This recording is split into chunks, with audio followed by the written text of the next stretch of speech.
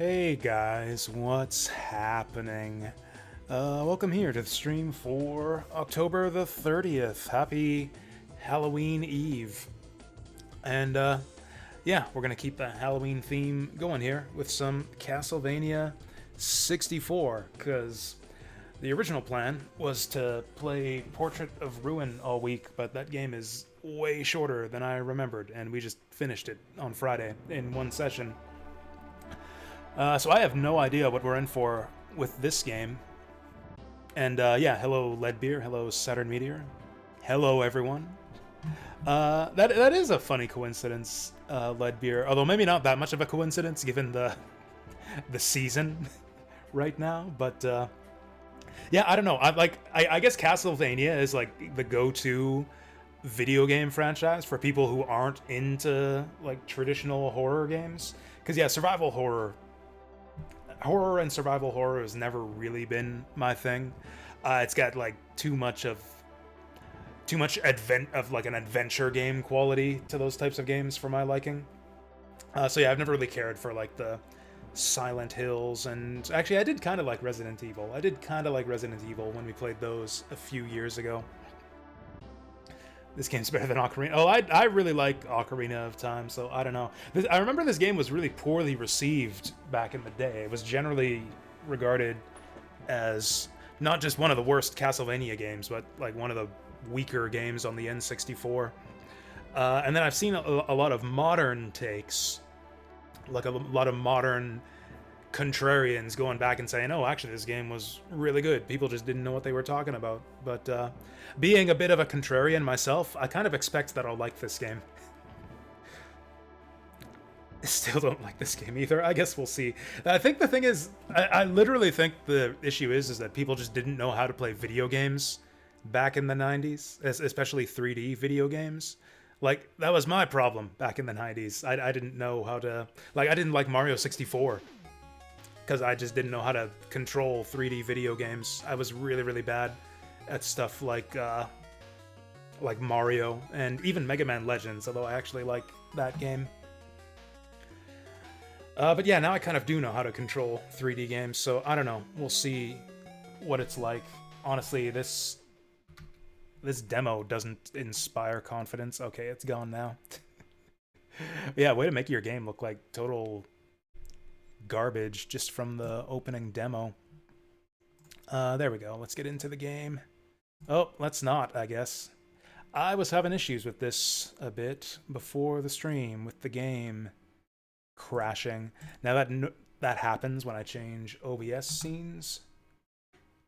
I think it has something to do with the way that the screen capture software works with the N64 core in RetroArch. Since I won't be changing scenes once we get into the game, hopefully it won't be an issue. Also, I hope that all of my controller configuration sticks, because otherwise we're going to have to do a bunch of troubleshooting. Did you guys know that this game is just called Castlevania? It's not actually Castlevania 64. That's just like the fan name to disambiguate it from the other like 3 games that are just called Castlevania. Because there's Castlevania for the NES, there's Castlevania for the X68000, which is a totally different game, and now there's this Castlevania. Alright. Actually, there's another Castlevania game for N64 called, like, Legacy of Darkness or something, so if we end up finishing this one today, maybe we'll do that one tomorrow. We will see. I actually have no idea what we're in for with this game. I have never played it before, and I've never even really seen it played all that much either. That is a delicious looking moon in the sky there. More of like a citrus moon than a blood moon. Like a giant Terry's chocolate orange in the sky. Thought it was the worst Zelda game, and you'd rather play Link's Awakening? I mean, Link's Awakening is one of the best Zelda games, so that's not exactly a big criticism. I love Ocarina of Time. It's one of my favorite Zelda games. I tell you what I love is this title screen music. Let's actually crank this back up. Although I gotta be a little bit careful with alt-tabbing with this game. Yeah, I'm really digging this title screen music. And then I want to let it sit for a minute so we can watch the gameplay demo. Because it was kind of amusing for me to watch this earlier, because it kind of makes the game look like trash.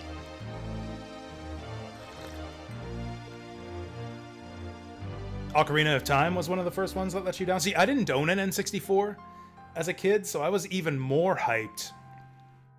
Because I only got to play it when I actually traded consoles with one of my friends. He had an N64 and I had a PlayStation. So yeah, at one point when I was in elementary school, we traded consoles for a couple weeks, and he didn't own Ocarina of Time, but I rented it while I had the N64. What the hell is this guy going? See, this is what I'm talking about. People back in the 90s just didn't know how to play video games. This is, what's this guy's name? Not Richter Belmont. It's like, he's like Reinhardt Belmont.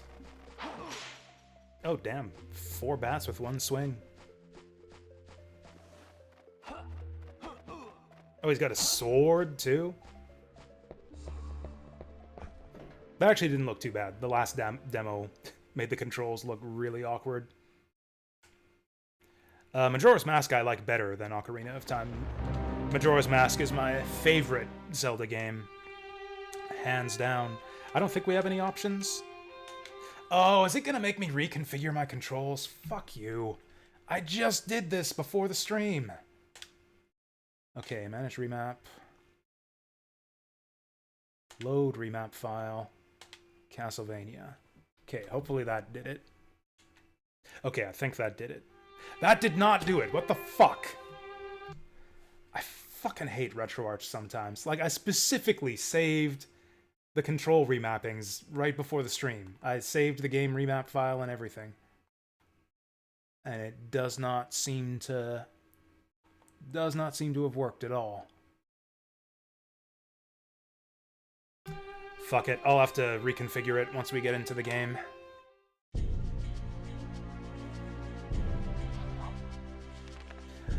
Alright, let's start up a new game.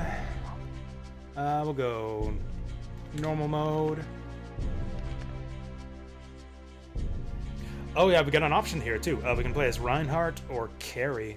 I feel like Reinhardt's the more traditional option. If I like the game enough, we'll maybe try Carrie afterwards.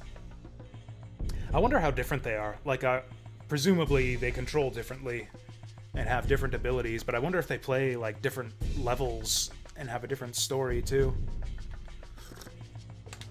We'll play Reinhardt first, because I am a traditionalist. Necronomicon. Transylvania, in the mid-19th century, the province of Wallachia.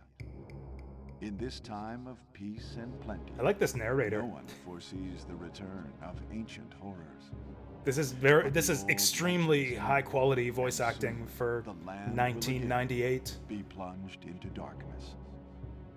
The people have returned to the path of wickedness. Still doesn't quite hold up to the German narrator and the Rondo of Blood opening. That's still my favorite.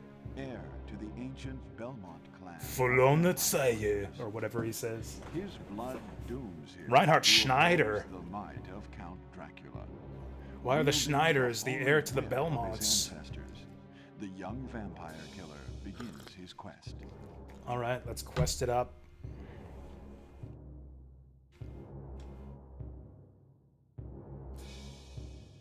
Oh, this is it. We're going, like, just right in, right through the front doors of Castlevania. Or not.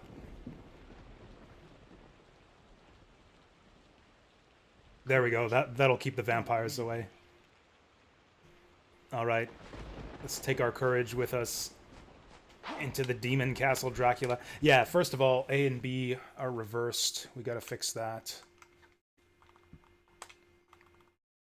I don't know why it fucking did. Oh, what the fuck? Okay, this is weird. I think it's like reversing the controls in-game. I wonder if it'll fix itself. Okay, duck is good. Lock-on's good.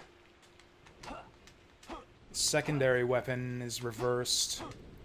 It actually wasn't too difficult to remap this before. Basically A and... Oh, hey, we got a slide button. Do we have a long jump? We don't. I wonder if we can damage enemies with the slide. See, the thing is, I had an issue when I tested this out before the stream where it's like, oh, the controls are all reversed. Let me just remap it. And then I played for a bit, and for some reason it suddenly changed the controls and reversed it back. So I'm wondering if maybe I just play for a bit. It'll, like, re-reverse the controls. What did I do to make that happen? Whoop. Come on, get up there. What do we got up here? I kind of like this game already. Ooh, chicken. I haven't lost any health, though. Oh, roast beef, even. It's even better than chicken. Or is it like Castlevania Symphony of the Night, where I have an inventory? Looks like it is. I pressed the wrong button. You know what? Fuck it. We'll reconfigure the controls, even though it might change itself back. Okay, so B is B. And A is A. And then down and left are reversed. So down is left, and left is down. Not that it apparently matters, but I'll save the game remap file. Okay, jump, whip, sword, subweapon. Nice. Okay, we got everything. Is that a Zambo? Is that a Zam... or a Skeletor at my feet there? Okay, apparently he's just a normal skeleton. The dead kind of skeleton. A local villager?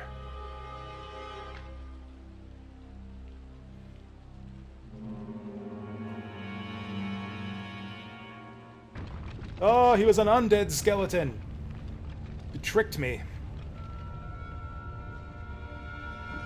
Yeah, this is a great Halloween-y kind of opening. Maybe we should have played this on Halloween night.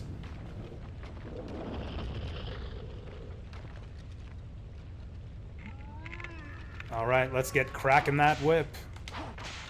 Whoa! Oh, what's this? Power up! Oh, nice, we did power up. Huh. I got a knife, but I didn't get any more knives. Oh, is that a whip extension we just got? Our whip is like a bit redder. And I think it has longer range now, too. Oh, I got turned around. Do we have a sprint button? Honestly, the game controls just fine so far. Like, you use the stick to run. It doesn't have tank controls. I've got a sword, which is kind of cool. Maybe we should try swording the zombies. I wonder if I can equip, like, other secondary weapons. That would be cool. Can we just open this? Oh, I see. I'm gonna back up so that doesn't fall on my head. Boom!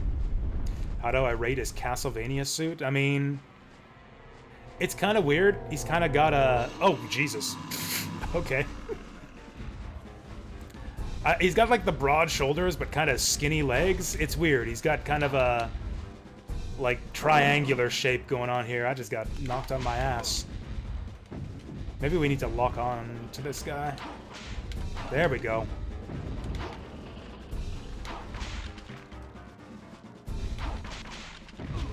Oh dear, this is not going well. Maybe we should knife this guy.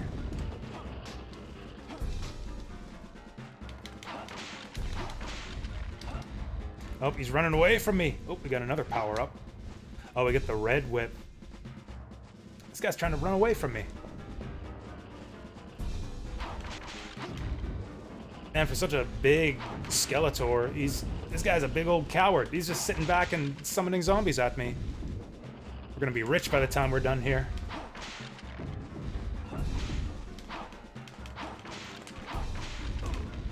Oh, with the powered up whip. Did I see that right? Oh, he's got iframes? Oh, he knocked over his own skeletons. Yeah, we're doing crazy damage with this powered up whip. Get back here. We're just bullying this poor giant skeleton. Oh, that got him. Oh, is he gonna fall off the ledge there? Yeah. Oh, he's just jumping off. It's like, oh shit, it's Reinhard Belmont. He just jumps off the ledge. Joke's on him, I'm not even a real Belmont. I'm a Schneider. This is one way this game might suck, is if you just die instantly, falling into a pit. Don't lock on when you play Soul games because you don't like how it fucks with your movement. Like Dark Souls 1 and especially Demon Souls had that problem. It like prevents you from rolling in certain directions. I think you only have like an 8-directional roll while locked on in Dark Souls, and in Demon Souls you have like a 4-directional roll. Like I'm pretty sure you can't roll diagonally in Demon Souls while locked on. I was surprised at that. I had that problem when we replayed Demon Souls. I think it was just this last year. Oh, do these guys just respawn infinitely?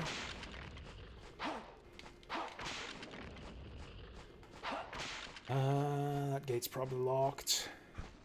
Got a green rupee here, though. There is a... Oh, it's white. Will I save up to this point? Will that consume it? Sure, let's save. Okay, it's just sitting there. You'd think the save points would be a bit more prominent than that.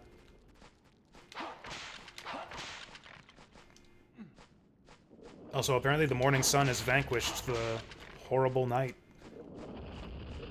The rain stopped, too. None of that seems to have stopped the skeletons from crawling up around here. Honestly, the controls of this game are really good for the time. Just based on, you know, the 5 minutes we've played so far. Red jewels. Oh, I think that's like hearts. I think I got more knives. Yeah, I think we got more knives when I picked that up. Oh, this lock-on seems really powerful. Oh, dang it. I'm all knifed out. Oh, never mind. I'm done with the knife. We got the axe now. Okay, so red gems are like sub-weapon energy. I might have to eat that roast beef right away here. Dude's got some jumping power. There we go. Oh. So actually, locking on fucks with your movement. Like, completely in this game. You can't move at all while locked on. It's like Mega Man Legends, where the lock-on is kind of like also an aim button. You just, yeah, cannot move at all. And also just like in Mega Man Legends, it kind of feels to me like it homes in the whip on the enemies just fine without the lock-on button. Like, honestly, in Mega Man Legends, there's pretty much no reason to use the lock-on at all unless you need to aim upwards, and it kind of seems like it might be the same in this game.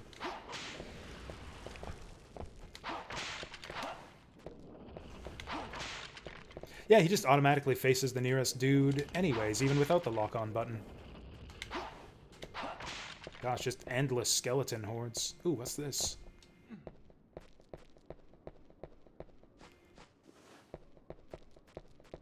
What about his strut? I mean, he's got a few levels of strut here. We can evaluate them individually once I get these skeletons off my ass. So, like, he's got the walk. That's a powerful walk. I mean, it's honestly pretty much any movement animation of his is going to look powerful with those shoulder pads. It's like very stiff. That's even though he's not technically a Belmont, he's got that Belmont stiffness to his walk cycle. Oh, is that food? No, that's money. Then we got, so that's the slow strut. Then we got the jog. That's kind of gay. Kind of gay. Not sure if I'm a fan of the slow strut. Then we got the full-on run. Full-on run's okay. Pretty much every character in like a 90s 3D game runs like that. Honestly, Duke Nukem pretty much has this exact same run cycle in the Duke Nukem 3D game on PS1. Oh, what the fuck was that? Oh, we got the backstep. I think we just discovered some Zelda 64 or like Ocarina of Time speedrun strats here.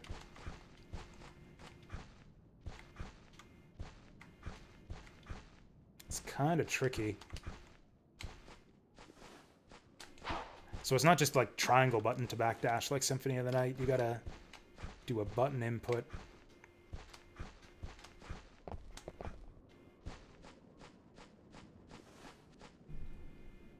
Anyway, sorry, I'm so, like, so absorbed in the game, I'm falling behind on chat.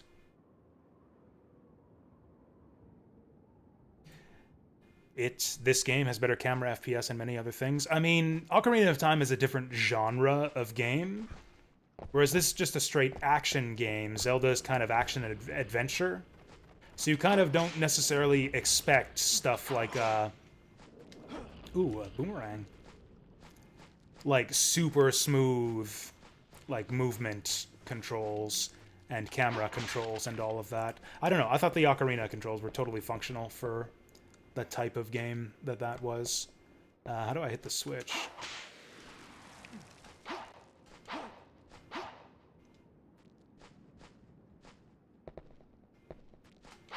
It's a very acrobatic skeleton. The skeleton's no platforming now, too. I'm, like, half dead. Oh, there we go. Mechanism to open the grating. I don't see any grating.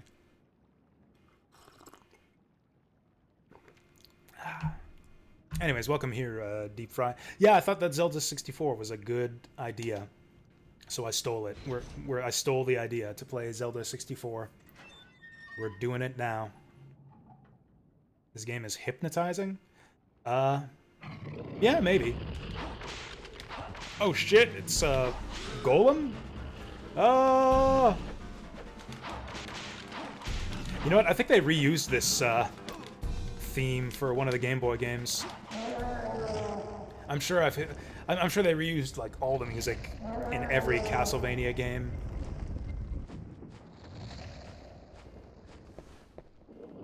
Yeah, I'm definitely hearing some music in this game that I recognize from like the GBA and DS games. Okay, maybe I'll have to eat that. Well, I just got boned. Maybe I'll have to eat that roast beef right away. Now, is it nighttime because I hit the switch, or does this game actually have a full... Whoa! Oh! Got the fucking Serious Sam skeleton.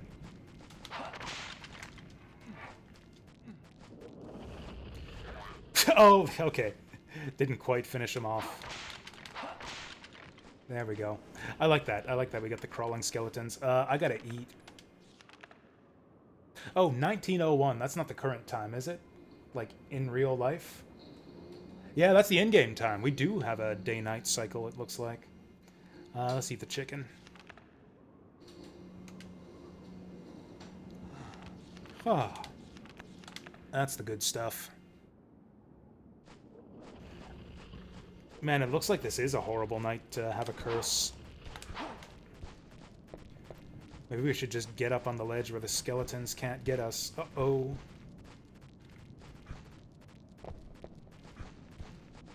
Just admire the citrus moon in the sky there. Do we have, like, a look-around button? Action view. Oh, that, like, locks the camera behind you. I don't think I like that for action at all. Battle view. Oh, I guess that's locking on to the nearest enemy. And the normal view. You know, I think I like normal view the best.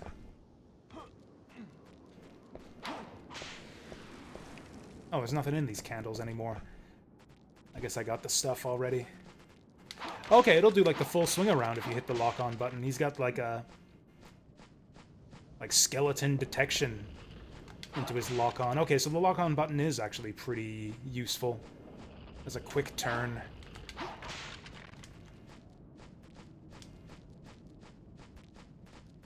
Okay, yeah, battle view stays locked onto the skeleton. I like that too, actually. I should have used that during the giant skeleton fight. What was this sign? Route. Alright, let's go to Castle Route.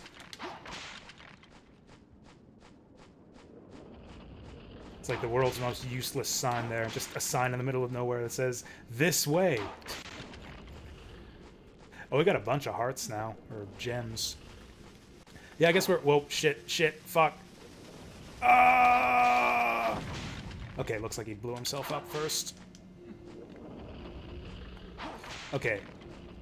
This game has too many skeletons. Already I have one criticism of this game. Too many skeletons. How am I? I'm okay. I've been sleeping in a lot more than I'd like to this last week. Actually, the sleep cycle thing's becoming a issue. I've actually had difficulty getting to work on time this week.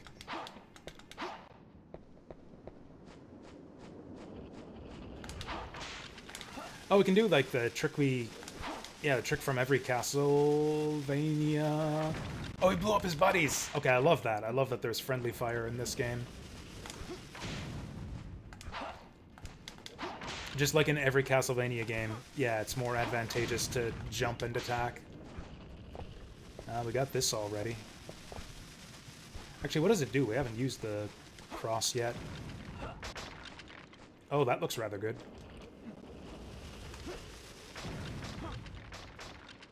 Oh, it like... This is like a Zelda boomerang, I think. It homes in on all of the nearby enemies. I mean, honestly, I was thinking we can stay up late tonight, since we're playing spooky horror games. And also, I probably won't be on for as long tomorrow either. Or Friday, for that matter, so I was thinking of going extra long today. Did I go the wrong way? Or is this a new sign? Route. Okay. Oh, this is a new gate, though. This game's pretty generous with the save points.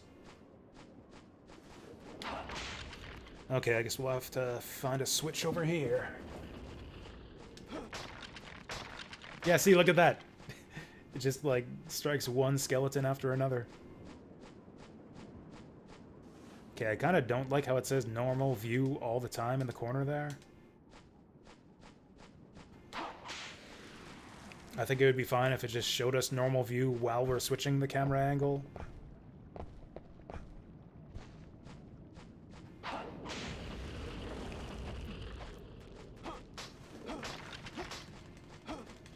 Holy shit, we can run while sword swinging? This is already the greatest Castlevania game ever. It's like a problem with every Castlevania game, that you can't run and attack at the same time. So it's always advantageous to jump and attack, so as to not lose momentum.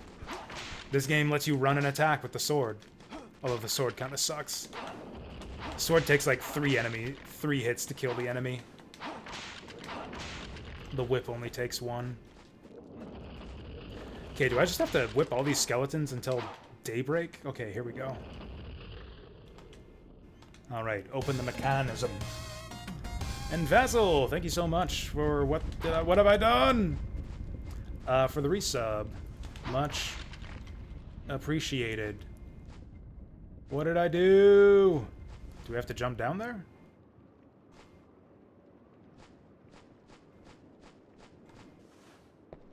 Was that a bad switch? Should I have not hit that switch?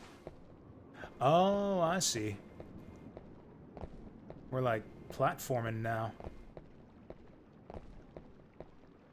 Careful.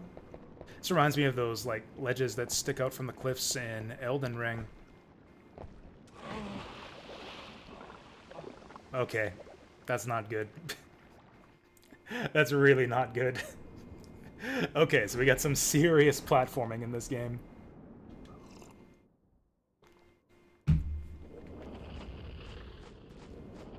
And by serious, I mean, like, seriously bogus. Oh, it, like, counts as us losing a life, too. We lost the whip power. This is actually like a traditional Castlevania game. Damn. I thought this was gonna be, like, Symphony of the Night.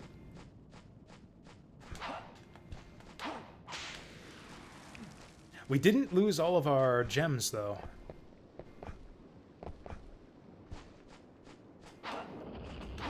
69, what? Oh, 69 months. Yeah, that is nice.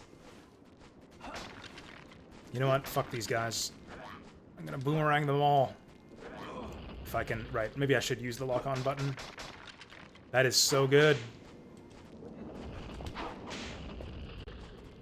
Oh, I can't one-hit skeletons anymore. Ooh, holy water. Let's try that. Okay, I like the holy water.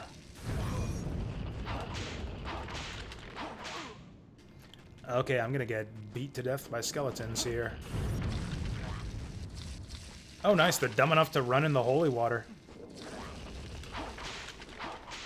Hey, guys, I'm just trying to hit this fucking switch. Okay, let's run away.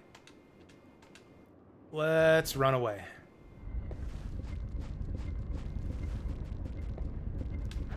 Also, this game's version of Castlevania stairs. Man, don't tell me I'm gonna have to, like, drop down broken staircase platforms like this all the time.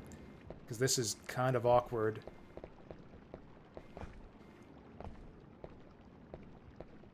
Actually, maybe we want the action view for this. Oh, it's not gonna let me change the camera. That blows. Can we make that? Really, Reinhardt? You think you can do it? I don't know if I'm convinced, but sure. Oh, he's got it. Reinhardt's got it. Oh, God! Okay. I think maybe I see why people didn't like this game back in the day. There we go. Okay, now it's easy. Got it all figured out. Yeah, now it's like Tomb Raider, where you gotta go through, like, weird rituals to perform platforming activities. You know what I mean by, like, weird rituals in Tomb Raider, where you'd have to, like, go up to the ledge and hold the R button and then jump back and then run forward. There's, like, a whole procedure for how you're supposed to do jumping and climbing up platforms in Tomb Raider. This game seems kind of like that, too. Are these guys not going to rise up as zombies? I'll be a little bit disappointed if they don't. Okay, I need one of those power-ups again. Okay, sword sucks. There we go. Okay, we got the level 2 whip. Also, apparently it being daytime does not, in fact, make the zombies spawn any slower. I am half dead again.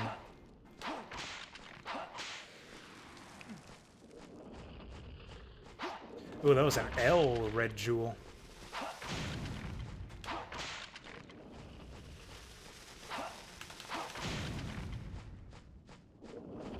Okay, are we in Castlevania yet? Oops. Oh, that was a big hit.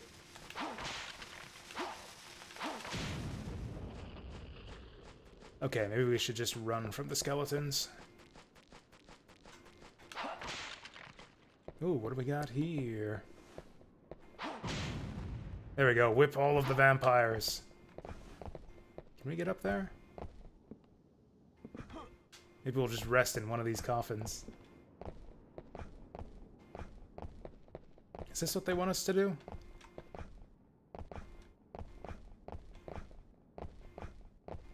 Get up on this ledge and whip those coffins?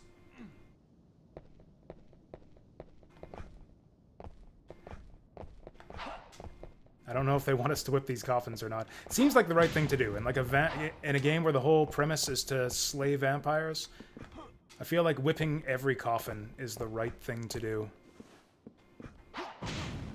Ooh, I kind of want that now.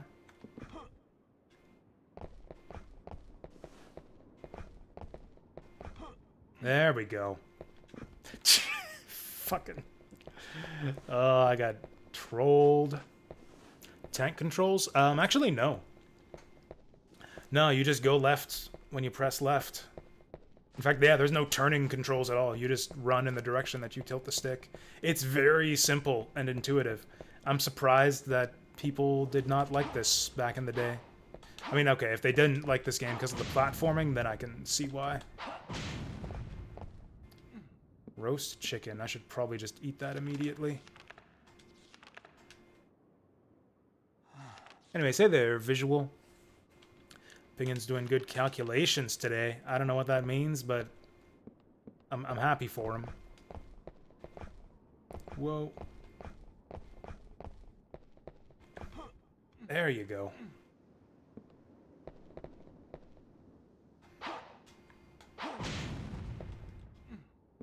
Cool, we just robbed that guy's life savings. That guy was like, bury me with my money. It's like, no, fuck you. Hand that over, boomer. Oh! Okay, I really missed the long whip. Maybe we just run from these guys till they explode of their own accord. Yeah, I kind of saw that coming. That's kind of exactly what I thought would happen when I tried to jump that. At least we saved. Yeah, we're good. Although I'm back to the bullshit whip. This is the worst part of every classic Castlevania game, which I guess this game kind of counts as. This game's kind of formatted like a classic Vania game. But yeah, the worst part of classic Vania is being stuck with the bullshit whip when you die. Weirdly enough, though, it doesn't take away all of your sub-weapon gems when you die.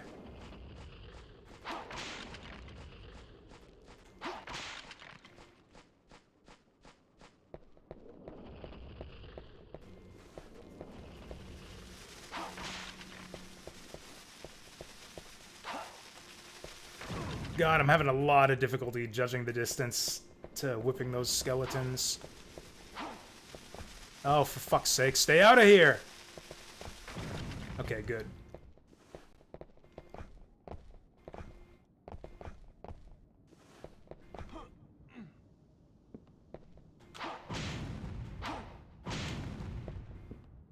Hey, we got it this time.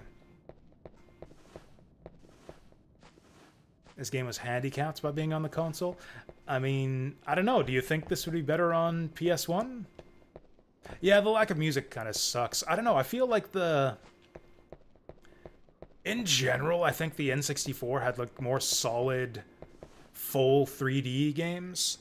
Like stuff like Mario 64, Banjo-Kazooie. Like games with fully 3D environments. The 3D platformers and the like. I feel like those were generally a lot better on the N64, and I think that's because the N64 had more power when it came to like rendering polygons. I don't know if that's true, but it seems true based on the types of games you see on both.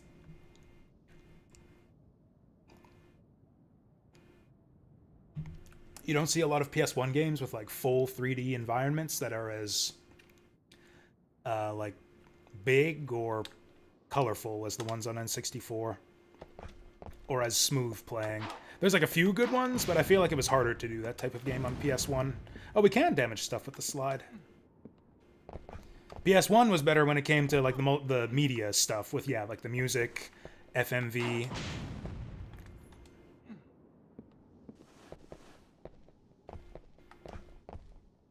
Pre-rendered backgrounds. Yeah, PS1 was great at that kind of stuff because of the CD storage.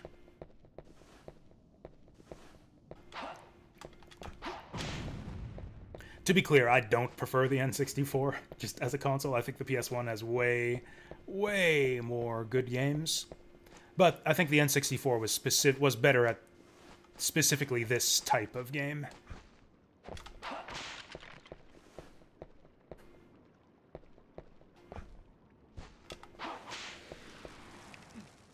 Special?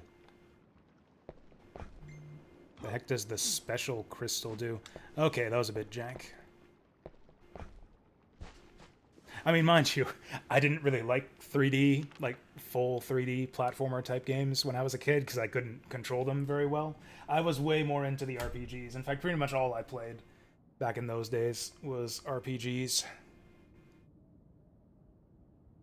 Sorry, I just got a message. which I am going to read right away because it might be relevant to stuff I'm doing tomorrow. Ha ha ha. Not relevant, but amusing. How could it not be good? I know, right? Like, it's Konami, so how could it not be good?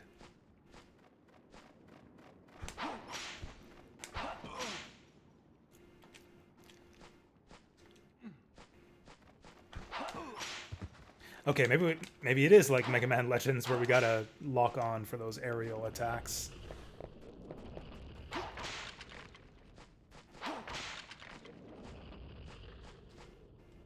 Route. Is that a Wolfman? Is that a motherfucking Wolfman? Look at him jump. Oh shit.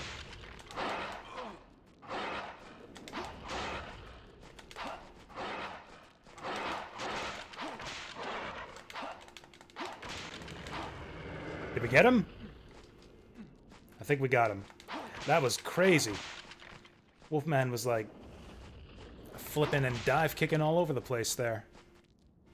Is that a naked statue? I can't believe they let them get away with that on the Nintendo 64.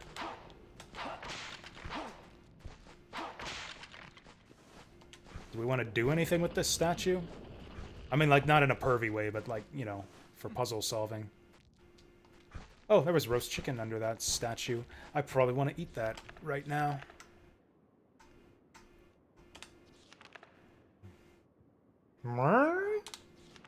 Who knows?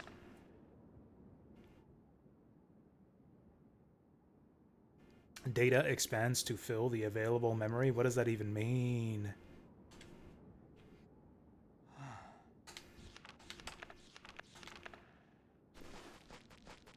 Wolves are known for their powerful leaps. No, that's bunny rabbits.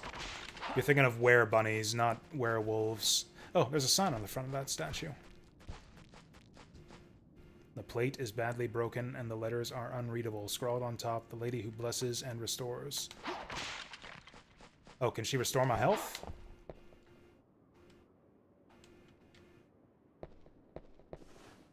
Well, she ain't blessing or restoring me at all. Oh, save crystal. Let's get that.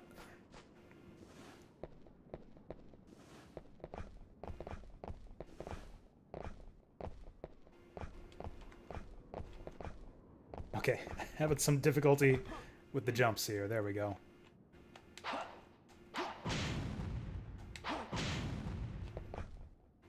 It's in this one, isn't it? These are really, yeah, really awkward to get up here. Oh, now we're talking. Sun card. I don't even know what that does. Oh yeah, we can hit the lock-on button to center the camera behind us. That is handy. Save. So these are basically checkpoints. They don't heal you, though. The more memory you have, the bigger your program will become, because you don't need to worry about slimming it down.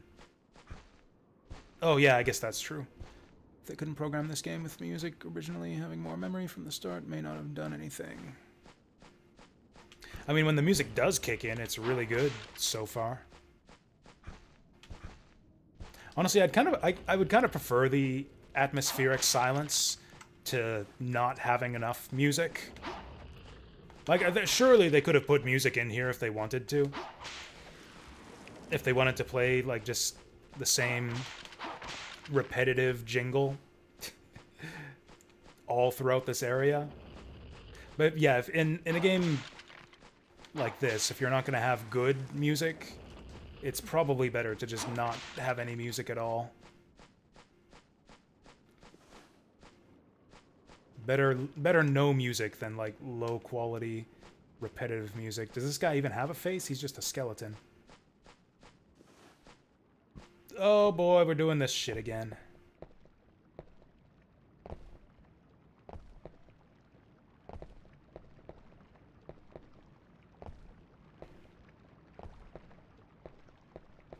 Hup. A switch. Why don't I press it and see?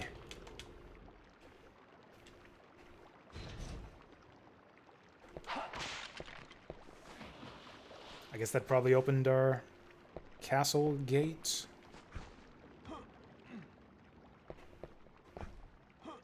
Oh, that felt too close.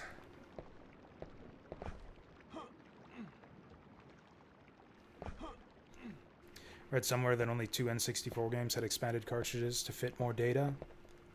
Conker's Bad Fur Day and the port of Resident Evil 2. Yeah, that kind of figures that it would be like a port of a PS1 game that would have needed the expanded memory. Because yeah, Resident Evil 2 was a 2-disc game on PS1, wasn't it? And yeah, you can't, the multi-disc trick doesn't really work with cartridges. Yeah, you can't have like multiple cartridges that you swap in and out.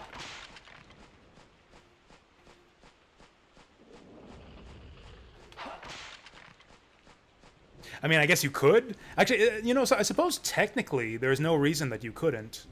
There's no like technical reason why you couldn't spread a game across multiple cartridges. The reason that you wouldn't do that is because cartridge manufacturing was a lot more expensive than pressing CDs. So if you were to have like a multi-cartridge game, it would be really, really expensive compared to just one. Hey, Neo Sigma, you're playing Castlevania too? I played Castlevania last week also. I'm not really into survival horror, so I don't have a lot of options for Halloween-themed games. We played Portrait of Ruin last week, but I finished it in one day. Did that not open the gate here? What the fuck? I'll save anyways, I guess.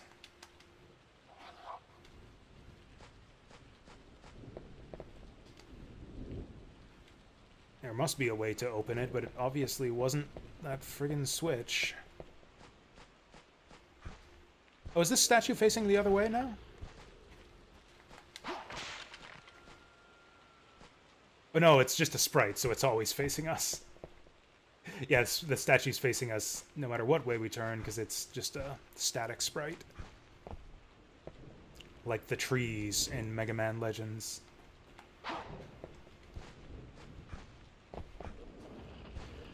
Was there something locked back here?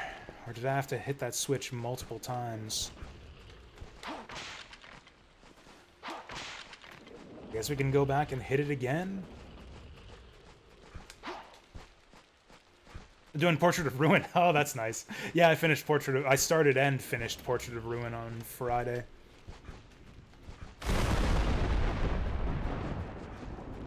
Didn't that tree already get knocked over our first time through here?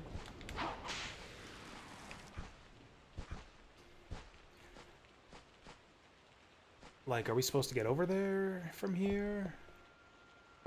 Is this a time to switch? What's going on? Well, at least there's no fall damage in this game. Can I whip the candles? Okay, the switch is hit, and we can't unhit it, so whatever we had to do down here is done.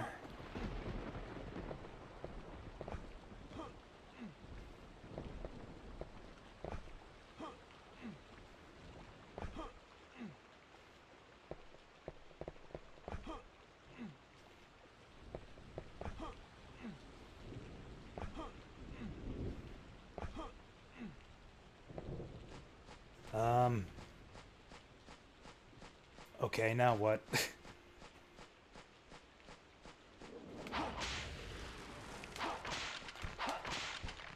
Oh, the werewolves are out. I can hear them howling. Is there like a puzzle we gotta solve with the statue here? Can I shove it?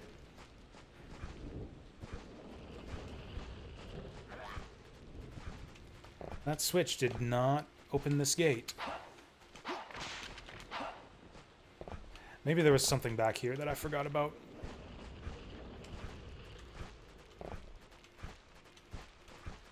Just hop and skip along.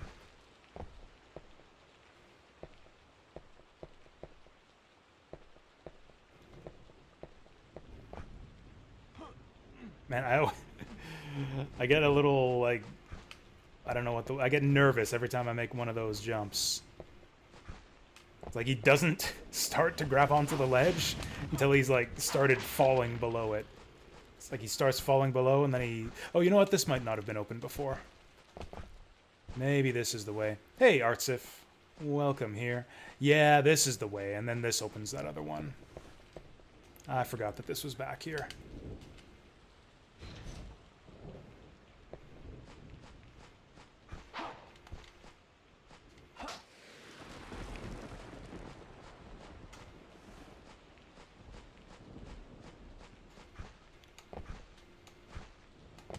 Yeah, this is a fine 3D adaptation of the classic Castlevania style so far. I mean, you whip candles, you whip skeletons, you got sub-weapons. That's basically all there is to it. You got platforming, you get knocked down into a pit in midair by a bone. It's got everything you'd expect from classic Castlevania. The only thing we haven't seen yet is Medusa heads knocking us into pits. Is this a hacked version? No, this is just the original vanilla emulated Castlevania 64 as far as I know. Oh yeah, this guy didn't die before.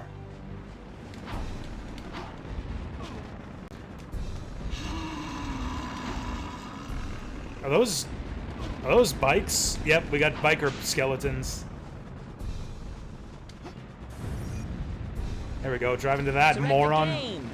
Hey, thank you for the nomination, Vasil. I'll have to check what that is in just a moment here.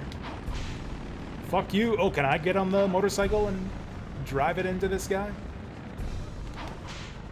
Fuck you. Yeah, that's right. You got no arms. How are you going to steer that bike now? Okay, apparently he still can anyways. I killed your biker buddies. What do you think of that?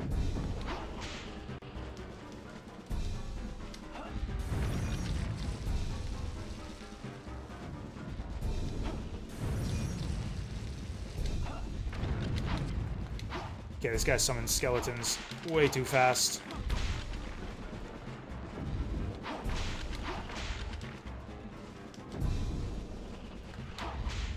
Maybe we should just ignore the skeletons and hit him. There we go.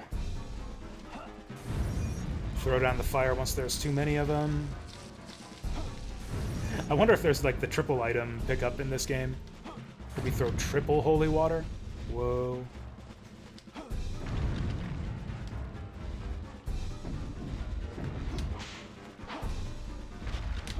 Oh, there we go. We can just get him to trample his own. Whoa, skeletons. Oh, he got me. Or better yet, let's throw holy water at him. If that even works.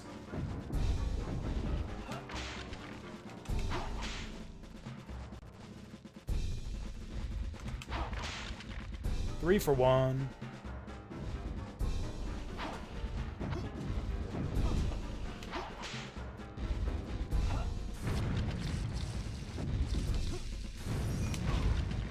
Oh boy.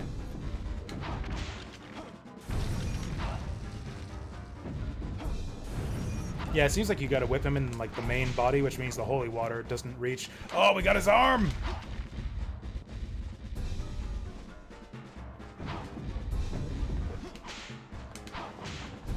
Oh, we got his other arm. Or was that one of his legs? Okay, this is a cool boss.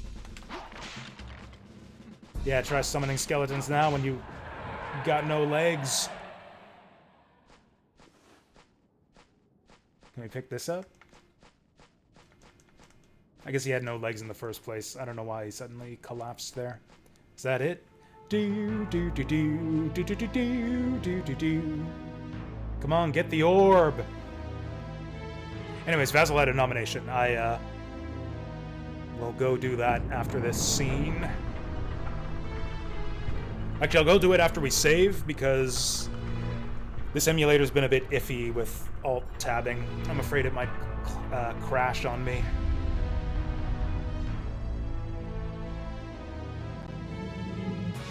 Oh, on the fight with Richter Memory inside the Vampire Killer? Yeah, that one took me a few tries. It took me a little while to get that fight. And I kind of regret that I did do it. It kind of made the rest of the game too easy once we got the Vampire Killer. Ah, there's our save crystal. Oh, is this Bloody Tears?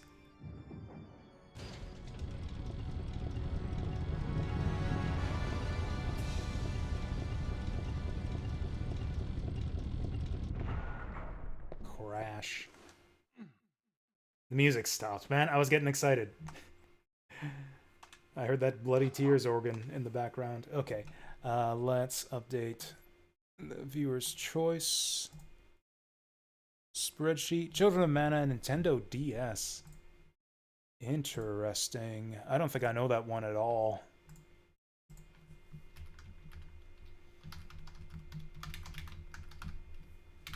That was 1 hour.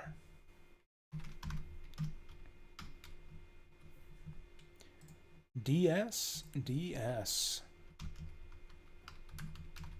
All right, we got that slotted in there. Anything this way? Oh, we got 2 doors. Got the old lady door and the old man door. Let's do the lady door. It's locked. Oh, we got our health refilled after the boss fight, too.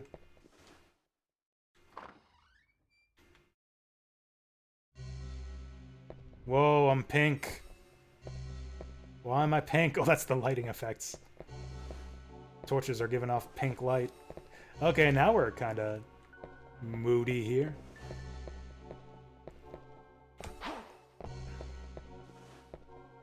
Soundtrack's going all King's Field on us. This BGM would fit right in a King's Field game.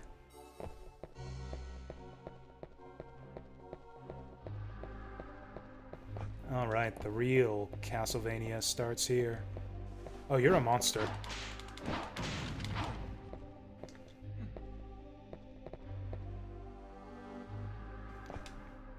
Damn it, I missed my ride. Oh, we could get down there and whip that candle. You know what? I think I'll do that first. Never mind. You know what? Sometimes there's a good... No! Oh, there is fall damage in this game. Well, I'm an idiot. Sometimes castles or candles have important items in this game. You can get, like, chicken and tarot cards that I don't know what they do. Special crystals that I also don't know what they do.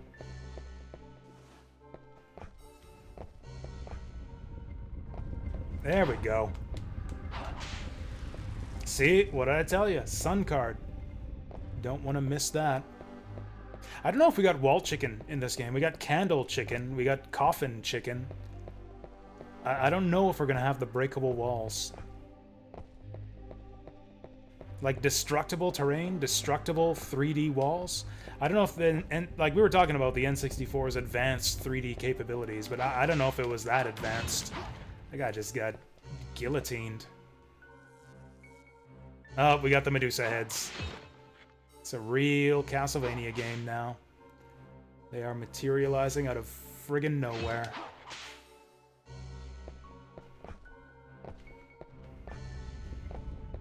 Can we whip these candles? Lame.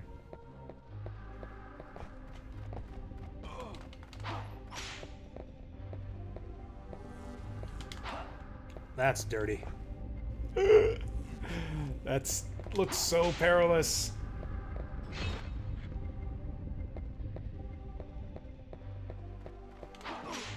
Okay, we gotta lock onto the bats.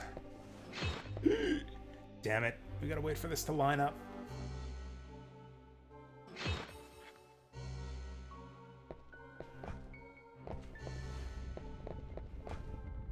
Oh, shit. I did not see that there. That kneeling animation just seems so half-assed somehow. It's like the only thing that moves is his knees.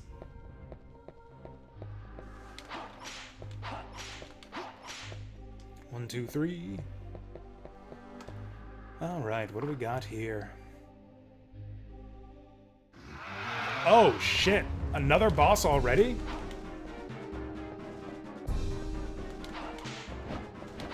Or is this even a boss? These are just, like, skeleton dragons. Okay, these are just regular enemies. Oh! Oh, that didn't even kill him. Get away from the items! Oh, shit. Okay, that did a lot of damage.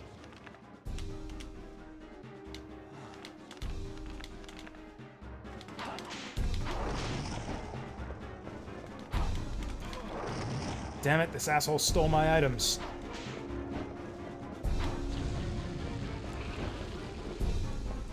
There we go, give me those.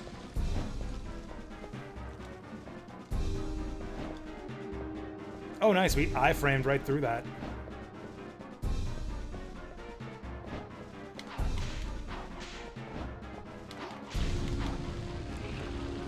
Booyah. Oh, fuck! Okay, that just pissed him off. Oh, I thought that was on the other side. Am I dead? Oh, shit. I guess I should have healed. That's fine. I think we saved not too long ago. Oh, wait, no, we saved at the start of the level. That sucks.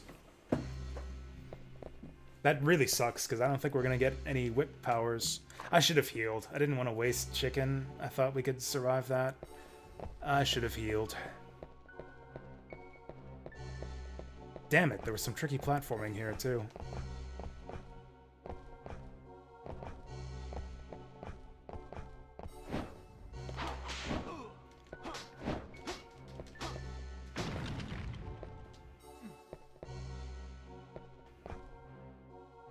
There we go. Maybe I should try out these Sun and Moon cards.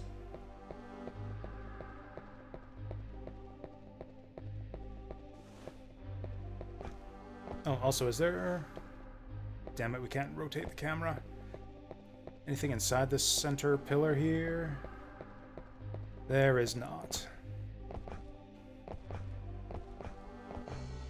Okay, next time, run away from the fire.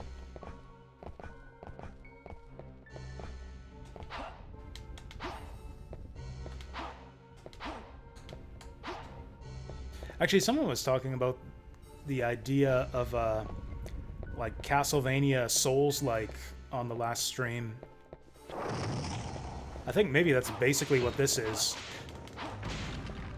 That's basically what this game is, isn't it? We got no whip power anymore. Fuck! Nice. Didn't get quite enough momentum to make that jump.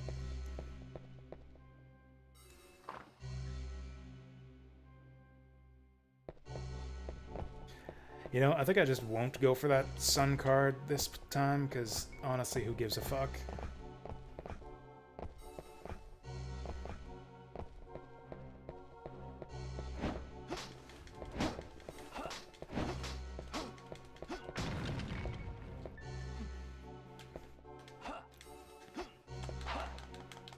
Okay, so the sword swings a lot faster than the whip, but has much, much worse range. And power. Yeah, killing guys with the whip is still way faster.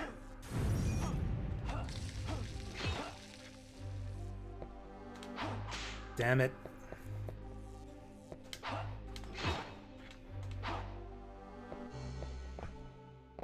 There we go. Nope, I'm not missing my ride this time. Fuck! Okay, momentum counts for a lot when you're doing a running jump. Jumping is not like previous Castlevania games.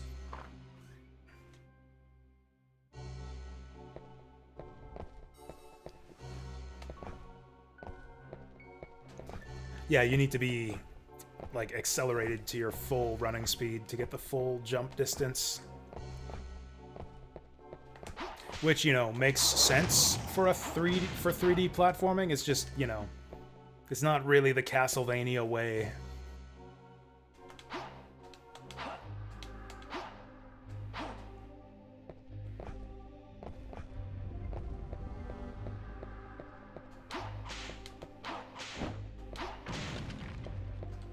Actually, I'll take that. Castlevania way is painful. I've always liked the controls of Castlevania games. Actually, can I get on the other side of this? I did not forget it. I'm deliberately not going for it because it makes all of these retries take much, much longer. Is this the first N64 Castlevania game? I believe so. What do the sun cards do? Are they good? Maybe I should use them. Oh, moves time forward to sunrise. Yeah, who gives a fuck? We will leave the sun card. You can get it? I don't know what you mean by that. Like, obviously I can get it. It's just a big waste of time to do it, since I'm having to retry this section like 50 times. I'm not saying I'll die if I get it. Like, it's easy to get it. I'm just saying that, like, we've died on this section like 5 times. If we don't go for the sun card, getting it makes retries much faster.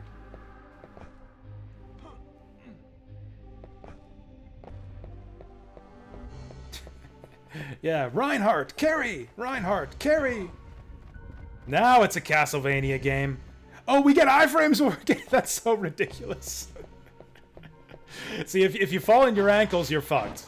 If you fall on like your ankles, feet first, you're fucked. That's just instant death. If you fall on your back, you're fine. He like, oh hey, okay.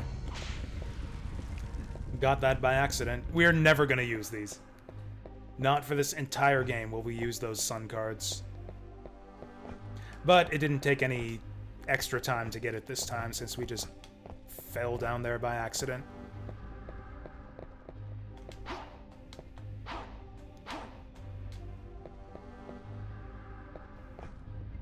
Yeah, no wonder people hated this game back in 1990, whatever. It's actually kind of difficult.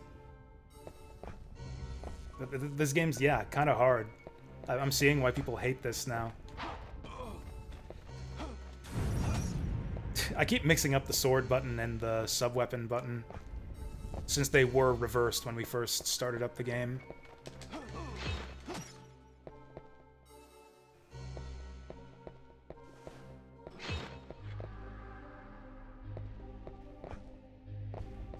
There we go. You fucker.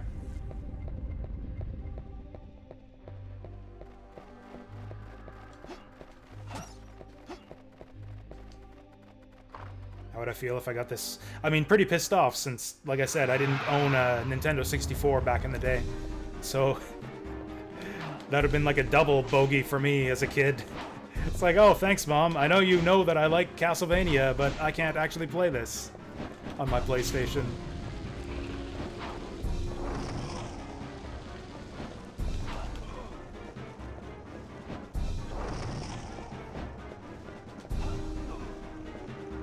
Okay, let's not die this time.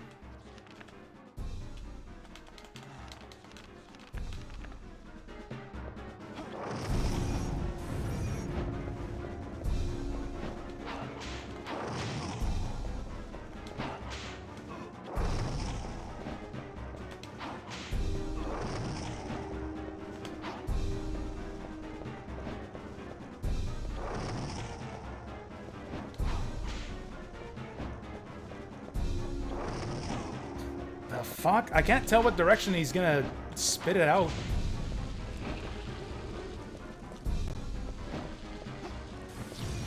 Is that damaging him? Oh, it is too. Got him inside the fire. Fuck! I don't get it. I have no idea how to predict where he's gonna spit that fire. Like, he tilts his head. You gotta, like, really be keeping an eye on exactly what direction his head is pointed.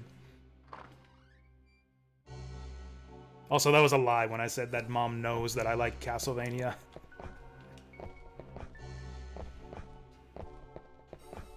I did own Symphony of the Night back in the day, and it was one of my favorite PS1 games always, but my mom wouldn't have known that.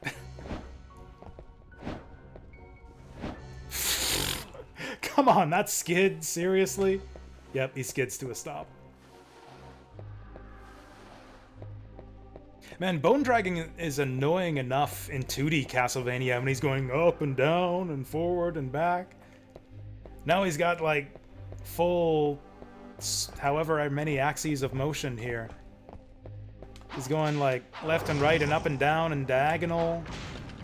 He's doing barrel rolls.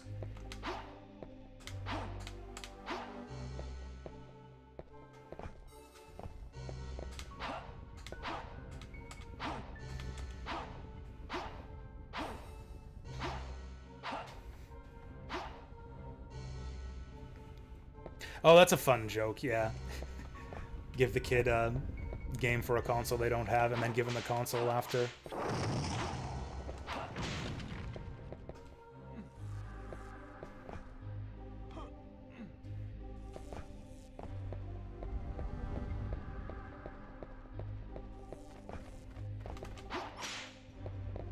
I don't think that ever happened to me.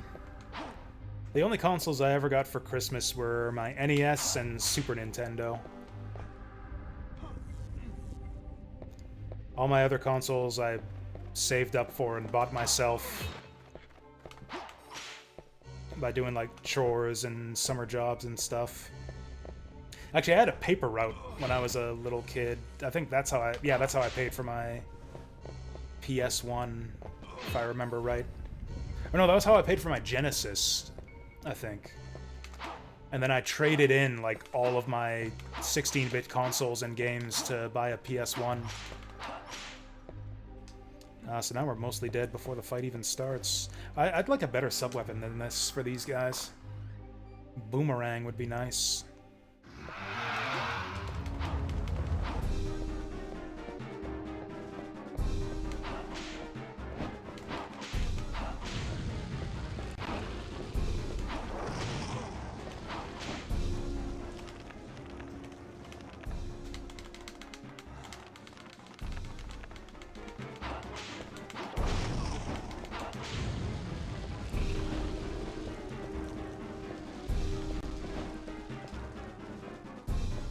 Get that cross!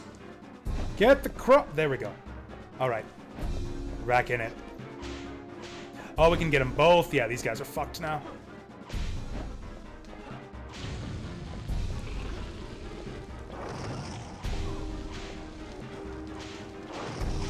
Eat it! Oh, did we get them both? Oh, nice. Okay, yeah, we're keeping the cross. I am sticking to this cross. Give me the cross. Fuck! Okay, well, back to holy water. Now what do we do? Oh, there's a candle up here, too. Maybe there's chicken.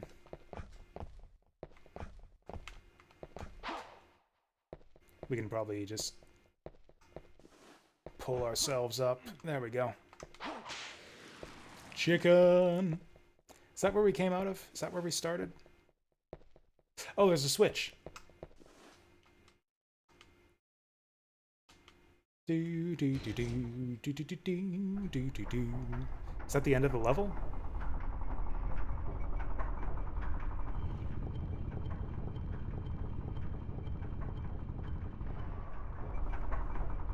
Don't remember if we can hang and swing with the whip. I don't know. I guess we'll find out. That was a trick they introduced in Castlevania 4, yeah? Actually, it was in Bloodlines also. Actually, it was even cooler in Bloodlines because you didn't need, like, a dedicated swinging point to do it. You could just latch on to any ceiling, pretty much. Is that safe? Yeah. Oh, save point. Nice.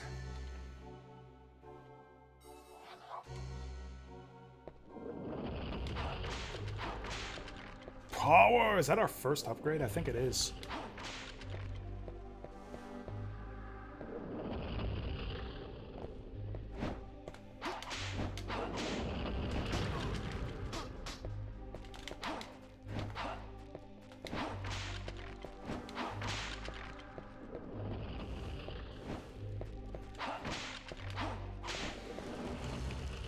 Can't wait till we find some place to spend all this money.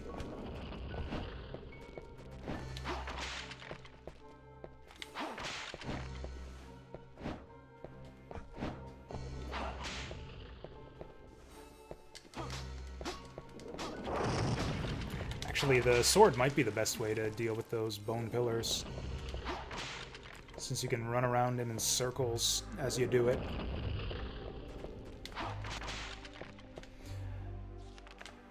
Alright, let's heal.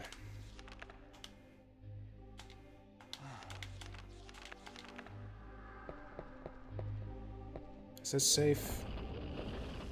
Bomber! Ooh. Hell yeah, we're back in business.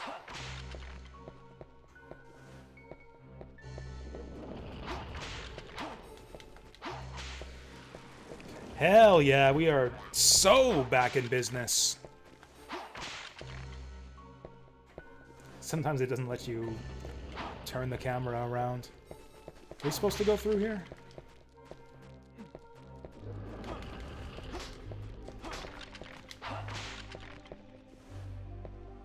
I might be stuck. Is there a switch here? Or are we going in this way? Ah, there we go. I hope this is safe. Oh! Alright, we're alive again. Don't think we have a way to open this yet, but yeah, this is opened up. Up, left tower key.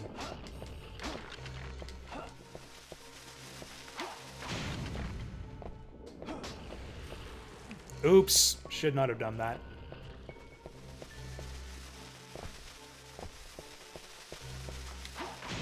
Shouldn't have done that either.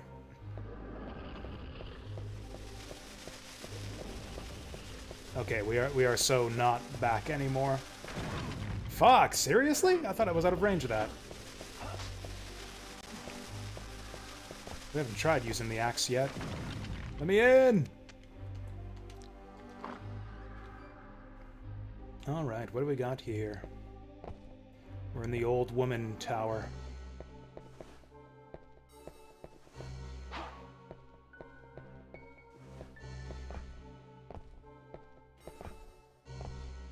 I would really like to not die here since we got our power whip back. Oh! That's fine, we had plenty of warning on that one. Okay, not a lot of warning on that one. I was lucky that I hesitated there.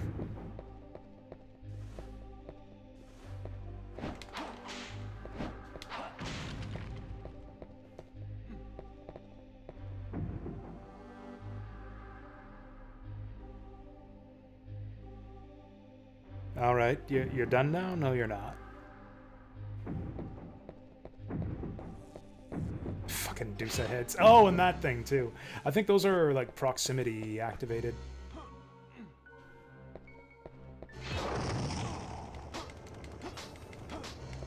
Oh, I'm burning. Okay, I'm unburning.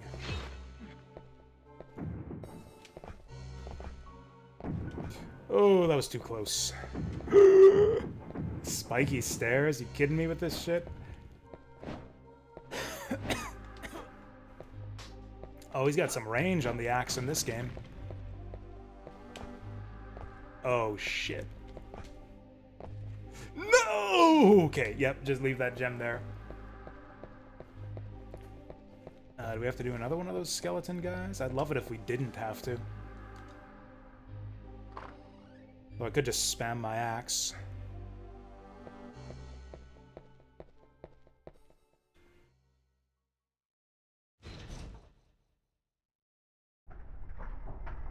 Cool, we got that one without a fight. The inner gate.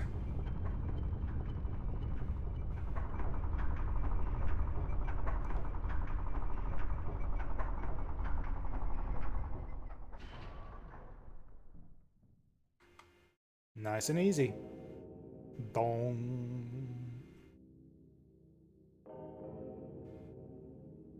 Oh, is that Castlevania off in the distance there? Are we not even in Castlevania yet?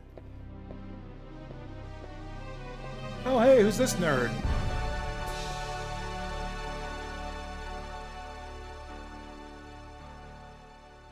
Who's this guy here? Are we fighting him already? Upstart weakling. All who oppose the Dark Lord must die.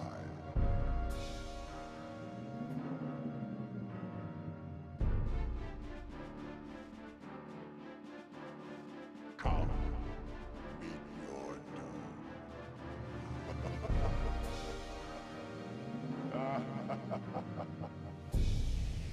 They gotta move their heads like this when they laugh, because nobody's mouths move in this game. Ah, there's the save point. Okay, I guess he just showed up to taunt us.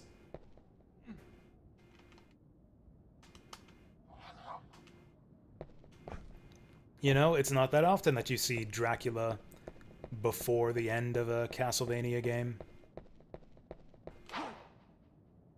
Like, ever. I can't think of a single Castlevania game where Dracula shows up before the final boss fight.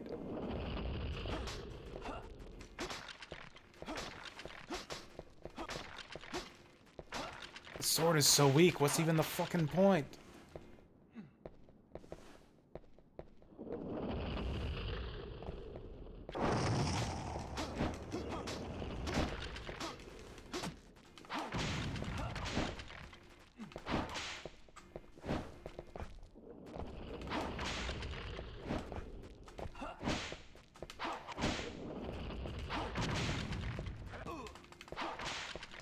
Okay, is it just me, or have skeletons gotten a lot stronger now?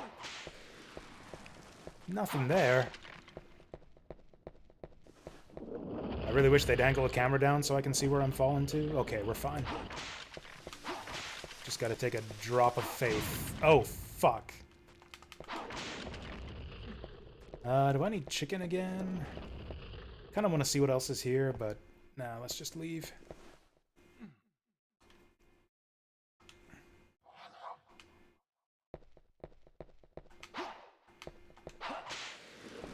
Is it boss time, or is that the end of the level? Oh, do do do do do do do do do do do. Oh, we got off easy there. Yeah, that wasn't even Castlevania. That was just like a checkpoint on the road. That was like the toll booth level.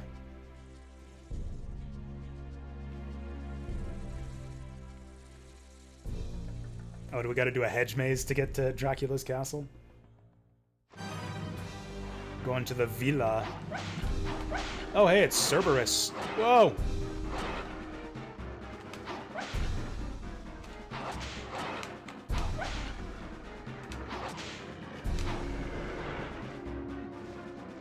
Oh shit, they're still here.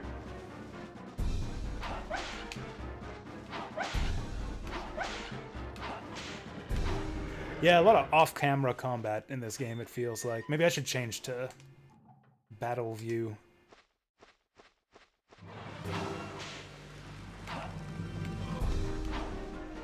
Oh, more of these guys. I thought that was a very dramatic fanfare for just a single bat.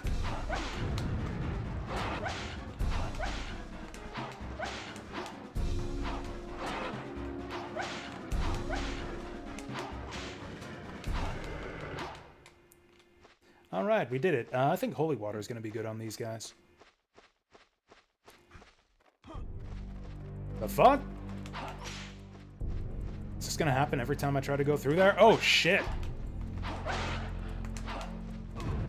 Oh, that's a big line of fire there. Where the fuck do you go? Oh, he's like a phasing hellhound. Jesus. Okay, how many of these guys does Dracula have? We gotta heal.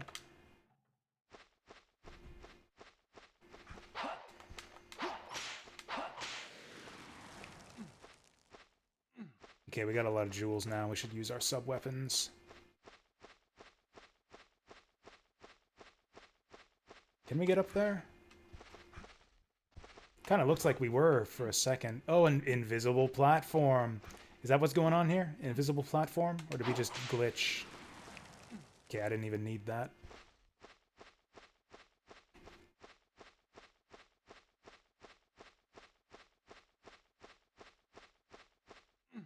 Roast beef. I think they want us to use that.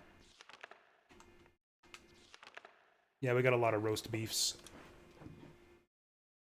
Actually, I believe the correct pluralization is roasts beef.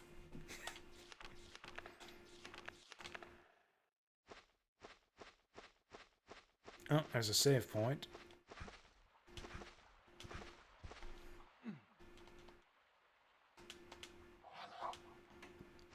This game's intense.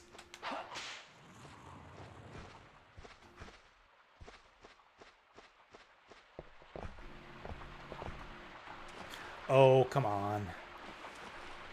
Oh, I bet you we'll have to do something to cause this thing to perk up.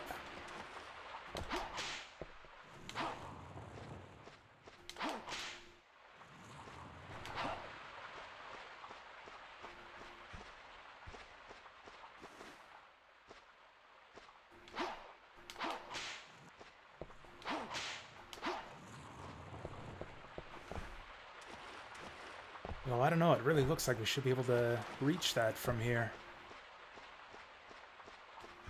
Is there a switch out here that'll get us up there? Or is it inside the villa?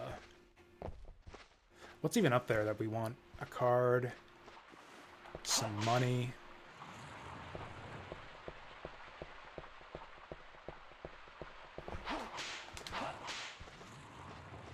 Maybe if we just kill enough enemies, they'll let us up.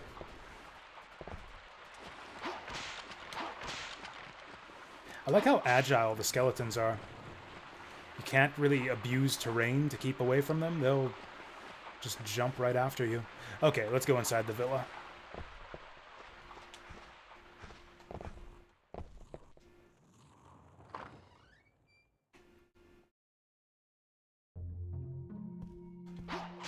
Also saw this at rental stores, but it wasn't available. Yeah, see? Popular game at the time.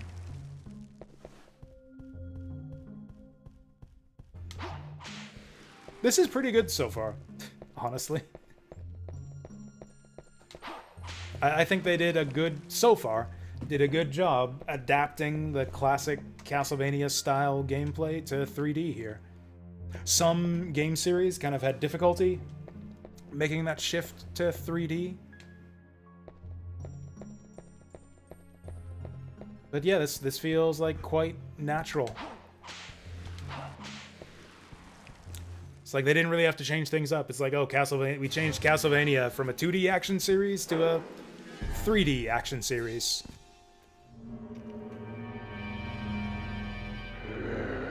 Gross. Do you own this place?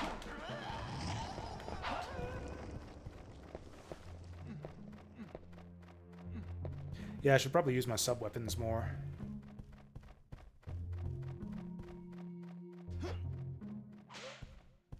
Bitch.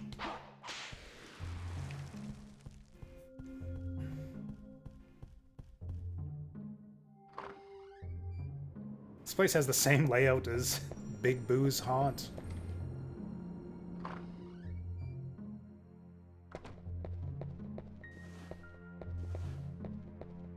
Again, I like the atmospheric music here. The fact that there's no music in so many parts of the games means that the places that do have music really kind of stand out. Man, they just shower you with red gems.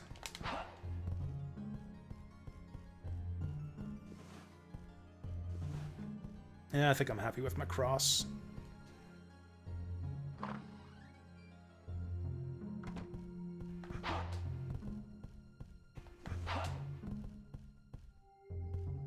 Yeah, let's take a sleep on the bed.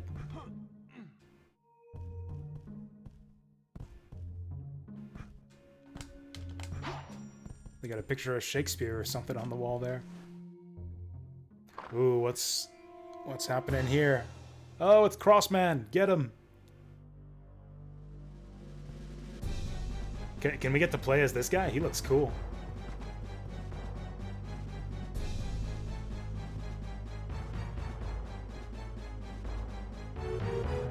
Why isn't he speaking?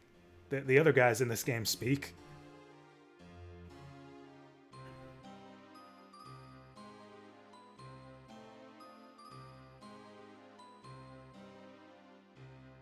Oh, I guess the Vincent family are the mightiest vampire killers now. Man, what happened to the Belmont family?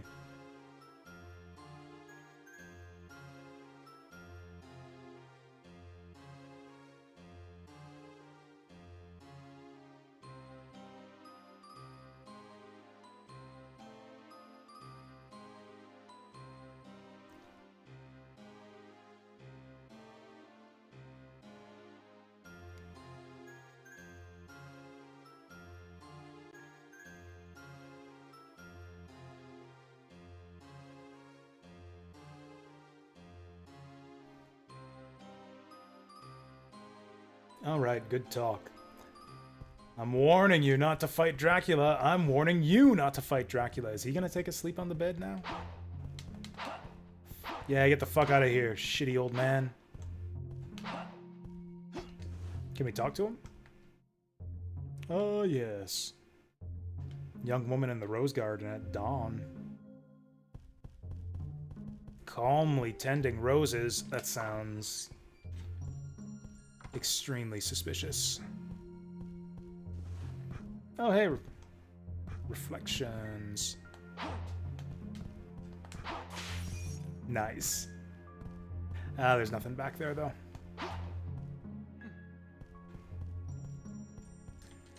This looks a bit suspicious, too. I guess there's nothing in here. I guess the old man cleaned out anything that might have been in here. Oh, we can examine just objects.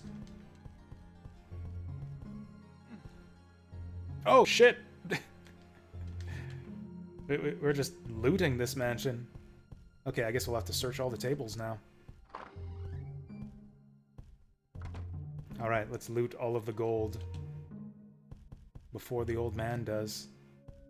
I would not have expected this is the kind of game where you can just examine random objects. Oh, we got a purifying. A purifying what? Who knows? Almost done Suikoden 3, just lost all the true runes? Yeah, that sounds about right. Oh, it's the fucking invisible man here. Storeroom.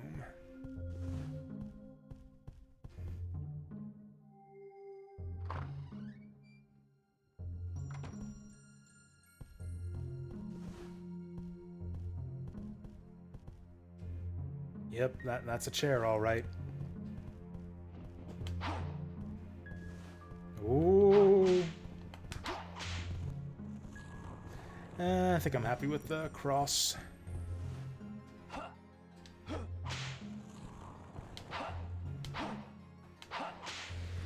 Ah, there we go. See, that's why you gotta whip every candle and vase you see in these games. Oh, look at that! I wonder what they store in their storeroom. Stupid how you lost the true runes. Yeah, I remember thinking that was also kind of stupid at the time, but I can't actually remember the exact circumstances that it happens. Oh, sweet. Free meat.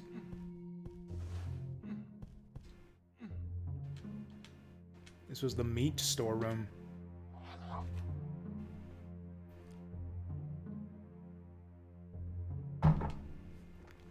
Ah.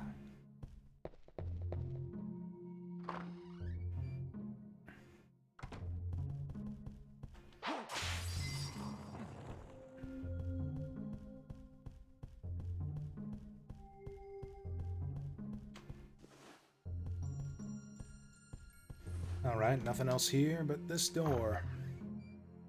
Okay, found our way to the dining room.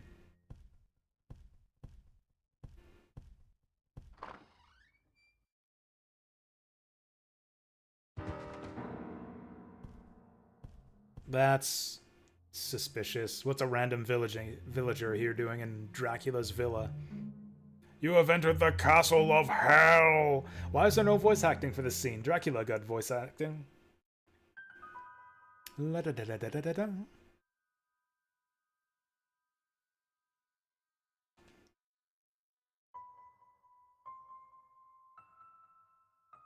Yeah, he doesn't show up in the mirror.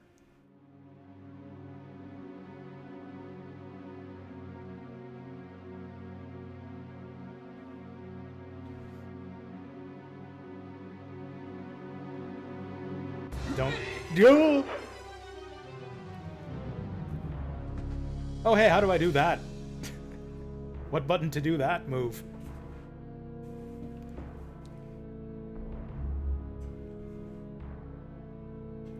Oh, these are vampires, not wolfmen.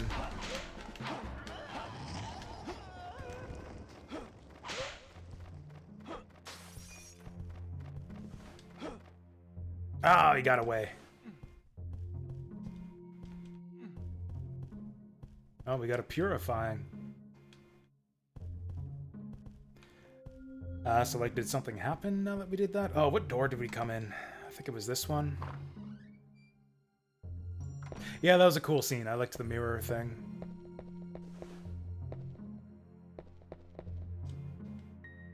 Archives. Okay, we gotta find the archives key.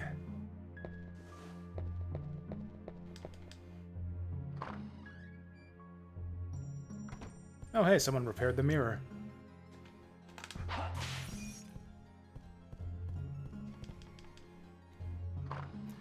Now, what do we do? Saw something about a woman in the rose garden. Maybe we can check that out.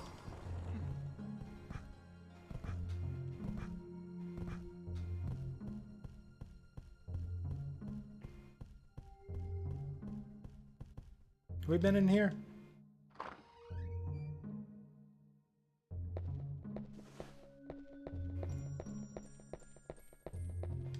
I'm sure we have, but I actually don't remember. Oh, is there nothing else out here? I thought there was another way to go. Oh no, that's just a dead end with some items. Okay, we're going back out.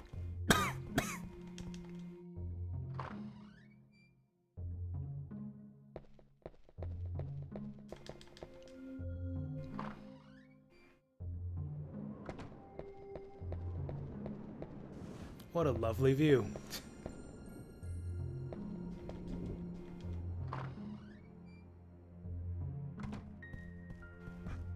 Are there no other rooms on this top floor?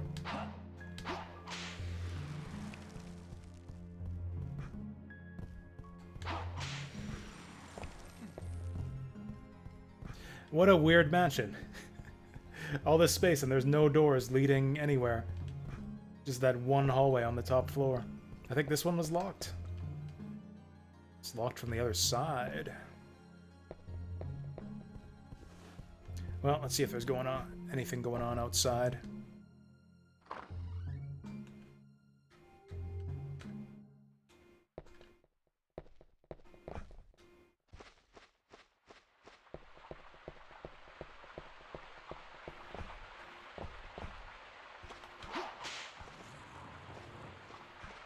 Oh, wait, they said a woman in the rose garden. This isn't the rose garden. This is like the outside yard.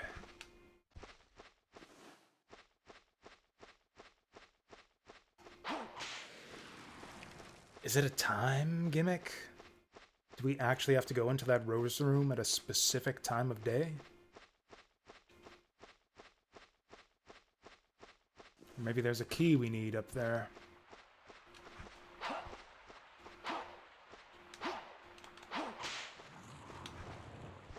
Got a notification that I'm online. That is accurate. I am online. Late. I judged that notification late, but accurate.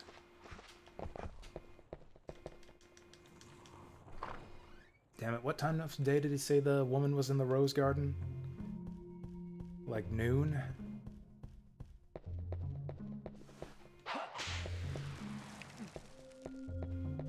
There's nowhere to go in this stupid mansion. There's just one hallway on the top floor.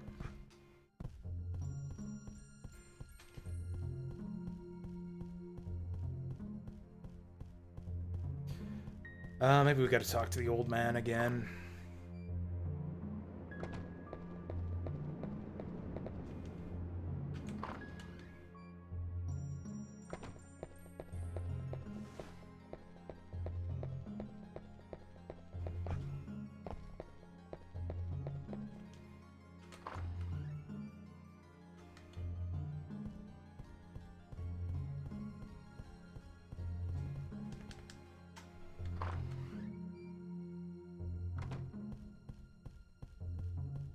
Oh, the old man has moved on.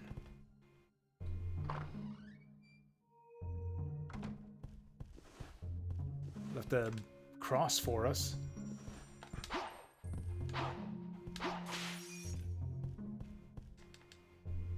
I don't know, maybe something's... Oh, he's right here. He was taking a fucking nap. Wake the fuck up, geezer. Well, okay, he's gonna be no help to us.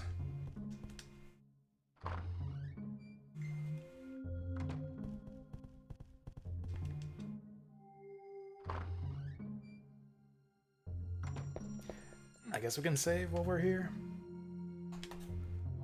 Take a brief moment to check my messages. Okay, looks like we're still on for tomorrow.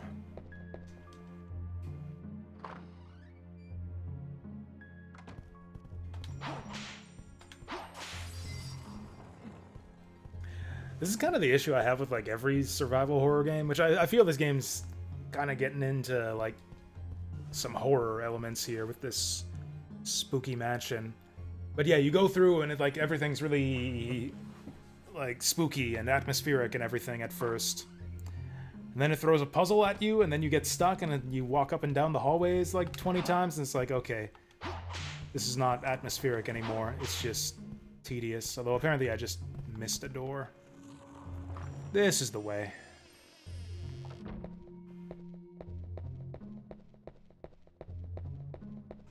Ooh, a letter for me?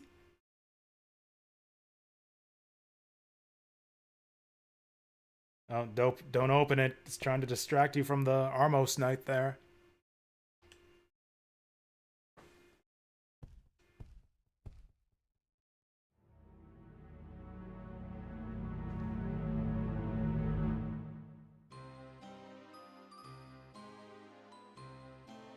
Who the fuck? This game's got more characters than the GBA Castlevanias. Did he say demon? I am what you would call a demon? No, I'm a business demon. Oh, he's the shop man. Okay, let's go shopping.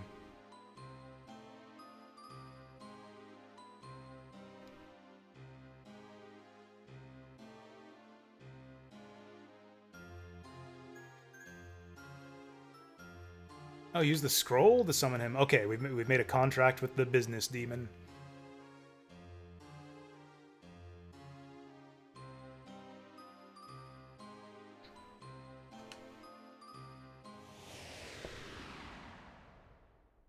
Alright, let's see what he's got for sale. I've got like $10,000 to spend. The contract. What the what? Oh, here we go. What are you buying? What are you selling? Yep, chicken, beef, healing kit. Purifying. Not have that. Oh, it's telling me how many I have. Sure, we'll take one antidote. What does this actually do?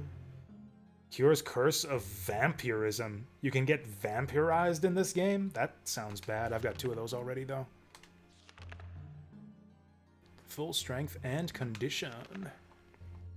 I feel like the roast beef is enough healing. I kind of have a bunch of beef and chicken already.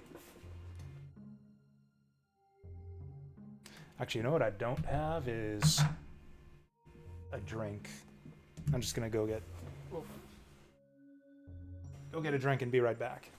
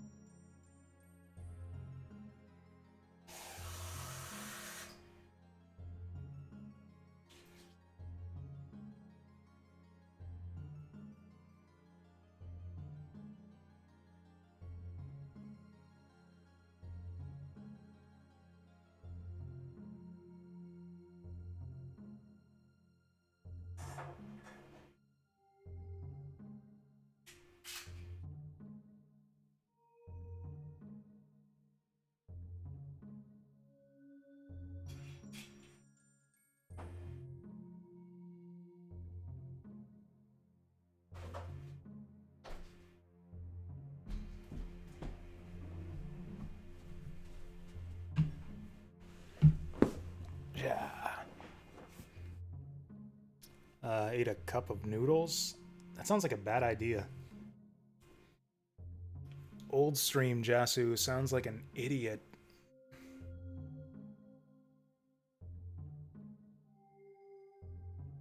Although that was, yeah, kind of my go-to late night food before I started ordering from the pizza place all the time. I shouldn't need food tonight since I had a bunch of Chinese food for lunch. Yeah, I don't think I need anything this guy has.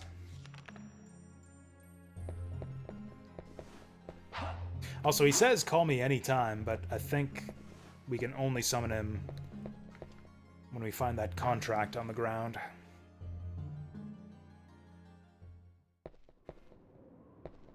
Oh, maybe this is the rose garden they were talking about.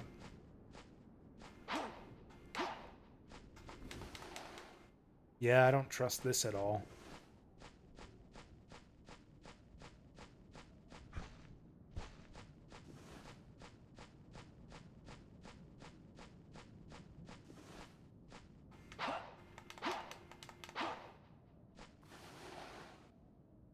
Oh, hey! We can shimmy along while we're crouching. I think, yeah, Super Castlevania 4 lets you do this.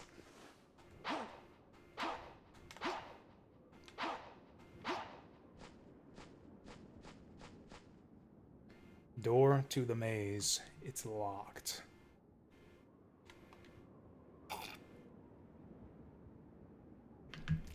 Cool, so all this ended up being a dead end too.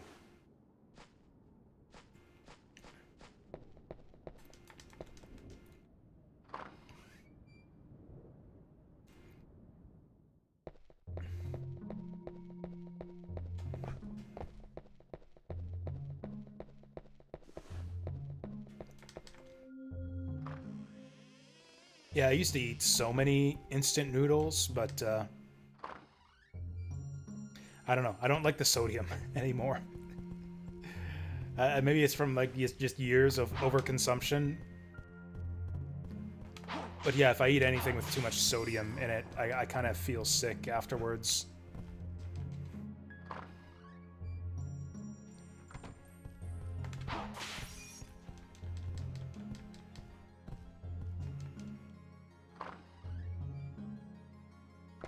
We didn't get a key or anything to go in here, did we?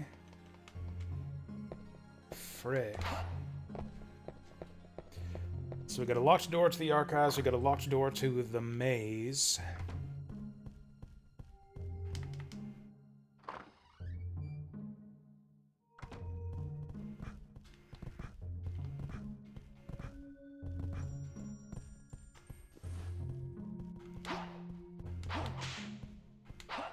I wonder, can we whip this glass thingy here?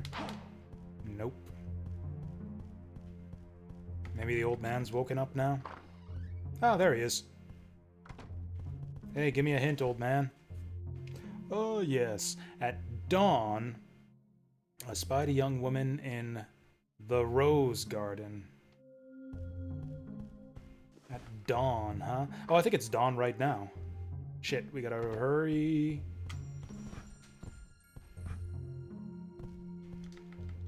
Now, is this the roses garden? This has got to be the rose garden, right? Because this is where all the roses are. Although it's indoors, so maybe it doesn't count as a garden.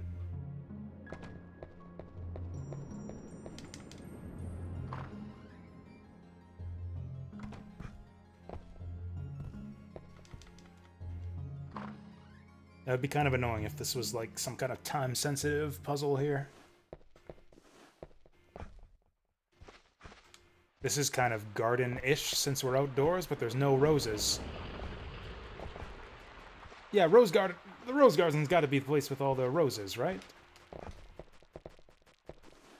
But it's dawn right now, and there's no woman here.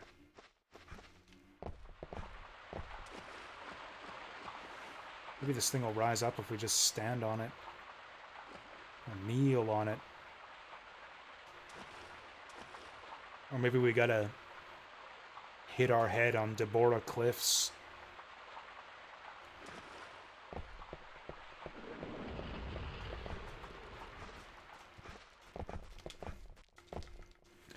I don't know what to do.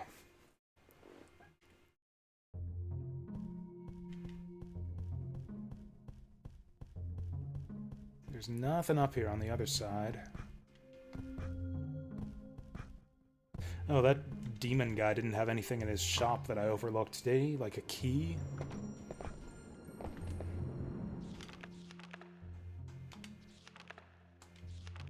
Cannot be used.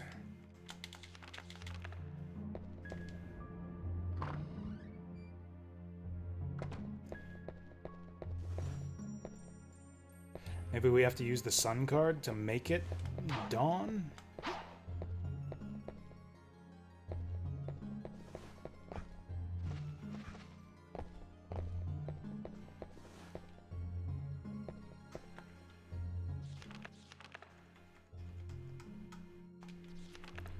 Moves time forward to sunrise, 6 a.m. Let's try that.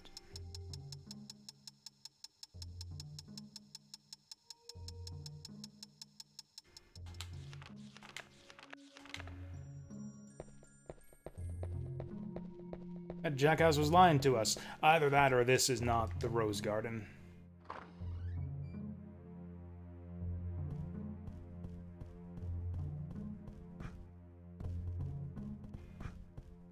Maybe this over here was the Rose Garden?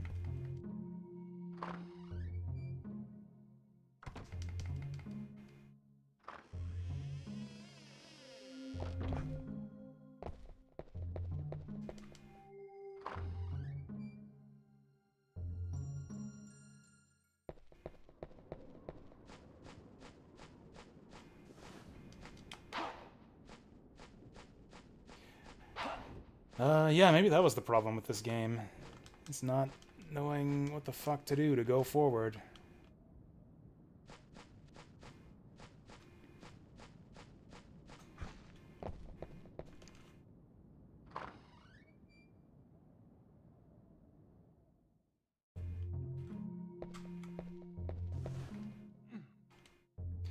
Yeah, maybe there was something in the shop that I missed. I like that shop transition effect.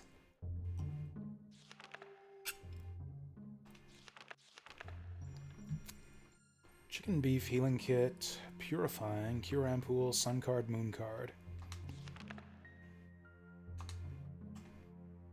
I mean, maybe we do want some of those if puzzles require us to be at a certain time of day.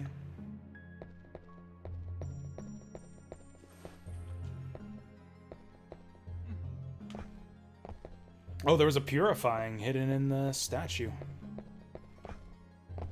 I mean, right now the only clue we have is that the mysterious woman appears at dawn in the Rose Garden. But that kind of turned out to not be true. Unless some other location is the Rose Garden he was talking about. This, I think, was just a dead end.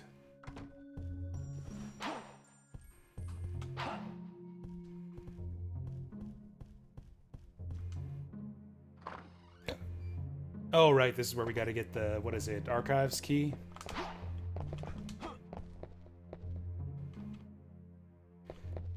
Huh.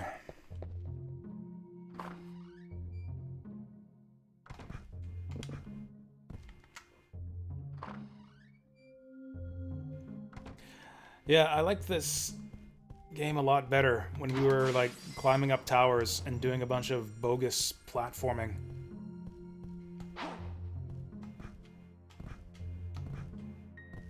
When we were getting knocked off of ledges by Medusa heads and bone throwers. See, that was Castlevania to me. This is not Castlevania. I mean, I guess wandering around, getting lost, and talking to NPCs, I guess that's kind of like the, GBA Castlevania style. Dawn, I spied a young woman in the Rose Garden, calmly tending the roses.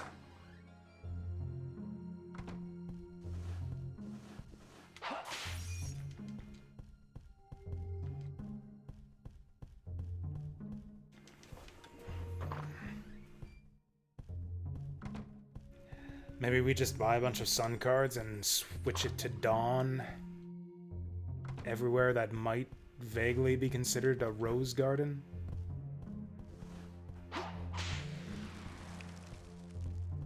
Yeah, nothing else down here.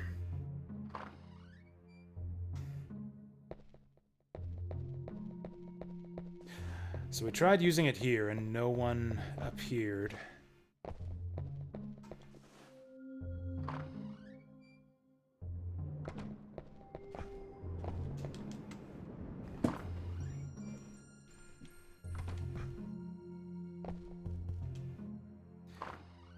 I guess we can try it outside.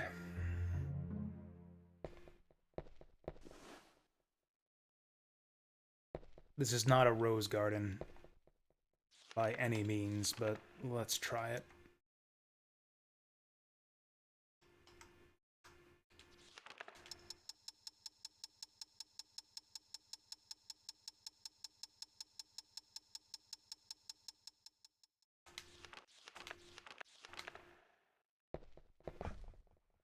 He also said, like, in the midst of enemies, she was tending roses. And there's enemies out here. There aren't enemies in the other rose garden.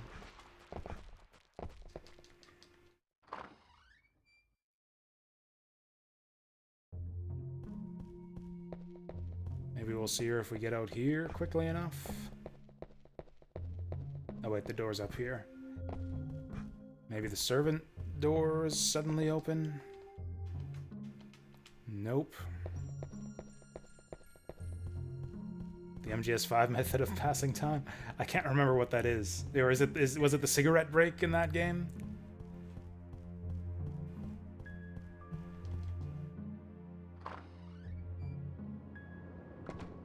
I don't know if cigarettes were invented in whatever time period this is. Actually, I guess this must be modern-ish times, since the skeletons are riding motorcycles.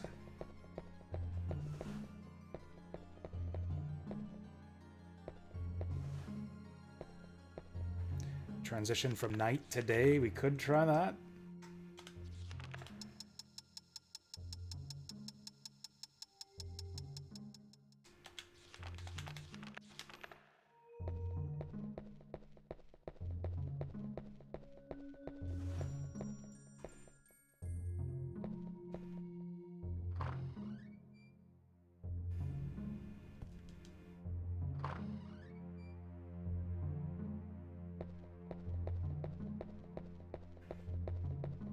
Okay, sunset. Sunrise.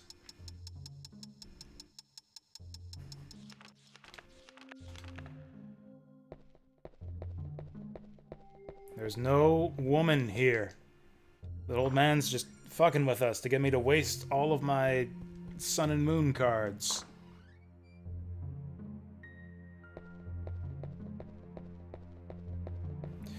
Unless the rose garden is that place with all the pink flowers. We can try that, I guess, but I gotta buy more cards. I might just look up what to do here. This feels kind of dumb.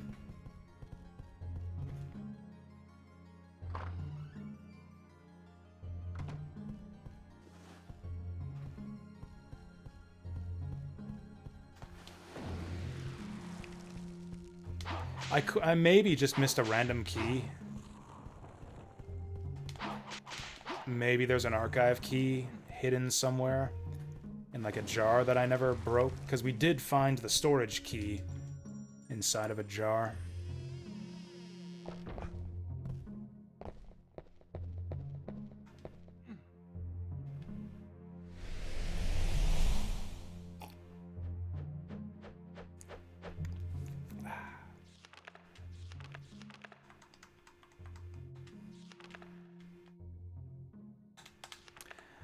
Two of those will do.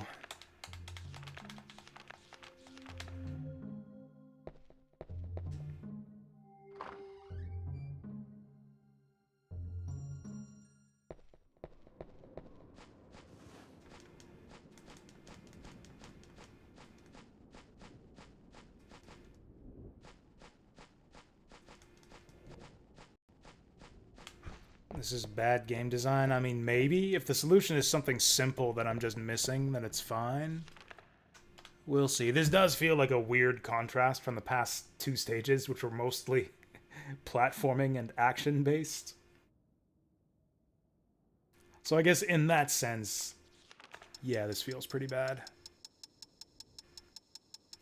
I was enjoying it back when we were, yeah, again, doing a bunch of stiff platforming.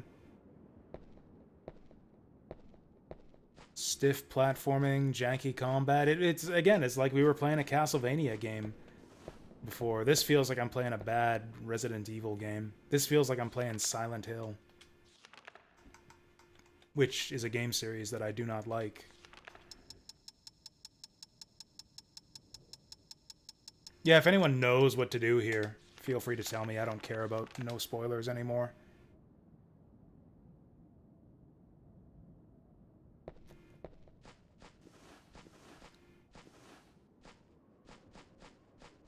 I'm starting to think it's nothing fancy, and maybe I just forgot to whip a vase somewhere that has the archive key. Or maybe even just inspect some object in the environment, since there are items that you can get from doing that. Maybe we just investigate every chair and table.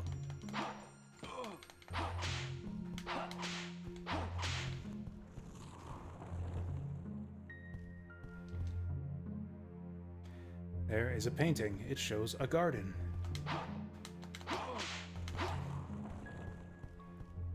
Getting bullied by ghosts here. A landscape painting. A painting with a garden. Do they have descriptions for every painting here?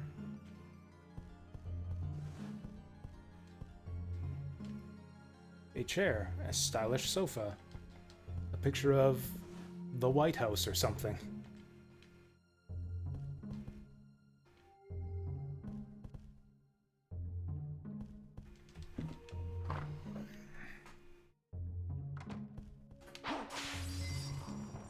Oh, there's two of these guys.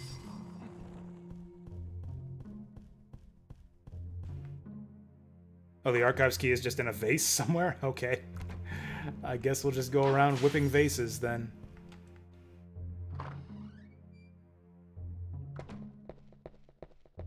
Did I pick it up and forget about it? Nope.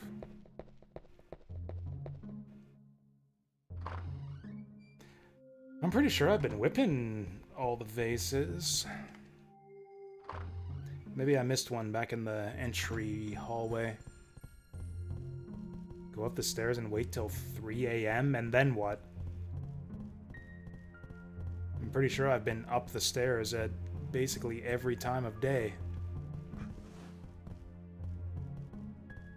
Up the stairs is not specific enough. There are many stairs in this mansion.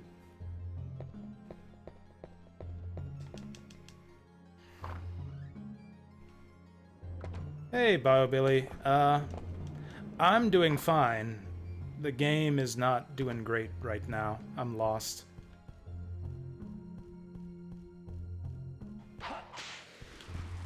Rosa will come in and water the flowers with blood. That's cute.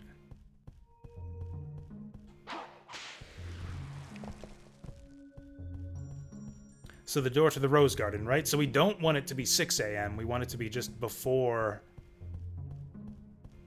like, just before 3 a.m. So I guess we'll use the moon card. That's kind of dumb. I kind of hate that puzzle.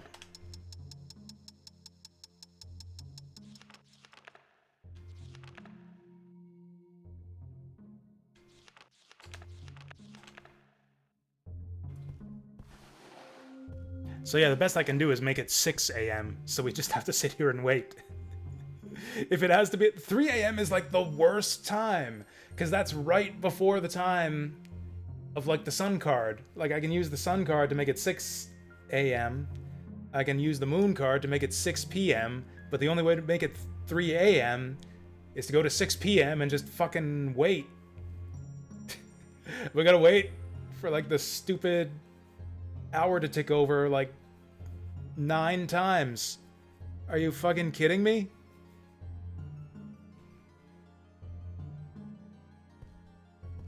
Yeah, the stained glass guys were cool.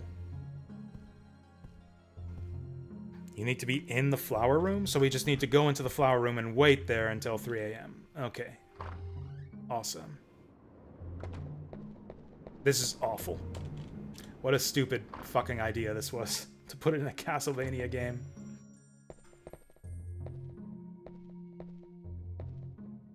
Yeah, I guess we just literally sit here for like the next 5 minutes. Great. Excellent game design. I'm so glad we got the day-night cycle in this game. See, this kind of shit makes me hate day-night cycles in video games. Like, it's fine if you have a way to switch it to the right time of day. Like in Majora's Mask, you have a fair bit of control. Or in Ocarina of Time, you have a fair bit of control over the time of day. But those games never did cruel things to you. It's like, oh, the only interval of time you can set it to is like a full half day before the time you need to wait for.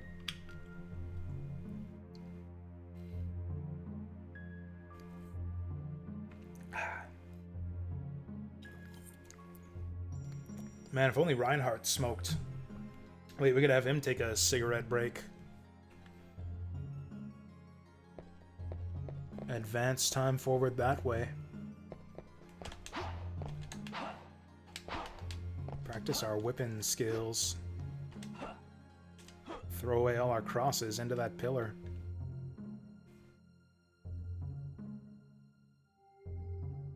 So I guess we want to make sure we're pointed in the right direction. So we see this lady when she shows up. There we go. Yeah, this is like that time I loitered in front of a shop waiting for it to open in Daggerfall. Thankfully, there's no one here to, like, arrest me.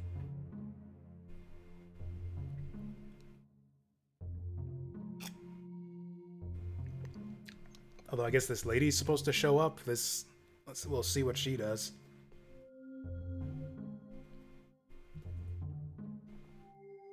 So, I'm sure no one cares, but I'm hyped up for the release of the new set for the Star Wars card game I play, Star Wars Unlimited. The pre-release for that is this weekend. I'm going to be running the event at the store I work at, which is always fun because it's almost kind of like getting a day off work because I pretty much just sit in the back room and like run the event all day.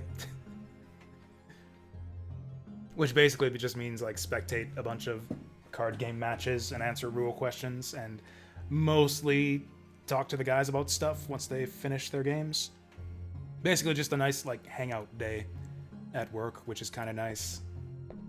One of my friends is running the event, the pre-release event at another competing store in town, which I was excited to attend, but it turns out I'm not going to be able to. Because I was already scheduled to do a scotch tasting with my dad on Friday. Because he booked that like months ago. So I've got that to look forward to. Also, yeah, shorter stream on Friday, because I'll be off drinking a bunch of scotch.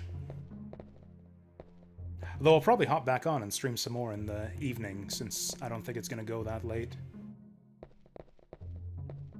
Anyway, so I got my week all planned out. And then tomorrow we're going to play the Arkham Horror card game.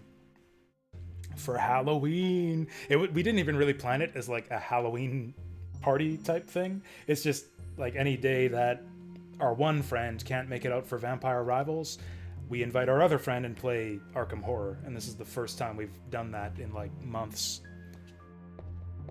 It just kind of happened to work out that, yeah, happened up for Halloween day.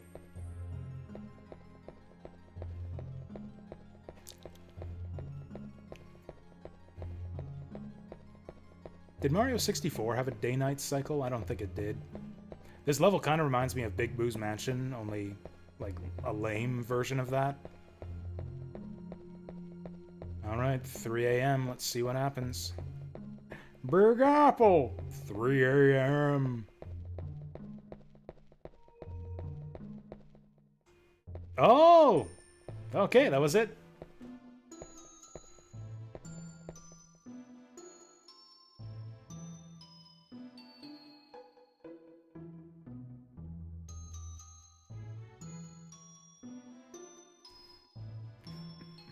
Well, she seems pleasant. Is this game's version of like Camilla or whatever? Oh, this is Rosa. How did Cecil's girlfriend make it all the way here? I am Rosa. I water the roses. White roses?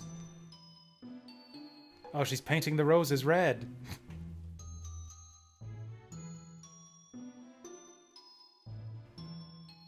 She's a cute vampire.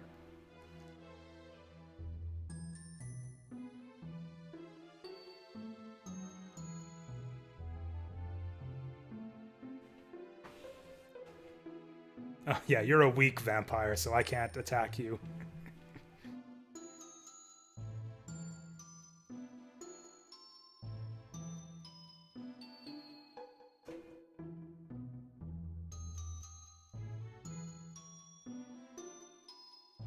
Is she gonna be the boss of this level? That would be cool.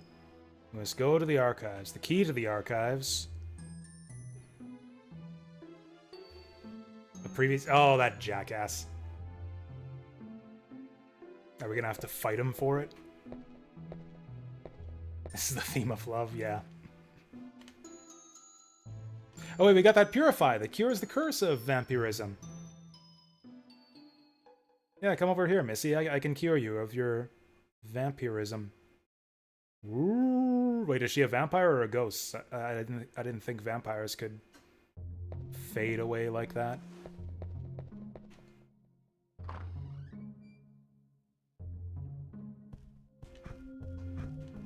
That was so lame. It's like, my father taught me how to kill vampires, but he also taught me not to harm the weak, so I guess I'm not allowed to attack weak vampires. Damn it, he doesn't want to talk to us.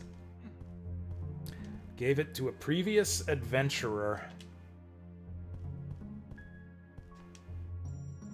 That's gotta be him, right?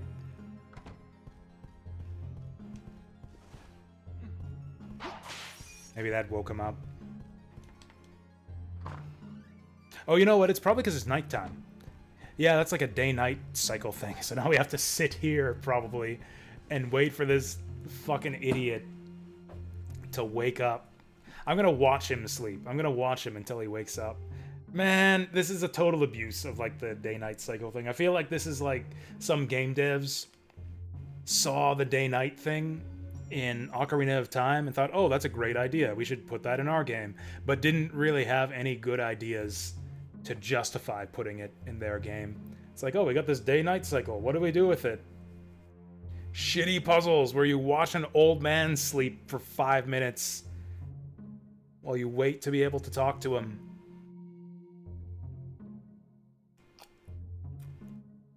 Shit like this makes me hate game developers. I think they're the worst people on earth sometimes.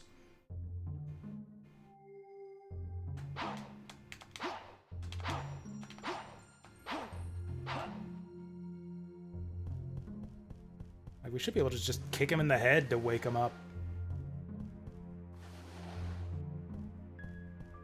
Maybe he won't wake up with us staring at him.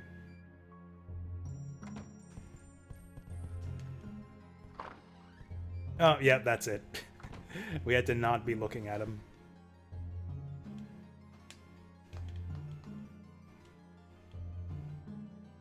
This guy's got bad intuitions. Thanks for the free key, dipshit. Flying Dutchman a game dev? I don't remember. But that's funny if so.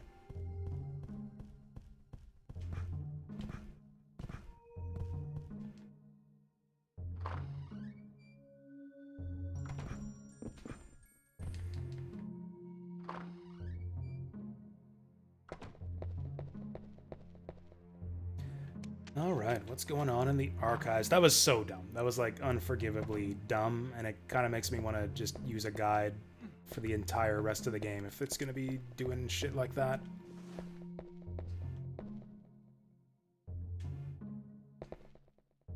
I like how video game characters just have the ability to see if books are useful just by quickly scanning the titles for like a second.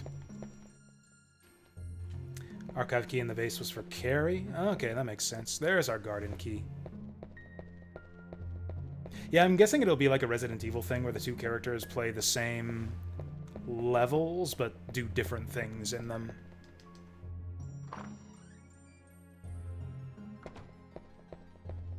We'll see. If Carrie doesn't have any time puzzles, then I guess I wish we would have done hers instead of Reinhardt's. So where was the garden again?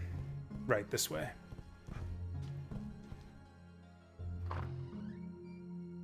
Yeah, not just like scan the spines to tell which ones are useful, but also to be able to flip them open to a random page and just find the most relevant few sentences. I would love... That's like the one... If I had a superhero power, that's what I would want. To be able to find important books on shelves and flip them to the most significant page. Oh, the doggo statues aren't going to come to life? Alright.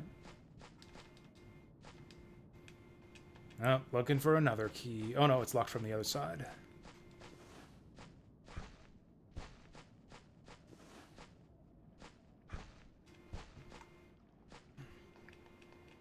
Unmovable, no keyhole. Oh boy, it's hedge maze time. Bush is making a noise.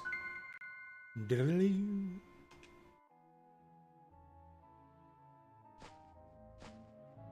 Christ, how many characters does this game have?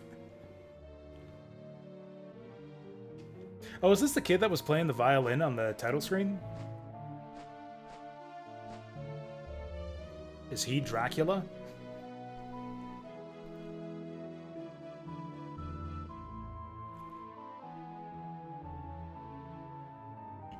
I mean, his name is Malice, right? He's got to be a bad kid.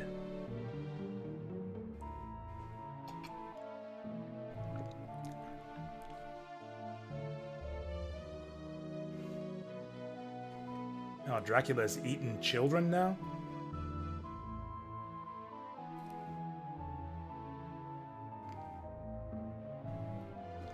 Malice Bonus? Is that his last name? Is that seriously his last name? That's exactly the kind of name that a Konami dev in 1999 would come up with. Oh hey, the statues did come to life. Help me! Oh, now he decides he wants to talk. Malice, don't leave me! Wait, Malice, you were supposed to protect me! Oh, well, that was... okay. That was no problem. Oh, shit, he's still alive. Oh, shit, they're both still alive. Oh, am I being grappled? Oh, no, I'm holding down the R button. Oh, shit! Oh! Oh, Frankenstein with a fucking chainsaw! Oh, no, am I being grabbed by the dogs? Okay, I see the gimmick here. The dogs grab you and then Frankenstein chainsaws you. I didn't save, did I? Fuck. When was the last time I saved? Am I gonna have to do the... Oh, and I lost my whip too. Am I gonna have to wait in the Rose Garden again? Oh, fuck. Although it is almost 3 a.m. actually, so... it shouldn't be that painful this time.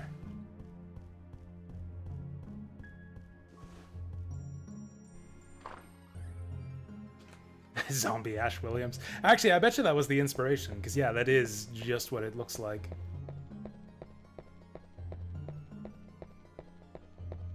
See, this level's like all just running around and talking to NPCs and grabbing keys. It didn't even occur to me to save in case we die.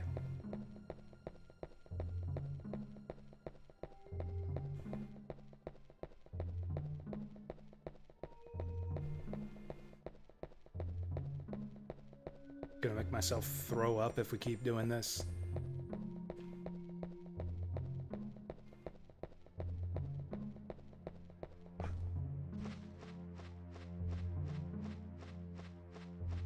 Oh, I'm stuck in the rose garden. It'd be funny if she yelled at you if you trample the roses.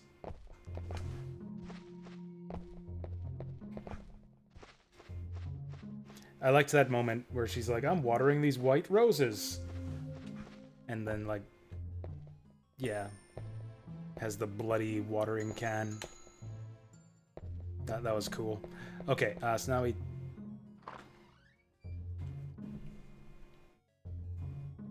Oh, it's doing the thing. It's doing the thing. So sometimes when I press the start button on this N64 controller, I think it's if I double tap it, it'll, for some reason, it brings up, like, the playlist controls for Foobar. So sometimes it'll play, yeah, just suddenly start playing my, pre-stream playlist.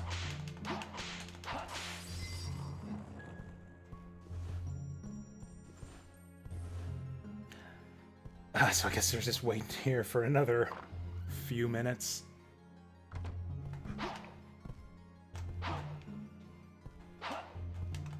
Okay, we just gotta remember to save this time. Actually, if I keep grinding these stained glass guys, maybe one of them will drop a whip power-up.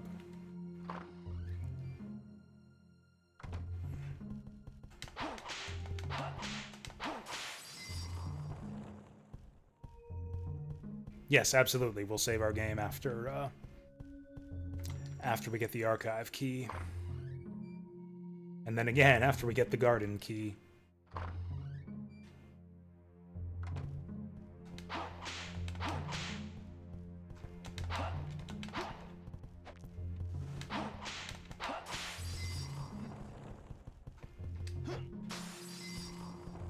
Well, no whip upgrade. But it's almost daylight.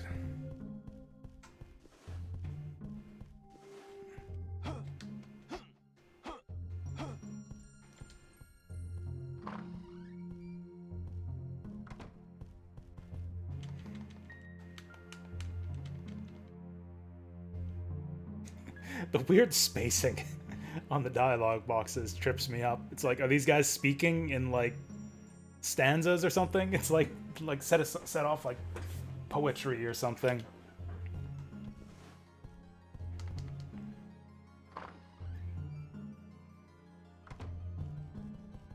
You know what? I will go get the other key before we save, just because as far as I remember, there's nothing else through here.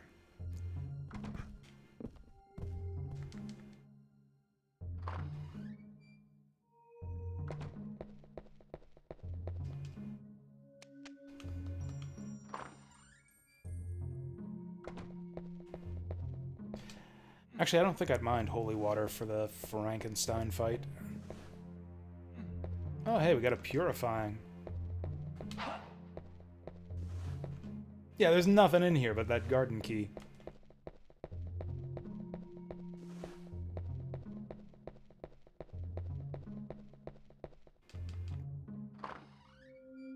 Man, this level sucks so much. This level is like... We were going good for a bit there, but then this level just single-handedly annihilated any enthusiasm I have for this game. Alright, let's go get the save, then go to the garden.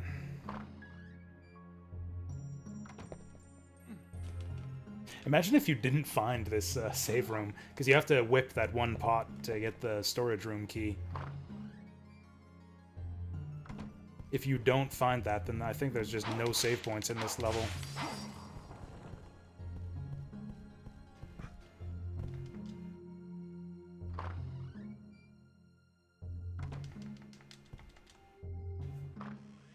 Okay, so we gotta do the hedge maze again. The fuck? Oh wow, it's been that long ago since we saved. Jeez. Was there anything else we forgot to do? You know, I don't think we've made any progress. I don't think we've done anything of significance. I might have forgotten to pick up some items, but I don't think we really missed out on anything else. Nothing really important. God, we must have wasted like 15 minutes doing absolutely nothing there.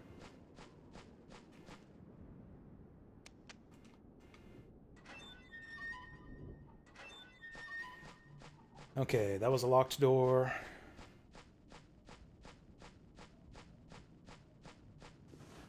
That was a locked door. And here's Violin Kid and Chainsaw Frankenstein.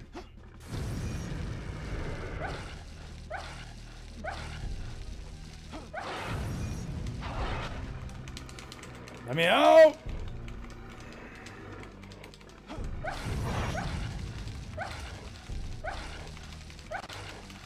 Oh shit, here he comes. Fuck you! Oh, we're dead. That does so much damage. It's doing it again. That activated my playlist. Oh no, it didn't start it this time. Do I need help? No, but thank you for asking, Fear V6. Unless you know of a faster way to get those dogs to stop biting you.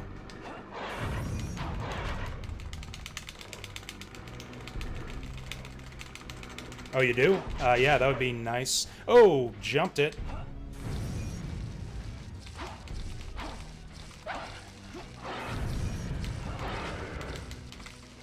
Oh, use the sword. Oh, thank you. That's actually kind of cool. I did not think of that.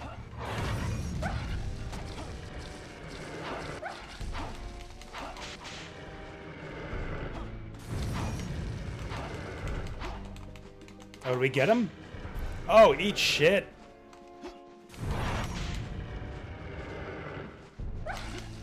Is there no way? Oh shit, they all come back. And, okay. Well, that's fantastic. Oh, I'm dead. Okay, that's great. I did not expect him to just revive. I guess we just run from these guys? I guess we just run away. These guys seem to be immortal, so that's fantastic. That's fantastic that we got immortal enemies in the garden.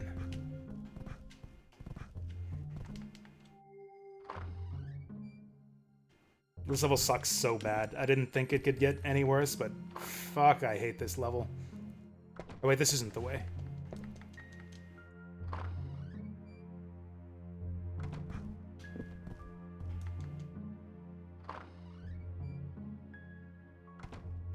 Yeah, it was Parrish. I actually rewatched that movie just recently, so yes. I think it's Parrish. Or was it Die? I actually don't know. I did watch that movie just recently, but I actually can't remember now.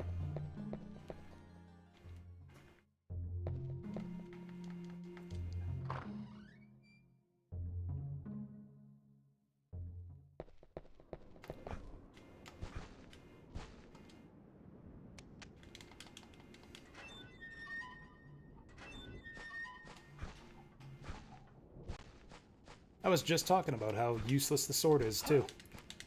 Since it does so little damage.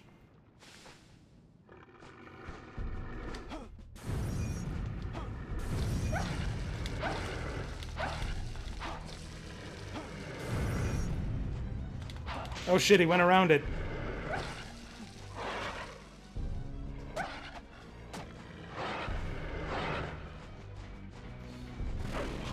Well, that's fantastic. Oh, are we dead again? Yeah, this is pretty fucking stupid.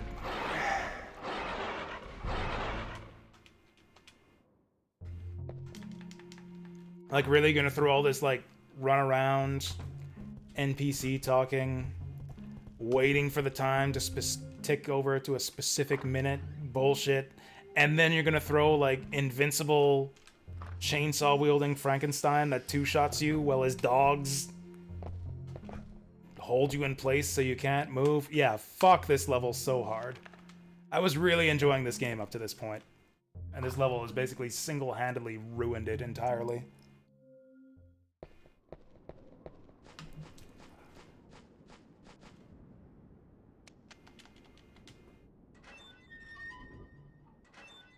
Big Bill Murray being cynical on big screen. Well, that's good for you if you like that, because there's lots and lots of movies where you can see that. Like any Bill Murray. If you like seeing Bill Murray being cynical on the big screen, you can see that in pretty much any Bill Murray movie. Ruined the game? I mean, we'll see. There's plenty of game left after this. We're on, like, stage 3 right now. Okay, cool. He can just run through the fire if he wants to.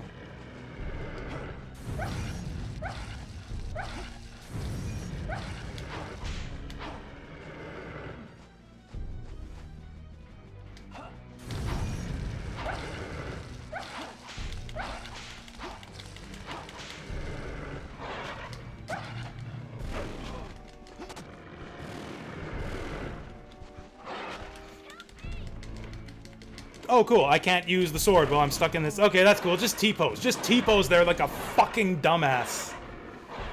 Is this it? I don't know if I can play. I don't know if I can play any more of this if this is how it's gonna be.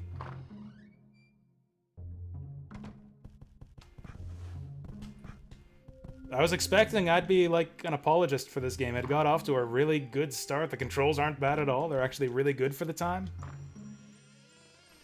I didn't expect such, like, just garbage design so soon, right from level 3. I was thinking jumping away from the dogs was the way to do it so they can't grab you, but they can grab you right out of midair. And if they do, then you T-pose and can't swing the sword. Genius.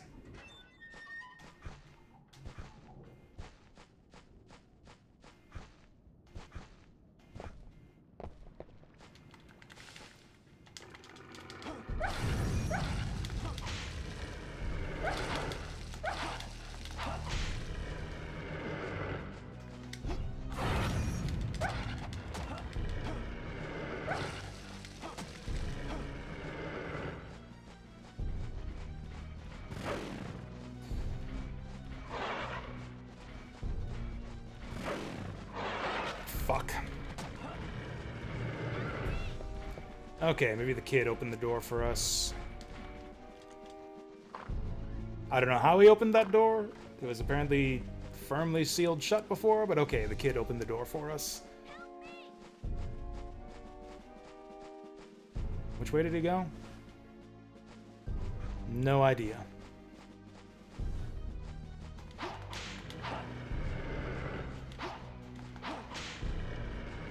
Oh, did we just go around in a circle? I think we might have.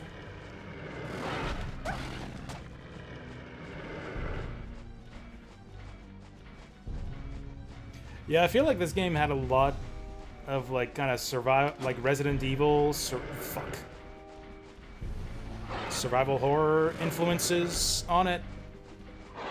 And I feel like that was not to its benefit at all.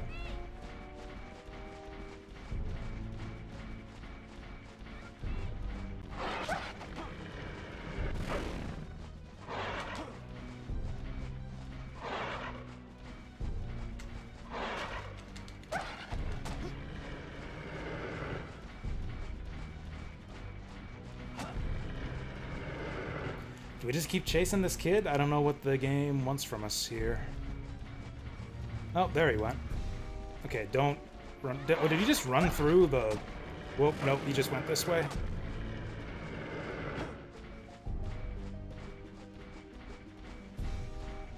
Open the door, kid. Oh, is he gonna, like, let loose some magic and kill these guys for us now? Or they're just not chasing us anymore. There we go.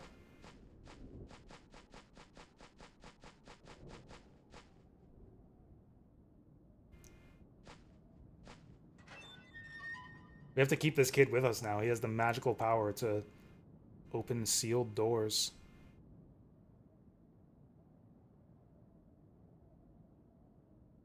Yep, you're the man, kid. You can do it.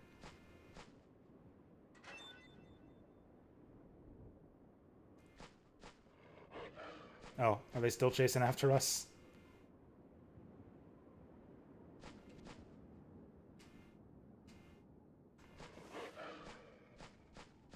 Oh, I guess they're on the other side of that door. Okay, let's eat some meats.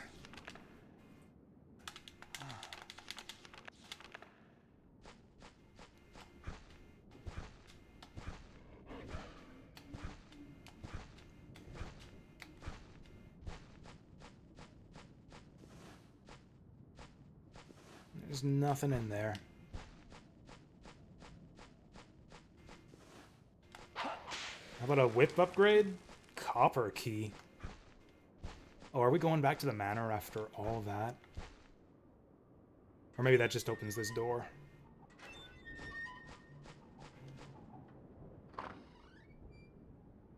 I have no idea where we are. Hey, save point! Fucking finally. Although I really feel like this level should be over by now.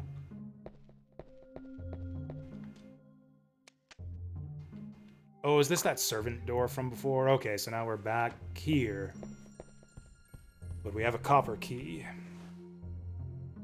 Did we see anything that was locked by a copper key door? I don't think we did. I thought we unlocked everything.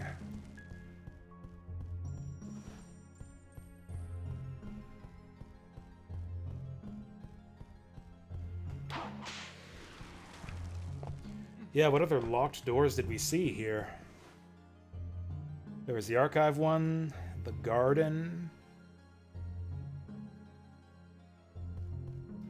I really don't remember any other locked stuff around here.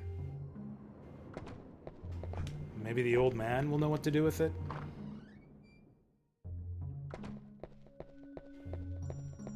Maybe we use it on an invisible door that only shows up at a certain hour of the day. That would be just like this game to do some bullshit like that.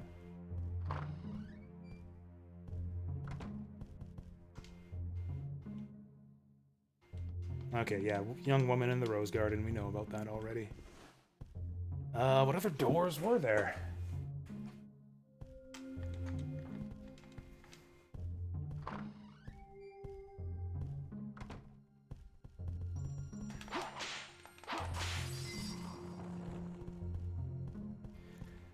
Those lead to the oh, it could have been another place in the garden, I guess.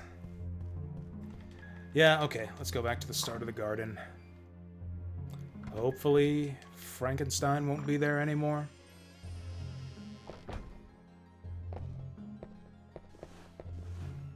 Oh yeah, let's buy back that chicken we used, too.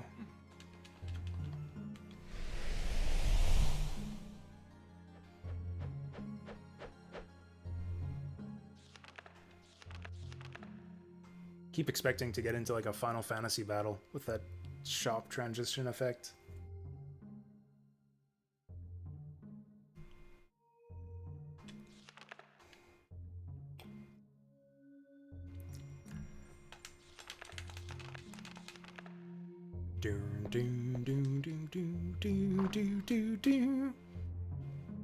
Man, I hate unkillable enemies more than just about anything in video games.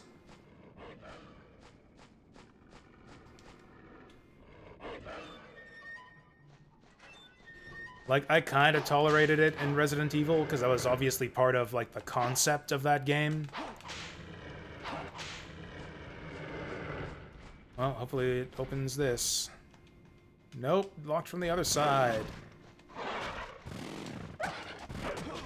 That's fine, we just saved. Guide has no mention of dogs or chainsaw Frankenstein. Yeah, isn't that just like game FAQs, walkthroughs to overlook the most important part?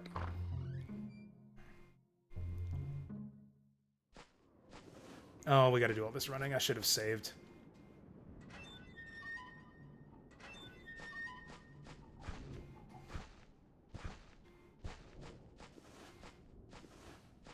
Oh wait, we want to go the other way. Yeah, I took the wrong door there.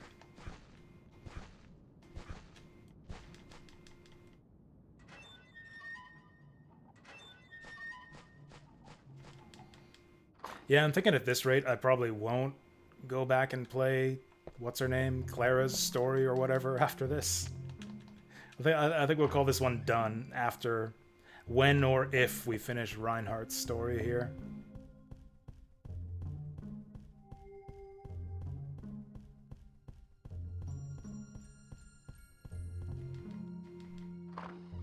Yeah, it really feels like this level wants to be Resident Evil, but they're so bad at it. which is to be expected from Konami, to be honest. Because Silent Hill was basically bad Resident Evil in the first place.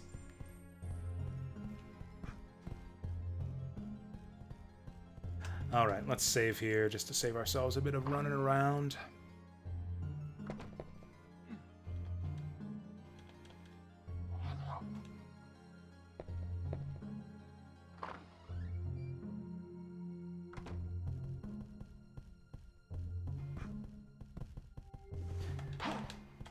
Is this guy ever gonna drop a whip power up for us?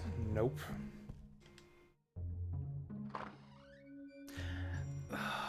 And I don't even know if this is the way. I'm like just guessing that there's a door to use this key on somewhere in the garden.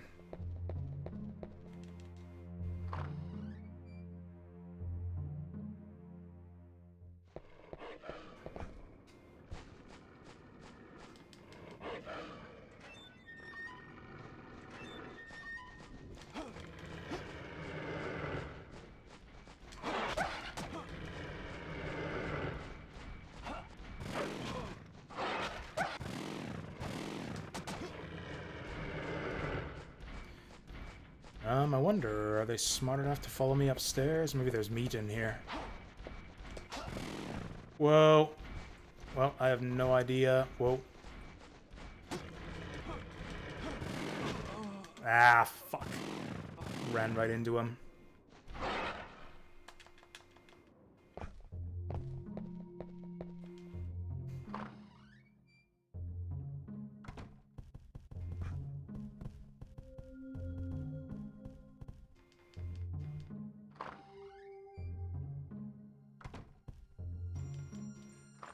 It's a shame, because this game did, like, combat and platforming so well. And then just all of a sudden it's like, nope, let's not do any of that. Let's do shitty adventure game puzzles where you sit and wait in a room for 5 minutes. Let's do shitty Resident Evil chase scenes where you get two-shotted by a Frankenstein monster while dogs hold you in place. Let's not do any of the stuff that, like, made the game fun for the first 2 levels.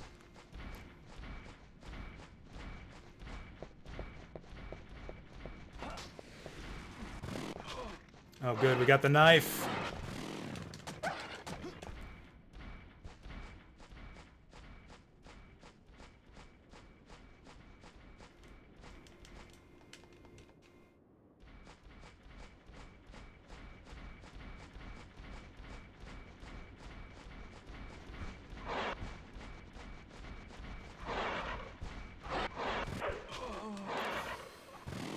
Sometimes the jump works on that chainsaw, sometimes it doesn't.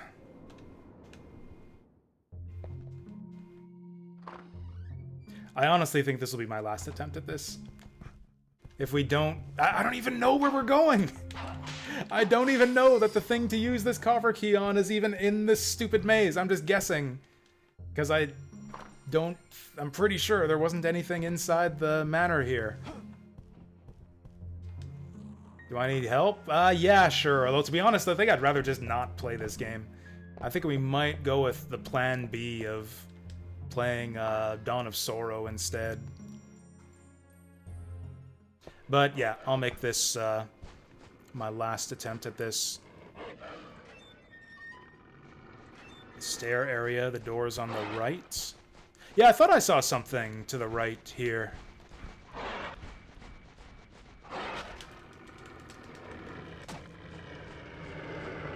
Is it this one? Oh, cool. So it's this one door that's, like, indistinguishable from all the other doors. You just have to run up to every single door and just try the copper key on it. I was looking for, like, a distinct door. Like, I thought it might be a gate or something. But, okay, just try every identical-looking door until you find the right one. That's, like, a situation where the solution makes me, like, even more pissed off. But thank you for getting us through it, Fear. Yeah, this game's really bad. Or at least this one level is really bad.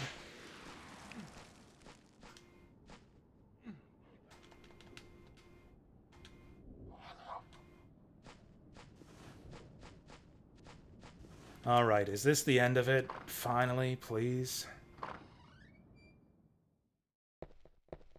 I liked the dramatic camera zoom in there. Oh, this is a big room. Is it boss time? Oh, it's a coffin. Oh, it's Bloody Tears time. Oh, there's no vampire in there.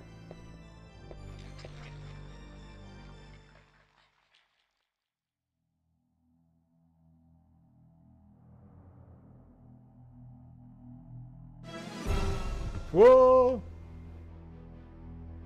Who dat?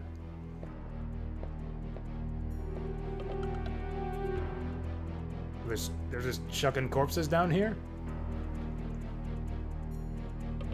Oh, didn't we kill that guy?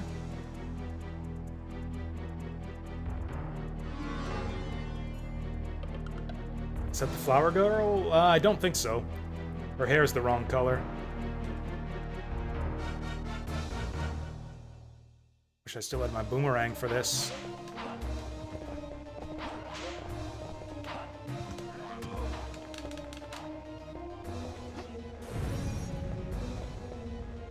Where'd he go? Also, what's with the lady? Whoa! No! Get off me! Oh, he's draining my health too. That's great. Oh, the holy water seems pretty effective. New music too.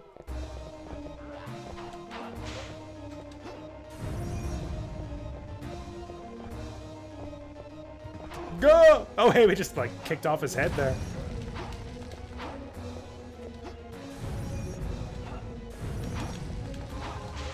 Yep, he is dumb enough to run in the fire. Okay, so this is like some Master Hand shit where you gotta... Whoa, yeah, watch the shadow.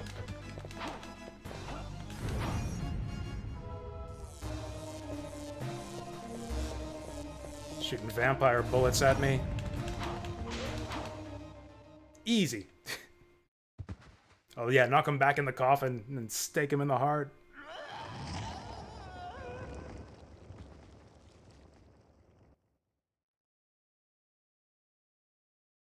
Killed by it.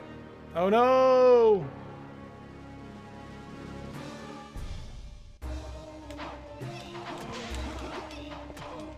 Oh, maybe we should heal. Maybe we should heal. I think the chicken will be good enough. Oh yeah, she spilled her her blood flower pot all over her hair.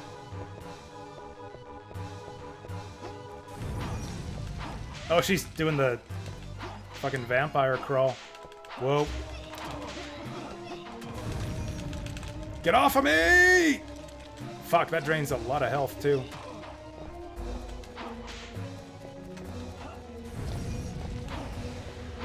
And she's teleporting. Oh, she's misting.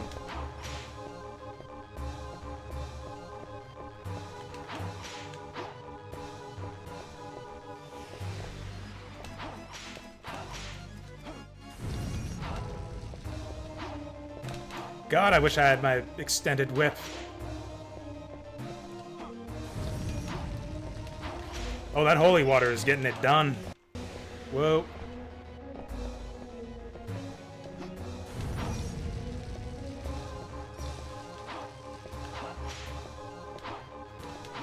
Okay, so the mist doesn't seem deadly. She's just spawning bats out of it. Stop! There we go.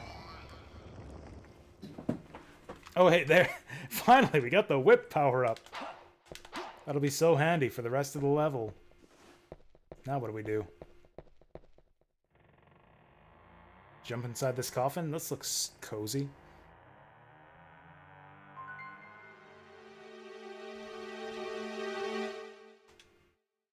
We've killed a bunch of vampires in this game so far. You know, weirdly enough, most Castlevania games only have one vampire in them.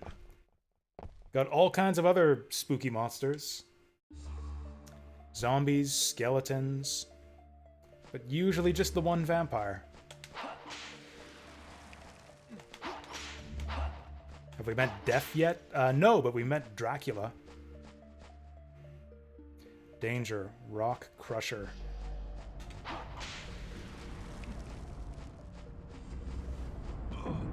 Nice.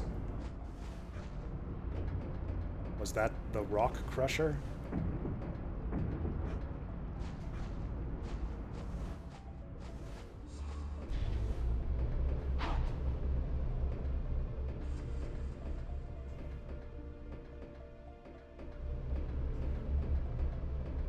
Why does Dracula need a rock crusher? To get to the other side. I don't know.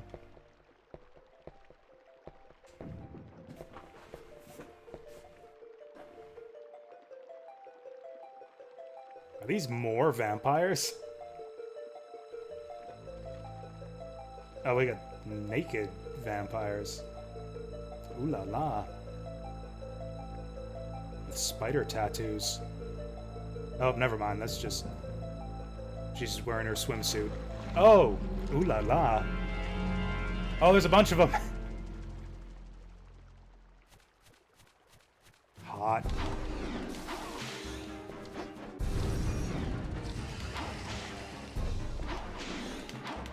Alright, they do not like the holy water.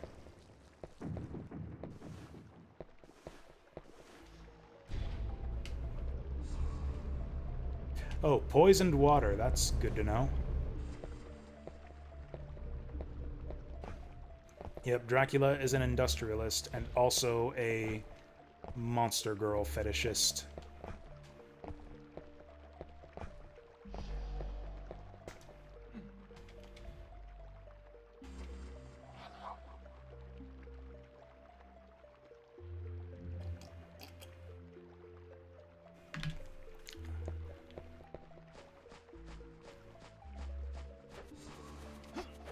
Oh, this one's got a sword.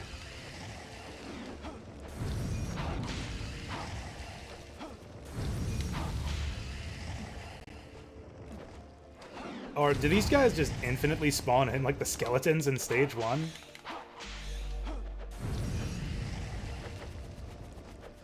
Okay. Yeah, honestly, this game seems like it's maybe all about running away from monsters. They're not even dropping gems to let me replenish my shit.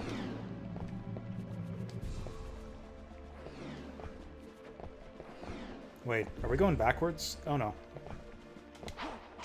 We're good. Oh, we have the meat. Oh, that doesn't actually replenish your gems at all.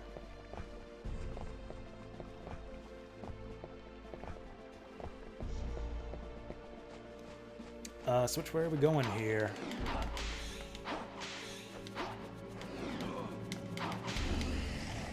Oh, that only takes 3 hits. You know, we don't need the holy water for every one of these guys.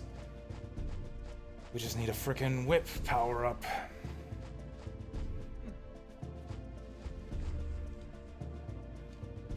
Rock Crusher, no entry. Can't read. Well, maybe it's something good. The other place definitely has a Rock Crusher. So maybe this will be something better than a Rock Crusher. It's a dead end.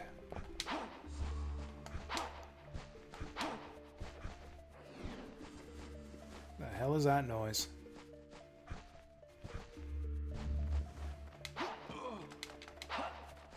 Oh boy.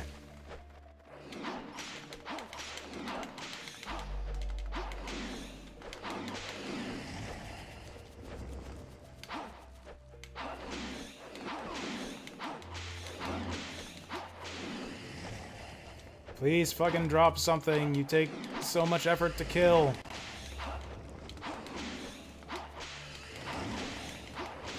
They're actually spawning them in faster than I can kill them. Fuck you. Okay, I'm out of here.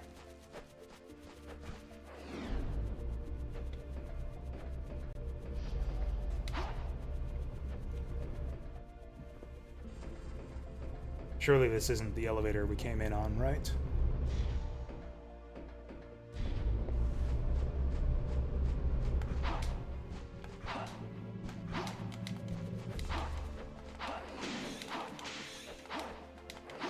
This looks kind of familiar. Although I think it's more so just that everything in these caves looks the same. Okay, got some gems. That's helpful. More gems. Happy about that. Okay, we haven't been here before. This way to Rip Albert, a grave marker. Okay, maybe we'll pay our respects to Albert before we go down those stairs there.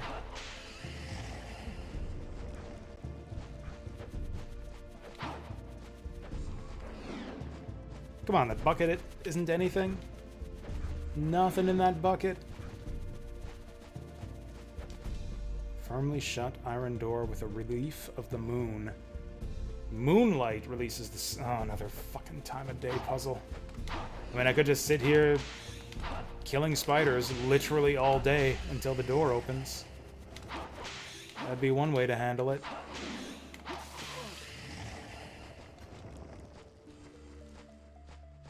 A lot of resources to have that bucket. I know, right? So, like, why is it there?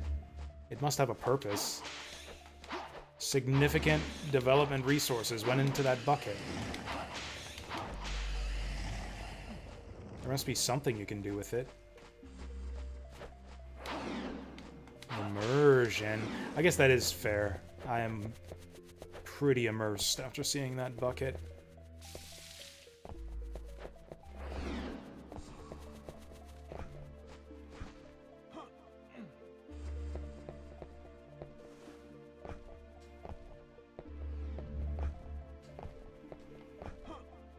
There we go. Oh, there we go. Wait, have we been here already? I think we have. Rip Albert. Okay, so we just went around in a circle. I think we literally just wait for the moon door to open.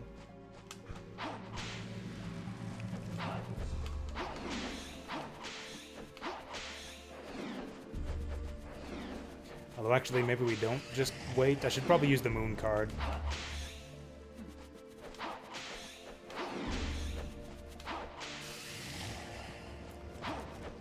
I should probably use the moon card since it's going to be another 6 hours.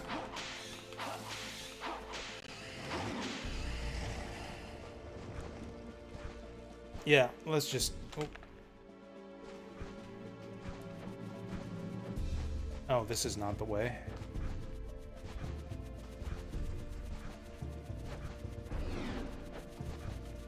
Right, that's right. Of course, how could I forget? We gotta pass the bucket to get to the door. Yeah, I should stock up on those cards.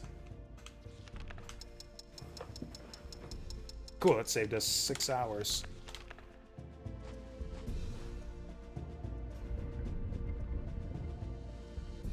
Oh, nice, and we can just buy that moon card back. Man, I gotta stop picking up everything that drops out of a candle, and it's just a shop. Amazing, we can buy the moon card back. I think I'll also buy a chicken and use a chicken. Also, does he have anything new here? Nope. I'm actually gonna go up to 3 of these, just to make sure that we never have to wait around for the right time of day.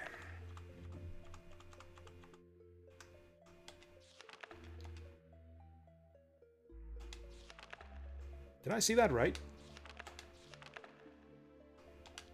1,500 for the chicken? Fuck, I should not have bought that.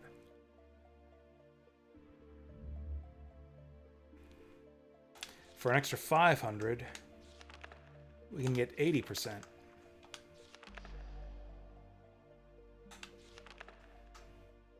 Yeah, I think roast beef is just the best value. Yeah, let's go all in on the roast beef. We'll save the rest of our money for later. And I'll let myself take one more hit before we use the chicken. Okay, so this is not the way forward. There's got to be something else going on here.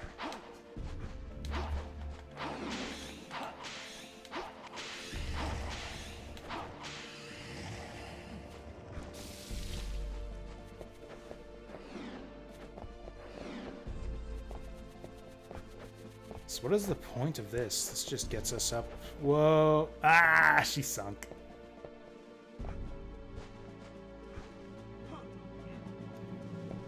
Yeah, why on earth do we want to go down here?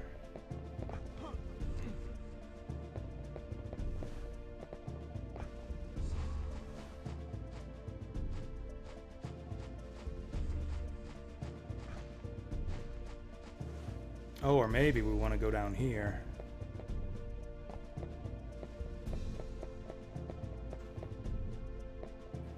I have no camera control here.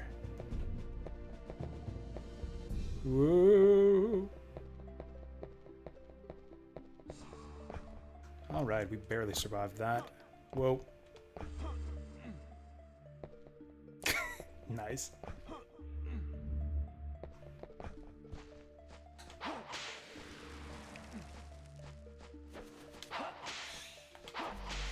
See, this is good Castlevania again. We just run around the level whipping spiders and climbing up platforms. This is what Castlevania should be. This is all that Castlevania should be. Whip upgrade! Okay, now we're cooking. 2 shots.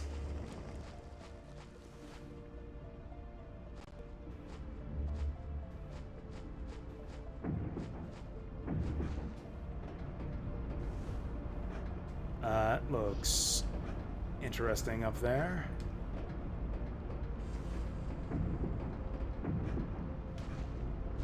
Save time. Wait, did we just go in a huge circle? Is this where we started this entire area? Everything looks the frickin' same here. Oh no, this is new. Oh, we saw this in the demo. Yeah, in the gameplay demo after the title screen. I certainly handled all this a lot better than that guy did. Cool, we're gonna get item 1 on this off this platform.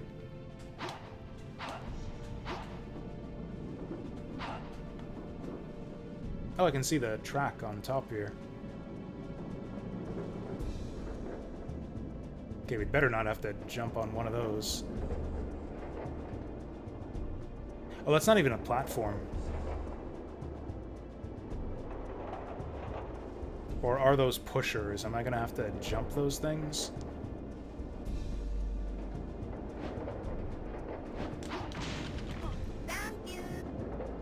Starfire, thank you for the follow. Much appreciated.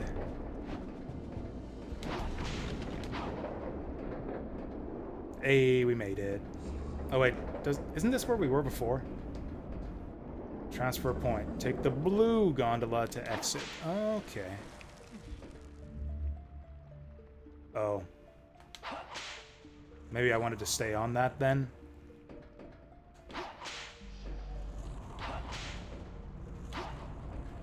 Maybe we wanted to stay on that.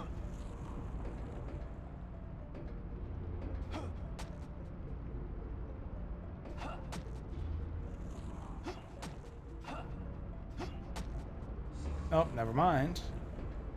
Oh! Get up, get up, get up. Fucking jackasses. Okay, there we go. Gondola number 2.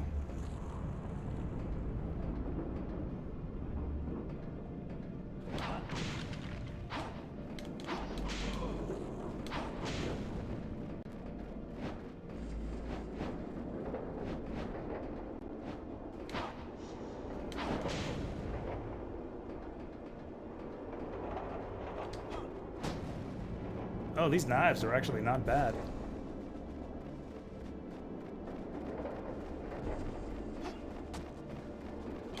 Oops. Okay, maybe they're kind of bad. They don't even kill ghosts, so maybe they're kind of bad.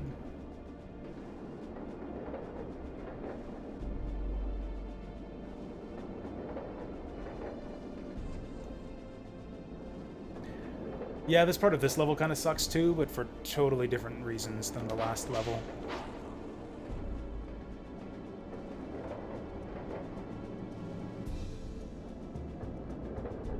Alright, going to stop number 2.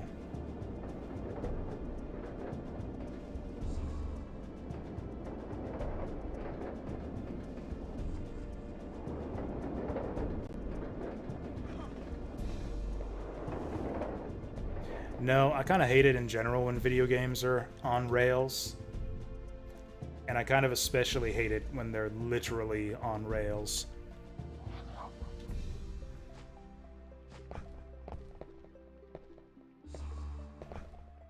It actually just causes me to start frothing at the mouth and go insane anytime that I see anything resembling a rail in a video game. That's why I hate 3D Sonic so much.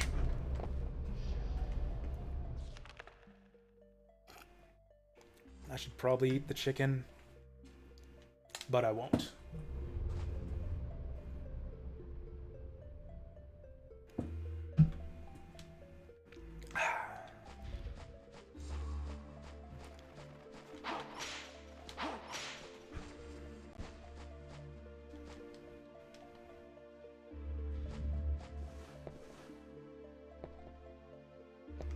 Where are we going here?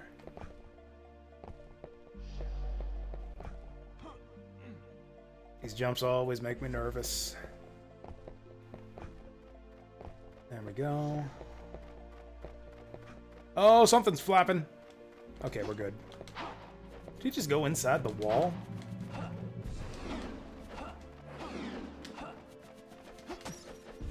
There we go. Oh, spider time.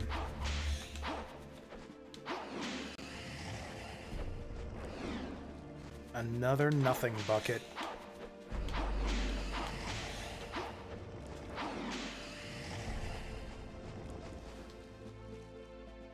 Not able to read. Yep, he sure can't. Actually, we saw another dirty sign before. I hope this isn't the same one. Oh, that was rude. Just dropping right on top of me. Spider girls can't keep their hands off me.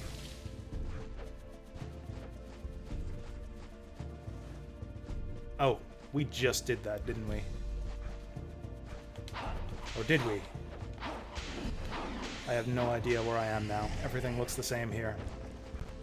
When can we get to Dracula's castle? Oh, hey, another moon door. Or is it the same moon door? I'm pretty sure this is a different area. At least I sure hope it is. We're about as far from nighttime as it is possible to get, so let's moon card.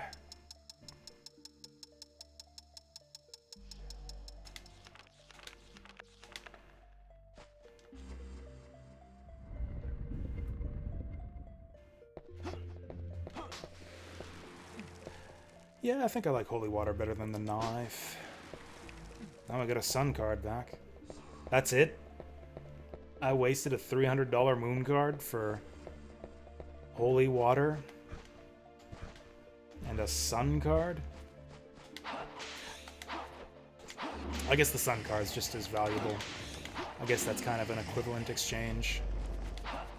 So if the poison water in these caves is Dracula's bath water, I am poisoned, aren't I?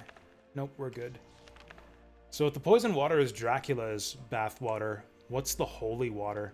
Is that like Maria's bath water?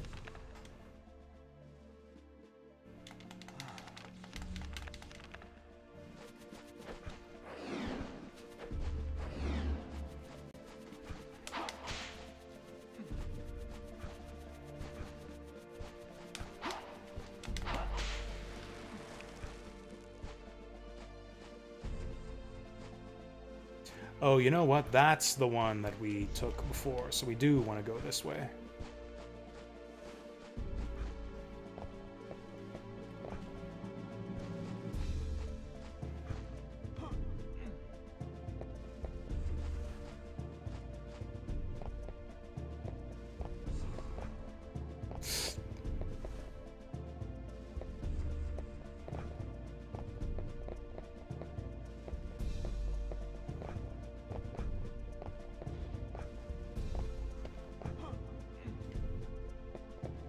This is like the most nerve-wracking part of the entire game.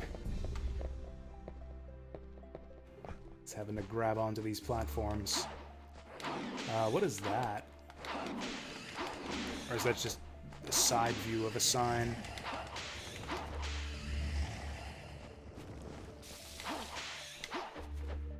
Oh, it's a shovel. It's a shovel with... someone dug up some roast beef.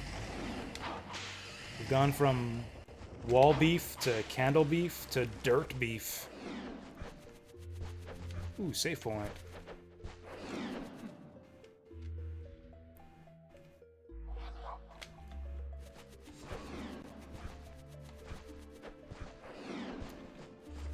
I don't even know if I want to open this moon door. Is it not still nighttime? Oh, it is. There we go. What do we got here? Sun card, useless. Another shop. Kinda useless.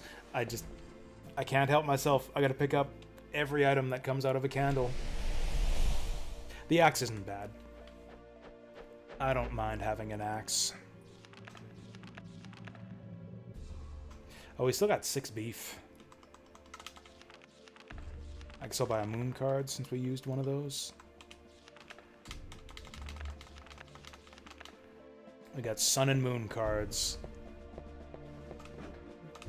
Because I'm a Pokemon collector.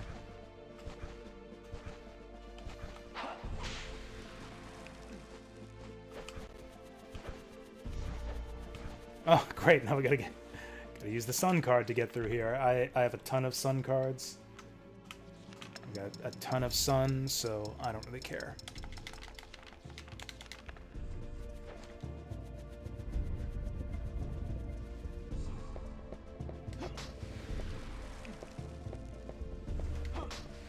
Oh, we got 3 things. 3 things in this door. I'm just spoiled.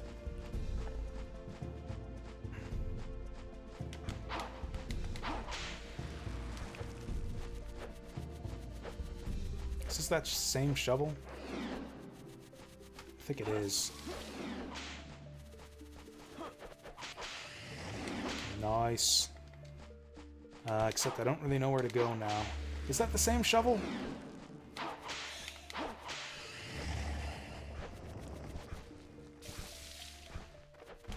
Oh, I don't think we've been here yet.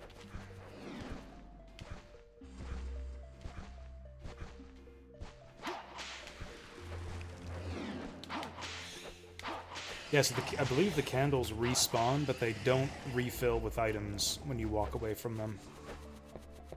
So, yep, I'm pretty sure we haven't been here before.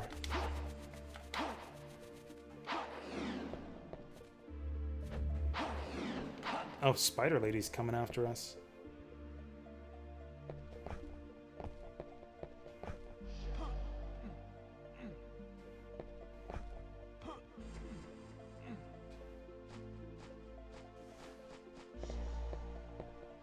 You know, the game's pretty good about giving you the right camera angle for the platforming bits. It's not quite perfect, but it's pretty good.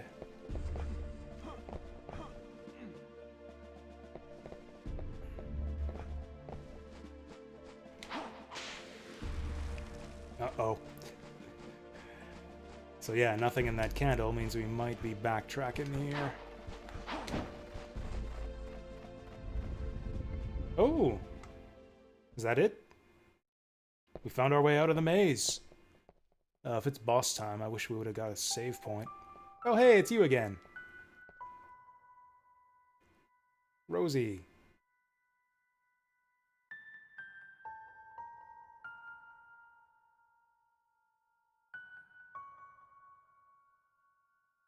Oh, that's Sunlight. Is she committing suicide?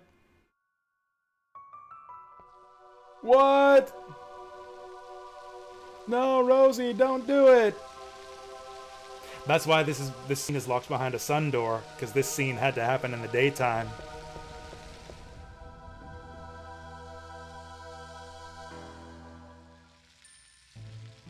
Yeah, that's a good question. What the fuck, Reinhard?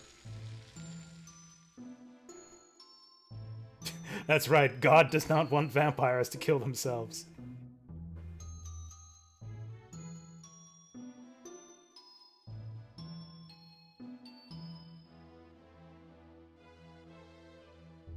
Game is now a 1 out of 5. I mean... Oh, moon door in the castle. You know, I actually didn't know that the moon and sun doors worked that way at the time, so I did not catch that. Because it just coincidentally happened to be night. So I just opened the door enough with no problem. The fuck? This game's getting philosophical all of a sudden.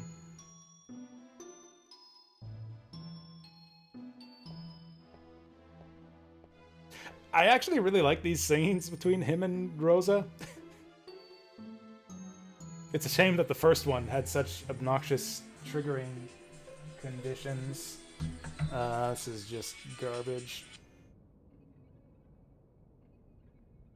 There. I was talking to my phone there. The phone call I was getting was garbage. Castle Center? What? I didn't think we were even in the castle. Now we're all the way to the castle center?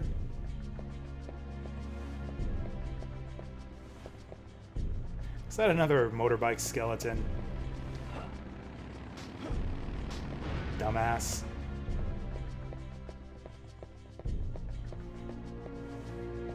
Ooh, what do we got here?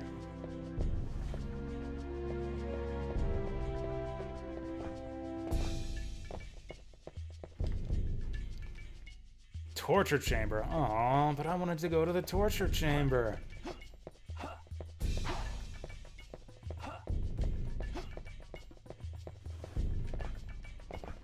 Kind of weird castle music.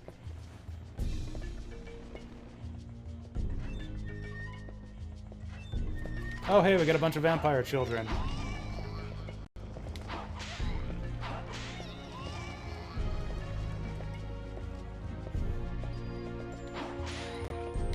That's right, you guys are not cute enough to trigger Reinhardt's pity. I only spare blonde vampires who water flowers.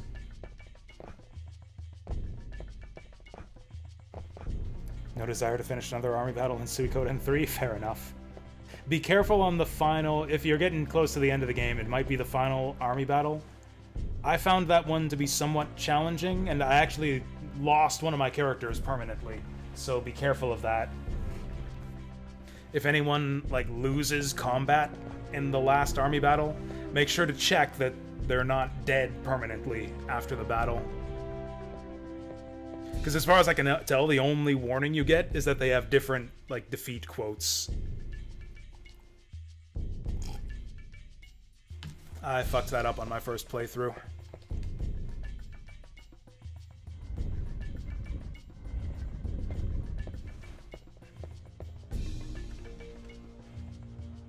I say first playthrough as if I'm ever gonna play that game again. Honestly, I could. I could maybe play it again. I'm kind of curious to see, like, how the game changes if you choose one of the other characters as your main rune holder.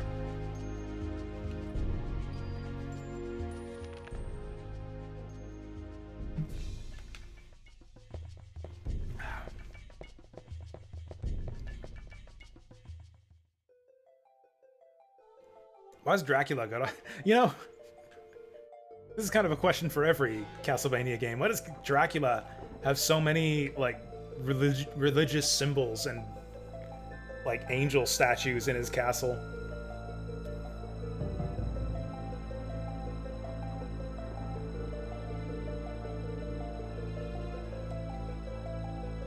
The blood's creeping toward me. Maybe back up there, Reinhardt? Whoa! It's a blood pudding! Well, this is awkward. Okay, so we are gonna fight.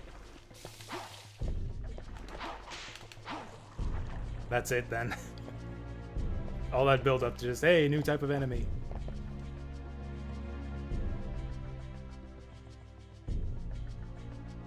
Gold is the color of Venus, second child of the sun. Should I write that down?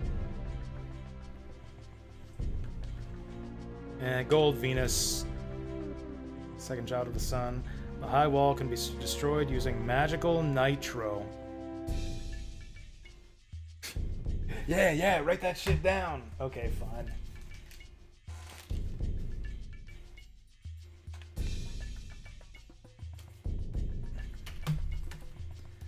So I guess we'll turn the page from... Oh yeah, I'm all the way back on my Outer Wilds notes.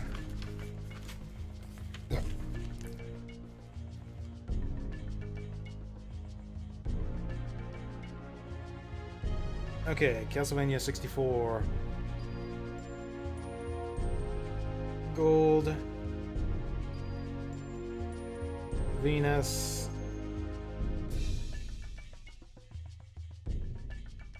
Second. Child of Sun.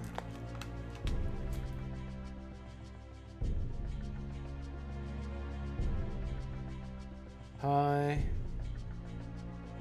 wall, magical nitro. There we go. If I just write down all the nouns, I'm sure we'll be fine.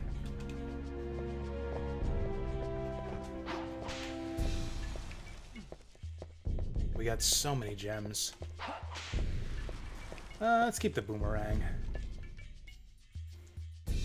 Magic is not working. I guess we gotta bring magical nitro.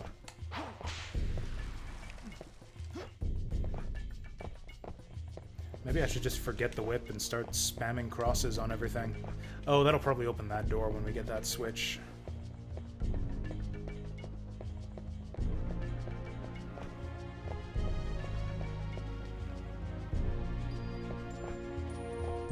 Man, this game's so close to being kinda good. I like the controls, actually. I like the atmosphere. I like the different sub-weapons. The monsters are pretty cool. Even the story's kind of neat. It's honestly just that one level that's been shit so far. Is she trying to Hadouken me?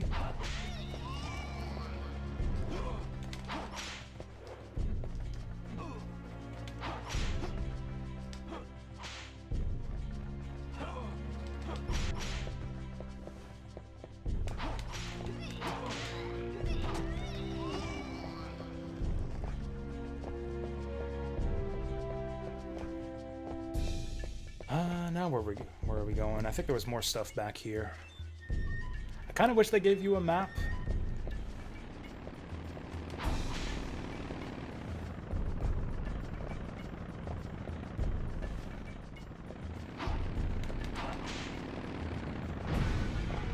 I also wish they let you ride around on those motorcycles after you kill the skeleton. Is it boss time already? Or if we gotta wake this guy up. What's this over here? It's just a box. Ooh, a box full of money. Maybe that bull will be pissed off that we took all his money.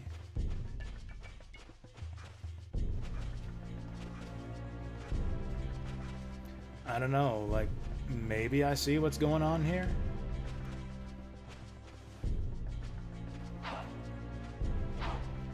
Oh, he's dead. That's a dead bull. There's no way he's getting up.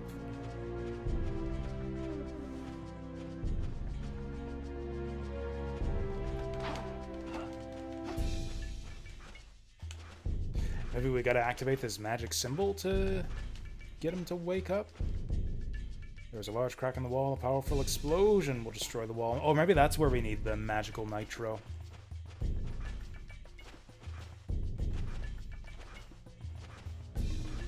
I thought the obvious thing was to wake the bull up and get him to charge into it.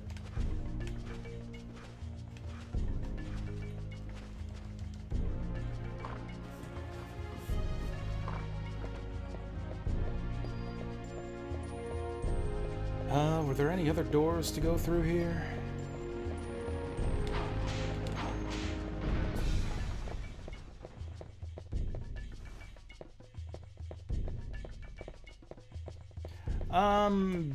Sure, if you think it's like some bullshit. Oh yeah, okay, so maybe we're looking for a torture chamber key.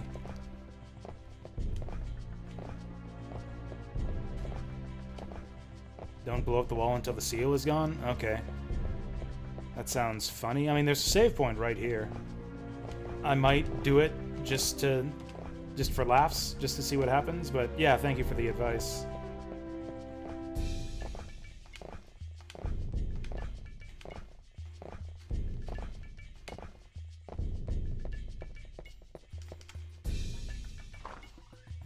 Whoops. Okay, that was the wrong door.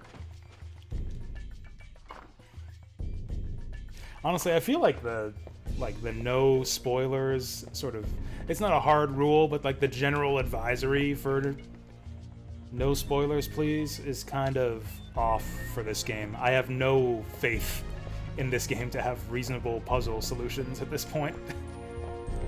I kind of want to just be told what to do at the first sign of difficulty at this point after that last stage. Yeah, that's the policy, is please ask first. That's kind of the general rule. It's not like a hard and fast rule, but that's generally my preference. But I don't know. I'll just ask if I want people to tell me shit. Although I'm just saying I'm not gonna be like really upset if people tell me shit about this game, because like I said, it seems like a lot of bullshit. Seems like there's a lot of bullshit in this game. Did I miss something up here?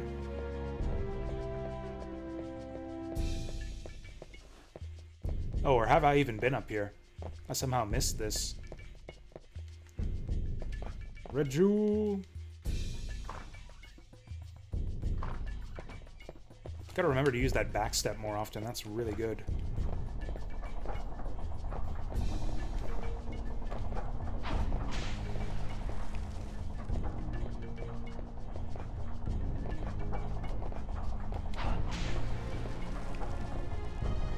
We got so much purifying, but I actually don't know what it does.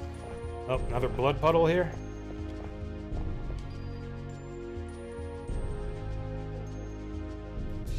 Okay. Red. Mars. Fourth. Sun. Child.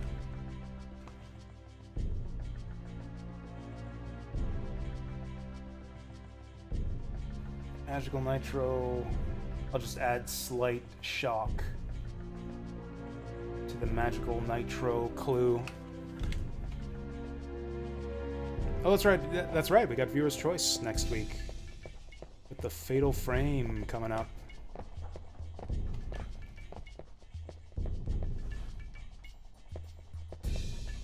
Really? I don't even remember. I guess that was a long time ago we played Suikoden 3. Like, several years at this point. Yeah, I don't really eat cup noodles at all anymore.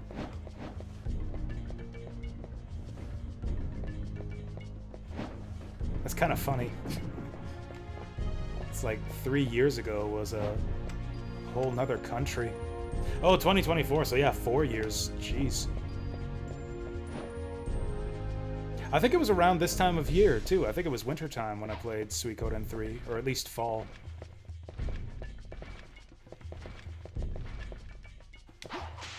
Knew these guys were gonna come to life.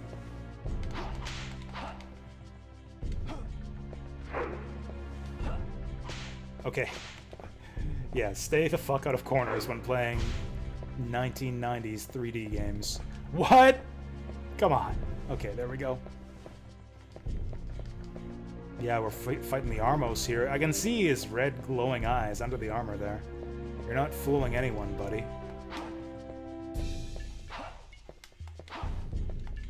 Oh, that's a sturdy candle.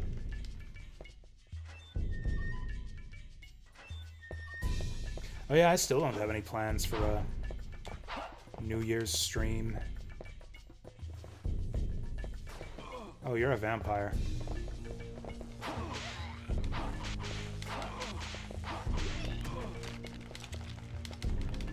Gross. Damn, these are like strong vampires.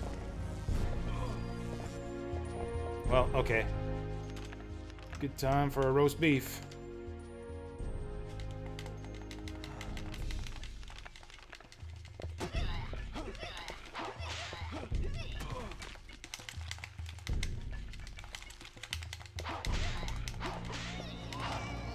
fuck off me, woman.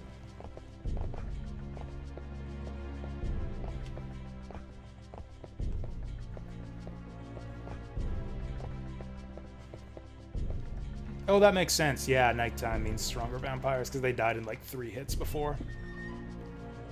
See, I would be fine if the day and night cycle in the game was just that. Just the only thing it affects is the strength of the enemies. It's like a throwback to Castlevania 2. I'd be totally fine if that was the only thing that the day-night cycle was relevant for. Exactly. Moon card, huh? Does that mean they want us to use it here? A device we have never seen before.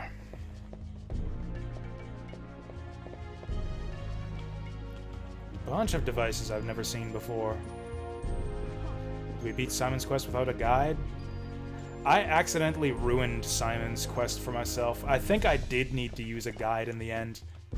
I played with a retranslation patch that supposedly, like, makes the clues more accurate and just makes the game less bullshit and more solvable without using a guide.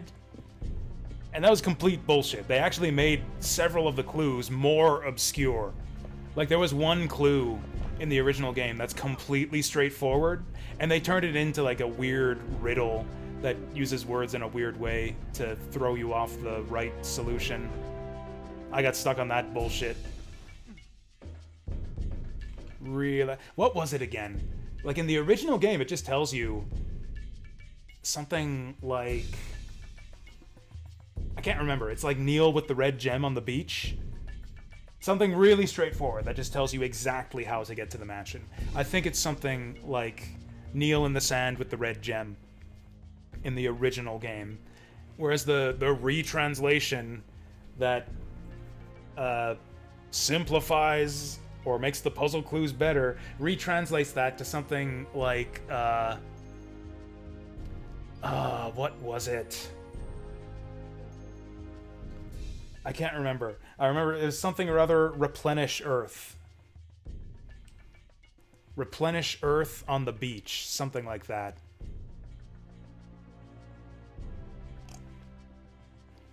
Yeah, so when they changed kneel to replenish Earth, which was completely fucking stupid and threw me off the right solution. Yeah, I hated that patch. I would have been better off if I'd have just played the original game. Oh hey, we found some money in that speaker system. So yeah, I kind of ruined Castlevania 2 for myself by playing with that shitty retranslation. Oh well.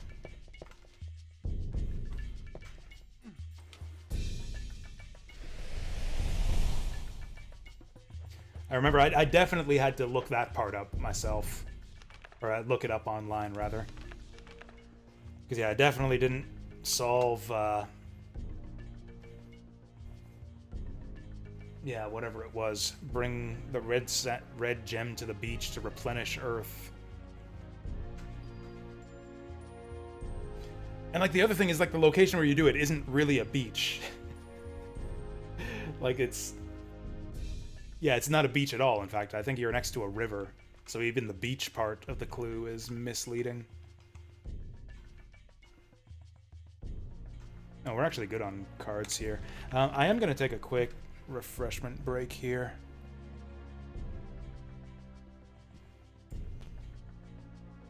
I mean, we'll see how quick it is. But yeah, I think we'll take a quick break.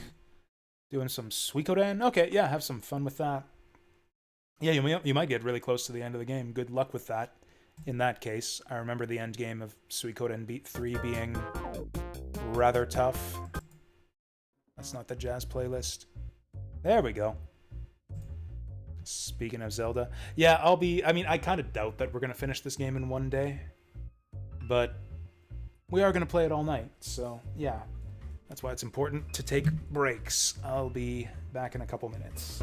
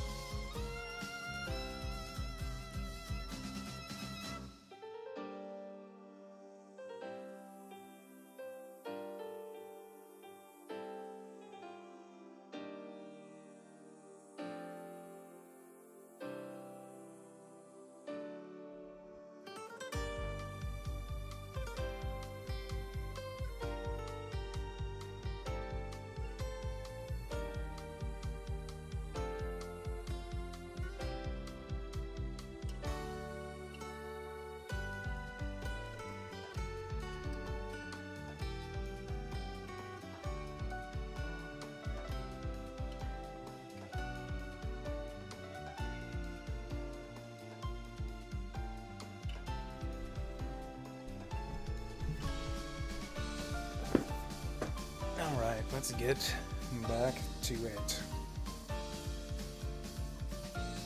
Oh yeah. Let's maybe clean up the green. Actually, no, the green screen's fine. Wait, we got just enough haze in the background of the green screen for it to not be a big deal. Alright, break time is over. Castle time is back on. Do we require something? I guess we'll just keep saving our money. So, what's going on here? Which door did we come in? I think it was the other one. Yeah, I think this is the door we want.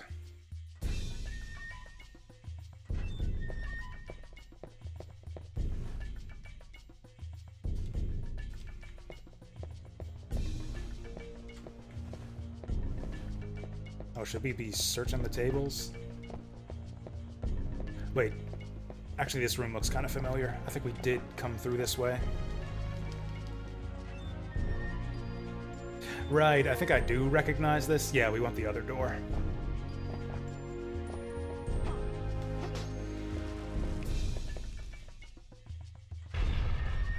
Yep, definitely this is the door. Oh, is this how we're doing it? Slide!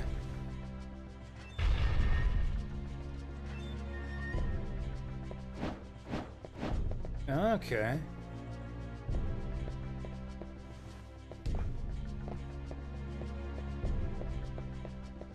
That looks a bit suspicious. Can we whip that off like the one in level 1? No.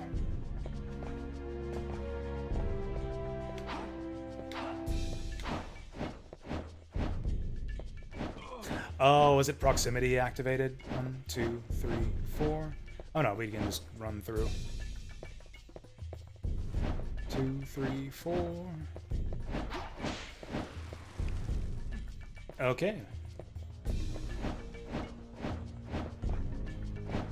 You know, we might actually be doing okay at this game. I've got a huge supply of healing items, probably because I'm so stingy with them and just keep letting myself die rather than use healing items. Got some red potion. Take magical nitro? Heck yeah, we will. Just running will not cause an explosion. But a jump or hit and the story is over. Okay, do not jump or hit while carrying nitro.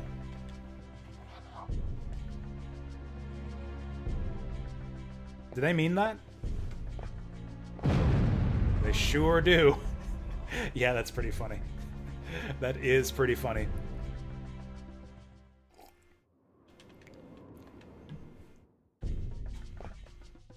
Okay, so it's saved that we have that. I just wanted to confirm that we still have nitro after the save point. Okay, so now it's like a puzzle. How do we get... Maybe we should take a backup one just in case.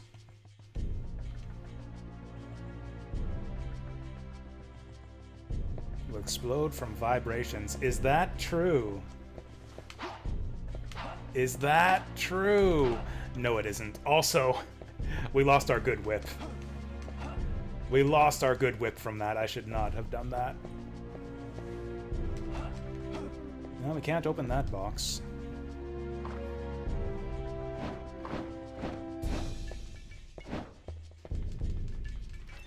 Where are we taking this again? Oh yeah, I guess to the cracked wall. Hi, E7. How's it going? Alright, careful. Okay, actually, we're lucky that the slide didn't jostle it. Okay, do not jump. Do not get hit. No! I mean, okay, it said don't jump, don't get hit. Didn't say nothing about hitting enemies, especially with sub-weapons.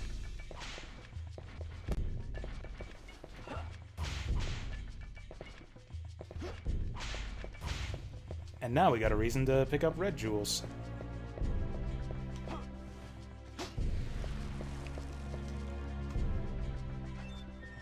Yeah, I guess those crosses actually eat through your sub-weapon ammo pretty quickly. Maybe I should use a cheaper weapon? Like, the cross is basically the same thing as the axe, except that it bounces between enemies.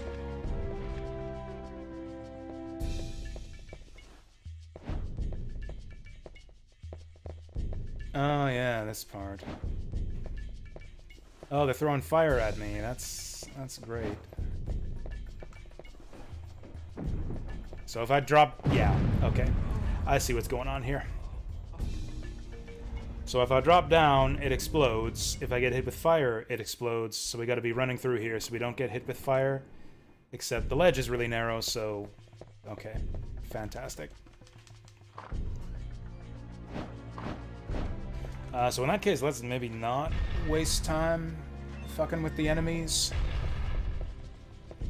Oh, we can just run through the far side. Okay, we'll remember that for next time.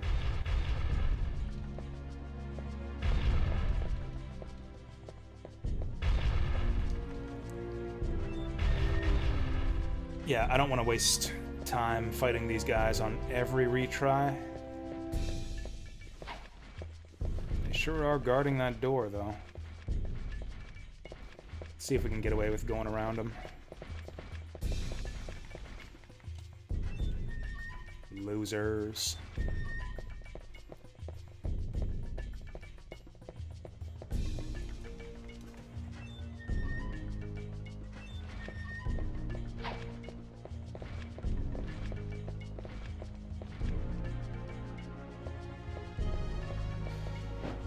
Okay. You know, we can probably get away with taking it slow here.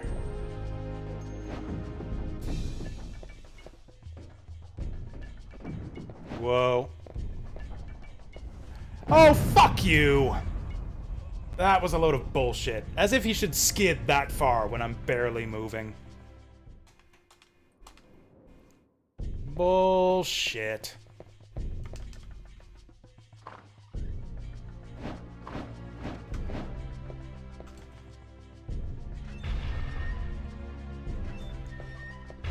Okay, I think we can get away with running straight through here.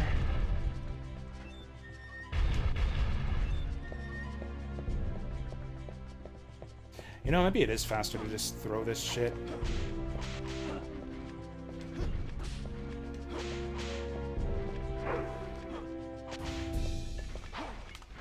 Why didn't that hit him? The whip went right fucking through him without damaging him. I don't get it.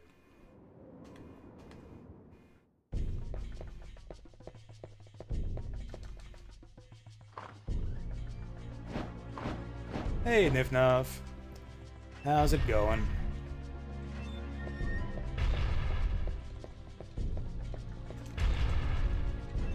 I think we're playing some... They're doing kind of a, yeah, Castlevania marathon here. Did Portrait of Ruin last week, and we're doing Castlevania 64 today.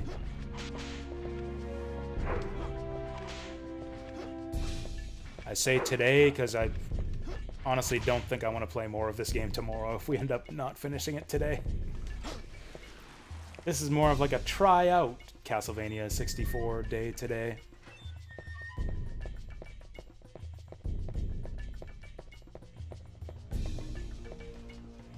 It's neat. There's a lot of good stuff about this game. It's the level design and like the level gimmicks that really let it down, I think.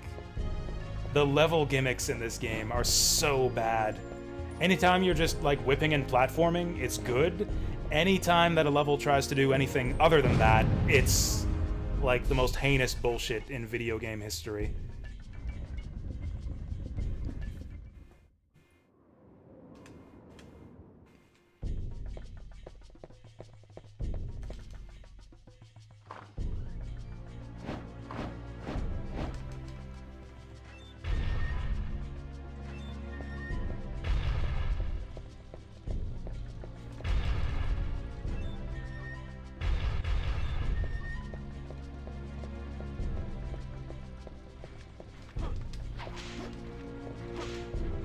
Look at that, it's going right through him. What the fuck?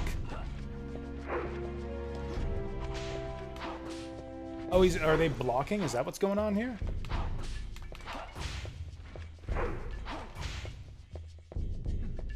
Yeah, I think it is actually faster to fight our way through those guys.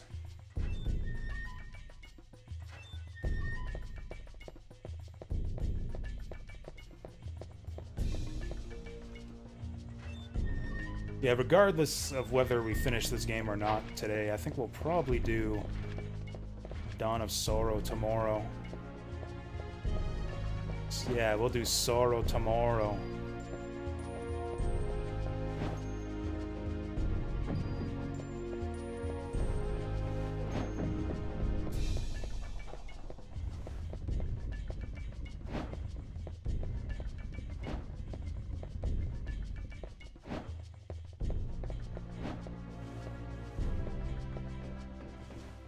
Whoa. Okay, so there's that. What else do we have to do?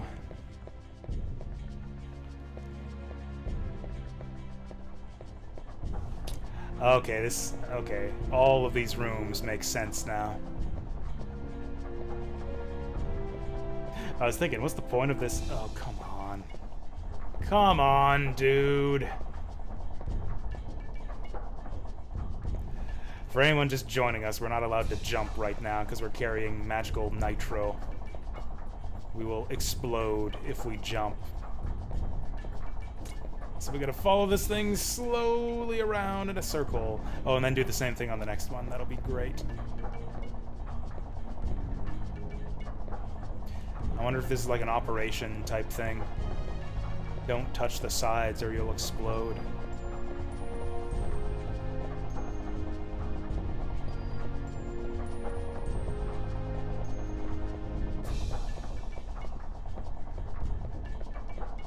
Oh, we didn't even need to interact with that gear.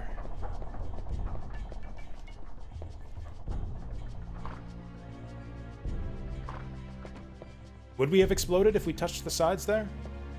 I mean, it's like I said, I played a lot of Operation when I was a kid. I'm really good at not touching the sides of things.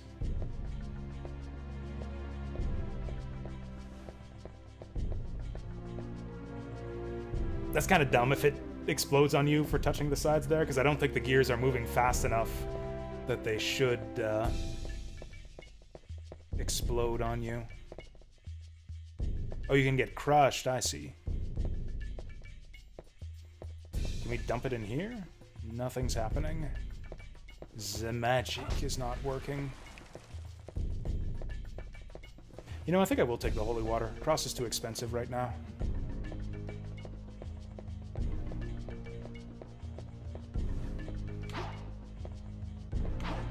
If I could get a whip power up, that would be lovely. Is it the room full of vampires? Because I was really hoping we wouldn't have to do that while carrying the nitro.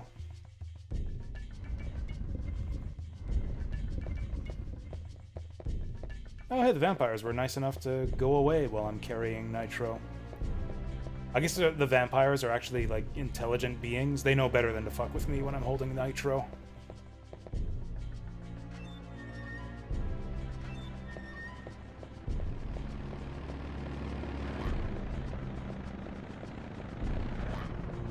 Okay, that guy's easy.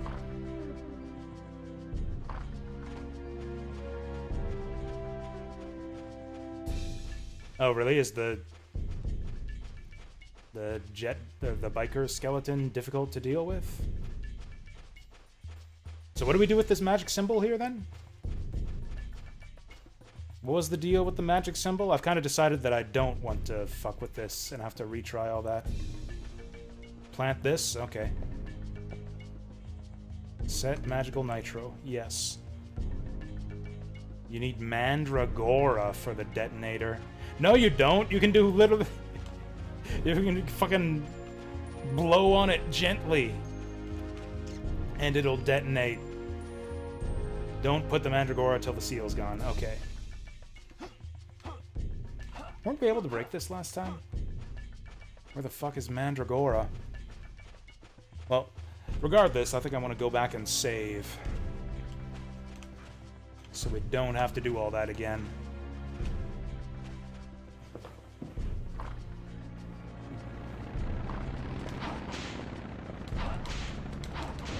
Fuck you! Ooh, I'll take your gems. I think there was a save point back here somewhere.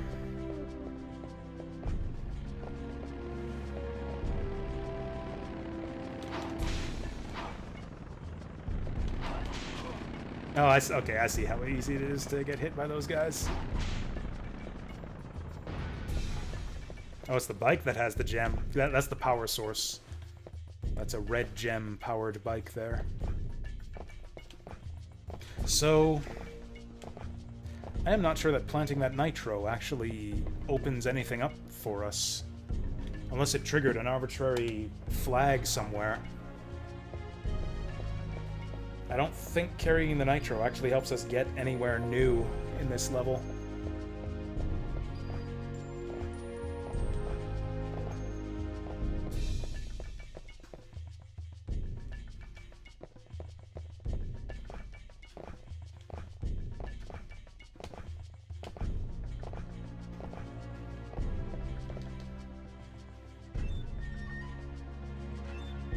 No, the vampires aren't back.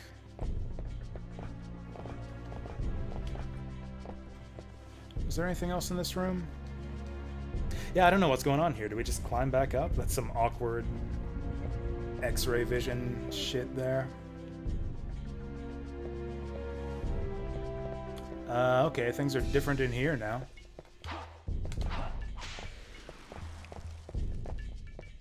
Was this room always blue like this? Or is it just because it's nighttime now? The magic is gone. Oh, it's just because it's nighttime? Okay. Nothing special going on here. Do we have to solve the Mars-Venus puzzle now? Because I haven't seen Mars or Venus anywhere here. Oh, we got a candle up there. But I can't get up there. Or can I? I cannot.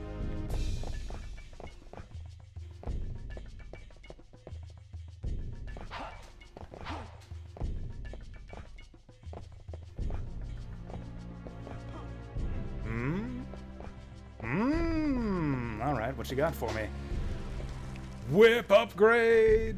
I guess we can go back and get that again if we die. Hopefully.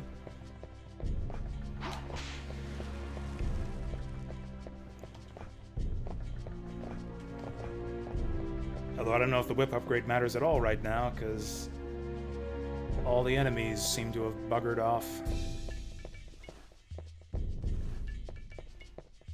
Maybe one of these statue guys has Mandragora as a drop?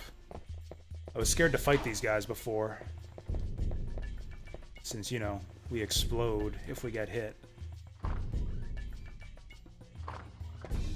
Oh, have we been here before? Maybe I just never went through this door.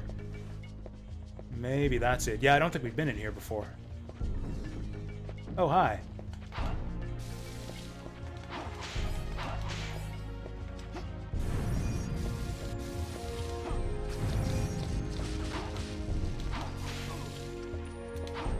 These lizard men are sturdy.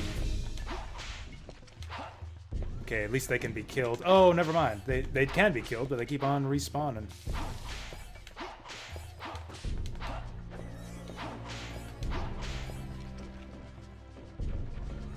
Dracula's got a lizard man generator.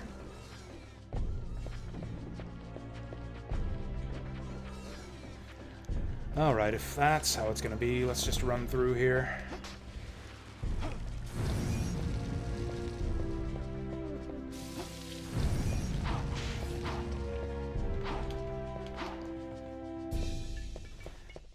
They drop nothing but daggers for us. Oh, this room's dark. Oh, never mind. It's actually super bright.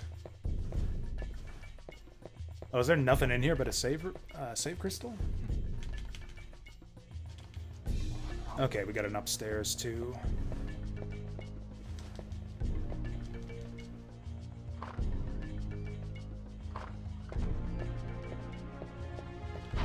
Oh, hey, it's those stained glass knights. I like these guys. Oh, give me them crystals. It is so easy to get to 99 jewels.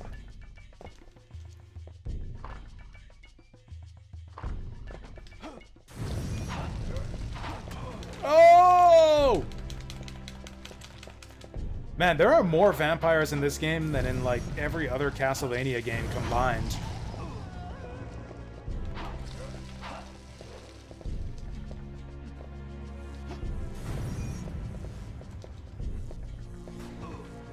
Oh, I got knocked down. Yeah, I actually kind of like that. I actually kind of like that we're a vampire killer who actually kills vampires other than Dracula in this game. That's totally unprecedented for the series. Okay, we should probably meet up. Alright, we're meated.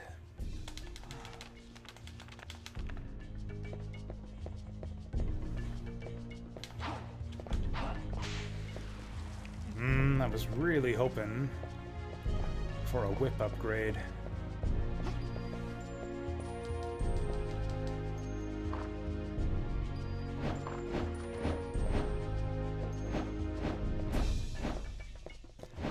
Oh, excuse me.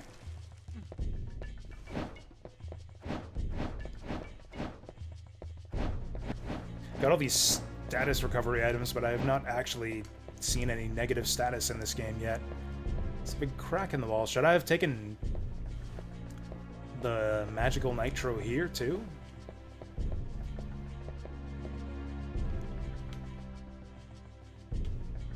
Oh, do I have to take magical nitro here too?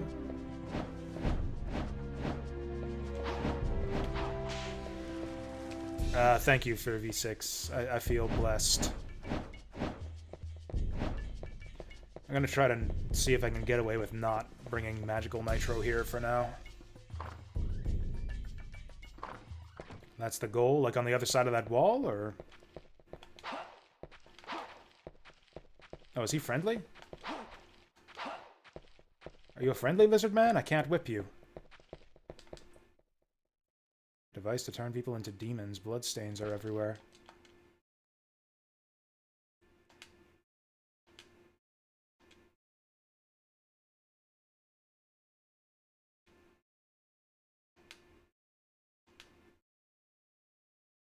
Oh, nice. We got the torture chamber key.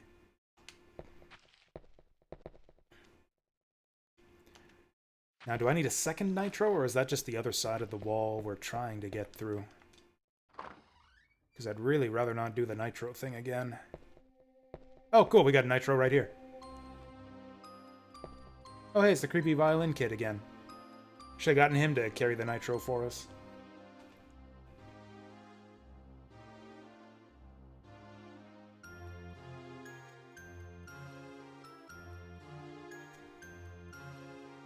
We're gonna fight Dracula? Probably not, but we'll do our best.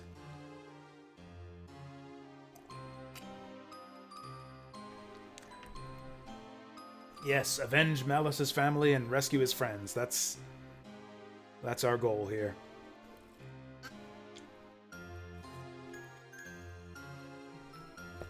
Stop laughing like that, kid. You're creeping me out. Murida!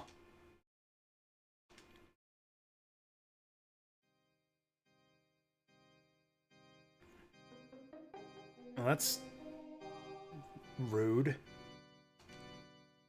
You okay there, kid?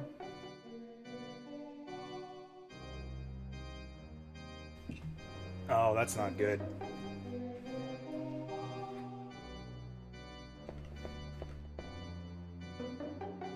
And he's a vampire kid too, so Reinhardt's conscience won't let him kill him. It's the ultimate foe. Okay. Carry carefully. Okay, I was afraid we couldn't activate that. It's like, whoops, gotta jump to get to the save crystal. Okay, thankfully we don't. So now we'll have to bring Mandragora to 2 different places.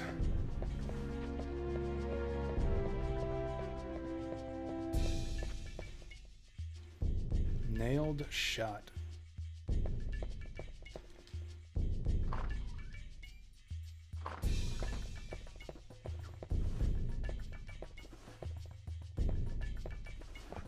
Damn it! I pressed the wrong button.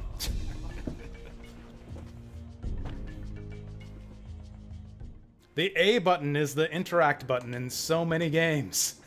We lost a whip upgrade from that too.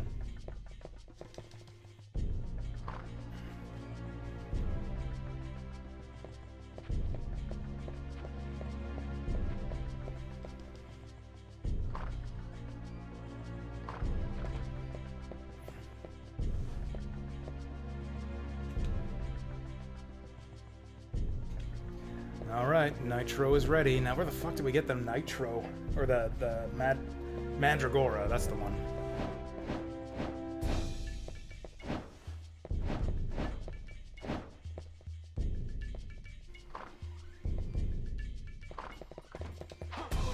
Ah, he got me while I was throwing the holy water.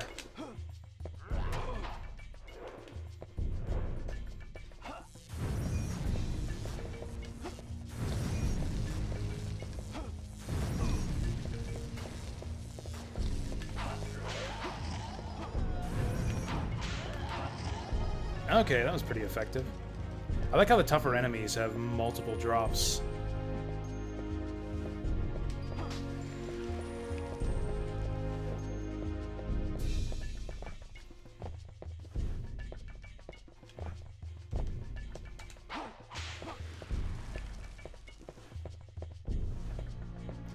Huh.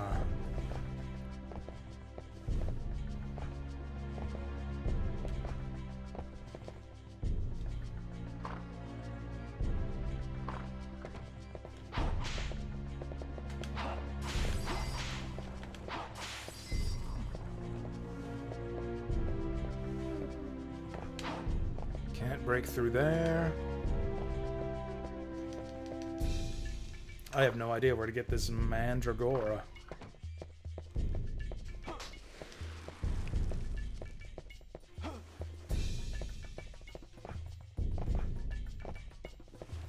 Oh, did we just go backwards there? Yeah, this looks pretty familiar. We just went backwards.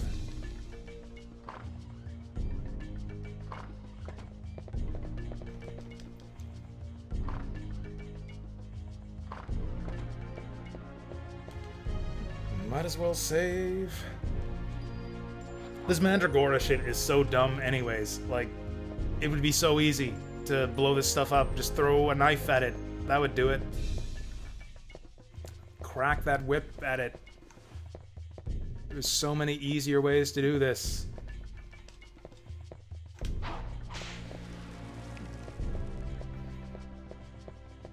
It's like, oh, this explosive liquid will explode if you jostle it just the slightest bit. Except when you need to explode it. When you need to explode it, you need this other key item.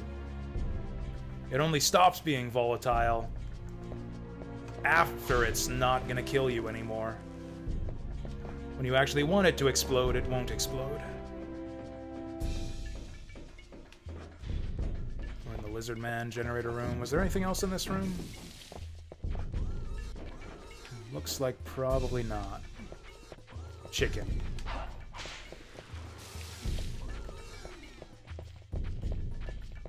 Are they trying to surround me? Is this door locked? What the fuck?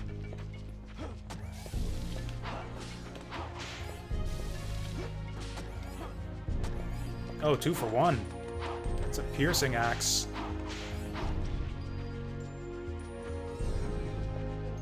Okay, now will it let me leave? Maybe I have to kill all these guys?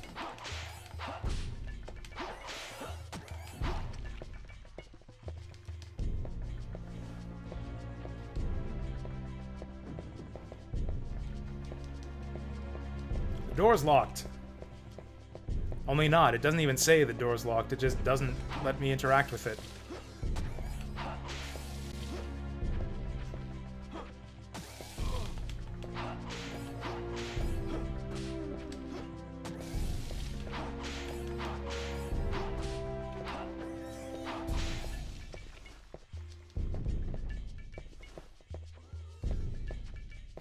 I guess we gotta kill all the lizard men?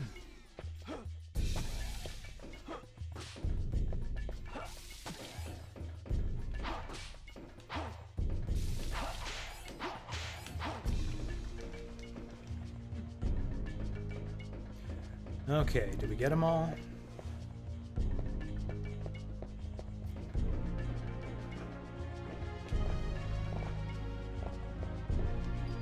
There we go. Yeah, it looks like the door's locked until you kill all the lizard men. So yeah, really looking forward to having to do that every time we go through that room. Will this thing suddenly activate now? Nothing's happening. Do we get the Mandragora on the same shelf that we get the Nitro? Maybe we can try that. Maybe there's Mandragora on the same shelf.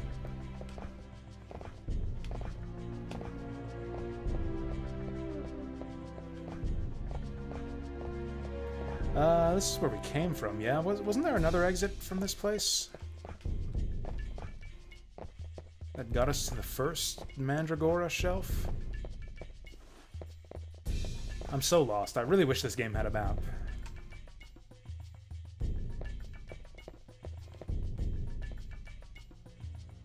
Do I want the answer? Yeah, sure. Oh, these guys are back. Maybe they revive every, like, day-night cycle.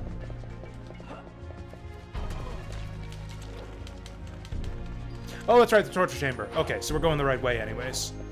That's fine. I totally forgot about the lizard man key.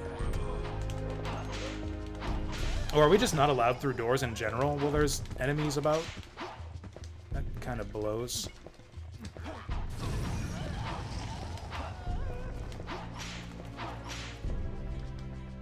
Oh, whip upgrade. Okay, let's try not to die now.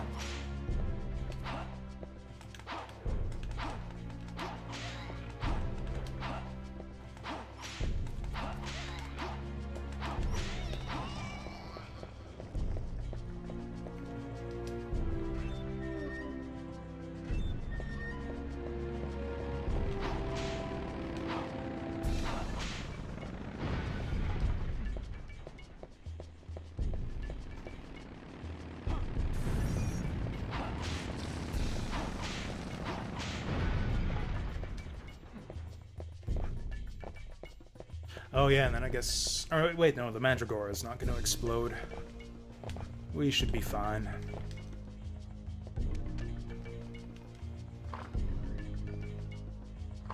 Oh yeah, that's some torture chamber.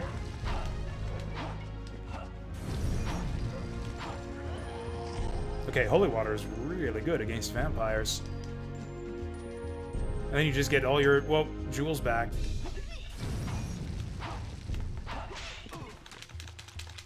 Really fucking hate these maids. Okay, we gotta heal.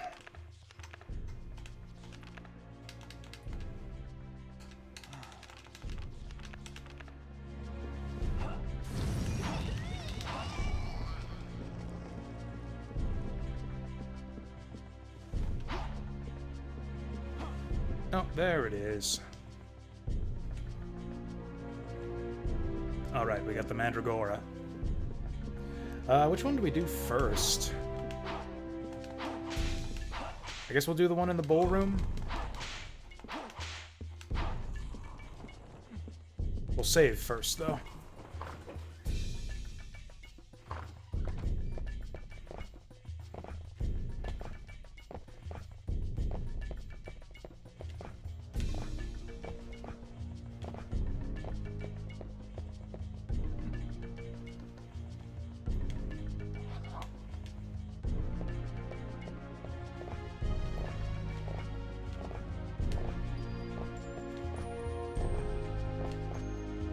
So happy we can jump again.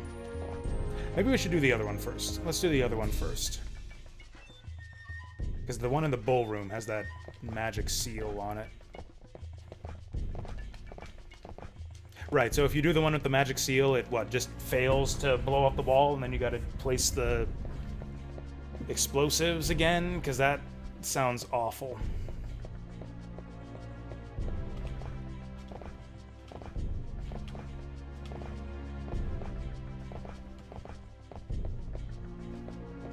Yeah, this game's just filled with horrible ideas all around.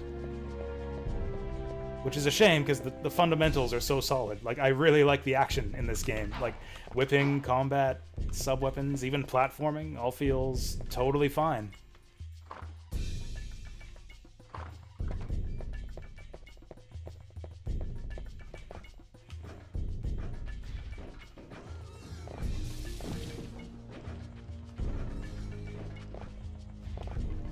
I also can see kind of how this... Okay, yeah, we gotta kill the lizards. Oh, this game is kind of the template for Lament of Innocence. It's actually, like, not a big leap to get from this to Lament of Innocence, I don't think.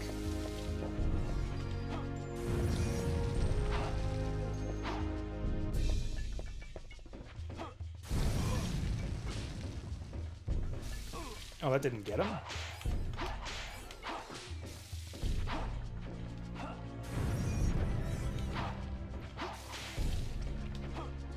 Whip his ass! Yeah, I think I like Holy Water better than the axe for these guys. Okay, was that it? Cool.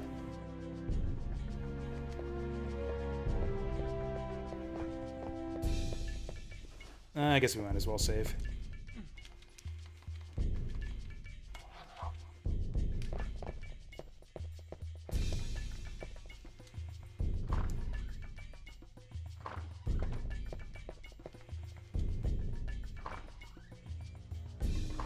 God, all the vampires are coming back! Fucking dickhead. Okay, maybe it's vampires specifically, or I guess certain types of enemies, they just won't let you progress until you kill them. That's really freaking annoying.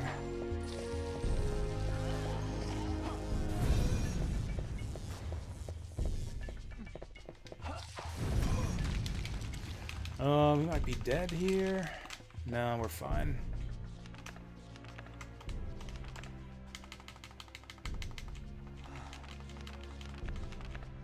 Have to buy some more food at the next shop.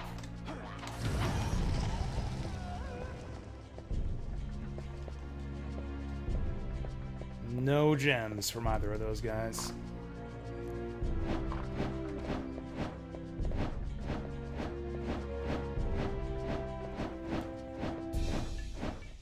I think it's this way.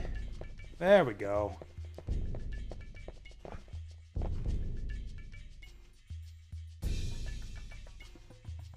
Alright. Oh, cool. It refuges automatically.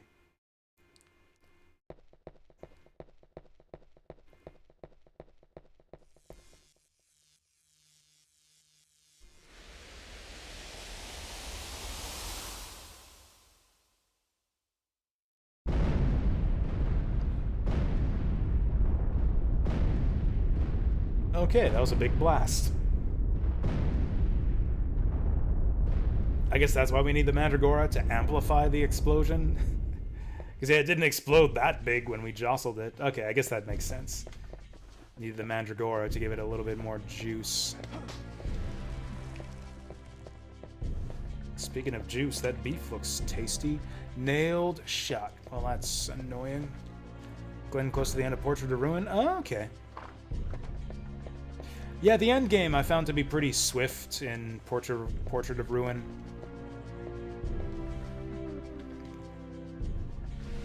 Like, once you get the vampire killer, it's kind of smooth sailing from there. The final boss is really fun. I really like the final boss of Portrait of Ruin. Browner is a wimp. I found the Browner boss fight to be a bit disappointing.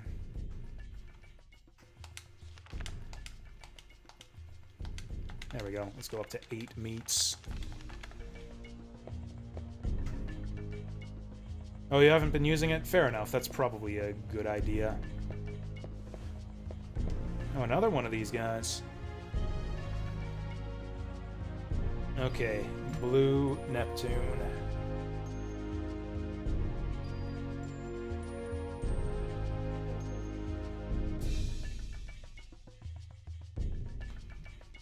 Are we actually gonna get, like, 9 of these?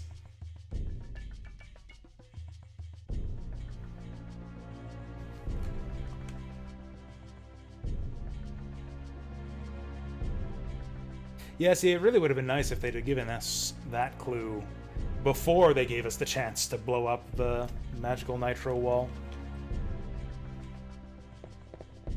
Yeah, that would have been the kind of clue they really should have given you before you have the chance to waste the nitro.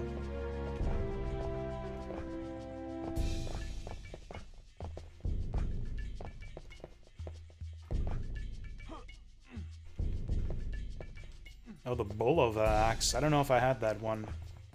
Is that stronger than the Vampire Killer? Yeah, that sounds like good luck then.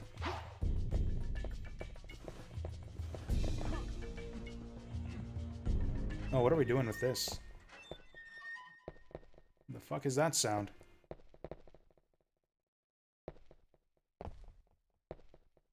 Something just open up? Is that a switch?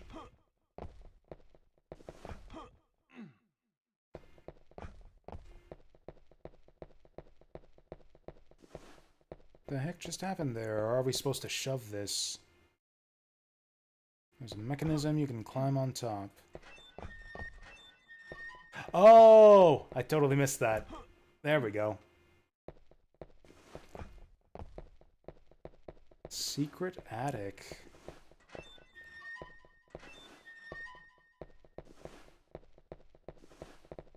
Okay, and then it closes it.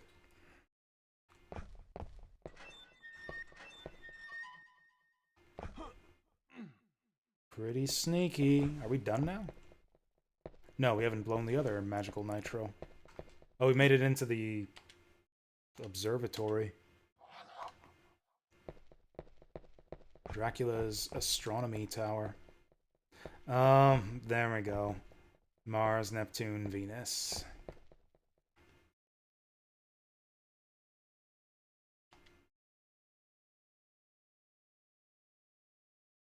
Arranged 3 goddesses under their father, the sun, to release the seal. Line up the goddesses? Yes.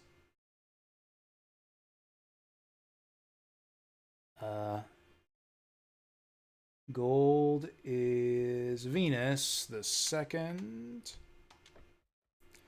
Red is Mars. Yep, the famous Roman goddess Mars. Mars is apparently 9th. I guess we're not going in planetary order. Blue is Neptune, the 8th. What? Gold, Venus, 2nd. Or is it from the...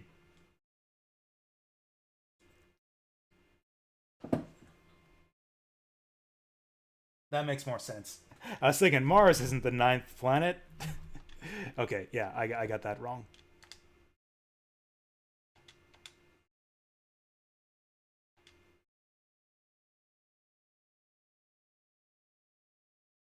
At first I was like, oh, they're planets. That makes sense. Wait a second, Mars isn't the 9th planet.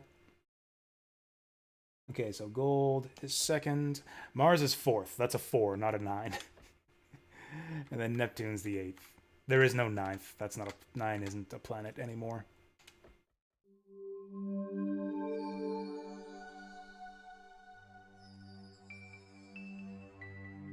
GG, we beat the game!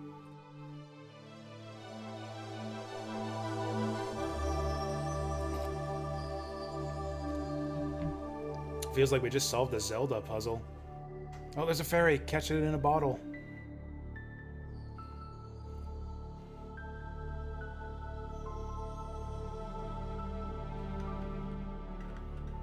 Hello? Listen!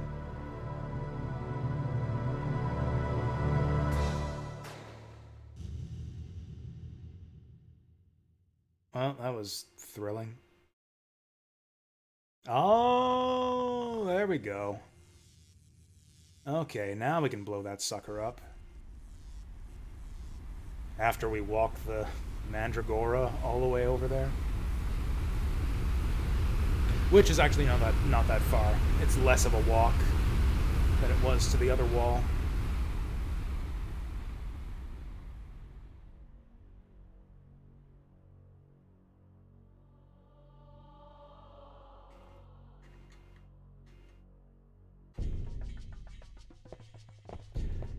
I would be really happy if we are, like, halfway through the game right now. That would feel about right. If this was, like, the halfway point of the whole game.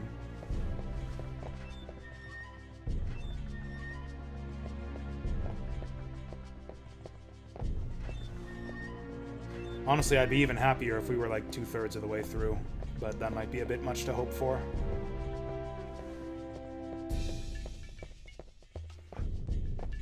Mind you, the like N64 or PS1 era was kind of where people, I think, started to complain about games being too short. Around the era where people would like start to complain if you release games that are about the length of a traditional Castlevania. Like, what the fuck? I beat this game in only 3 or 4 hours.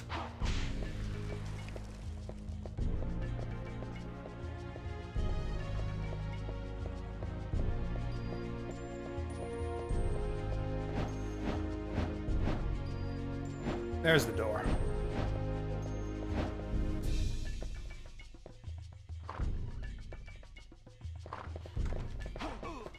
Fucking hate these guys so much.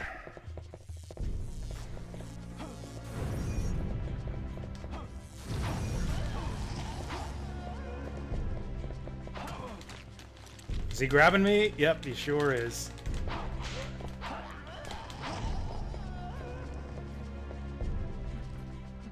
I think they've just stopped dropping crystals because we killed them so many times.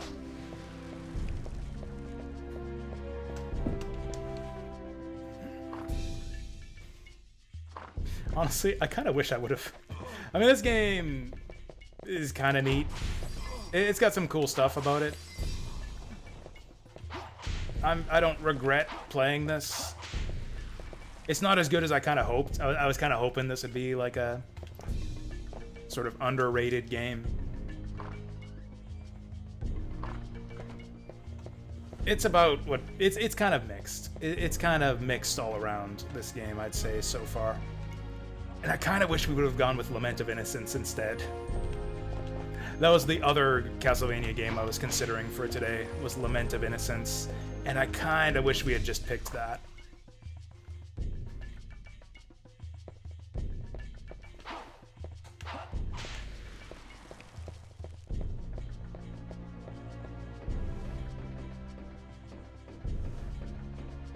Lament of Innocence just kind of feels like a much, much better version of this.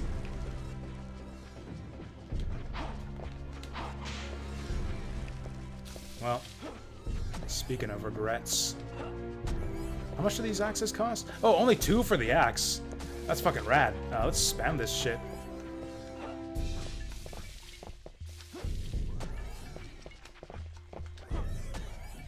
Nice. Just 2 this time. Nope.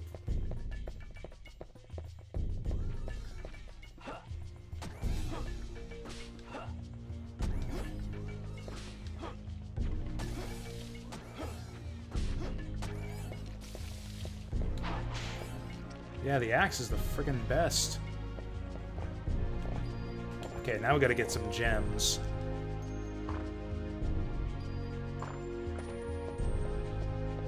Except nothing's dropping in it, any gems anymore, because we've been up and down this area like 5 times. Are we ever gonna activate this switch? Nothing's happening. Must be something we'll do behind the wall. Oh, I wonder, is that whip upgrade still gettable?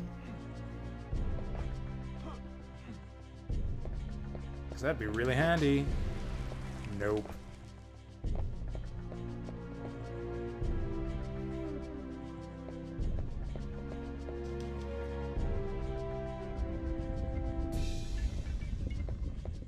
Oh, the vampires are back.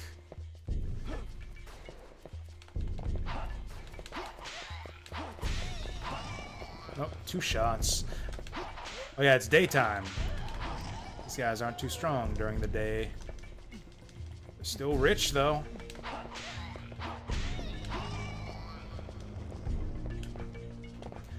Remember when that cute vampire tried to suicide herself by sunlight? That was a cool moment in the story when that happened.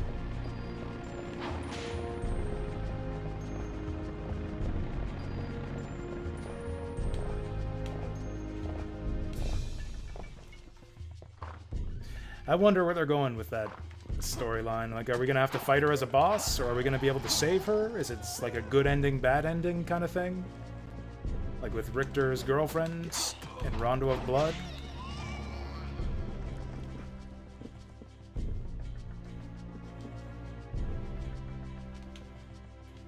Alright, we got the Mandragora. I feel like the only reason for any video game character to have a girlfriend is so that she can die and or become a boss fight.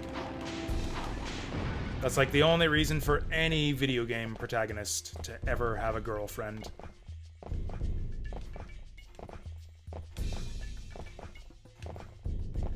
I guess if it's a JRPG, she can be a party member, but like that's the only exception.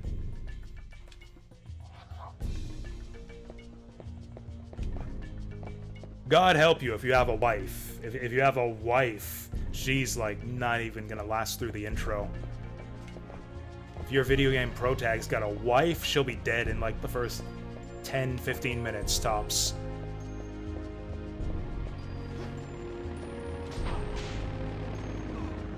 The fuck?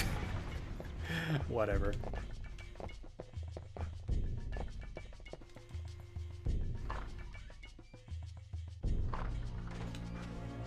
Alright, just hop and skip past Chekhov's bull here.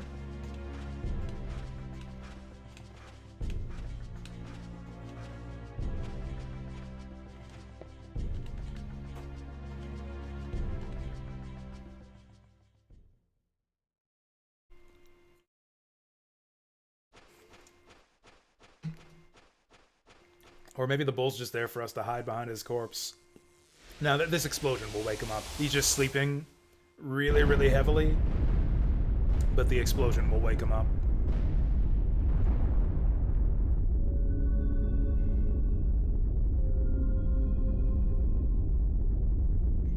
Is that 2 save crystals? Actually, we got 3 crystals in here. A green one, a white one, and the one Lucia was sleeping inside in Lunar Eternal Blue. I guess that bull was just bullshit. That was a bullshit bull. He's not gonna wake up or do anything. This is clearly the end of the level.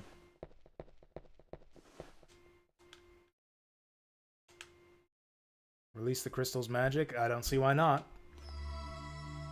Oh, that's probably gonna activate the button upstairs.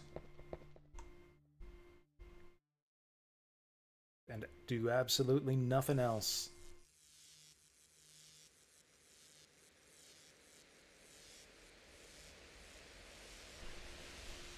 Oh, he's gonna be brought to life with lightning like Frankenstein.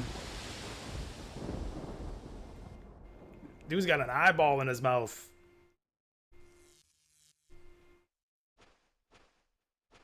Reinhardt just struts out. Oh, he doesn't know.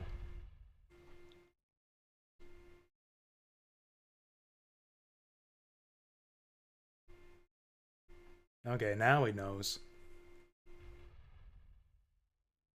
Can we jump on this guy's back and ride him?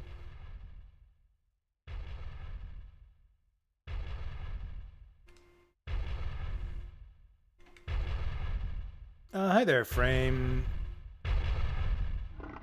per human. I get that now. I think it's not very good, if I'm totally honest.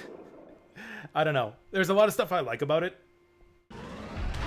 I like the basic control scheme, actually. The game controls very well for the time.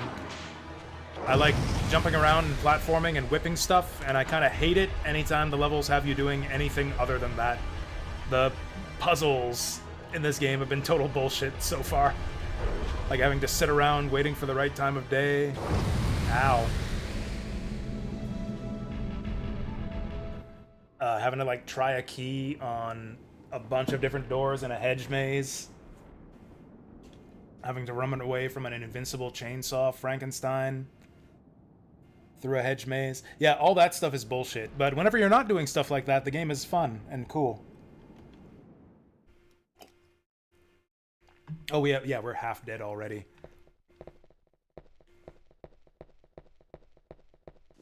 Also, I've really liked the boss fights so far, actually.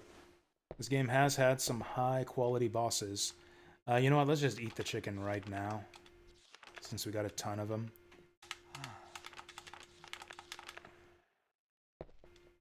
I've seen contrarians online claim that this game is, like, actually really good and way better than reviewers at the time gave it credit for. And, like, that might be true. Like I said, like, I remember I've seen a lot of people complain about the controls in this game, and, like, the controls are fine. The controls are actually excellent, I think, for the time. It's just some aspects of the level design that I think let it down. Basically, anytime they try to be creative with the level design, things start getting shitty. Oh yeah, the stupid no jumping thing with the exploding, what was it? The magical nitro or whatever was also terrible. Oh, the story's kind of neat too. I like his relationship with the girl vampire, Rosa, where he like stopped her from committing suicide by sunlight. That was a good moment. I've liked our interactions with Rosa so far.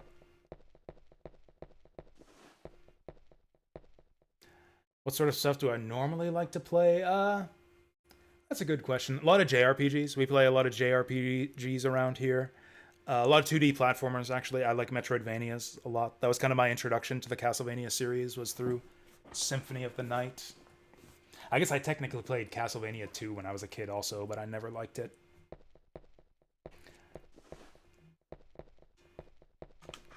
What else do I play? Platformers and Metroidvanias. JRPGs, a lot of classic, like old school genres from like the 90s. A lot of stuff from the 90s. Yep. Oh right, we gotta activate the crystal. Yep, we do a lot of, yeah, my favorite video game genres are puzzle, JRPG, and the 1990s.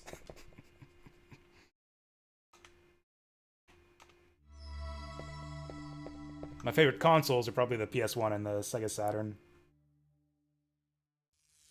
Even though I haven't actually played that much Saturn stuff so far. I've only just recently started getting into Sega Saturn games, but every single one I've played has been like really, really cool and interesting. Oh, sorry, when you said sort of stuff, I thought you meant genres. So I also like massive open world RPGs, so like my top 3 games are basically those. Yeah, my top 3 like games overall are probably Demon Souls, Elden Ring, and The Witcher 3. Because I really love sprawling open world RPGs. I don't play them a lot on Twitch though.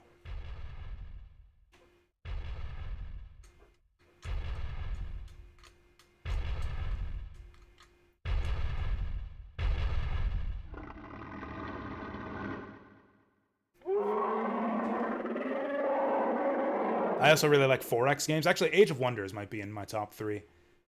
Actually, I think, having played the Elden Ring a few times, I don't know if it's still in my top 3. I don't know if Elden Ring is still in my top 3. It's still a great game, like probably top 5. I think Age of Wonders, probably Age of Wonders 3 would be my other top 3. I also really like 4X games, like Age of Wonders and Civilization 5. But again, I don't really play them on Twitch that often. That's a nasty combo. I think we'll just spam healing items because we got so many of them now. You know, I never actually played Bloodborne because I don't game on consoles anymore.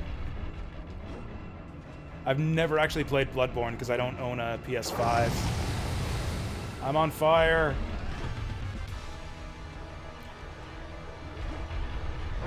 I don't know how to dodge that. I guess we backstep. That's a big explosion on that laser there.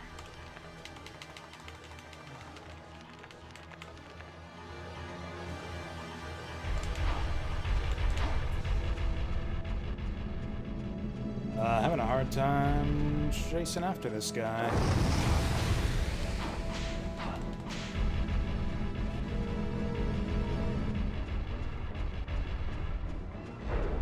There we go. We just gotta get to the side. Circle strafe for the win, except then he runs away from us.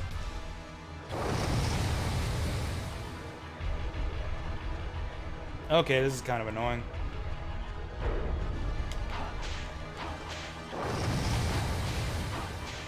Did he just heal?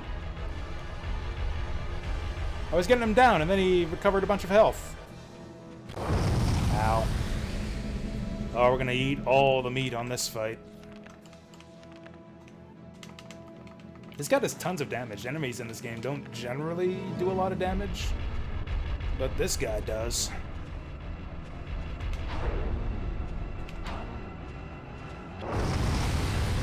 Yeah.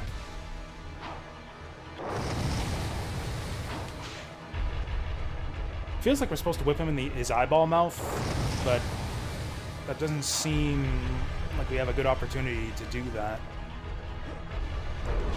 Yeah, because then that happens. And then that happens, and then I'm dead. Huh.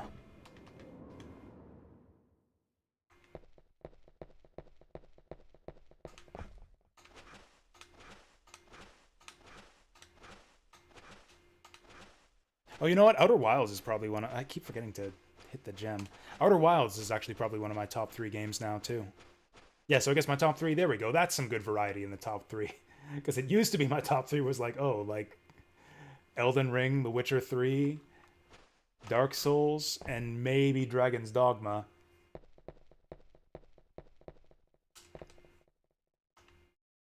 Which are like all basically the same type of game. But yeah, if I think further on it, yeah, it's more like Dark Souls, Age of Wonders 3, and now Outer Wilds, which we played earlier this year.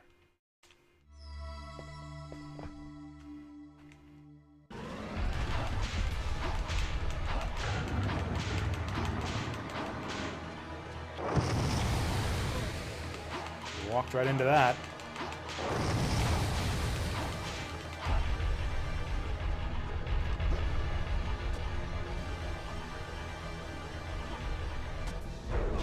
Okay, I think we have to be running in the correct direction for that one. Let's heal. This game was ahead of its time in some ways. Like going into the menu and eating chicken every time you get hit, that's like a modern RPG thing. This feels like I'm playing an Ys game or something. Ys or Dragon's Dogma or like some modern game where you open the menu to eat food every time you get hit.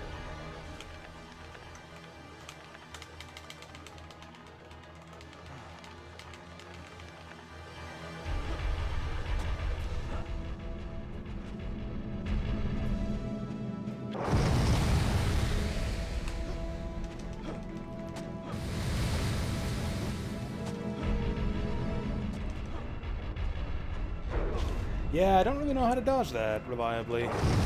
Or that, if he follows up with it. And I'm on fire now. Cool, so that's fucking 90%. 90%, welcome to USA.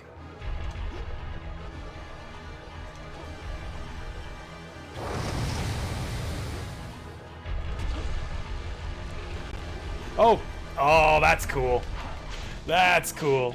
See, this is what I'm talking about when I say this game has cool bosses. Oh, we gotta whip him in his pulsating ball there. His giant testicle.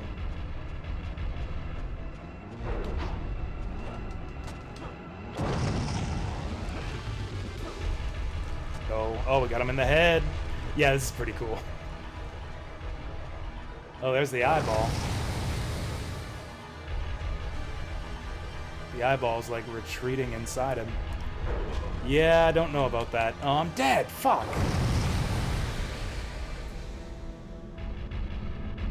He actually looks kind of funny when you get the like back half and the front and the head down to the bone. Looks like he's wearing like a vest or something.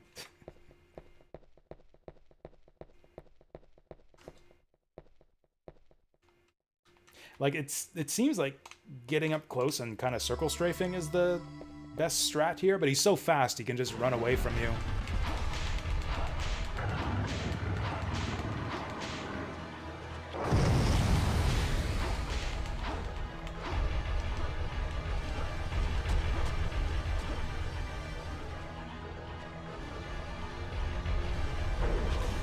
I don't know what to do there. I guess we jump.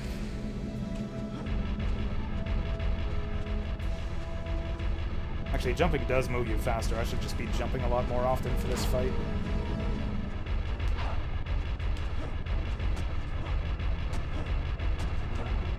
Oh, I think we got something going here.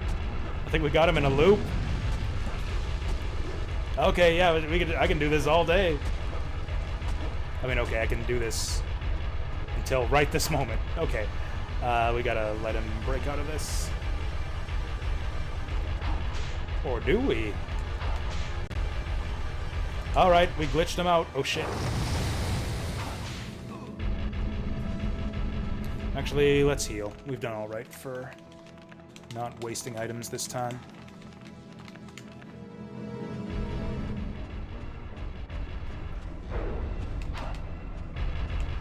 Oh, we got the shitty whip.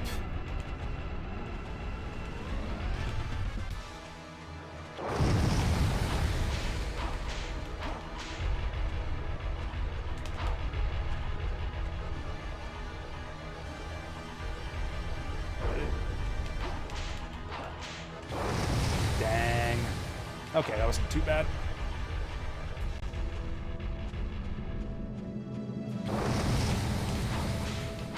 I feel like we boned his head by now last time.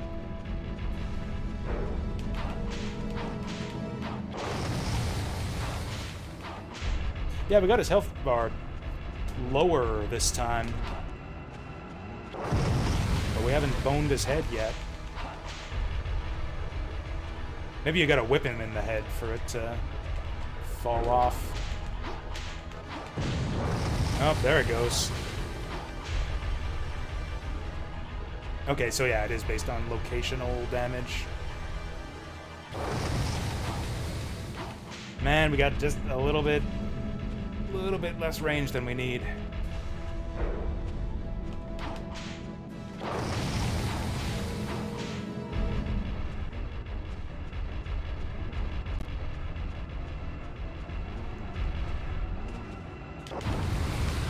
I wonder if we can, like, whip his legs off completely like the first skeleton boss. That's fucking rad. Is he just helpless now? Or is he gonna start, like, pooping on us? Man, the bosses in this game are so cool. I love this, like, locational damage, knocking off parts kind of stuff. Now we gotta tenderize his inner meat.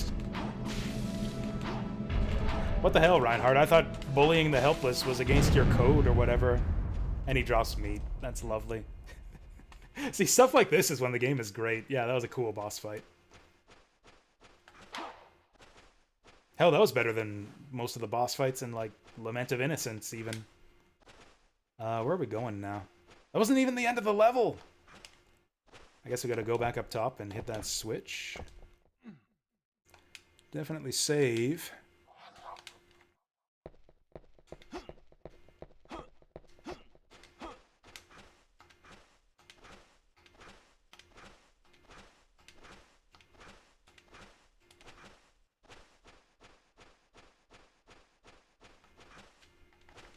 Yeah, I'm guessing that hitting the crystal activated that button upstairs. No, we're not doing anything fancy like that. This is just kind of like a slight sort of diversion for Halloween week. I'm sort of doing, I don't know, what I call it, a project right now. Basically, at the end of each year, I do a stream where I do my year-end wrap-up. I go over my favorite games of the year. I actually do a big tier list where first I do my top 10 favorite games, and then I do a tier list where I rank all of the games that I played over the year. I was going over, like, what games am I going to put in the top 10 this year, and I realized I haven't played very many good games this year. There's, like, some bad games on the top 10 list. So I was like, shit, that's no good. We gotta fix that. So I made a list of a bunch of games that I thought would be good. That's basically it, yeah. That's our current project. Try to find some good games and play them. Oh, hey, that guy! We haven't seen him yet. Are we doing this right now? Really? We just fought the giant bull and you're having me do this right now? Anyways, we've made good progress on that. We've actually played several excellent games. Oh, don't make me do this.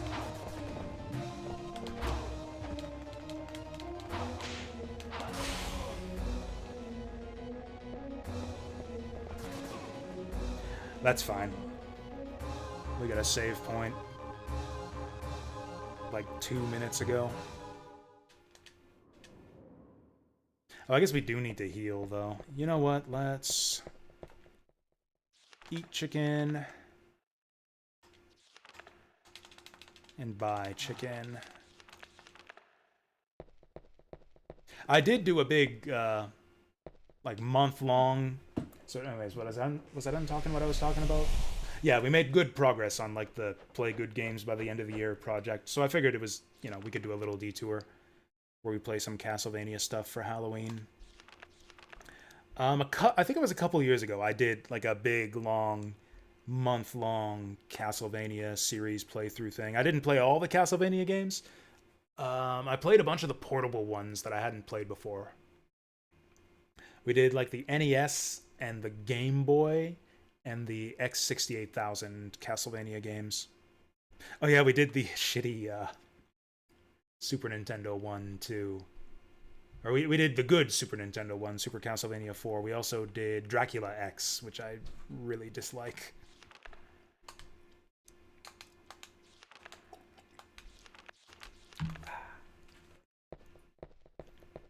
Man, how long would it take to do a full Castlevania series playthrough? There are so many of these games now. You got what? 1, 2, 3, 4, X, Rondo of Blood, Symphony of the Night, 64, and what was the sequel to this called? Legacy of Darkness or something? The Game Boy ones, I think there's 3 of those. 3 on Game Boy Advance, 3 on DS, Lord of Darkness, and Lord of Darkness 2. I think there were 3 on PS2? Maybe just 2. Maybe it was just 2 on PS2. That's like 20 games right there. Legacy of Darkness is a redone version of this? Maybe I should have played that instead. Maybe I should have played that instead of this.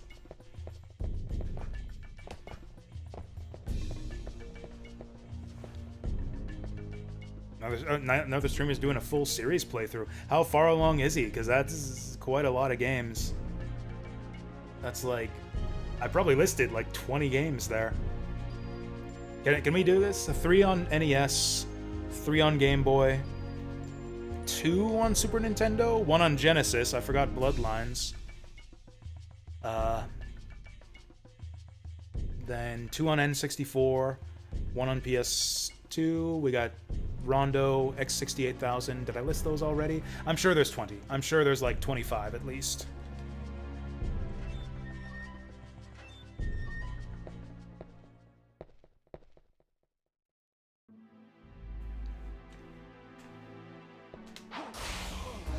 Okay, don't get close to her. Also, don't get too far away from her. Actually, maybe just don't fight her at all. Can we just leave? Oh, okay, that lingers a bit. Oh, come on! This tiny whip is a huge liability. I kind of hate the way they do the whip upgrades in this game. Like, they're so rare that, well, like, once you die, you're never gonna get it back. Yeah, if you don't one life the whole level, you will never see the upgraded whip.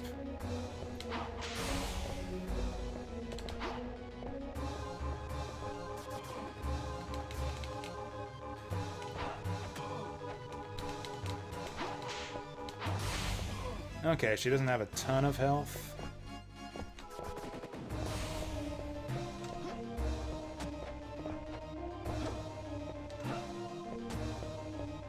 That does a lot of damage.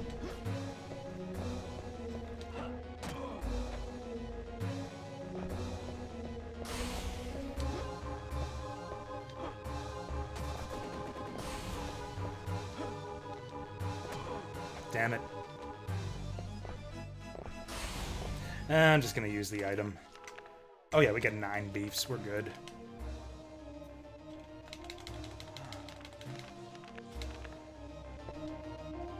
Oh, that's all of our axes.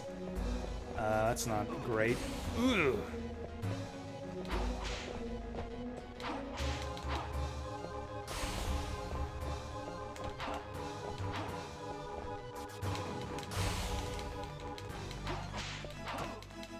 That's fine. We'll just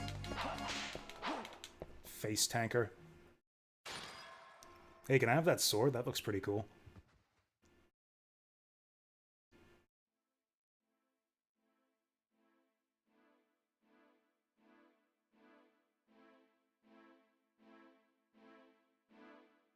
Is he gonna do it? Oh, Rosa, I didn't mean to whip you in the face 30 times.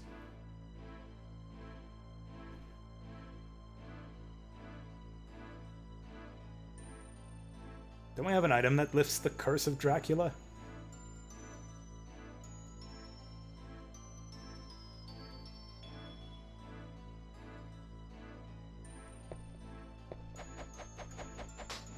Who did that? Oh, this is that jackass, isn't it? Oh, never mind. It's the other jackass.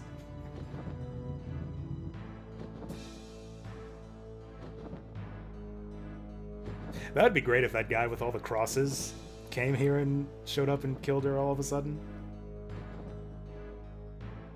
Well, okay.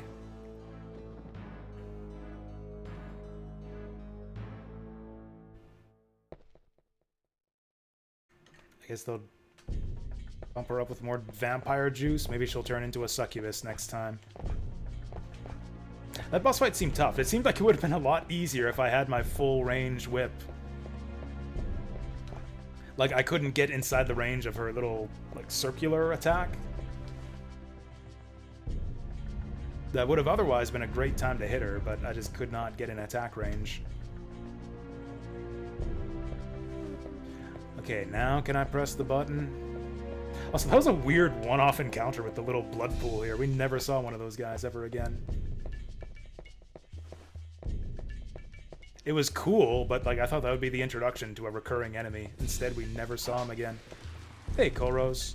I guess it doesn't really matter what sub-weapon we have since we got no hearts. How's it going? Kaze, welcome here.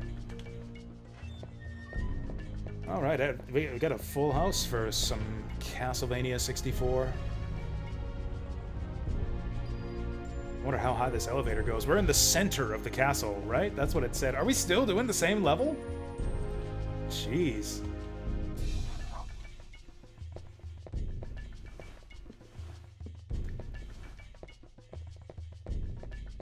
I'm doing okay. How is this one? It's kind of neat. It's got some rough spots to it, like some extremely rough spots. It's got kind of a mixed bag, to use a cliche that I hate. Kind of a mix. It's a very good action game, I think. Like, for the time, I think the controls are excellent.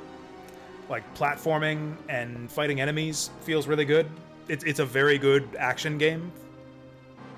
You know, a very good N64 action game, meaning, you know, kind of its time. But then it keeps trying to do stuff that's, like, not action game. Like, it wants to be Resident Evil sometimes, and it's really, really, really bad at it. Anytime the game has you doing anything other than jumping and fighting monsters, it turns to shit. It's like every single level gimmick we've come across so far has been just annoying trash. It's been a while since we fought one of these guys. Or is this a new guy? Oh, this is a different guy. I thought this was like the Wolfman in, well, stage 1. Love it if you could drop a whip upgrade for me. Oh, this guy's got like a full health bar too. He doesn't do a lot of damage though. Oh, okay, he wants to bully me now.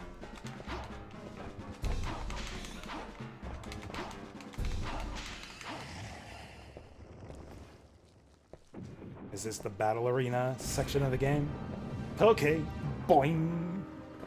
Alright, we're platforming now. Things are heating up. That's so nerve-wracking whenever you jump up to the platform. Like, it looks like you're falling down. It looks like you're just falling down off the edge of the platform, and then after you drop down a bit, then he grabs it. Is that gonna spit on me?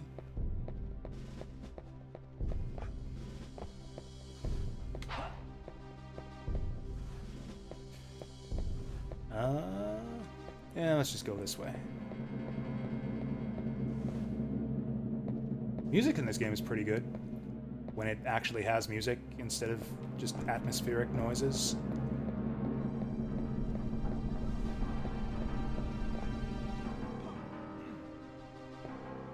Are doing the cage match thing again? Yep, we sure are. Oh, now we're fighting Wolfman.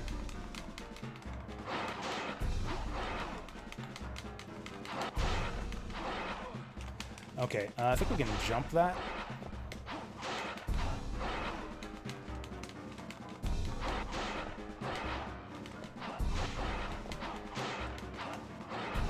Oh. These guys really don't do much damage. I should stop trying to double whip him. It never works. There we go. No drops? What the hell, man? I'm still on 0 gems. Is this just the Battle Gauntlet stage? Again, I'm fine with that. If this stage is just a boss rush, I'm here for it. This is exactly what I want out of this game.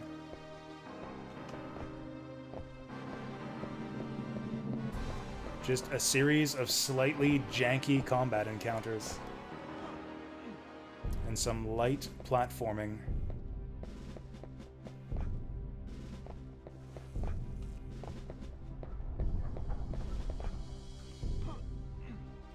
Uh-oh. Woo! That was odd. That was awesome. Yeah, that's right. Halloween times are almost upon us. That's why we're playing this. If anyone didn't figure that out. Yeah, Castlevania is kind of my Halloween thing. Let's just eat the chicken. Since I don't really play survival horror or any other type of horror, Castlevania's... Whoa! Minotaur time.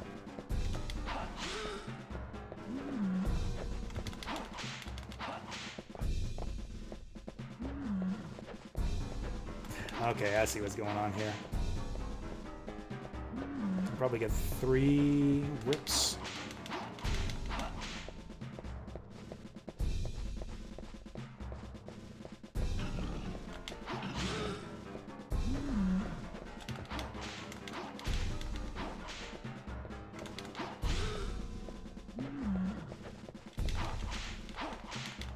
There we go, that was the easiest guy yet. Oh, oh, there we go. Cowman has some money. No save points at all in this level yet. That makes me a bit nervous.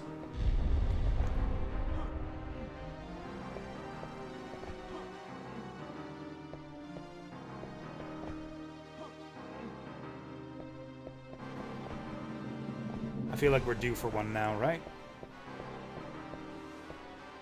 Surely there's got to be a save point, like, right here. Oh my.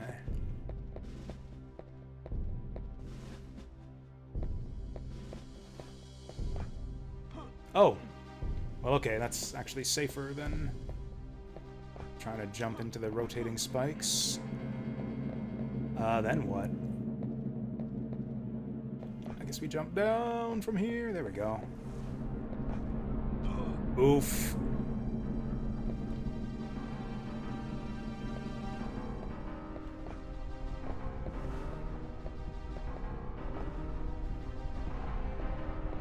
This jump makes me a bit nervous. What? What? Bullshit! What the fuck?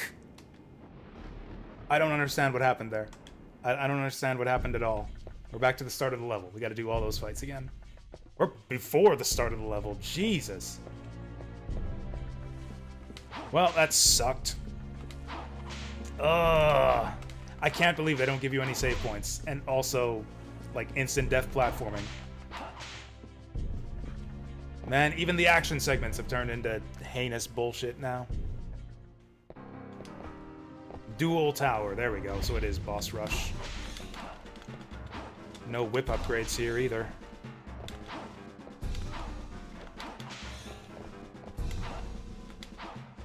Actually, no whip upgrades and no gems either.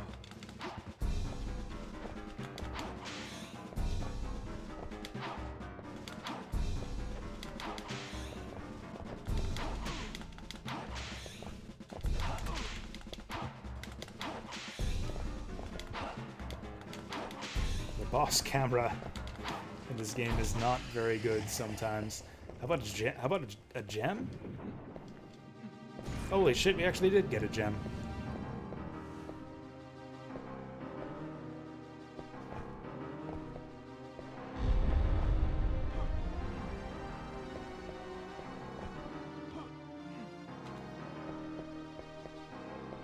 Also, as far as how long until, like, it's technically Halloween, I've actually got a few hours here yet. It'll be, like, 2.5 hours before it's officially, technically Halloween here.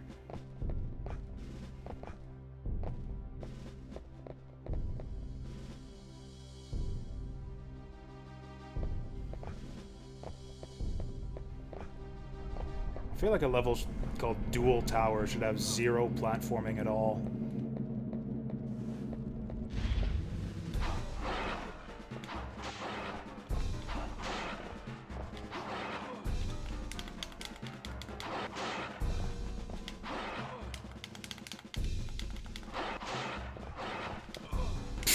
Come on, he just trips me with his toe.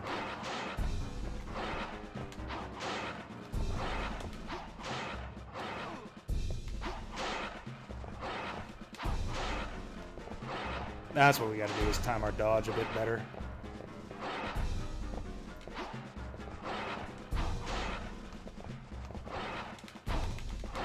Oh, aimed that in the wrong direction.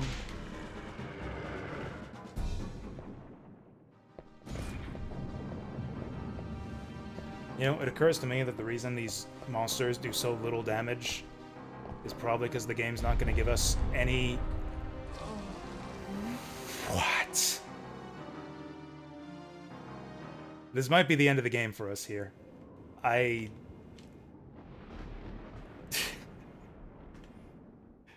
do we just spam attempts at this until the game doesn't glitch out on grabbing the platforms? What the fuck? Like, I've been cheated out of 2 attempts now. I've learned these fights. We're doing just fine in the combat stuff. The game is just cheating me out of these, out of beating the level. It's just like, oh, anytime you try to grab a ledge, it's got like a 20% chance of just not working. I honestly don't think that a game like this should have instant death platforming challenges at all. Just based on the way the health and the checkpoint system works. It should do like the treasure game thing, where you just lose some health and respawn back up top. Or like send you back to do the Zelda thing, where it sends you back to the start of the room and lose some health.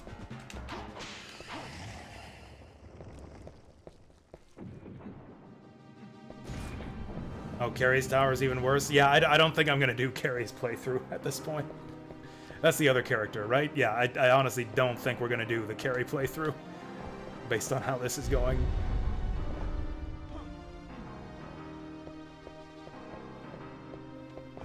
You know, I've always wanted to play Maximo, actually. I'm a big Ghouls and Ghosts fan. See, the thing is, instant death platforming can work fine if the game is, like, kind of designed for it. Like, if it has the right kind of checkpoint system. The right kind of, like, level setup. I don't know if Maximo does or doesn't.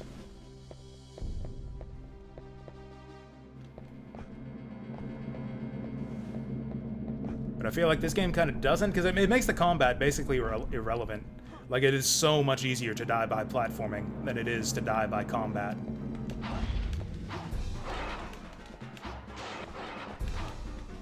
It's like it becomes more of a platforming game than a combat game, which feels weird.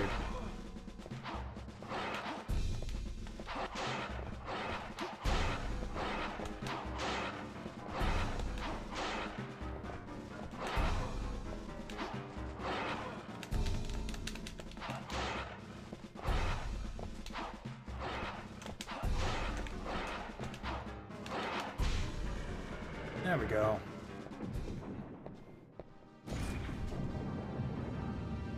Maximo does not have a great checkpoint system. Well, that's a shame. I still want to try that game, though. Actually, I played a demo for it back in the day.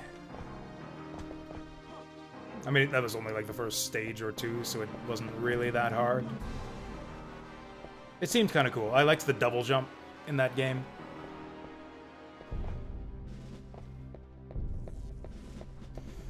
I'm so fucking nervous here. God.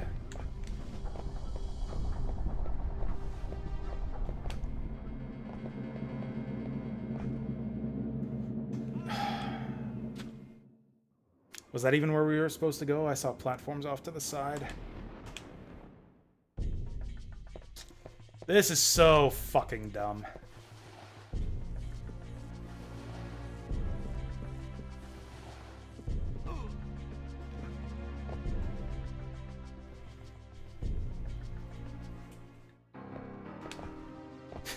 Like, if we're gonna make the game mostly a platformer and have instant death platforming challenges, the fucking platforming should at least be functional.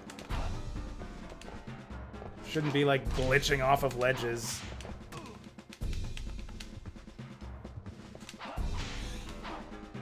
Like 20% of the time.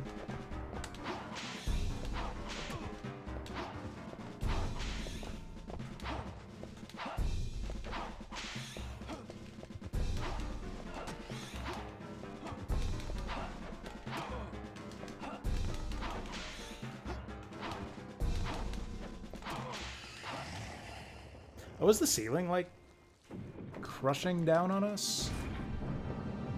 That's cool, I never noticed that. Yeah, I think the ceiling's getting lower and lower. Had some time pressure. I actually didn't even realize that was there.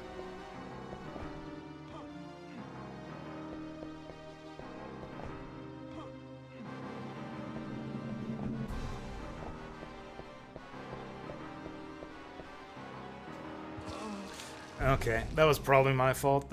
Yeah. Should have pressed the button earlier. I don't know if I'm willing to tolerate much more of this.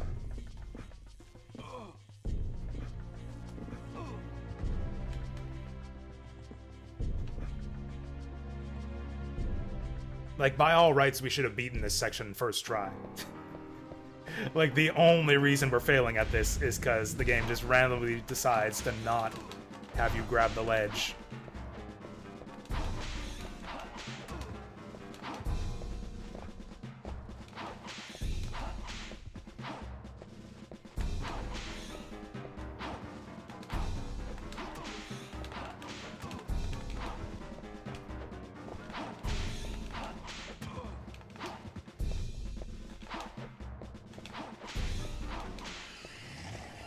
Yeah, you can see the ceiling moving down to crush us. I like that. That's neat.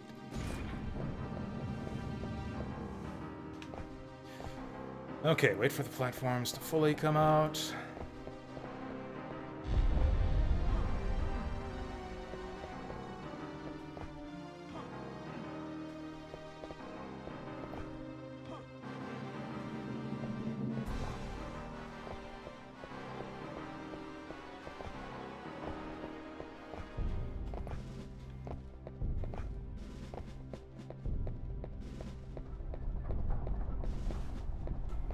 Whoop.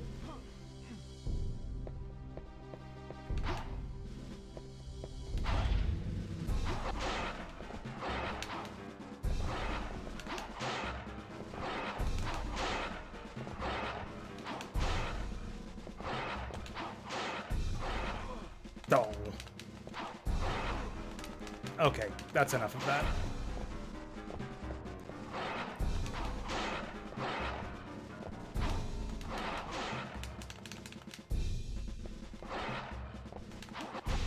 Now I'm suddenly nervous about this fight, because I know we got the kind of time limit now.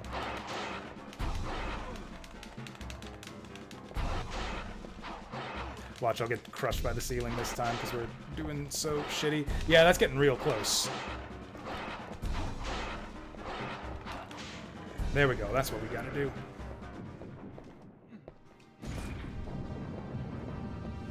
Free chicken. I kind of wish the drops in these fights were a bit more consistent, too.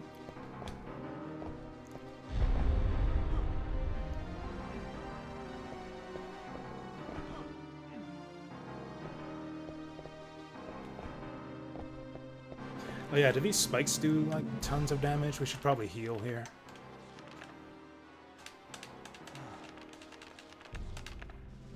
I mean, the fact that we're doing well just makes me feel worse about it, because, like, again, we should have had this first try. It's just that the grabbing onto ledges is so inconsistent.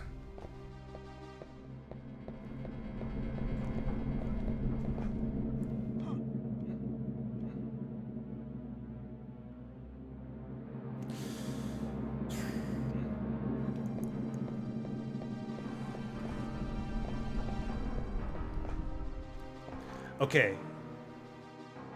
This jump failed last time. Did we need more of a running start? Is there another way we're supposed to go there? Am I forgetting something? Is there another jump we're supposed to make there? Why is that...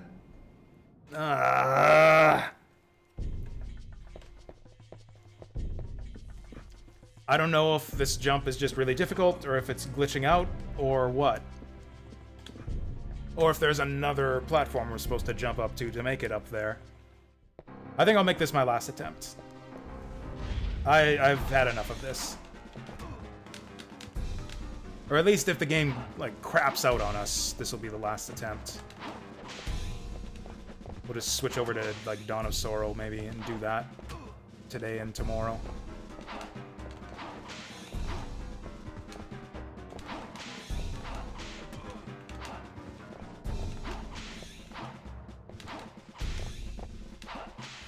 There we go. Oh, good drops this time. Let's see if we can actually take advantage of them.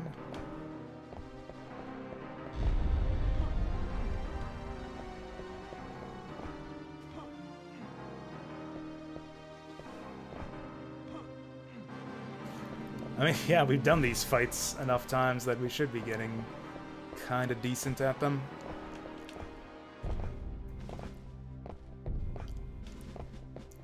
This Wolfman fight does make me a bit nervous now that I'm aware of the time limit. Okay, that was rude, but at least it didn't kill us. We got the whip upgrade this time, too.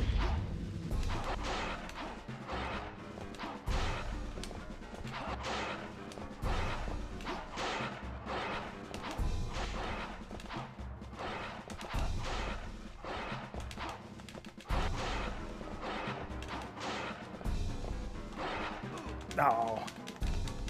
Jumped right onto his foot. Yeah, those fights go way, way faster when you get the whip upgrade.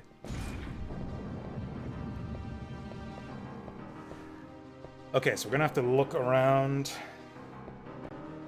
and try to figure out where we're supposed to jump to. I think there's like another jump we're supposed to make off that last platform that I'm just not noticing.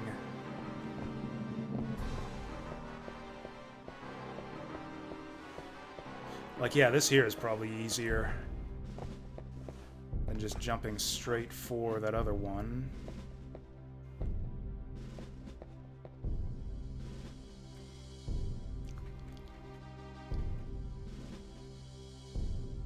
Wait for this one, jump down there. Like, yeah, how do we get up there? Whoa. Oh yeah, also, was this safe? I can't remember. I'm so nervous. Was this... Oh, that did the back step. I think this jump's makeable. Yeah. Just wait here. Wait. Wait. Okay, now what do we do here? I am not seeing another way up top there. Also, the camera is fucking around. Do we just... It can't be this jump, right? We failed this like 3 times. It can't be that you just jump up there. There's got to be some other place to jump. Because this jump is not consistent.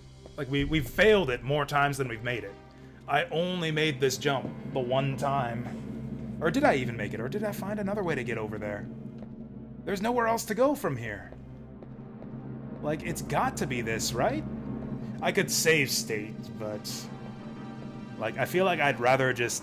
My philosophy on save states is, like, if I'm playing a game that requires save states, I'd rather just go and play a different game that doesn't suck instead.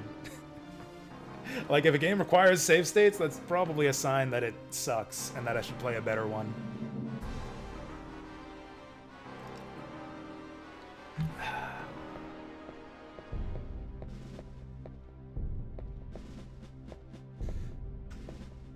I feel so dumb doing this. Like, we know this jump doesn't work. I executed it perfectly last time and we still missed. Whatever. Nope. I don't get it. I don't know what we're... Maybe I should have save stated just so I could experiment with it and then we could at least figure out what the intended solution was. But no, that was a perfect jump. I don't understand what's going on with that. Yeah, that's enough. Castlevania 64. I'm sorry, this game sucks. I don't want to finish it. I've had enough. I'll just give it its 1 star on the spreadsheet. And I think we'll play some Dawn of Sorrow now.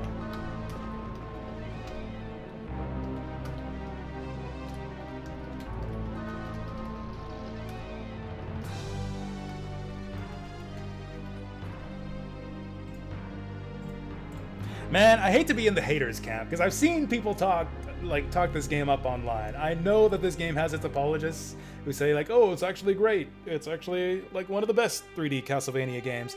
I wish I could be there with them. As a fellow contrarian, I wish I could be there with them. Also, this title screen music is awesome. This title screen in general is awesome. So there's that, too. But no, this game's bad. This game's really, really bad to the point of being barely functional.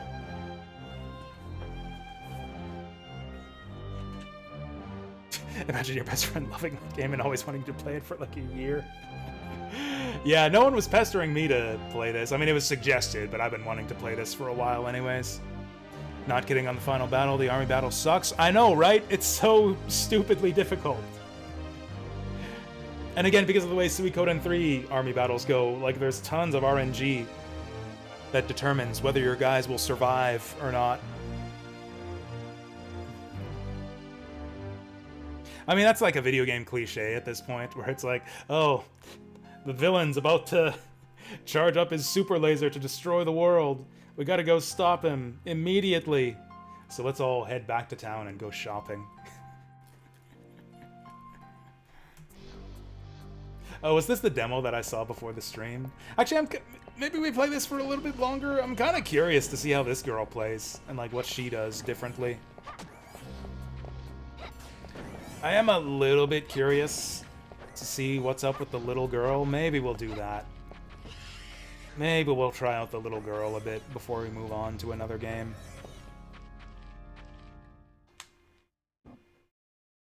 Do you get the secret ending? Went back. Do I get the secret ending went back to the... I don't know what you mean. I don't know how to get the good ending, because I didn't get the good ending in Suikoden 3. I don't know what the requirements are, because I had one of my characters permanently killed when I went into the final dungeon. I do not know specifically when you have to have all 108 characters.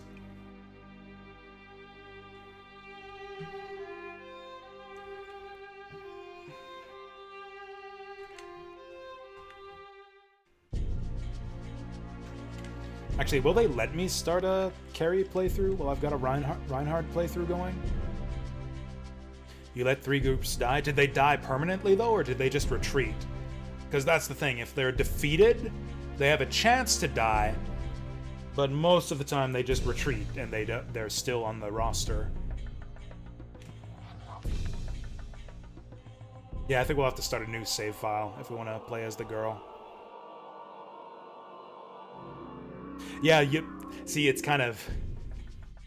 Yeah, okay, we can't do this. Like, it's kind of up to the battle quote to tell you whether the character dies or not, and some of them are kind of ambiguous. Yeah, you'll definitely want a different save file to make sure you get it, if you really want that extra ending.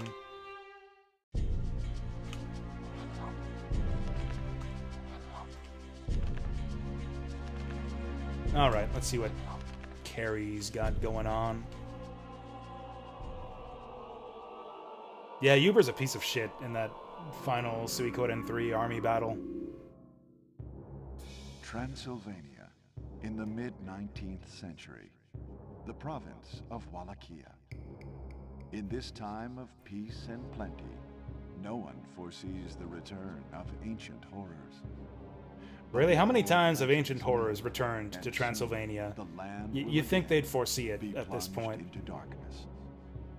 The people have returned to the path of wickedness, and the bonds that seal their evil rule. Really? Uber was pretty cool in Suikoden 2. With great magical power. I feel like he was barely in 1. Sensing Dracula's return, she sets off alone to I feel like you barely see Uber in Suikoden 1. She must wield her inherited power in the fight against evil. Honestly, I liked him as a villain in Suikoden 3 also, to be honest. It's just really annoying to fight him. That's the only thing that makes it... The only thing that sucks about Uber in Suikoden 3 is actually fighting him. He's maybe a bit less interesting because he's basically just a minion of the main villain. I have no regrets. I suppose that is what he is in every Suikoden game, actually. I guess he actually ends up being just a minion of the villain in every Suikoden game. It's just that you see him a lot more in Suikoden 3, so he kind of comes across as like just more of a lackey. Like in Suikoden 1, like in the other games he kind of comes and goes as he pleases. His motives are a bit mysterious and inscrutable. Where he just kind of, yeah, shows up and then leaves as he pleases. Whereas in Suikoden 3, he's kind of just treated as like, yeah, the main villain's minion for the entire game. Does she have the double jump like Maria? So we got a shot. I feel like that's also... Oh, she can run and shoot too. That's rad. Okay, and there's the melee attack. Looks like she uses the same sub-weapons. You know what? I don't really know his motives either. I believe you need the full ending with the epilogue to get a full explanation of what's going on in that guy's head. And I never saw the full ending. I think he describes it well enough in the main game. It comes across, I thought, as quite petty, I thought. Yeah, I think he does explain his motives in the main game, but I thought it came across as really, I don't know, a somewhat unsatisfying explanation that just made him seem, yeah, petty and kind of lame and childish. Which, honestly, he kind of always was, even in the past games. So maybe that's appropriate.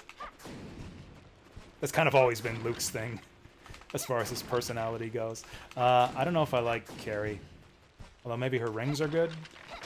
Oh, the rings are good. Okay, maybe we actually prefer melee with Carrie.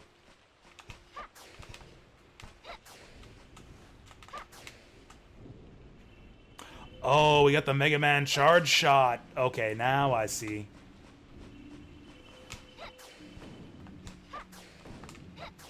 I wish you could fire off like 3 shots at once, like in Mega Man. Pew pew pew. Severe lightning and thunderstorms? What? Doesn't make any sense. It's supposed to be like snowing at around this time of year.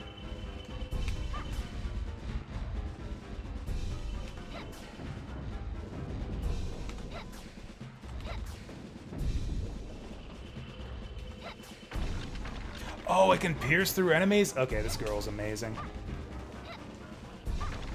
Oh, there's the whip upgrade. I forgot we had those. Maybe that'll help her too.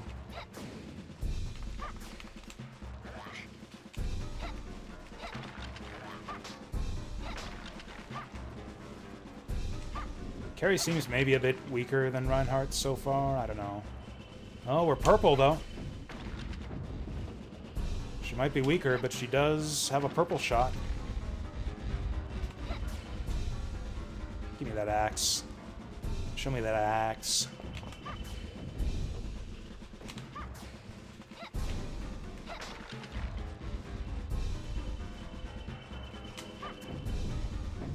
So much damage! Man, I can't wait to fight this guy as a full boss. Is he running off already?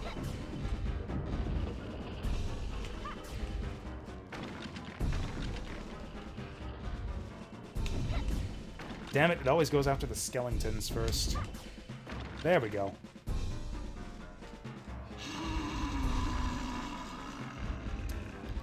You know, I think that's also explained in the epilogue. I had that question too, actually, yeah. Well, like, what's up with Leknot? Why is she letting this happen? I kind of assumed that she must have died or something. I don't think we see her, or do we see her in Suikoden 3? I actually can't remember. I think someone told me that her absence is explained in the epilogue, which I never saw because I didn't get all 108 characters.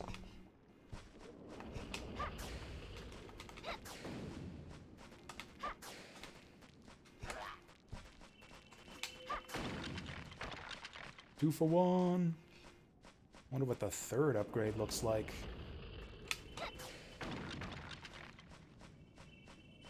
Okay, so we just keep charging our shit as we run along here.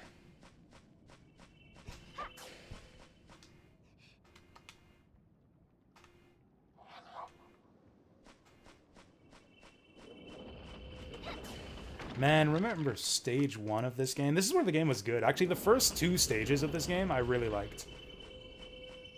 I really liked these first 2 levels. It was only once we got to level 3 in the bullshit haunted mansion that things turned to shit.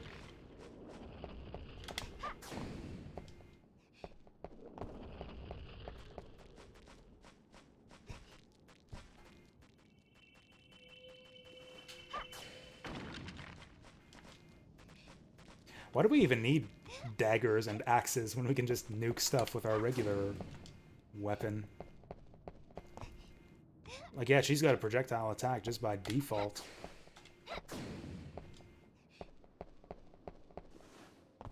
If anything, I'd love some kind of melee sub-weapon. Like, don't throw that axe, just swing it around you. That is true, yeah. Throwing axe with the little girl is pretty funny. Can we get ourselves an axe?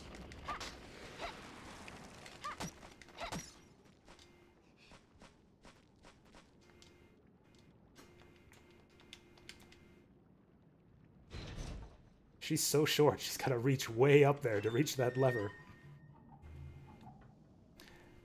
Think you can beat the game tomorrow? I don't know. It depends, like, how long are your play sessions, typically?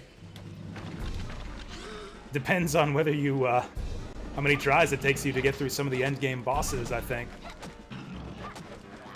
Because those took me quite some time, my first time through the game. Smash! I didn't know he could do that. Gouge his eye out in response. And light him on fire. 4 or 5 hours? Yeah, I think you should be able to do it. I think 4 or 5 hours should be more than enough. Or more than enough? I don't know. About enough. Although if you unlock the epilogue, maybe it'll take a bit longer. I don't know how long the epilogue goes on for.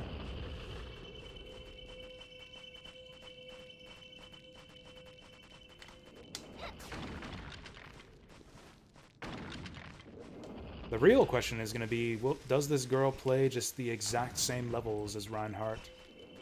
Because that would really disappoint me if we just play the same levels with a different character. I mean, she's obviously not going to fall in love with Rose. I mean, is that obvious? I don't know.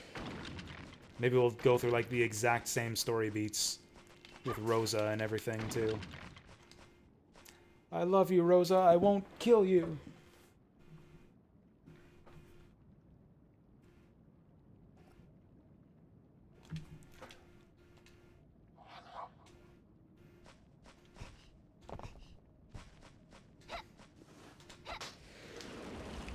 Oh, we're at full power.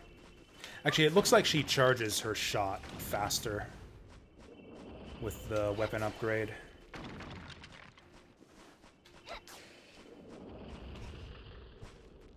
The dagger is useless. It's just weaker than her basic attack.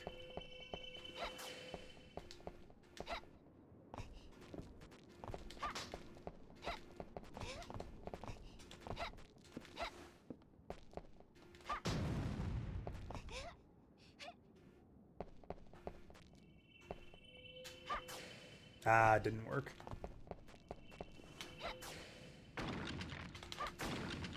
There we go.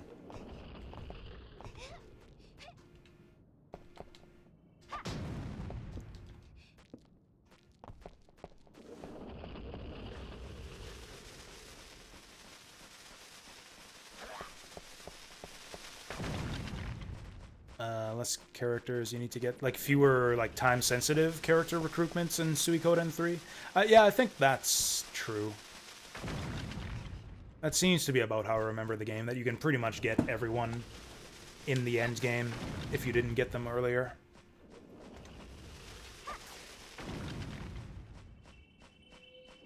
Yeah, the only way to fuck up getting the good ending permanently is to let them die in the army battles, which is what happened to me.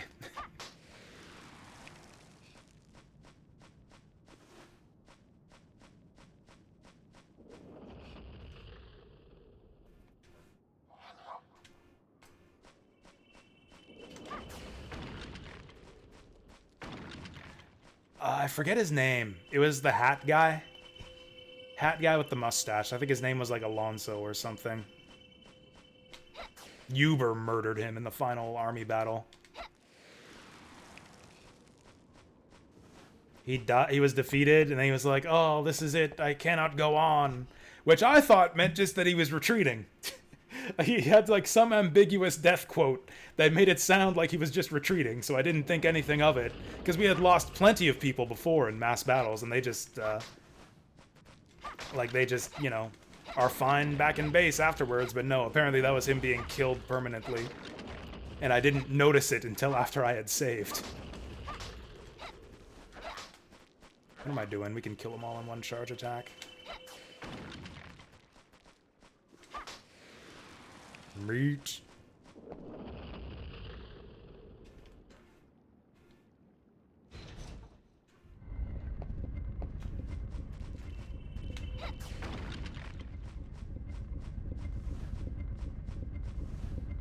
Fuck that guy. Did he die for you too?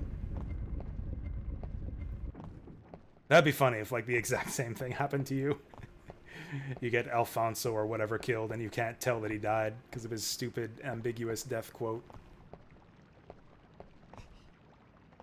Oh, she jumps farther than Reinhardt, I think. I think that's actually kind of bad.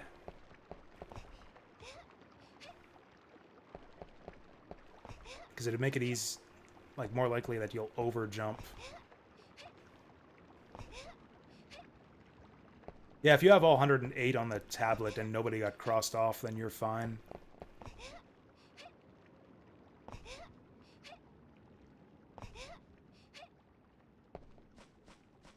Yeah, I don't think there are any other requirements or like a certain time where you have to have everyone. So yeah, if you have everyone on the tablet and you beat the final boss, I think you should see the full ending.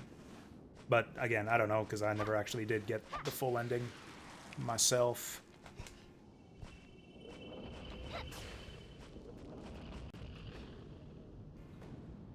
Two people crossed off for story reasons? I can't remember exactly how that works. Or are there people you, like, recruit or get back in the final dungeon, maybe? Maybe there was something like that. Ow. Run! Oh, it zooms backwards to get him, too. I guess money's not that important. We really didn't need to use the shop all that much. Boom. Well, this girl's definitely a lot simpler to use than Reinhardt.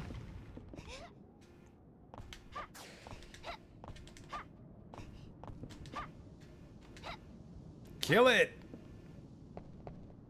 Oh, we gotta get right next to it. They're being pedantic with the hitboxes here. Lurking sleeping? Alright, have a good lurk sleep, Colrose. We'll catch you later.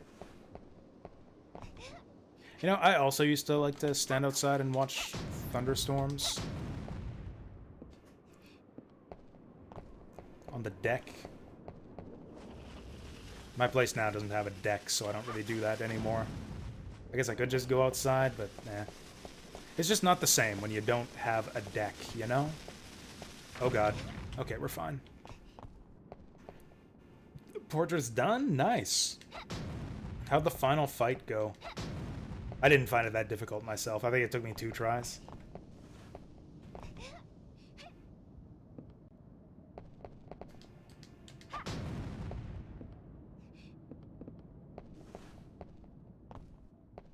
Not doing Richter mode or Nest of Evil. I didn't even know those things were in that game.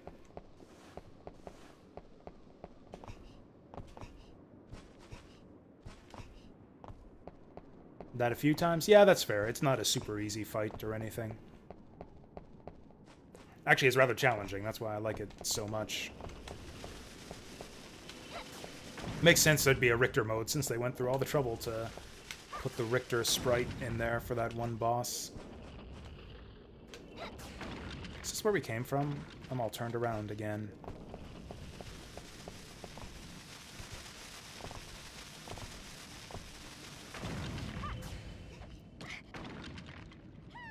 Not the first time that's happened. Imagine how much better this game would be if you just lost some health and respawned back up top when you fall in a hole.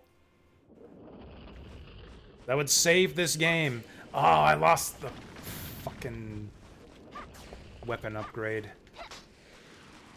That's annoying too, because it's so, not just difficult, but inconsistent to get those back. In this level, it's not that bad because the skeletons eventually drop them. But in other levels, you basically just can't get the weapon upgrade if you lose it. It's like if you die on that level, nope, no weapon upgrade for you for the rest of that level.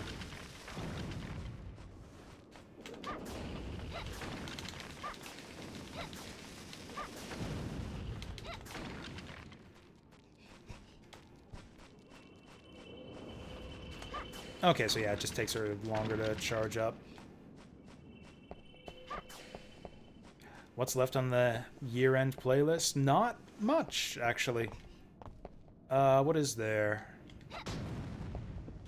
What's it called? Togyo King Colossus. I'd still like to finish that. I'd like to go back and do Bomb Rush Cyberpunk. Was that it? I think it might have been those two. And then Age of Wonders 2, if I can find time for it. I was thinking I might do that on workday evening streams for a bit of variety, but I haven't been really in the mood to do many of those for a while. I did start up a bit of Age of Wonders 2, and I was really impressed by it so far. I played a bit of the first map, and it seemed really cool. I'm also meeting characters from Age of Wonders 4, so I'm like kind of getting some extra appreciation for the lore of Age of Wonders 4 also. The problem is I don't think that most people in my audience are really interested in Age of Wonders like I am. The old computer game stuff is kind of different from the stuff I normally play. So I think rather than doing that on like the main weekday streams, I'd relegate that to like bonus evening streams.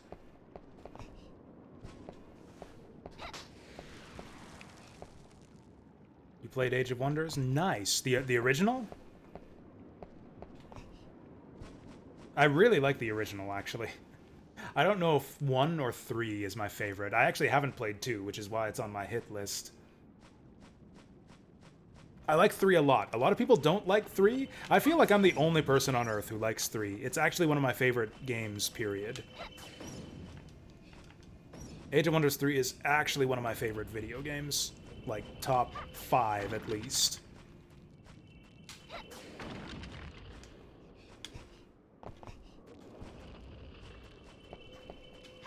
Age of Wonders 4 is pretty cool, too. It's not quite there. Actually, I like Planetfall better than 4. So, like, 4 was a little bit of a disappointment for me. Just a little bit, since I, so far, don't like it as much as 3 or Planetfall. It was cool, it had some neat ideas, and it still has some potential since they're still expanding it. In fact, they've announced a new line of expansions, and I did buy the season pass for those because I'm a sucker. Honestly, Planetfall was really, really good, too. I love the way spells work in Planetfall. We get, like, the strategic and combat ops. I guess Age of Wonders 4 took that system, too, where you have, like, separate casting points for strategy map spells and for combat spells. Also, the spells are just really fun and, like, cool in Planetfall. Oh, yeah, let's not forget the backstep.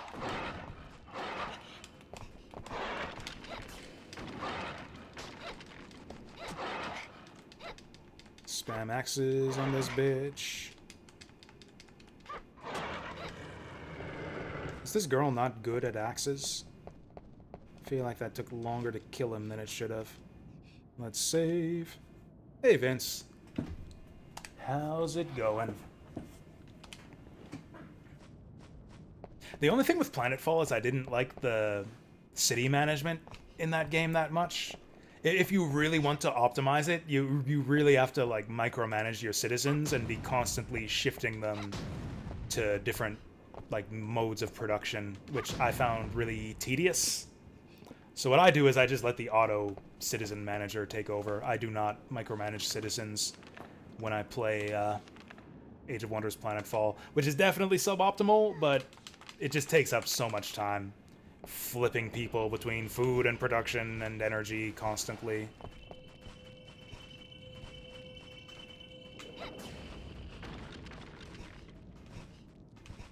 For every city that you have on the map.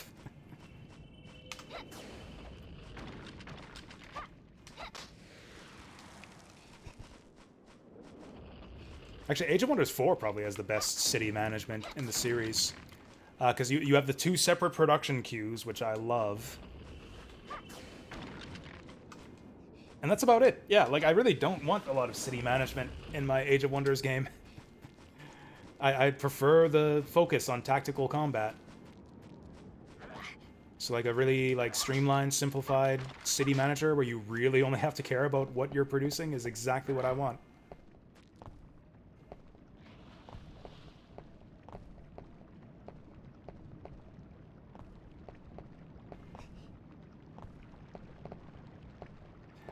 I mean, Civ 5 had a little bit more to it where, whoops, like you could choose where your citizens go, or actually I can't even remember how city management went in Age of Wonders 4 now. Was there like any sort of citizen placement system? There wasn't, or oh, that's right, there improvements or whatever. Yeah, you do the tile improvements, which is kind of like placing citizens in Civ 5. Yeah, it is basically the same system as Civ 5.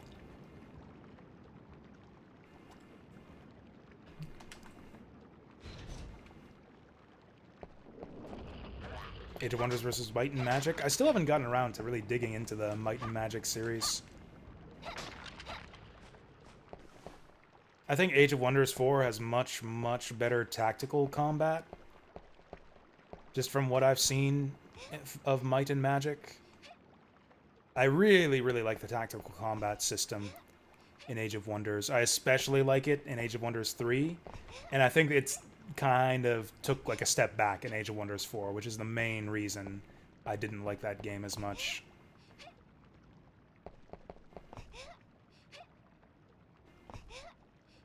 Like, it's still fun, it's just different. It's a lot of just like big blobs of units clashing against each other. Like, there isn't as much movement. It's not as easy to flank the enemy. And managing your action points isn't as important. Again, it's kind of streamlined. Which is, like I said, what I want in my like city management aspects of Age of Wonder. That's not what I want from the tactical combat. It's definitely a big step back from, or like a big simplification from Planetfall, where you had like a whole cover system and like accuracy for ranged attacks.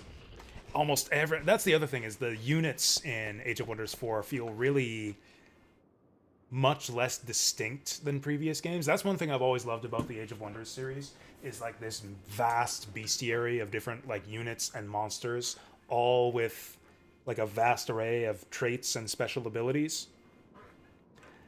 And it seems like the design philosophy with Age of Wonders 4 was that, oh, that's too overwhelming for people. Let's make the units less different from each other, and I really dislike that. Planetfall was maybe the best for unit diversity, because pretty much every unit in the game has like some wild set of special abilities that makes it totally unique. You got guys with like grenades and Overwatch, and like arcing electrical attacks and different debuffs, and it's just so cool. The way that you can coordinate abilities between your different units is so cool in Age of Wonders Planetfall.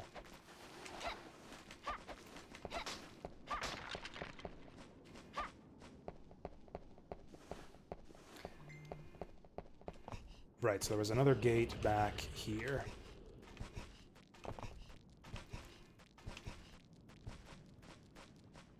There's strategy, but it's all in service to building your army. I mean, that's pretty much what Age of Wonders is like, and that's kind of what I like about it, is that combat is the focus.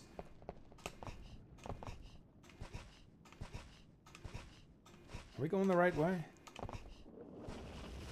Oh yeah, I think this is it. Yeah, this is the switch, isn't it? Oh! I like those skeletons because they remind me of those headless guys from Serious Sam. Yeah, that's the switch. Maybe we'll just play the first 2 levels with this girl and then stop playing when the game turns to shit in level 3.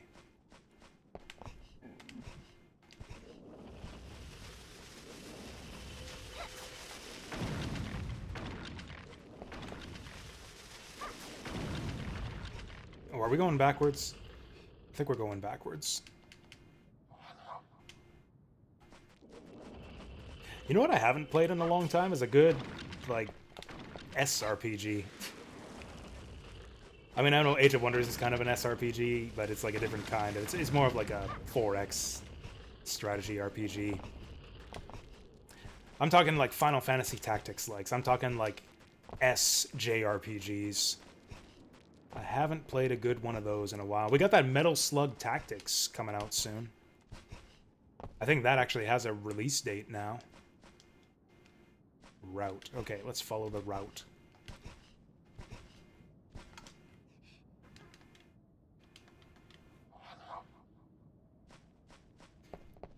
Yeah, but that was a long time ago. Berwick was like within the first few months of the year, I think.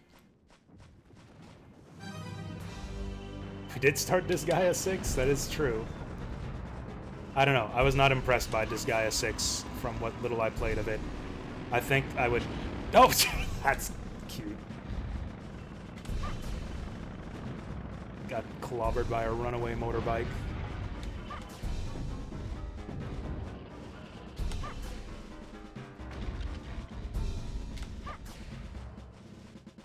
I think I'd more likely just skip straight to Disgaea 7. Disgaea isn't really tactical strategy. In what way? I think it's exactly the same genre. Like, it's different. It's got a different approach to that style of gameplay, but I think it's squarely in the same genre as stuff like Shining Force and Final Fantasy Tactics.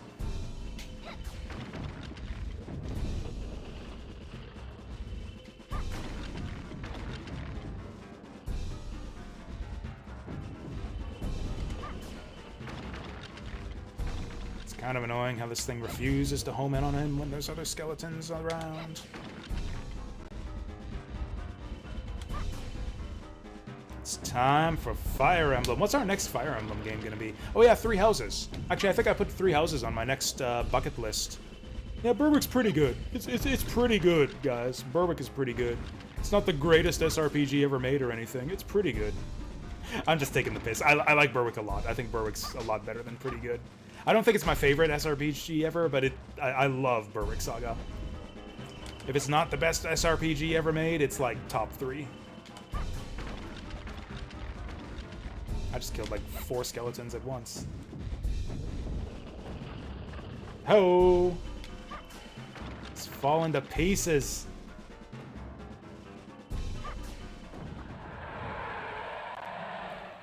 It's all about...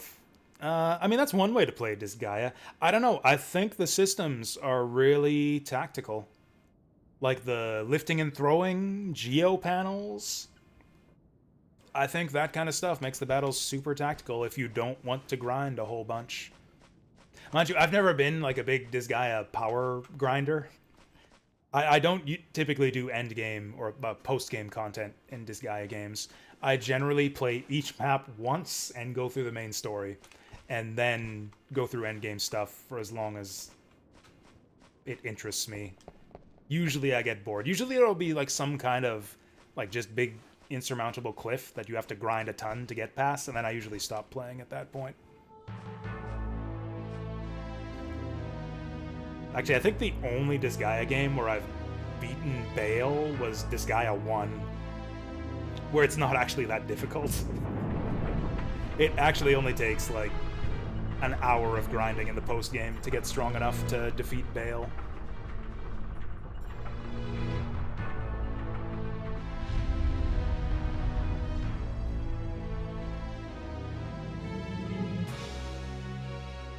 That's true. I've noticed that too, Leadbeer.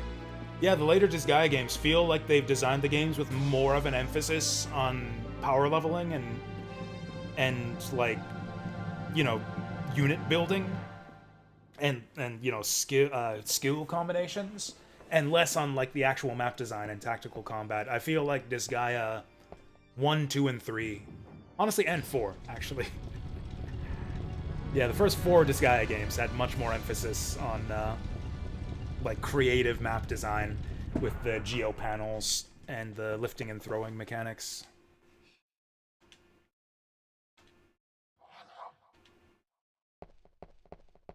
Actually, that's right. Disgaea 3 and 4 added the geo cubes and had some really interesting maps based on those.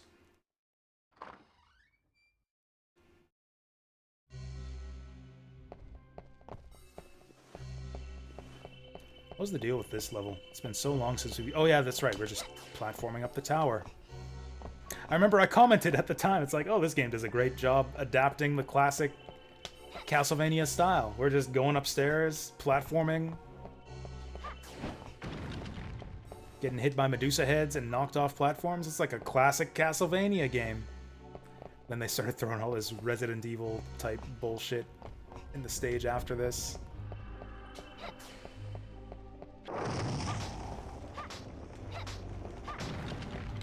By Resident Evil bullshit, I basically mean like a bunch of monster chase scenes away from invincible zombies that'll kill you in 2 hits.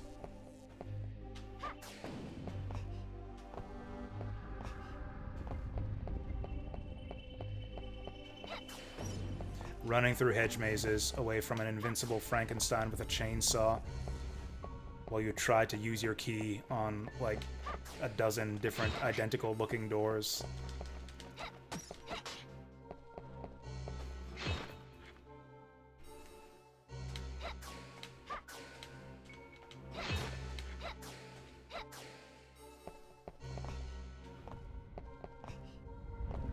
Oh.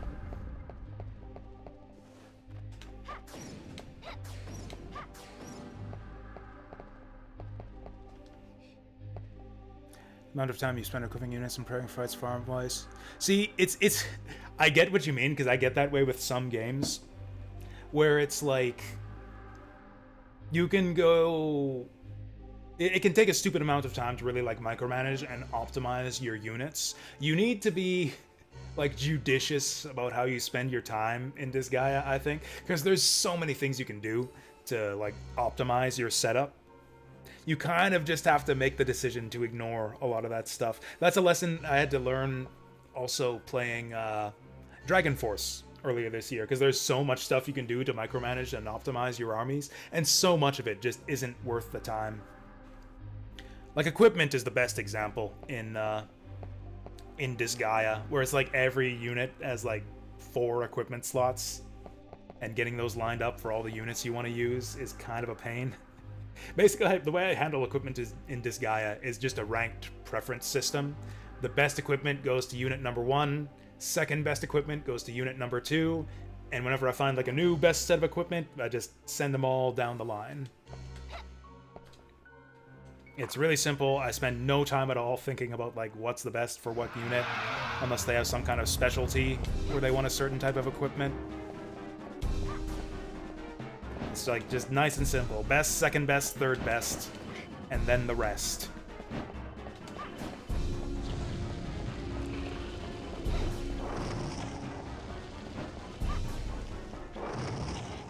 The Evil Senate is another thing where it's like, okay, don't bother with it until I decide that it's time to do it all at once.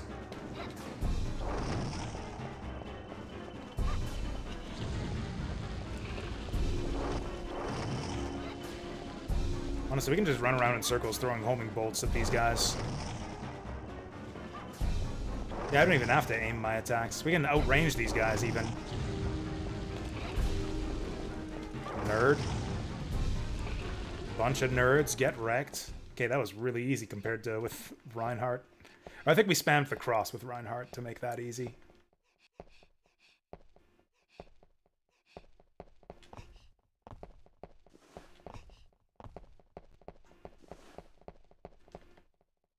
Could return to Pathfinder. I feel like I'd have to restart Pathfinder at this point.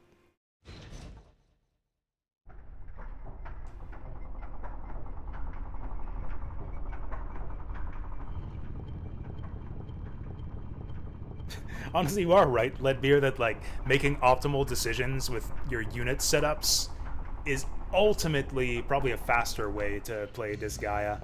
Like if you know the right way to grind, like that's the speedrun strat, is to grind the right way, and then you can just blow through the game and not give a shit about geopanels or anything like that.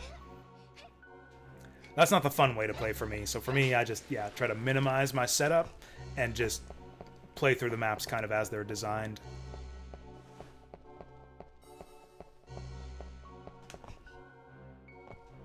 Essentially just play it like a traditional SRPG and just go one map at a time, and then when you come to a map that you can't beat, then like maybe go do the item world for one cycle.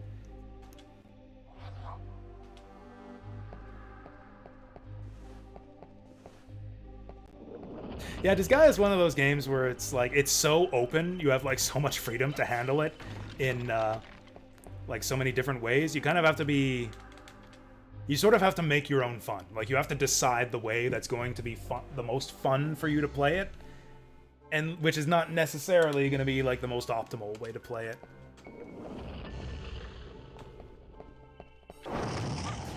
Some people will argue that makes a bad game. I don't think it does. It requires a certain approach, though. A certain, what's the word? Amount of, I guess, responsibility for, making your own fun with it. Which is not... Or, I don't know. It's, maybe I'm just talking shit. A lot of people enjoy Disgaea. Like, it's not like I have to defend Disgaea. It's a popular series. I mean, maybe it requires defense in other aspects of it.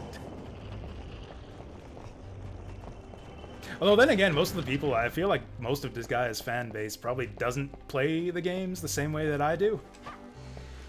Like, most people, I think, who are into Disgaea like the grinding and the unit optimization and all of that stuff. Whereas I try to avoid that aspect as much as possible and just play the maps like a normal SRPG. Whoa.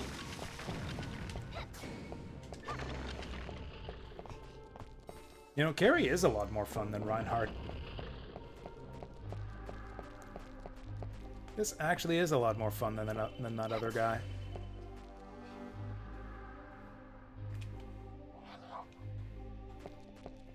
The question is, will she be any better at platforming? Because that's kind of the main problem we were having before.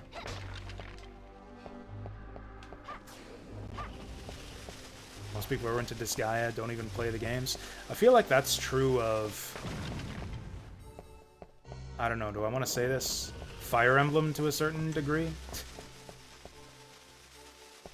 I don't know. It felt to me when I was playing Fire Emblem games that the experience I had with those games was somehow very, very different from the experience other people have with those games.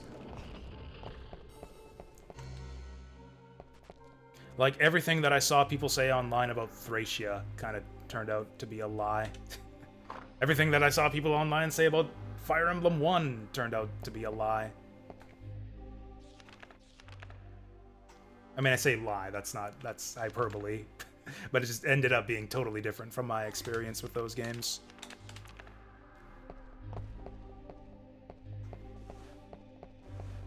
Did we save? I'm sure we saved.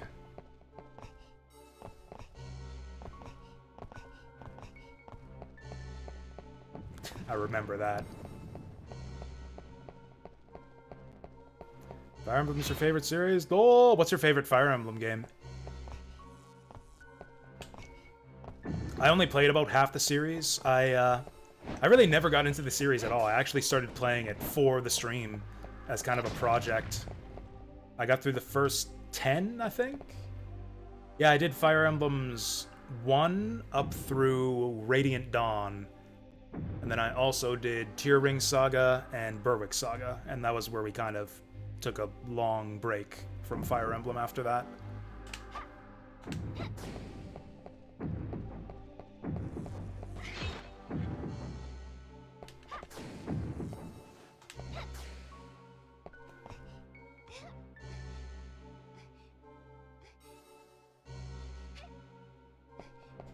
Ooh, Fate's Conquest. I hear that's a good one. That's one of the ones I want to try.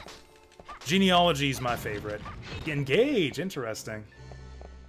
I was not that interested in playing Engage myself. It looked, I don't know how to describe it, too, like, what's the word? Too, like, mobile inspired for my liking? I don't know. A lot of stuff in that game seemed heavily inspired from, like, the Fire Emblem mobile game, Fire Emblem Heroes or whatever, and that did not appeal to me.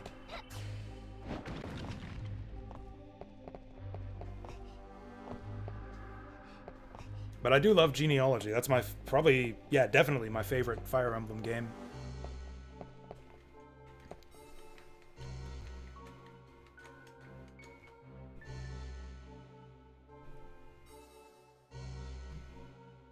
Three Houses is actually the one I'm most interested in playing. Oh yeah, we commented on this earlier. Yeah, I never noticed that this was a night door. We just walked through it and I wasn't even paying attention to the time of day. Because we're going to meet Dracula here, so it's got to be nighttime.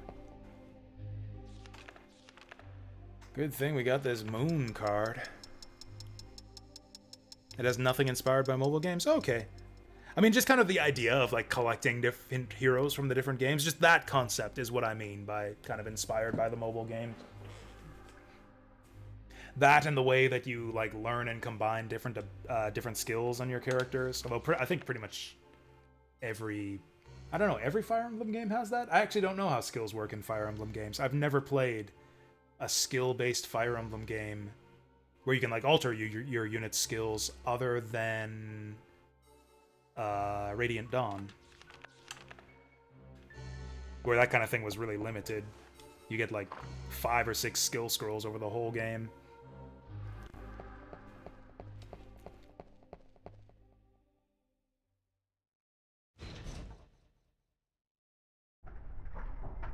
Oh yeah, that's right, Engage literally had a gacha system for getting rings. Yeah, that shit really turned me off. When I saw that, I was like, I don't even care about this game.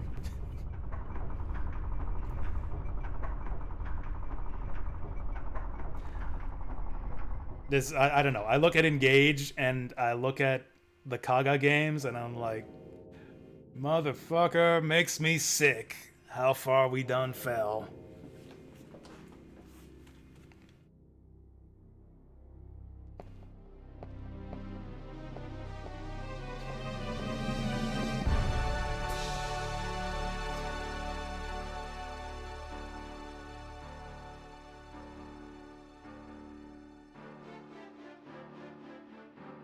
miserable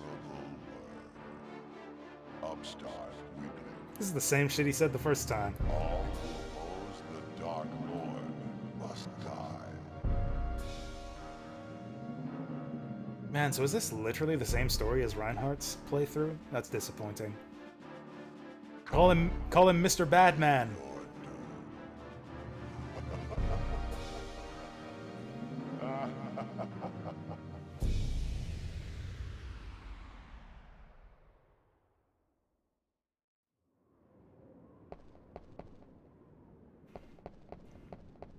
Did we hit the button? Let's save first.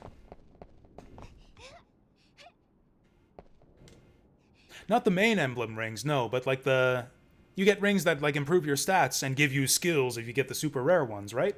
There's like a literal gacha system where you get like the bond rings or whatever they're called. I don't know how any of that shit works in detail. I just know I saw people doing it. It's like, oh, this is not a video game for me.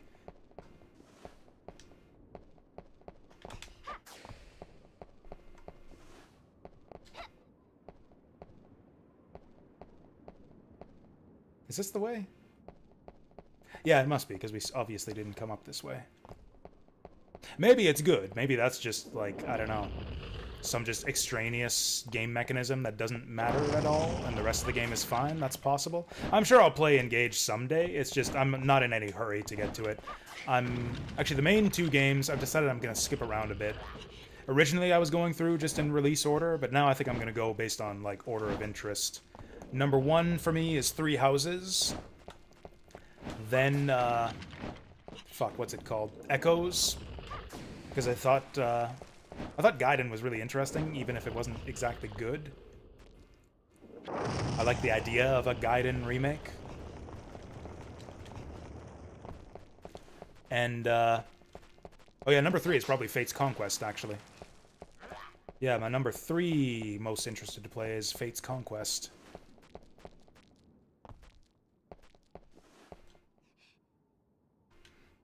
I've seen Toya's review of Three Houses. I haven't. Does he have like a review channel, or are you talking about like him just discussing the game on his streams? I watched a fair bit of his playthrough of that game, actually. I mean, not a fair bit, because it's like multiple hundreds of hours. But I feel like I've watched him play that a fair bit. I haven't seen him go into detail about, like, his thoughts about the game, though, no.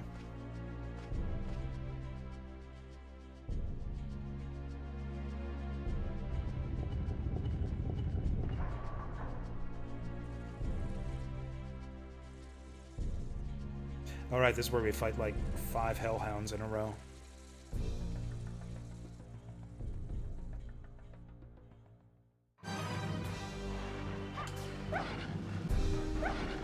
So I guess we just run around in circles charging up homing shots?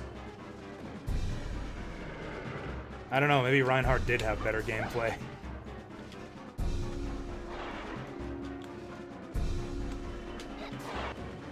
Whoa! It's a dog! Actually, the one downside of charging it up too much is that it, well, flies around a whole lot. Which means it's a long time before you get to charge up another one.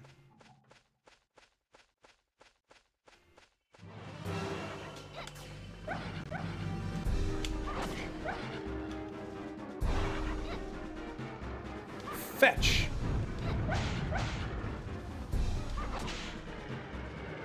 Alright, that was simple enough.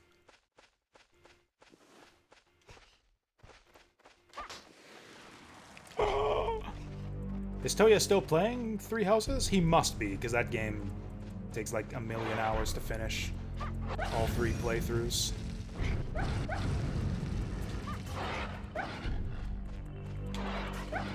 I've actually not had any time to watch Twitch streams at all lately. There was like a good month where I spent a lot of time at work watching Twitch streams, but now I never have the time. At the end of Blue Lion's Maddening. And then he's got to do Golden Deer yet, right?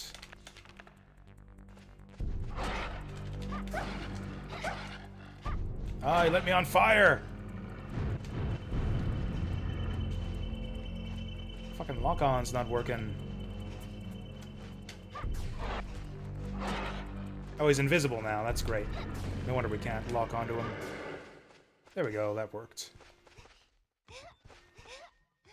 Invisible platform. Okay, so that is just an invisible platform and not a glitch.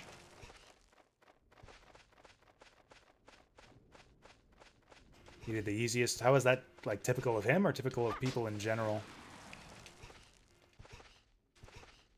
I don't think he would know that that was necessarily the easiest path, since he's really big on the no spoilers thing. I think, or unless he asked people for like, oh, which one's the easiest? I'll do that on maddening.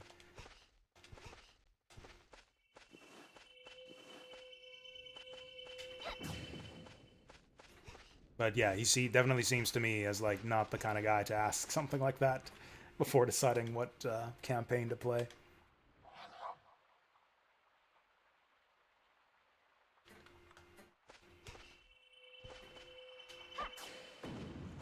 Bond rings are not a great use of bond frag. I mean, honestly, having a currency and having like a million different things to spend it on and like a million different ways to buff your characters also kind of feels like a gacha-y mechanic as well.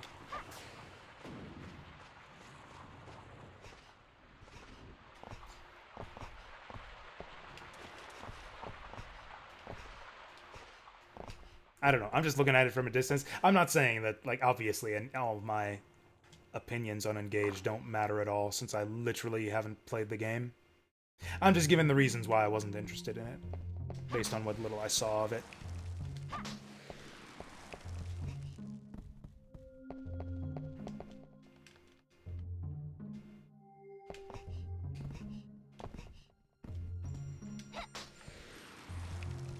Oh yeah, so I guess we need it to be 3 a.m. Oh, vampire! Ask Troops what he thought of Engage. I don't know if I'm sure I've heard him talk about it, but I can't remember what his ultimate opinion was, actually. I think he was negative on Engage. I think he was ultimately negative on Engage.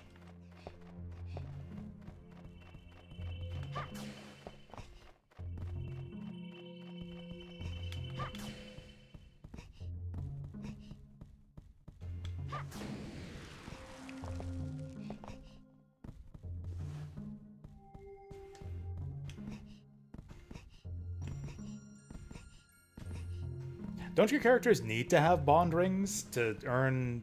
I forget what type of points. Is it bond fragments? I thought you needed bond rings to earn some type of currency in that game.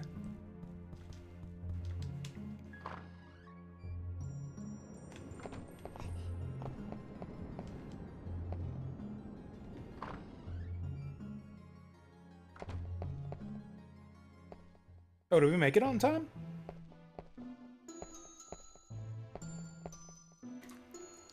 Just happened to walk in here at the right time.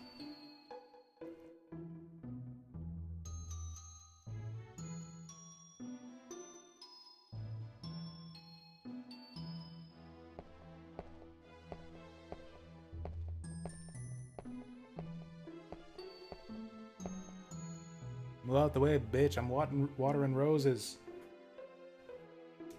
This is gonna end up being the same interaction we had with Reinhardt. Maybe she just fights her right away. It's like Reinhardt may have been too soft to beat your ass, but I'm not.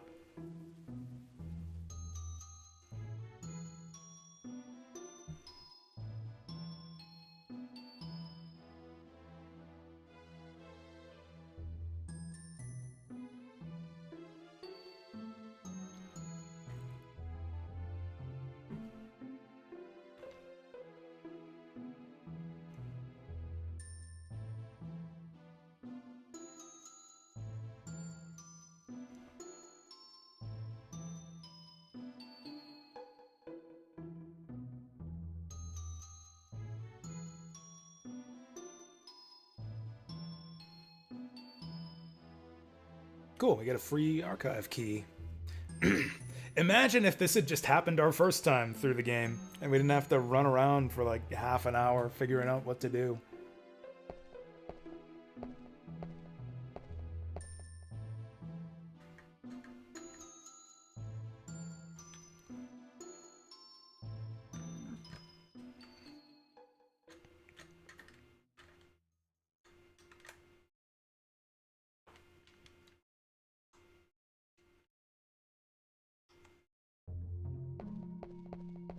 Anyways, yeah, so Fire Emblem Three Houses is probably going to be the next SRPG we play, and that'll probably be sometime next year. Like, maybe even early next year. I was actually thinking sooner, as opposed to later with Three Houses. Alright, we gotta get a key for that one.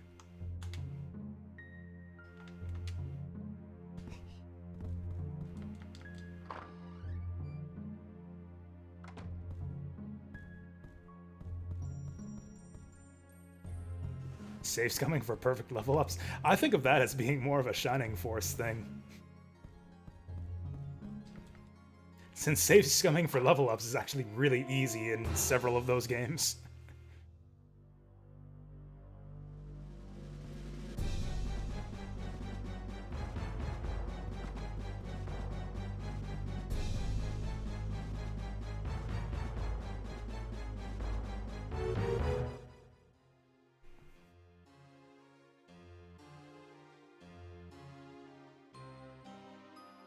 You know, since we actually know where to go and what to do now, I probably could play, what's her name, up to about the point we left off with Reinhardt.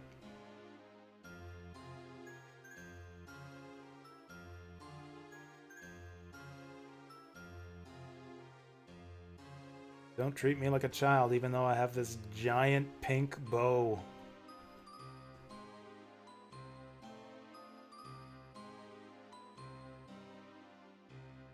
This is so disappointing. It's like the exact same dialogue as with Reinhardt.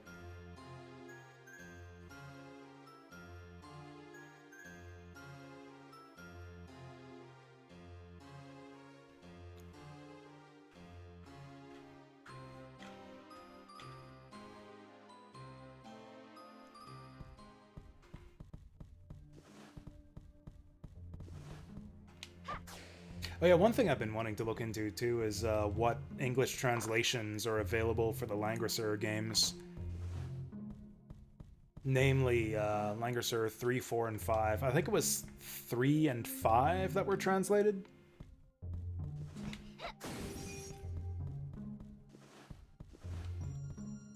Also, there's nothing in here. Did we even have to talk to this guy? Also, I think the... You know what? I think it was only the menus of Langrisser 3 that were translated. Menus and none of the story.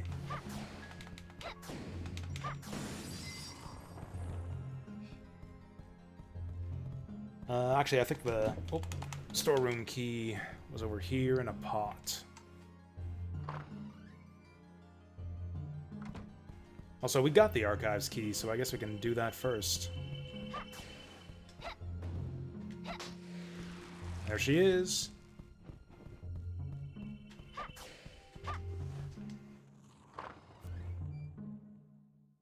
Actually, let's go save before we do anything else.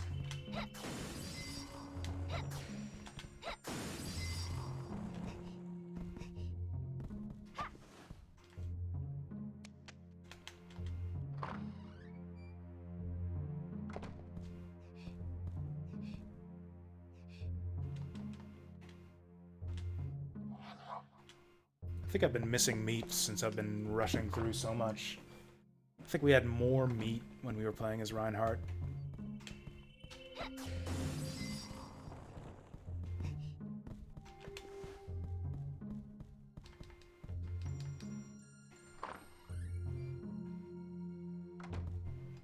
What's going on in here?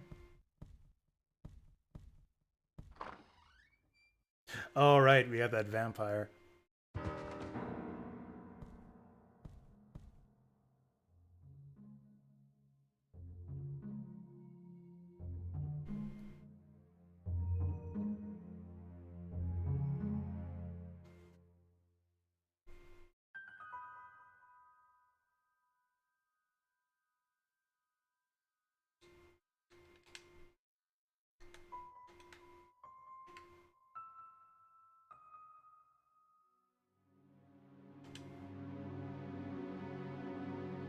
That's kind of a cool scene.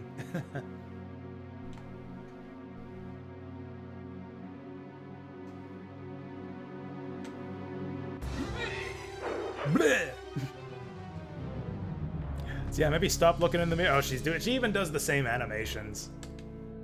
The Dark Souls roll and everything. You know, I actually liked the cutesiness of the art in Engage. I like the character designs. Girls with like flowers and butterflies and shit in their hair.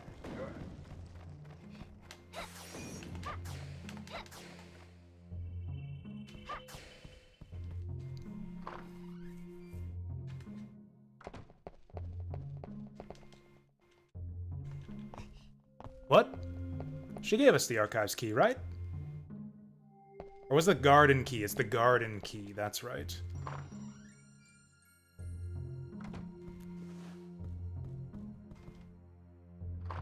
Right, the old man has the archives key. Who tells us that he has it, though? Can we get it off him right now? There we go. That's right, we don't get the archives key from Rosa. She tells us... So he tells us to go find her, and she tells us to go talk to him so that we can get the key.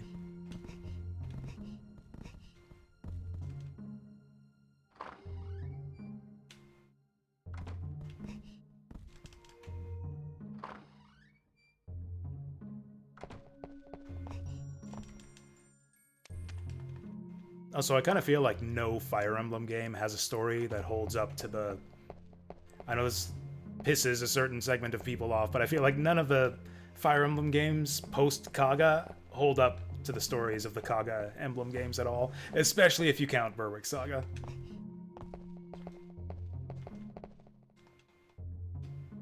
Like, I think Fire Emblem 2, 4, 5, and Berwick Saga have, like, the best stories I've seen in any Fire Emblem game. Not that the others were bad, necessarily. Like, I liked the stories of 6. No, not 6. I didn't play much of 6. I abandoned 6 relatively early on because I didn't like it. Which games did I actually finish? 7 had an okay story. The Radiant games had, or I don't know, at least Path of Radiance had a decent story. Radiant Dawn's story was passable.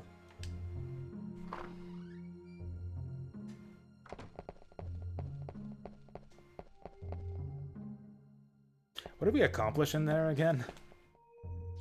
Did we get the garden key? We did, okay.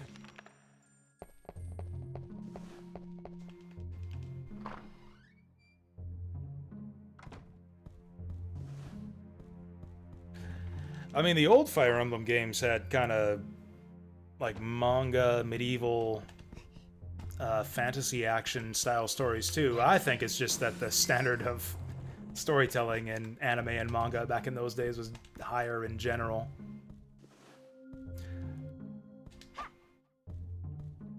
Path of Radiance's issue is that it's super easy. That's such a Vince thing to say. I kind of agree though.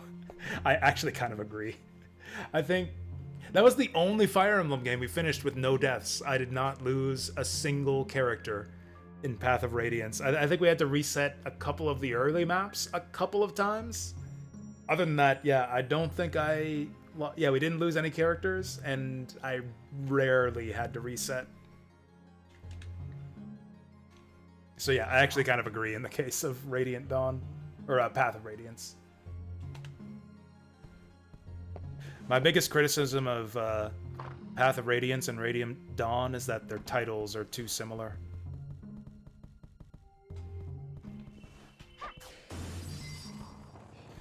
Oh yeah, the garden was this way, I think.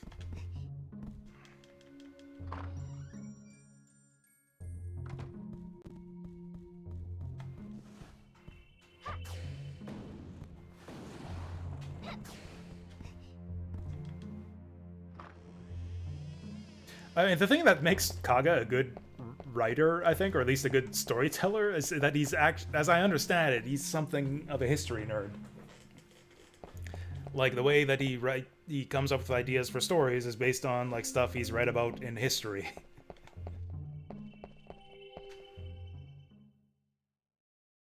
It's actually the same thing with what's his name? Matsuno, the Final Fantasy Tactics guy.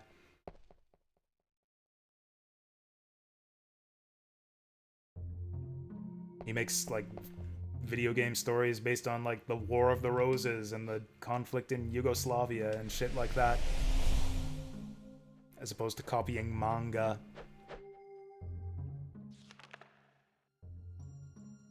Let is scared of Radiant Dawn hard mode. I was scared of Radiant Dawn hard mode. I made myself a hacked save file, or I downloaded a hacked save file so that I could play Radiant Dawn on hard mode, because I thought it was such bullshit to have that, like, to need to beat the game to unlock it. That pissed me off with the Game Boy Advance Fire Emblems too, and I played hard mode of Radiant Dawn for like four maps. I got stuck on, I think, chapter 4, and I was like, okay, they locked this away for a reason. I guess we'll restart on normal.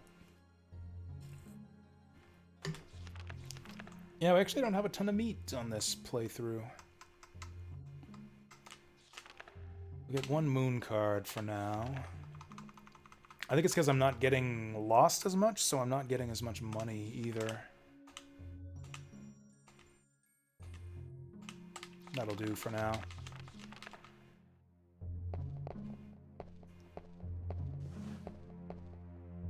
Oh yeah, that's true. Yeah, not just history, but like old, like actual literature as well. Yeah, not just history, but also like old literature. Actually, I read, or I started reading the Volsung saga, and it was actually like super awesome. I need to get back to that.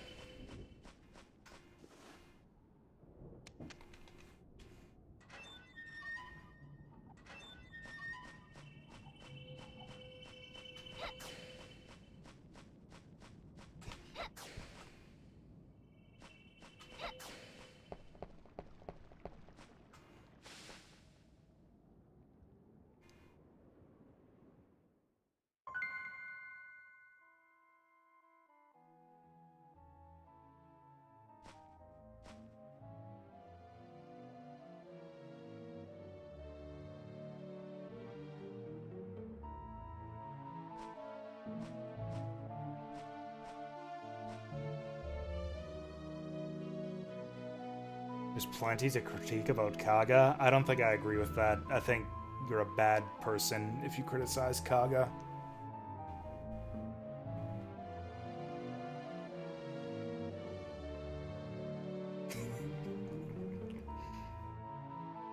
I don't know. I'm sure there's criticisms that could be made if I thought about it. I can't think of any, so...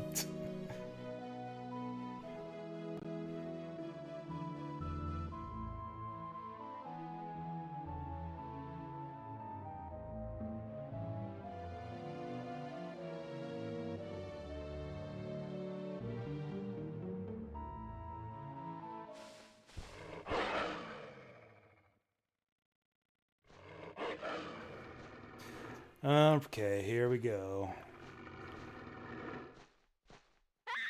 Help me! I mean, none of that is wrong, Leadbeer, and none of that is a criticism of Kaga. Whoa! Oh, that's... Okay, we gotta use the rings. Oh, is there no chainsaw? Oh, there he is.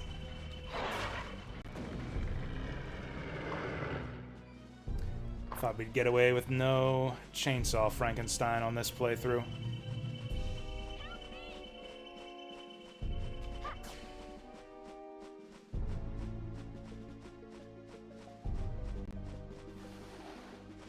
Okay, so we can't actually get through there. Oh, the kid's crawling through there. That's the point of that. Nope. Fuck you. Nope. Fuck you too. Oh. Oh.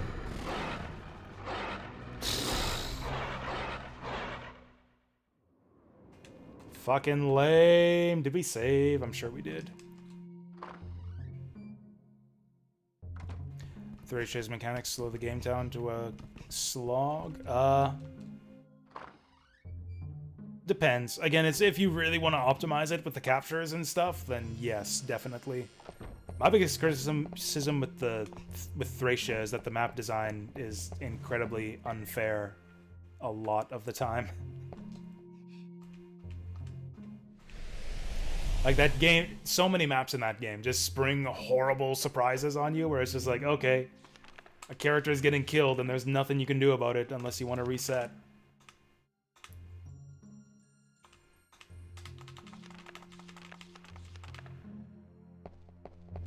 Also, tons and tons of missable, obtusely hidden secrets that are, like, really, really helpful if you find them.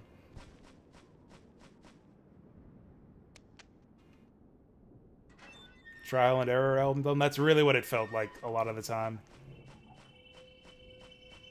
It feels like the kind of game that should have, like, that should be save scummable. That should have, like, mid-battle saves just every turn whenever you want them. It feels like that's how the maps were designed.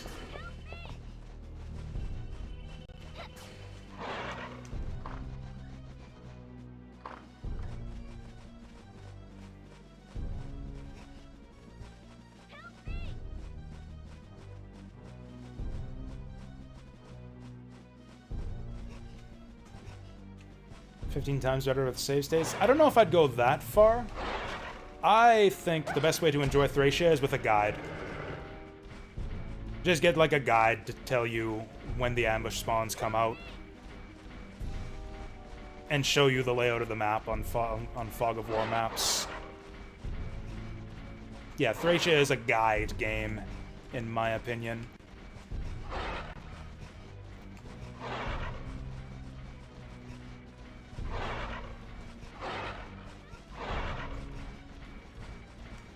Oh, that's not the one.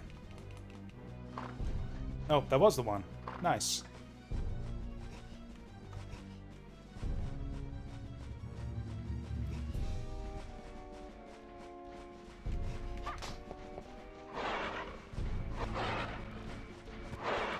Oh, should I heal?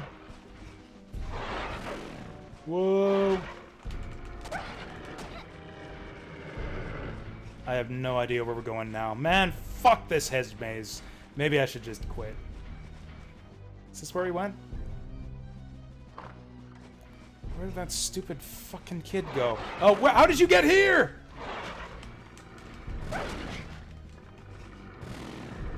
I have no idea where we're going.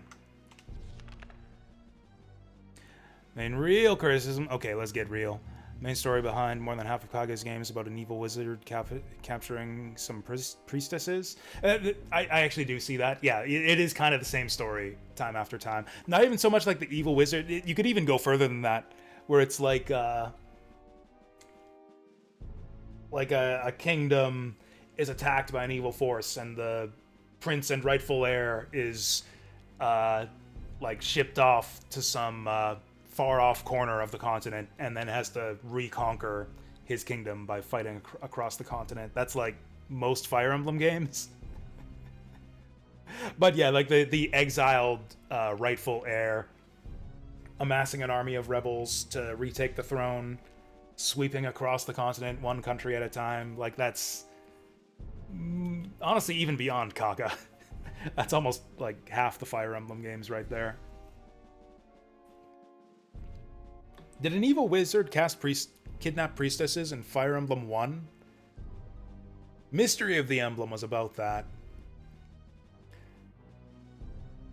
The Gaiden was arguably kind of about that, but I feel like it did it in an interesting way that made it feel different from other Fire Emblem games.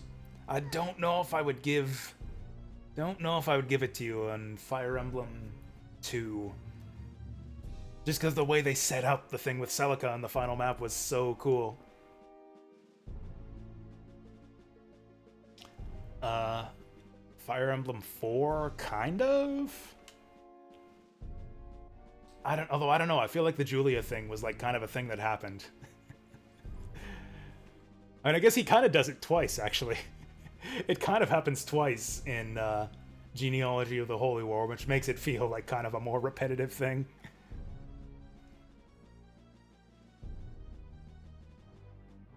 It's like, really, Manfroy? We're doing this exact same shit again that we did in the first half of the game?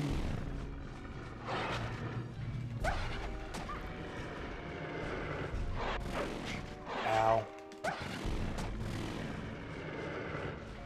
I didn't actually finish Tear Ring Saga. I actually kind of want to go back at some point and give it another chance.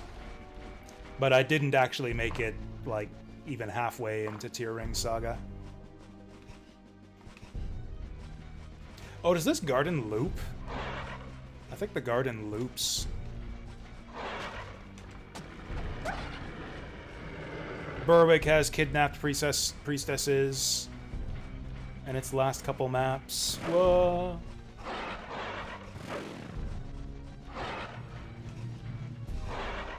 And then I don't know about whatever the new Saga games were. What was it? There's Tear Ring Saga, Berwick Saga. What's the new ones? The RPG Maker ones. Oh, okay, there's our copper door.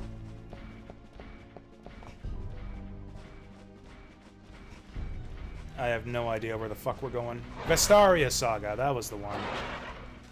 We're dead. Oh, we're not dead. Oh, this is where we started. Gone in a bloody circle.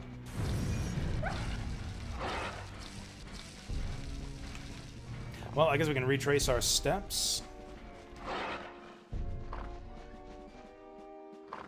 Man, this is even worse than it was the first time for us. Jeez.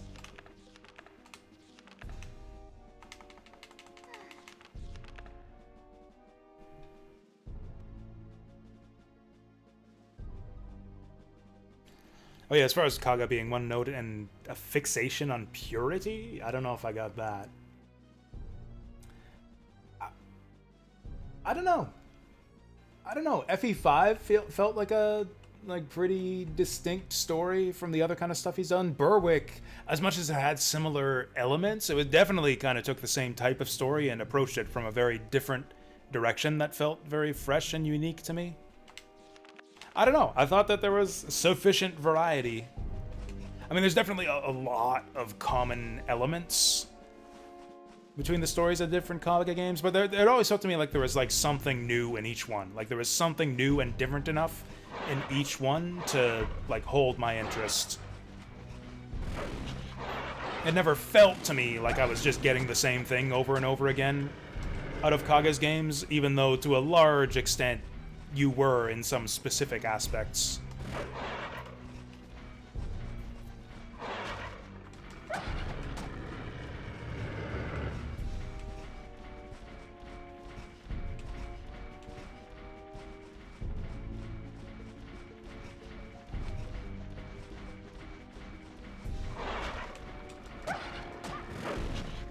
Whatever.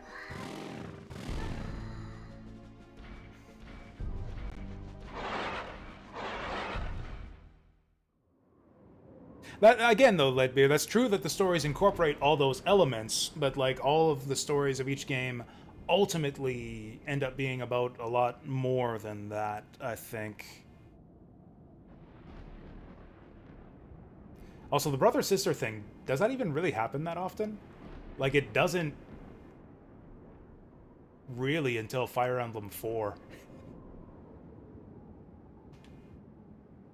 And really only Fire Emblem 4, isn't it? Is there any brother-sister stuff in Thracia?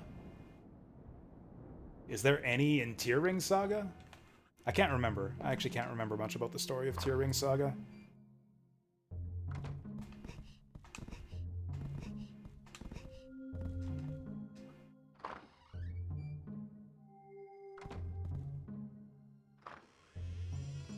Also, the family bloodline stuff is just medieval politics in general. Like, any story that is, like, dealing with, like, medieval politics in any remotely realistic fashion is going to deal with, like, family bloodlines in a major way.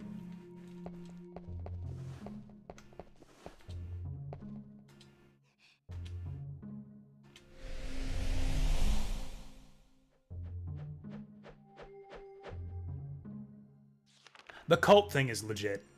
The fact that every single Kaga game involves an evil cult is a bit repetitive. That's probably the one biggest miss for me when it comes to Kaga stories. I wish it wasn't an evil cult behind everything in every single game. That element does feel repetitive to me.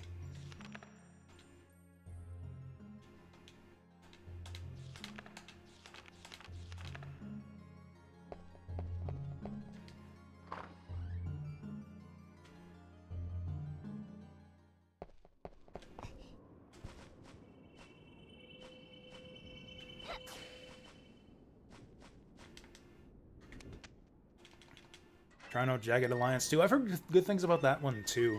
I kind of like to try some more like Western tactical games. Like I really like XCOM, the original. I don't like new XCOM, but I love the original XCOM. So I'd kind of like to try some more games like that. I've just never really, I don't know, dug into. I feel like the online communities for games like that are a lot smaller and less noticeable than for like stuff like Fire Emblem and JRPGs, or maybe I just don't have the contact with those communities, subreddits, whatever. You really should be able to crawl down there, girl. Come on, get on your stomach. How are they getting through here? They were chasing me the other way. Well, this fucking blows. Oh, he missed! He missed twice! Idiot!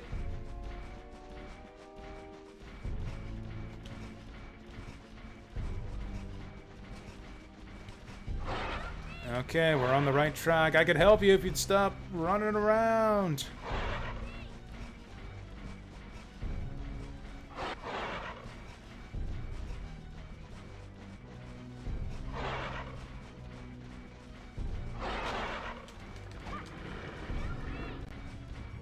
Think I heard him this way? I mean, I know that door's locked, so I guess we'll go this way. There he is. Okay, this is the way.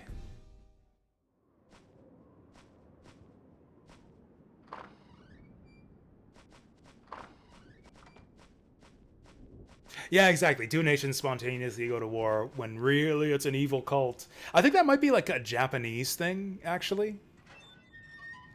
Because, like, actually, I think that I'm not like a Japanese history buff or anything, but I think wasn't there something with like some cult in like the 80s or 90s in Japan that was causing a bunch of problems? I wonder if that had anything to do with it, because Legend of Galactic Heroes has basically the same story too, and that's a different writer.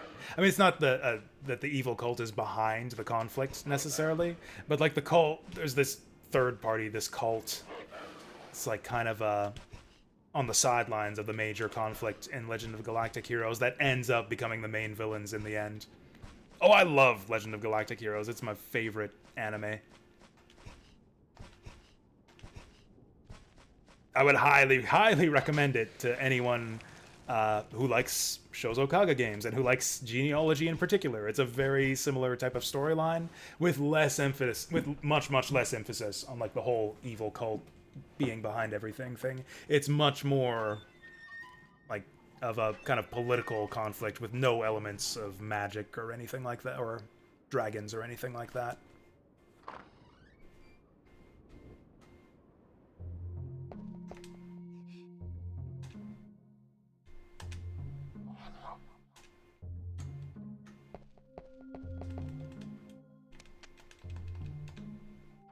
Actually, new XCOM is another one I've been meaning to give a second try. Like, almost everyone I know loves those games. I tried a couple times to get into it, and I really disliked them. It really felt like you just line up behind cover and roll dice at the enemy, and sometimes you throw a grenade. It felt like really, really basic on a tactical level to me.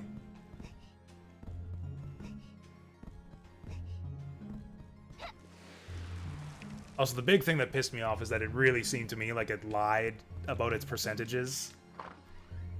Maybe I just got weird luck, I don't know. It really felt to me like the main difference between like normal mode and hard mode in XCOM is that like it'll show you the same hit percentages, but like on hard mode it's lying to you about those percentages. Like a hard mode 85% is a way lower chance to hit than a normal mode 85%.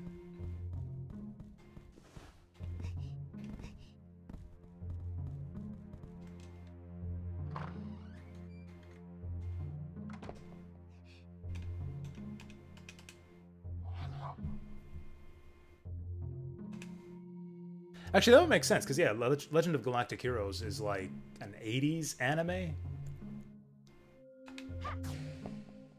So that actually would, yeah, make... On the timeline, it would make sense if, like, Kaga watched that and then it influenced, not really Fire Emblem 1, but it would make sense for that to have a big influence on, like, Fire Emblem 4.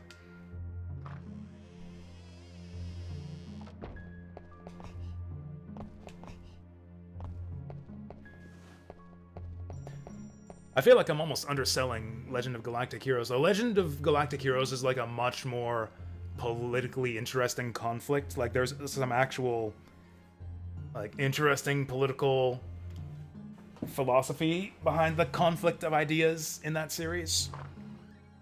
And, like, the way that different societies are organized. And that was really interesting. There's some great conversations in Legend of Galactic Heroes, specifically involving Yang Wenli, who's like my favorite character in all anime. Kaga games is more like basic kind of like good versus evil Lord of the Rings type shit.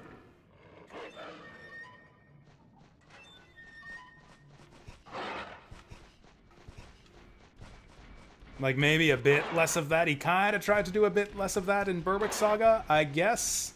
But, like, there's still one side that's, like, sacrificing maidens to their dark god.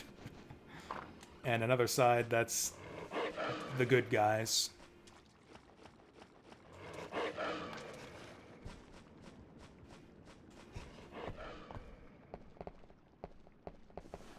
Okay, we did get through that a lot faster than on the Reinhardt playthrough.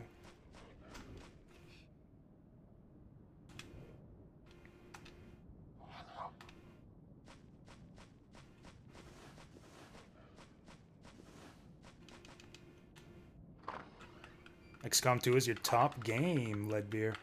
Is XCOM 2 a lot better than XCOM 1? Should I just skip XCOM 1? You're talking new XCOM, right? Or are you talking, like, Terror from the Deep? That's the main thing I hate about... That's actually... More than the actual gameplay, the biggest thing I hate about new XCOM is that it's called XCOM. And that confuses it with the old one. XCOM 2 is purely based on luck. I mean, so is XCOM 1.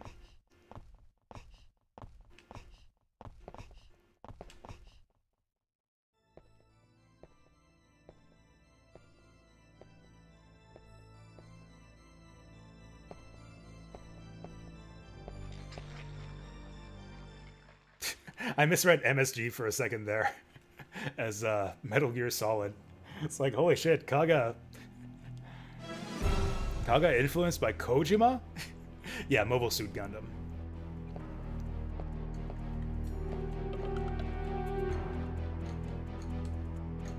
Legendary Iron Man, jeez. But do you think XCOM 2 is a lot better than XCOM 1? Do you think it would be worth skipping 1 and just starting with 2 if I didn't like 1? I think I own them both. I think I do actually own XCOM 2. I never played it because I disliked the first one so much. Oh, right, we got no weapon upgrade. You liked them both? Okay.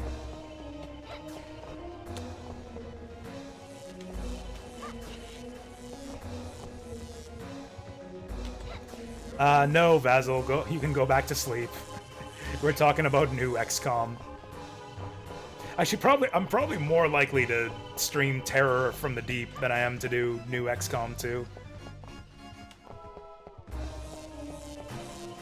I probably should just play Terror from the Deep. Honestly, I should replay XCOM 1 is what I should do.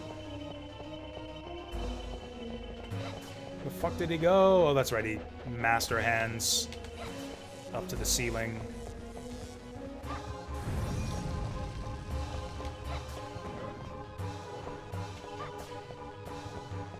I think he jumped up again. Oh, you bastard.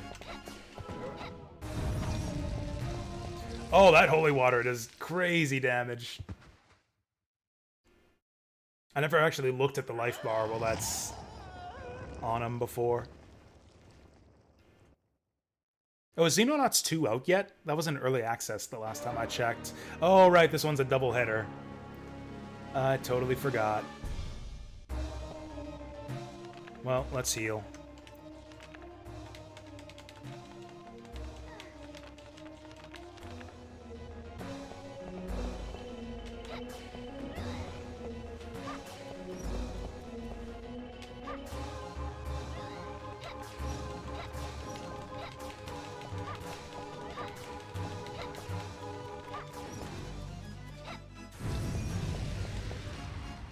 Oh, we got her to mist.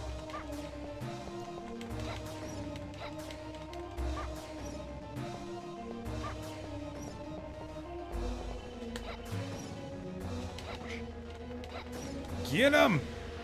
There she goes. Oh, the level 1 shot doesn't pierce. Guess in that case, let's get her with that.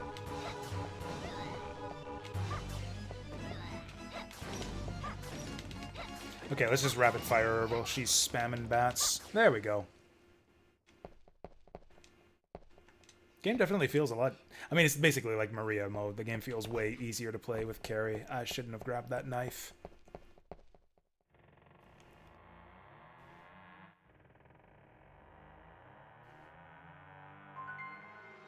Actually, I've got one project list that I'm considering maybe starting up next year, maybe alongside the bucket list. I got a new bucket list drawn up. That's going to be like the main thing I focus on next year. And I've got another list that I might do that I call second chance games, which is games that I've played before and like wanted to like, but gave up on. Stuff that I feel like I should like, but wasn't able to vibe with it. We got stuff like... Got a lot of stuff on that list. I actually probably have to pare this list down, because there's so many games that's happened to me with. Oh, where was it? I might have lost it. Where's my second chance games? You know what? It might be in my notebook. Or did I actually put it on my main spreadsheet? Oh, I put it on the main spreadsheet. Yeah, Sekiro, Nier Automata, Trials in the Sky FC, Tear Ring Saga, Valkyrie Profile 2, which I played as a kid and didn't like. And never streamed. Vagrant Story, another one from like way, way back in the day. Environmental Station Alpha, specifically the post-game. I want to solve the post-game of Environmental Station Alpha, but I got stuck and never continued with it. Final Fantasy XII. Tactics Ogre, the new one. Maybe Dragon Force, although I kind of did give that one a second try off stream and still didn't like it. I'm getting dinged.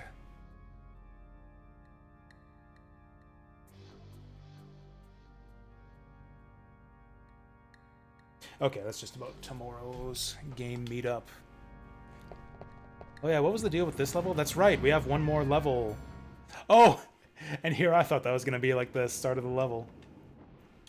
It's like, oh, we're dropping down to the caves where the real level takes place. Nope, we're just fucking dying.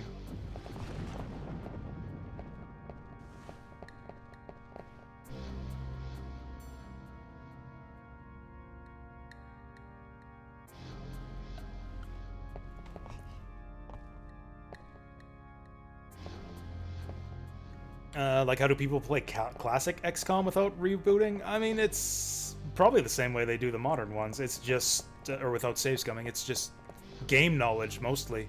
If anything, I think that old school XCOM is more amenable to Iron Man playthroughs, because I don't think the game takes as long to finish.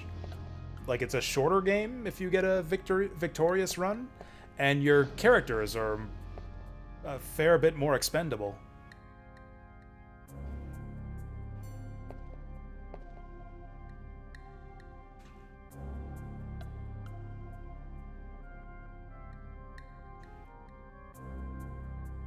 This is a new level, by the way. We did not go to the caves where Reinhardt went.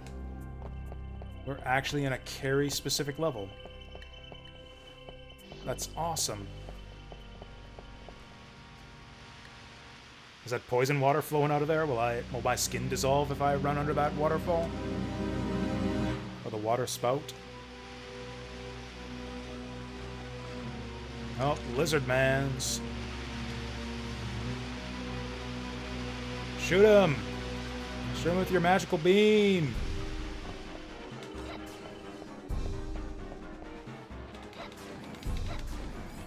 Oh, this guy's got a lot of health. I wish I had a better weapon than this shitty dagger.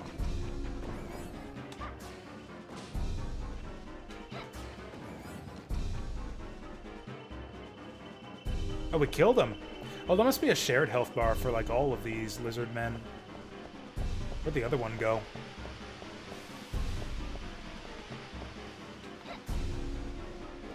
Oh, that guy ran off on us.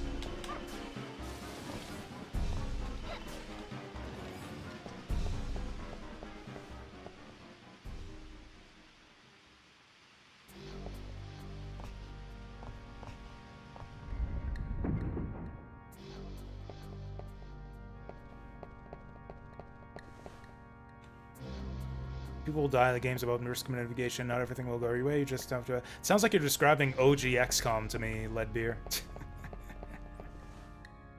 High knowledge level, things you can improve.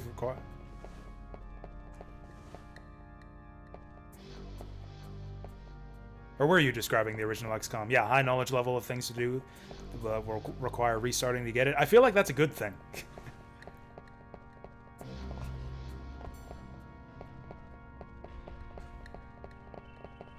Yeah, maybe that's true. Maybe I just wasn't really willing to give the reboots enough of a shot. The main thing that pissed me off was just the RNG with the hit rates, honestly. Like, I don't know, maybe I just got unlucky. It felt to me like an 85% to hit was like less than 50%. I swear to God, I missed more than 50% of my 85% shots. Like, I know... There's like a psychological thing with RNG, but I swear to God that was the case for me with the XCOM reboot.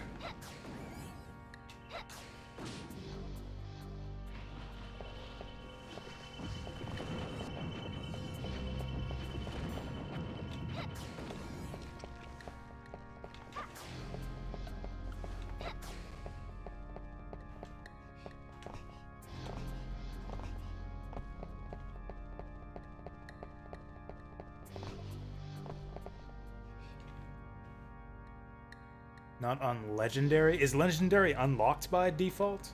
I feel like I played on the hardest difficulty setting. But I can't remember if it was called Legendary or not.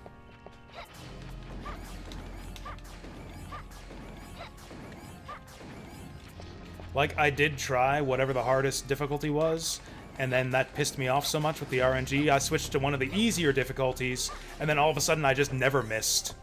Like, I would just never, ever miss, pretty much, on the lower difficulties, regardless of what the percentage said. And then at that point I was just like, okay, fuck this game.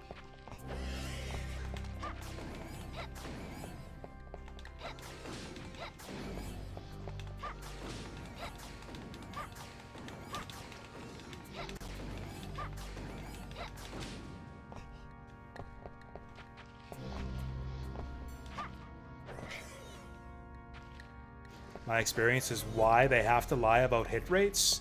I mean, but... I don't understand that, because, like, obviously them lying about hit rates...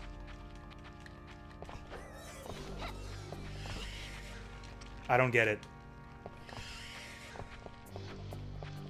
I mean, sure, I definitely remember missing the 99% chances. It happens all the time in Fire Emblem, but, like... You throw, like, you know, hundreds of 99% attacks over the course of a Fire Emblem game. You'll probably miss one, like, every couple maps. Like, I've kind of learned to accept that.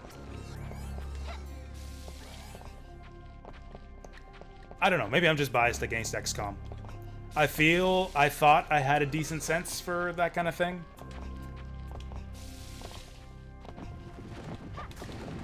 Maybe that sense was just off with XCOM.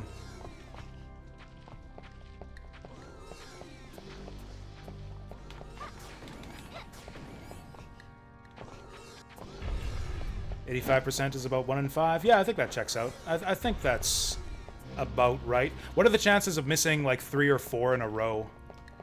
Because I remember that happened to me a lot in XCOM.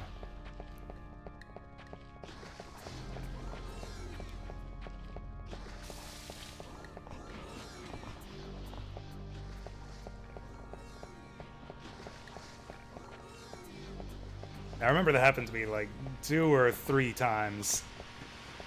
That happened to me like 2 or 3 times where it's like, oh hey, we got him all taken out. Let's just finish this one guy off. I'll just run up there with my squad, take our close range shots and finish him off. Miss, miss, miss. He crits one of our guys on the next round. Okay, let's shoot him again next round. Miss, miss, miss.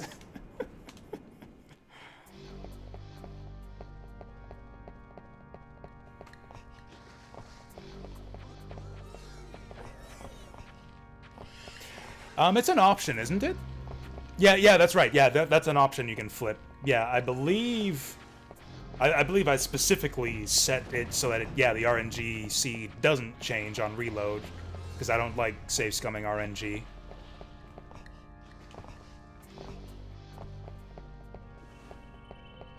Yeah, I definitely had that option set. In fact, I think I even had the Iron Man flag set when I tried my first couple XCOM campaigns.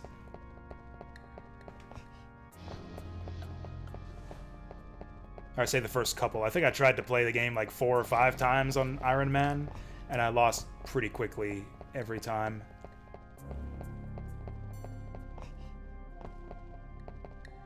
What's that over there? Just a candle or something else? Oh, there's platforms there.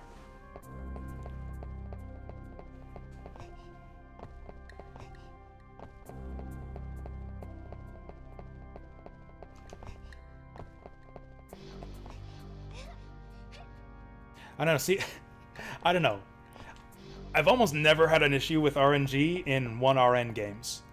That's the reason, like, I always feel like something's off when I'm playing, like, 2RN Fire Emblem games. Maybe it's just bias, maybe it's just the fact that I know they're 1RN or 2RN. That's biasing my feelings about the matter. I guess I had some issues with Berwick Saga. I had some crazy stuff happen in Berwick Saga with the RNG that pissed me off a fair bit and made me suspect things were off.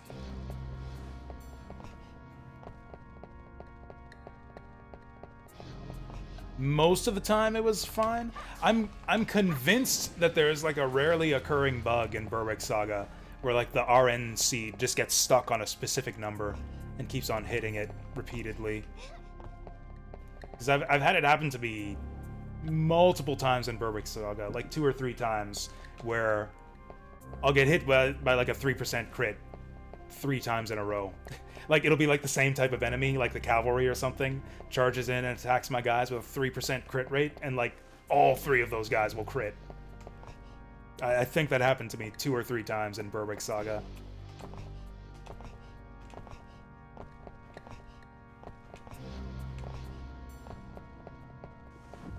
No! Oh! Alright, let's just avoid these guys.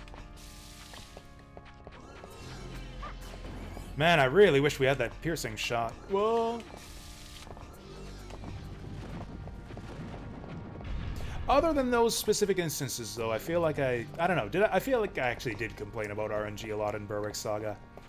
Although it wasn't about, like, the RNG lying or anything like that, it was about just, like, the game design and the way that stuff can randomly go really, really wrong for you in Berwick Saga with, I mean, some chance for mitigation, but I don't know. It feels like a few bad turns in the RNG can, like, extremely heavily turn the tides against you in Berwick Saga. That was less of a RNG is broken or lying issue and more of, like, a game design issue with, like, weapon break rates and cripple chance and all that kind of thing.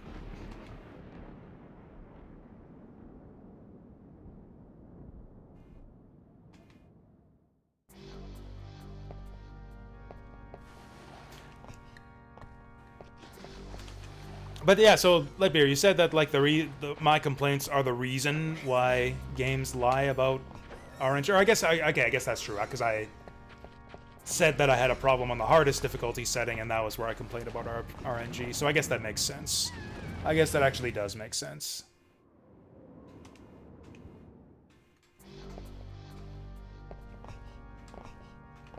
I don't know. Maybe I gotta try it again. I probably should try it again.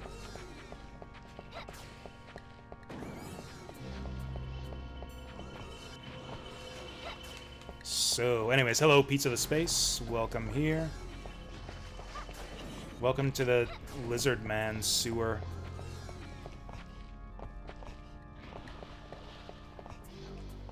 I don't know where we're going here. This place is just a big maze. I don't know if I like this level either.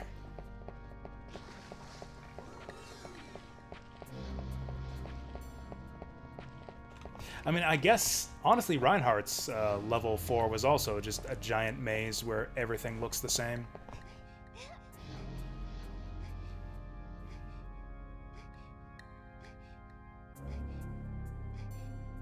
Yeah, I think there's a follow-up there from Pizza the Space. I think we're just waiting for it. Look at that climbing animation! Her wrists are way too limp to actually be hanging on here. Am I supposed to drop off this? No, no, I am not.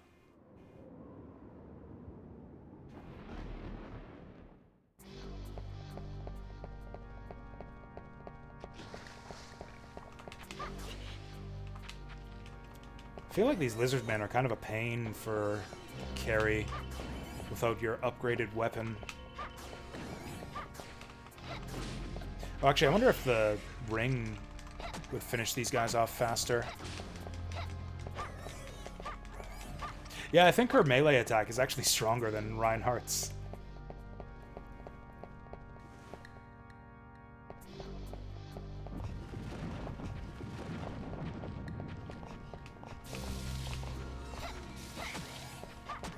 $3d6 instead of d20. Honestly, I really like that idea. I actually do think the like flat like d20 roll in D&D is not great. I think I would actually prefer a more averaged out system. Oh, there's nothing here. Oh, Fallout's based on GURPS. I did not know that. I know what GURPS is, but like I don't know the rules for it, and I've never played it.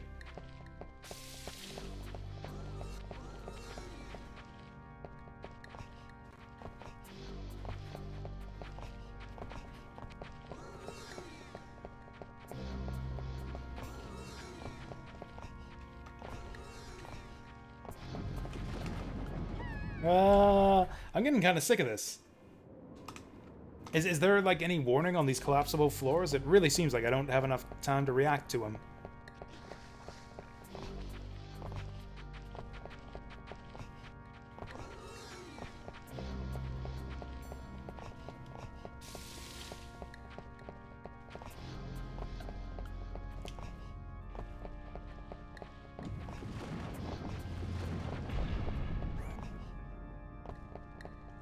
So in answer to the question, what makes sense, Pizza the Space? Nothing you're saying right now. What makes sense? Answer, nothing that I am reading you say right now.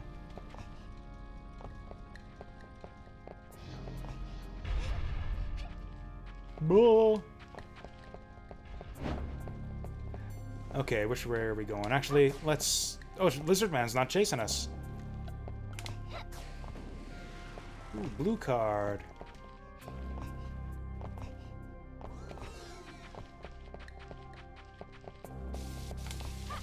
There's nothing frickin' over here. Oh, meat. Never mind. I stand corrected. That's a good find. Oh, this is a good camera angle. You can see inside her dress. Check it out. Yeah, N64 games are fun. As if PS1 games are any better with this kind of shit. I've never seen that item before. Cure Ampoule.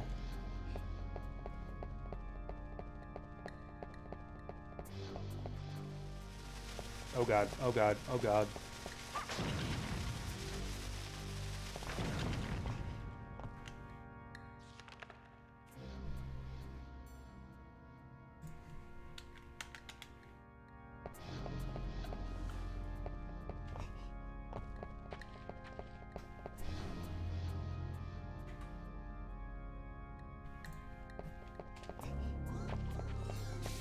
Leadbeer, are you friends with this Homsar impersonator?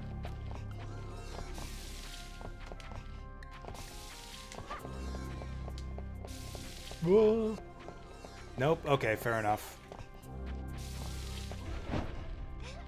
He addressed you first, so I was just curious.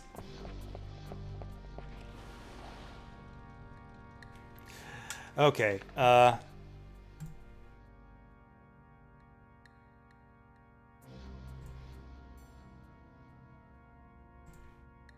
are my options here?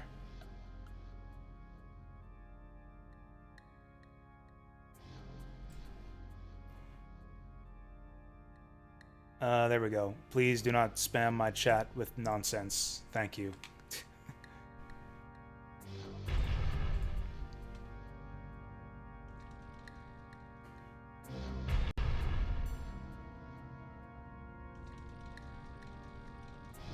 Yeah, that's kind of be again more of like a design issue with a lot of RNG based games where yeah, like sure the RNG will average out over a certain amount of time, but there will be like a few RNG throws where it really matters. Where like the result is highly impactful, or where like a string of failures can be highly impactful and almost irreversible. Like people will say like, oh, it averages out over time as like a defense of RNG in games, but like that won't necessarily help you if your failures come at the wrong time. And for that matter, if your successes come at times where it's not that impactful. And I don't know if there really is a design solution for that in RNG-heavy games, other than to just make the games easier, or to give you a way to save scum. Like, it's kind of a tough problem in, like, strategy game design, I think.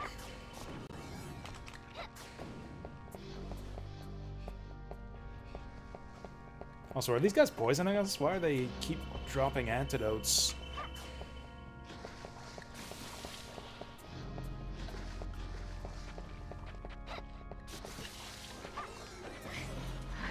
Well, fuck. How am I supposed to deal with this, then? Like, infinite lizard man spam while I'm on a fucking balance beam that turns all over the place? Seriously? Yeah, honestly, I think stuff like the turn wheel is a pretty good compromise, to be honest. Provided that it, you know, doesn't fuck with the map design.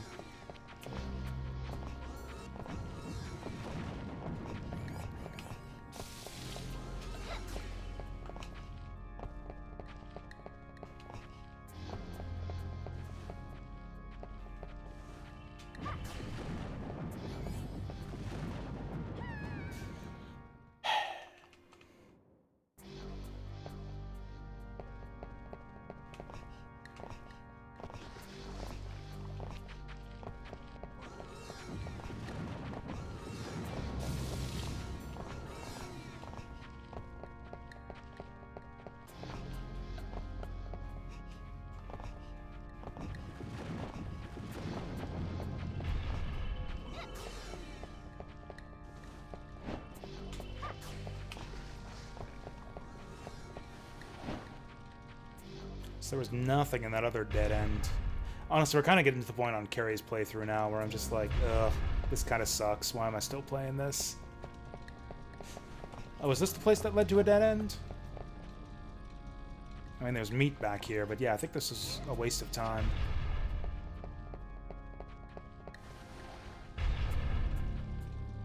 Also, she's so obviously meant to be this game's Maria stand-in. She has the exact same slide animation that Maria does.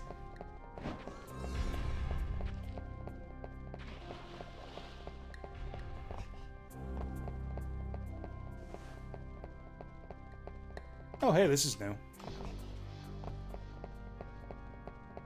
Have we solved the maze? Nope, but we found a new checkpoint. Oh, weapon upgrade. That's not gonna matter at all, though, because we lose it if we die.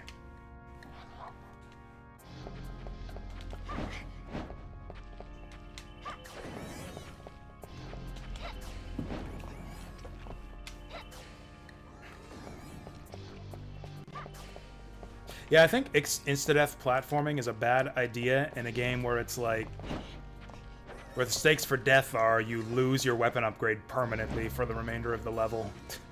And it's almost impossible to get it back because they don't spawn out of enemies like traditional Castlevania games.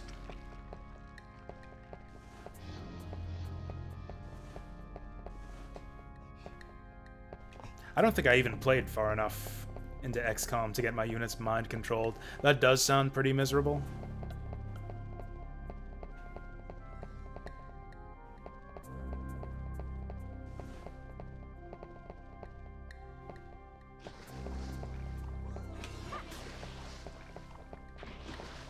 Okay, it gets wider here. I guess that's not too bad. Oh, shit. Oh, you know what? I can't line up the camera behind her. Well, these guys are here. I have to kill them so I can straighten out the camera.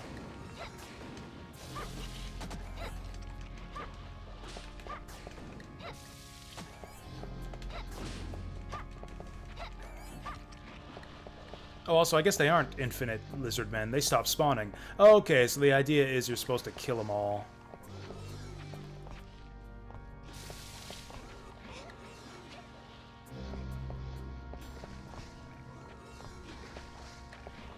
Come on, don't do this to me. This platform's not big enough to fight lizard men. Get the hell out of here. Oh god! No thank you. Oh, there's a button there. That means we probably have to press it. Oh boy. Those short jumps are tricky. It's really hard to control your momentum for those short jumps. Whoa! Almost overjumps that. Okay, I think we have to kill these guys now. They will not let me shimmy along that ledge there.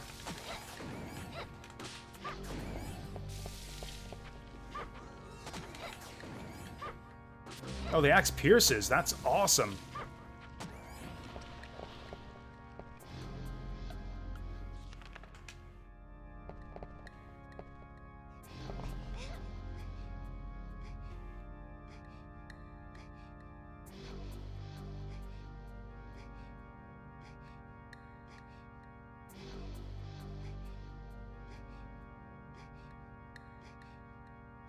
Actually, you know what's another game where I bitched about RNG a lot was Battle for Westnoth.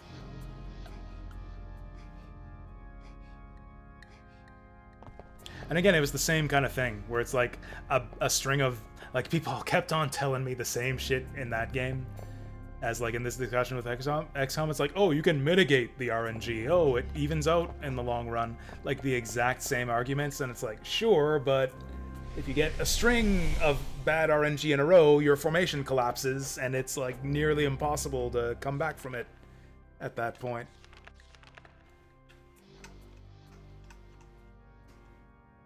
It's like, what's the counterplay to 5 high probability attacks in a row missed?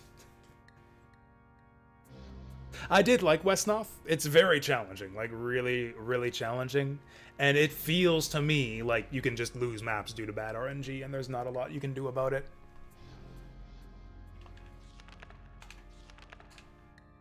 It can be that can be mitigated with good strategy, but not completely prevented, I don't think. The biggest problem with Battle for Westnoth is that, like, as a community project, the quality of the map design and the campaigns is kind of all over the place. Like, I played a couple Westnoth campaigns that were brilliant. I mean, it's all over the place. There are some that are brilliant, there are some that are really boring, some that are total bullshit. Like, the quality of the campaigns is all over the place, I've found. But the basic, like, gameplay system is really solid and really fun.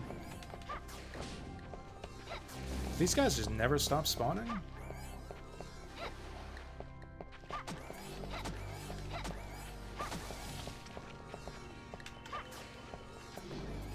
Oh, they do drop power-ups. It's just really rare.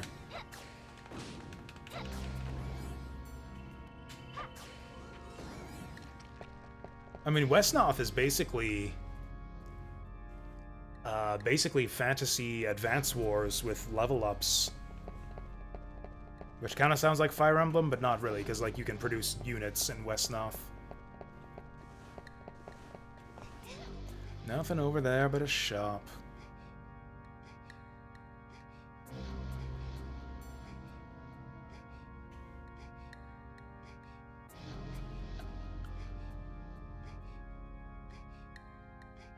Actually, I like that idea of having, yeah, being able to, like, fix your dice a limited number of times. Actually, one way that tabletop strategy games deal with the whole, like, RNG issue is giving you re-rolls. Like, you have a limited number of opportunities to re-roll your dice, like, once per round or once per phase or whatever the game has.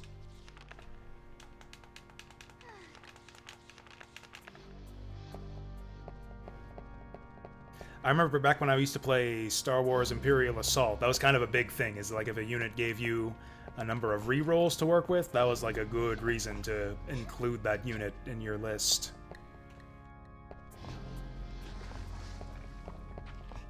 If I remember right, I think it was Grand Admiral Thrawn was like the re-roll guy.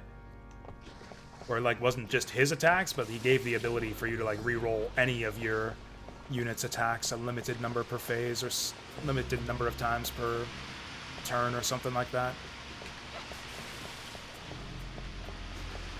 So I'm guessing we need to find a switch to disable that waterfall. Maybe it'll just go down once we kill these lizard men. Nope. Well then, what the fuck are we doing here?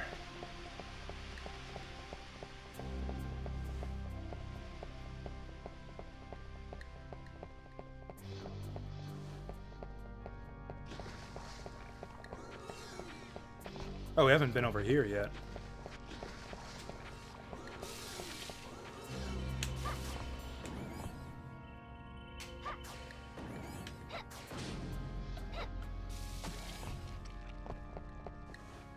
Nope, more stairs.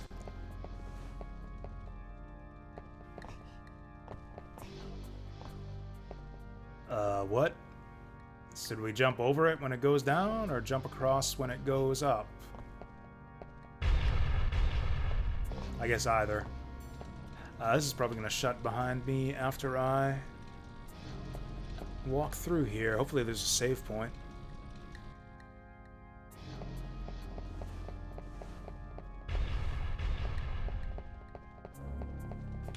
Pre-roll dice you can use Oh, you know what? There's a dice game that I like. It's not a strategy game or anything, but a roll and write called...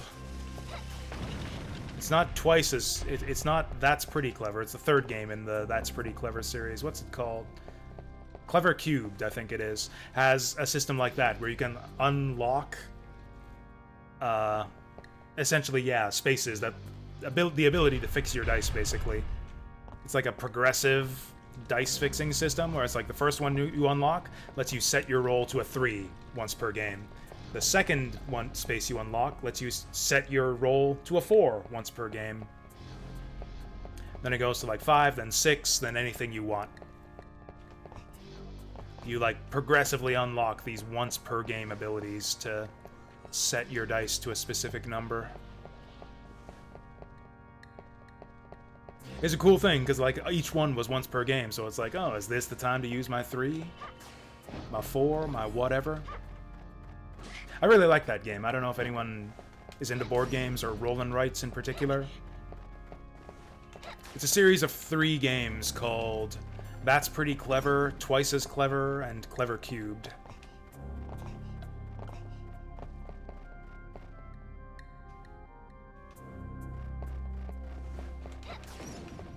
Day door.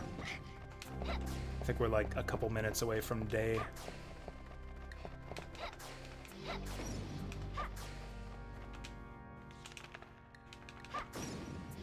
I'll actually spell it out. So there's... That's Pretty Clever. Twice as Clever. clever cubed, although it's the like the number 3, you know, like cubed that way.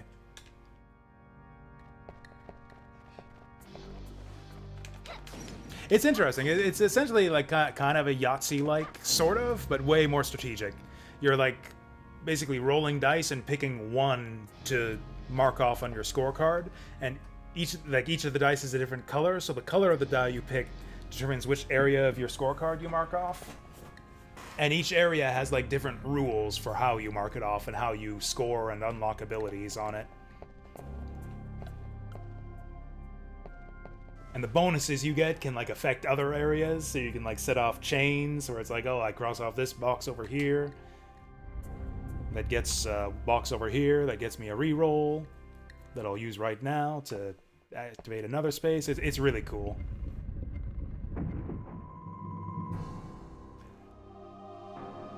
This isn't a boss fight, right? Because we did not get a save point nearby. I guess we'll spend all of our meat to make sure we don't die.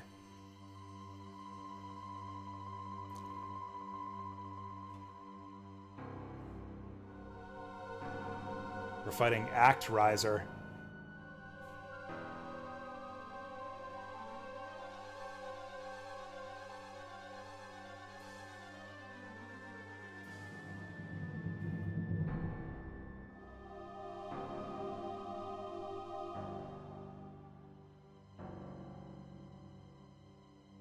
She said the H word. Okay, looks like she's just gonna let us go on our way. I never got into tabletop miniatures games because I'm too poor. I like board games, but I'm too poor for minis games.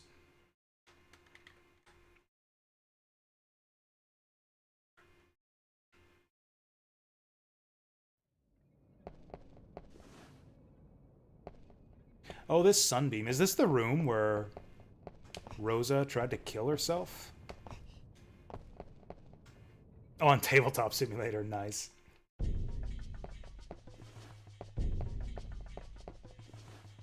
Oh, it is too, because yeah, this is the start of the next level.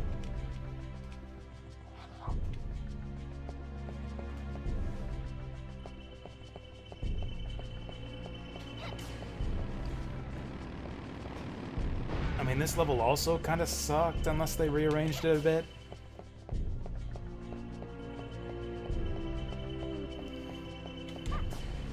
It's kind of too late to start a new game now. I'd like to start up on another game. It's kind of too late to do that, but I don't want to go to bed, so I guess we'll just keep playing this garbage.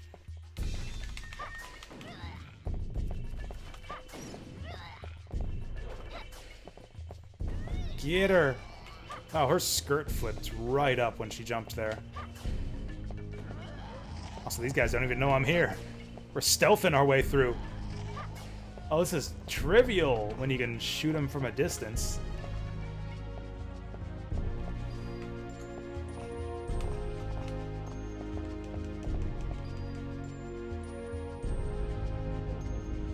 Honestly, this discussion of strategy games kind of makes me want to go back and like play XCOM, but I think what I'll do instead is maybe try to make time for an evening stream of Age of Wonders 2 instead. Which is a strategy series with almost no, or not almost no, but relatively very little RNG in those games. Planetfall introduced like roll to hit system. But in general, your attacks in Age of Wonders games just hit automatically for a fixed amount of damage. Or I guess that's only true in Age of Wonders 3 and 4, actually. Age of Wonders 1 and 2 do have a roll-to-hit system that's pretty opaque, actually. Doesn't actually tell you the percentages.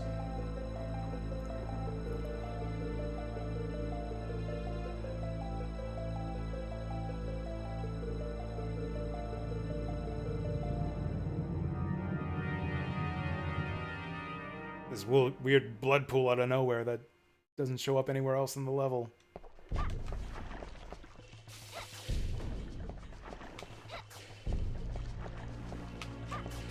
It's a shame, it's kind of a cool enemy.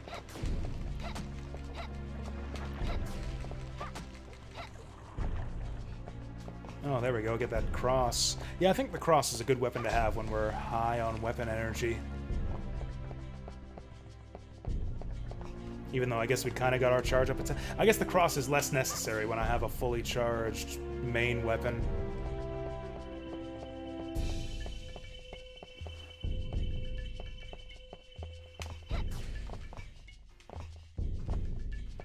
Which door do we like here? Actually, I think this one's better. I think it's more efficient if we go this way first. Oh yeah, this is the lizard room.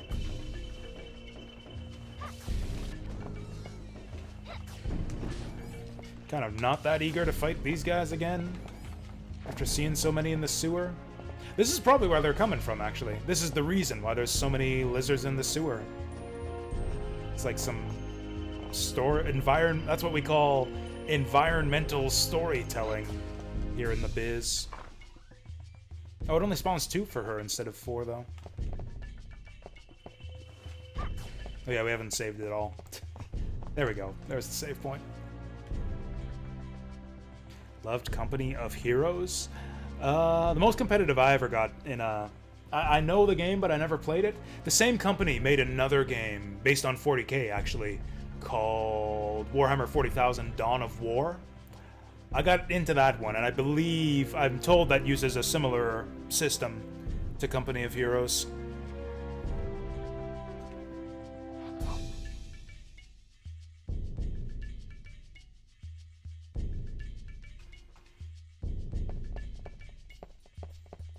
Yeah, Dawn of War 2 was the one that I played, yeah.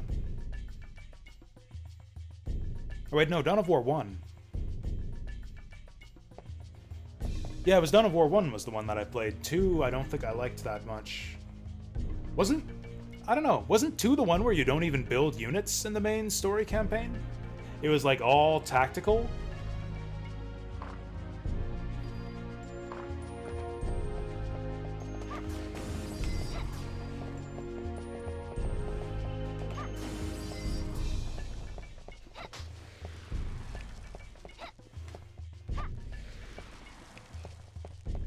Yeah, I thought that Company of Heroes was like... Because it has like the same kind of like control point system, right? For resource generation? Oh, did I go the wrong way again? I did. That was kind of the main thing, was that you didn't have harvesters like you do in RTS games like StarCraft and Age of Empires. Instead, you have like resource control points where it's like you take command of them and then they passively generate resources from you. And the game is kind of all about controlling those points.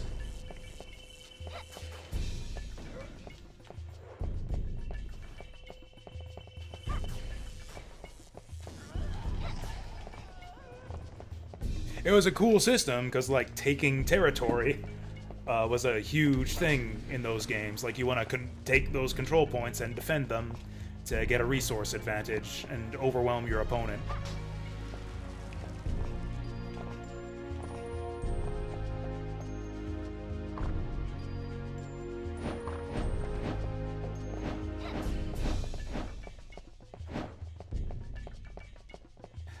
Okay, so the explosives were right through here, I believe. Although I think... Oh yeah, I think maybe this guy has to tell us we have to use the explosives.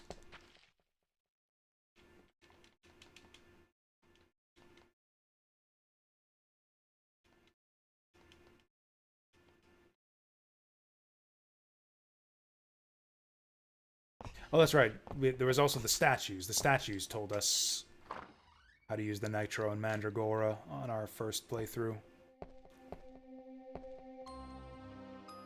They also told us in what position the planets are located.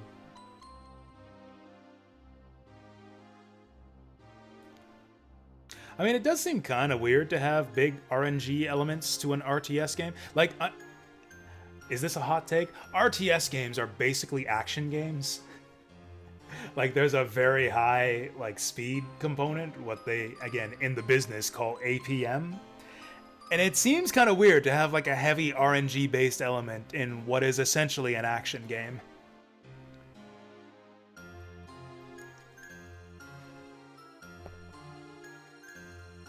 like I've seen some people make the claim that like, oh, RNG is bad for strategy games.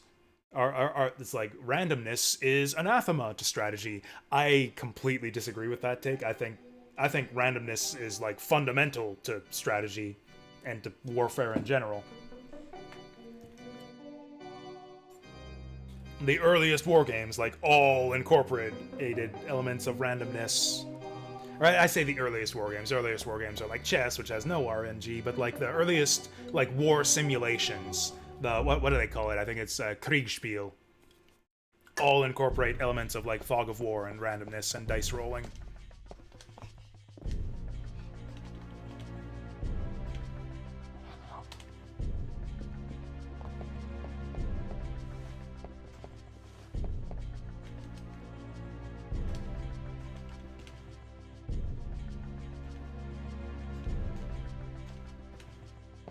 But anyway, so yes, randomness is fundamental to strategy games, I think.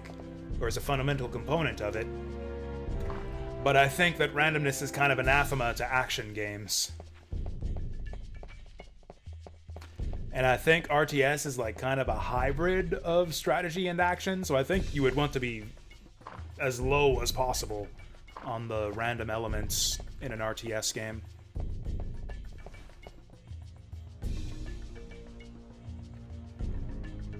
StarCraft 1 used to have 50/50. Yeah, I know, and they removed that from StarCraft 2, didn't they? Because everyone hated that. Like, the non-RNG way to go on that is to just reduce damage by 50%.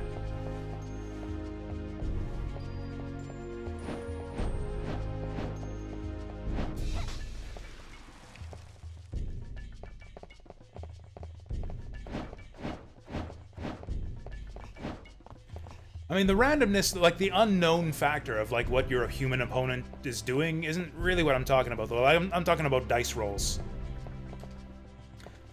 Like, actually, I don't know fighting games that well, because like I can't play them well, so I never got into fighting games. Like, fighting games are generally zero RNG, right? Like, other than Smash Bros. Where for the competitive play, like, they specifically turn off item drops for that reason. To mitigate randomness? Is there like any element of randomness whatsoever to like Street Fighter?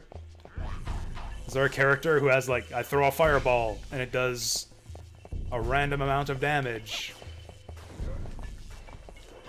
I use a skill and it causes like an explosion to appear on at a random place on the screen. Actually, I think there is. I think there is some randomness to some fighting games, because like, I think, was it Faust in Guilty Gear had an attack where he'd like throw a random item, and yeah, it could be like a bomb or a food item that recovers health. Like, you didn't know what you were gonna get.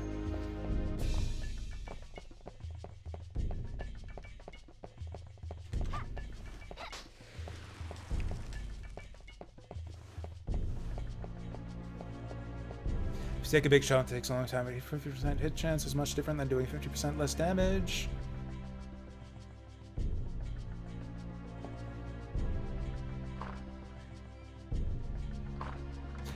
I mean, it's certainly different, yes, but it's also, like, consistent. That's, like, how to describe it.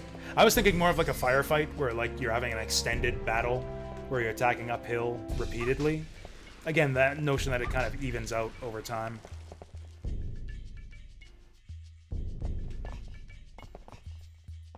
I don't know. I don't like the idea that, like, a match could be decided based on, like, whether a siege tank lands its uphill attack or not. Although I guess that's apparently what StarCraft 1 was like. Yeah, that ability I described with Faust is kind of shitty regardless. So it's not exactly like a huge RNG element to Guilty Gear or anything.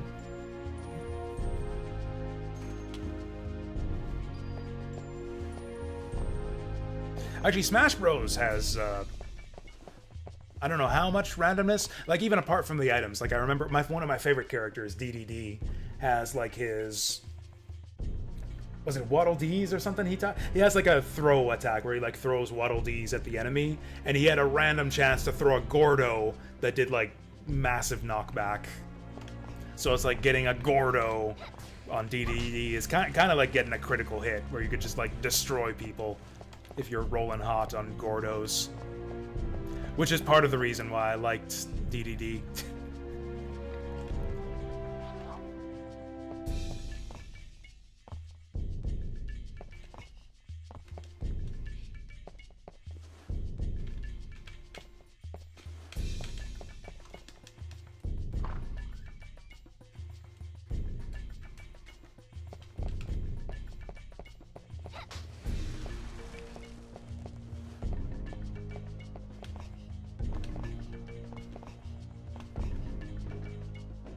Knowing the odds is part of the game. I don't know if I buy that argument, though, because you could apply it to anything. The question is, like, where is RNG appropriate? Like, what is good usage of RNG to enhance the game or, like, make it better at what it's trying to do? I think you can make that argument for lots of different kinds of strategy games. You could make that argument for StarCraft. I'm just saying one reason why you could argue against it is that it's an RTS, which makes it... I don't know. I feel like, I guess it's kind of an instinctive argument. Just instinctively, it seems to me like action games are worse for RNG. But maybe that's... maybe I don't have a good actual argument for why that is. You could introduce a system to Street Fighter, where it's like your punches do a random... You could introduce like miss chances for your attacks in Street Fighter. And say like, oh, just knowing the odds for a fierce punch to land is part of the game, but like that doesn't make it good necessarily.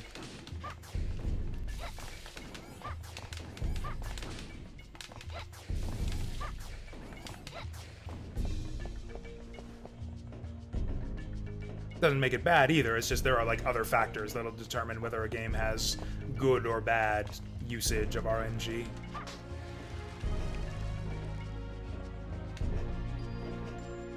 Like in poker, you need the randomness. Like poker is based on RNG because like you need the randomness. Like it's a bluffing game, so like you need the randomness to the random factor to have something to bluff about. Like yeah, the RNG is fundamental to poker. If there's no randomness, then there's nothing to bluff about when it comes to your hand.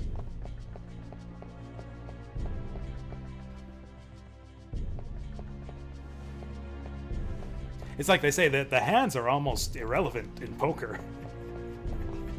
I mean, they ultimately decide like who wins the hand, but like skill. I mean, I guess actually, I think knowing the odds is more important with Texas Hold'em. Actually, yeah, Texas Hold'em, knowing the odds and like what the possible cards at the table, what the possible hands in play are, is a bigger aspect of Texas Hold'em, I think, than other poker variants.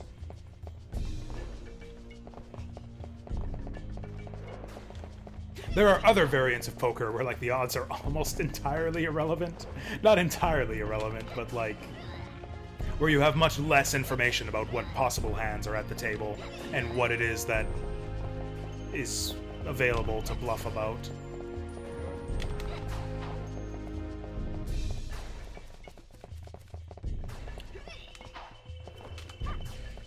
I feel like there were a lot fewer guys in here last time we were in this room. Ooh, money!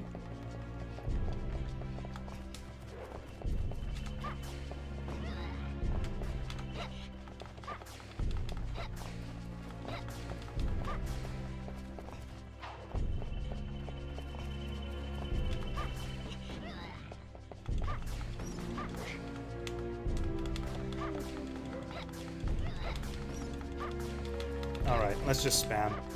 There's too many enemies here, so let's just spam. Actually, I don't want to die, so let's beef.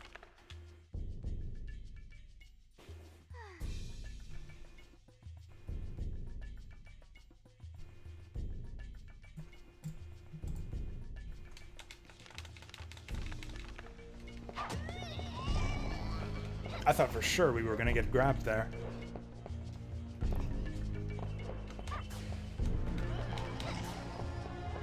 Also, one here, like, and I don't even have any hard and fast rules for like when RNG is appropriate in games, but one heuristic is I feel like RNG is more acceptable or like more less problematic in multiplayer games than it is in single player games. Rolling dice against AI is like not a fundamentally fun activity. There are other, like, it's necessary to like have a single player strategy game, but maybe this is a hot take. I feel like game mechanics will only get you so far in a single player strategy game. Like, there need to be other things going on around that to make the game interesting and fun. Otherwise, you're just rolling dice against an AI. Which is what, again, coming back to it, XCOM kind of felt like, what new XCOM kind of felt like to me. But it's more likely that I just kind of failed to appreciate the other elements because I didn't understand the game well enough.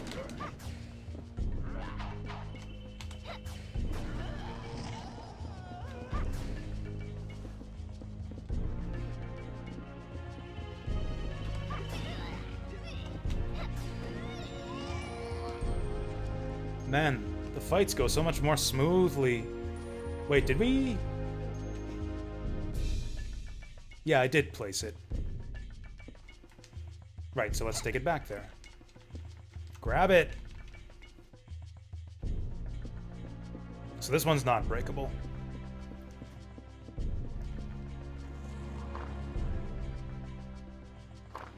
If you don't know any of that, it seems pretty random. If you don't know what moves you're... Yeah, that's... Leadbeer, you basically described me playing, like, every fighting game.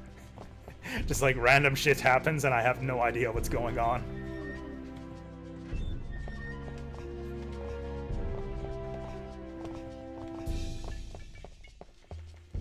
Honestly, it pretty much describes me playing poker, too.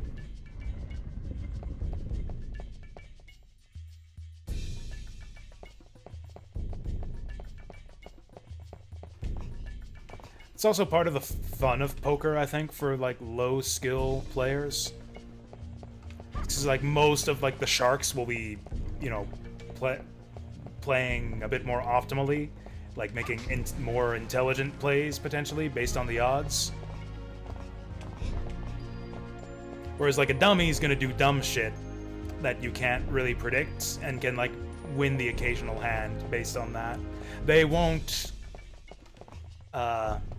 win consistently. Like, they'll lose their... My favorite thing is, like, when a poker dummy goes all in on a hand. It's like, what the fuck do you do? What on earth do they have? Which I have found to be an effective strategy for me when a fun strategy for me when I'm playing poker is just shove all my chips on the table as often as possible.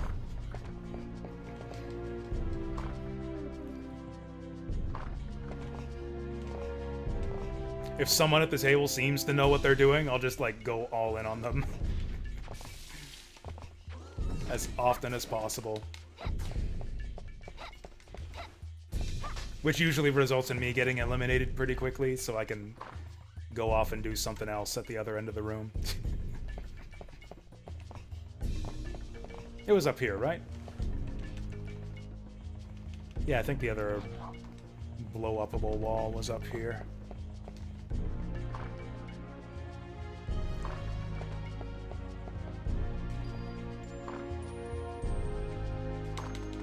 This level really sucks even if you do know what you're doing.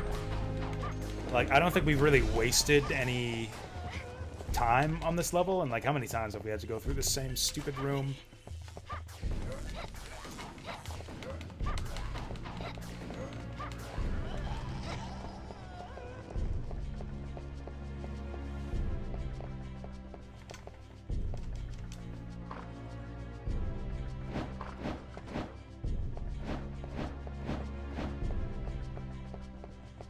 Yep, this is the way. And I did place it.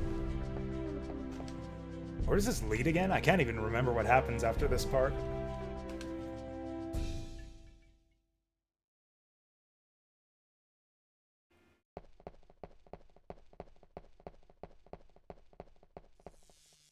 Yeah, what's back here that we need? Oh yeah, we have to undo the magic seal. That's right.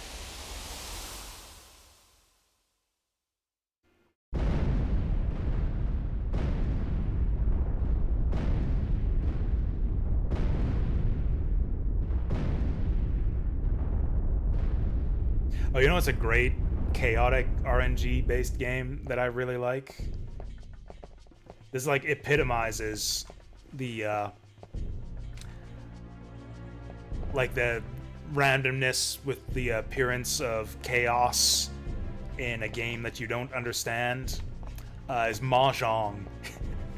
Because that's a game that like I think that very few English speaking players actually understand fully, myself definitely included. And where that has like just a huge element of RNG built into the game design.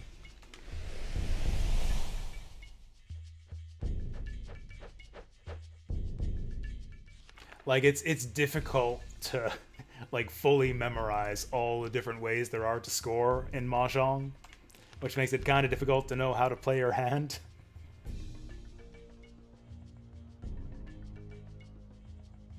Yeah, I know, right? Like I mean, Mahjong is basically a rummy game. It's basically a tile rummy game where you're trying to make like different melds in your hand. You either get 3 of a kind or a run of 3 in the same suit.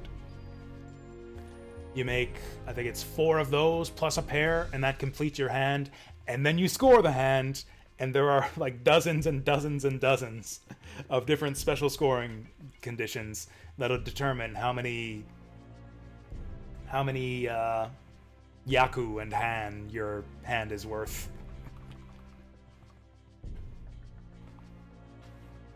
And then you consult a table to let you know how many points your hand is worth after all of that.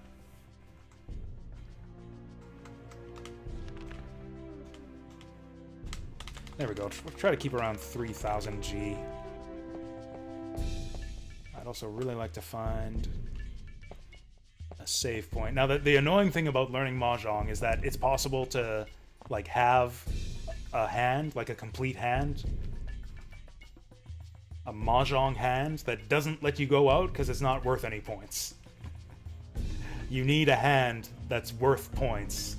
Like you can meet the basic condition of 4 melds plus a pair, but if you don't fulfill another scoring condition, if your hand isn't worth any Yaku, or if it doesn't fulfill a Yaku, then you can't go out. You can't score.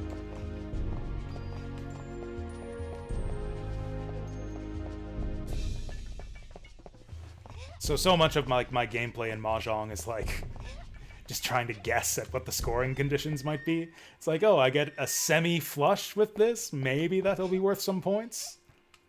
If I'm fully revealed. Yeah, if I have a fully revealed hand, is that worth points?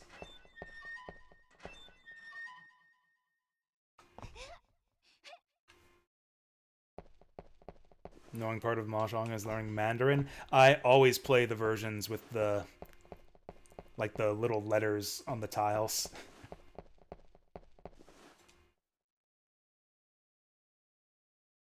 Teamfight Tactics is a modern interpretation of Mahjong. That sounds really interesting, actually.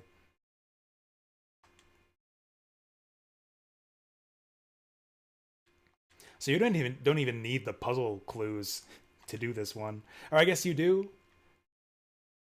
I guess you do, because you need to know what the colors are. Yeah, you don't know what gold represents unless you read the puzzle clues. Gold was Venus, I think. Red was Mars.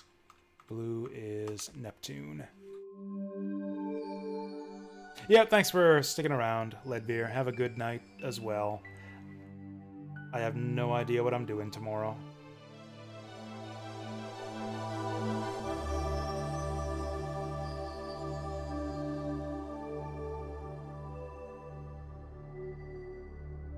Oh, I see. If you want, so like to learn about strategy, you need to learn Mandarin. That's interesting. Yeah, I'd believe that. Yeah.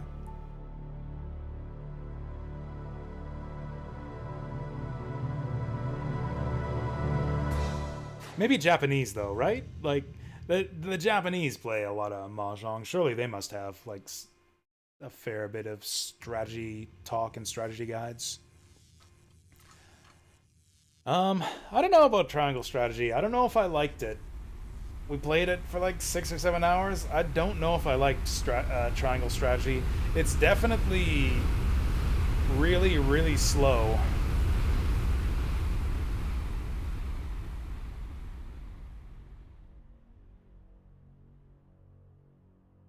That's the thing is, though, there are regional differences in the rules for Mahjong. So, like, the strategy tips for Japanese Mahjong are probably not applicable to Chinese Mahjong or American Mahjong. Is that right? Did I only play it for 3 hours? I thought we did more than that. I know I played a second session. I can't remember if I streamed it. I might have done it off stream. I'm actually going to look that up right now. I thought I did a second 3-hour stream. Maybe I got more accomplished in those 3 hours than I thought. If I played up to the point that I think I've played up to in 3 hours, then maybe I don't know what I'm talking about. Maybe the game's not that slow.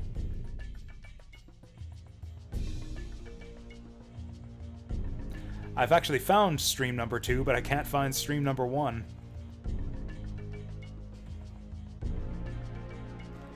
I can't actually find my first Triangle strategy stream. I can only find the second one.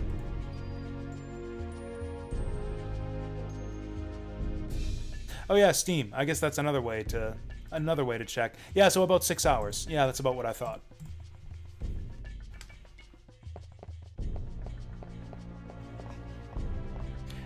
Although 5.8 might be a little bit high, because I played the first battle off stream as a test run, and that took me like 20 minutes. So I guess it's more like 5.5 hours.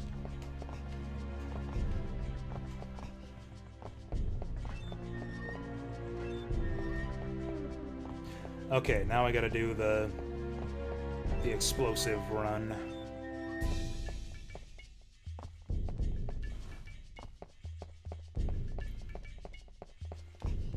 It gets really good when, though. Like, it's mostly the story that I'm actually having an issue with. Or more so, I guess, the pacing of the story scenes. Oh, that's not a save point. I'm kind of the point where I think I'd just skip all the story scenes if I want to play Triangle Strategy. Like, they're really, really long and not that interesting so far.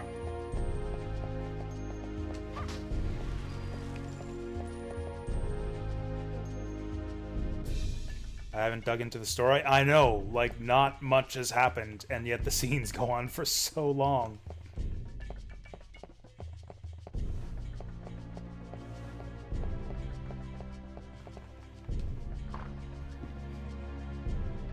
This is the wrong way.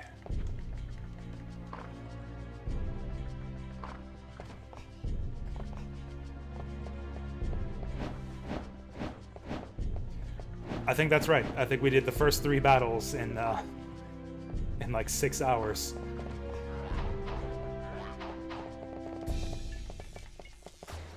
God, I wish we didn't have to refight these guys every time. You know, I am interested in Unicorn Overlord. I'm not the world's biggest Vanillaware fan, but I kind of want to give it a shot. Not only do I not really like Vanilla, or I don't know. I'm lukewarm on Vanillaware. There's cool stuff about their games. I think they're all their games are also deeply flawed, I think. Mostly in the same way. They're just like padded to hell and really repetitive. But I haven't played the, what's it called? 13 Sentinels or whatever. And I haven't played Unicorn Overlord.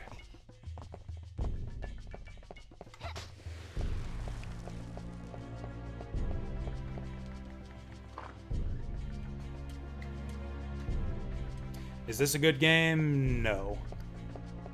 This is a kind of bad game. But I don't have anything else planned for today, so we're playing it anyways.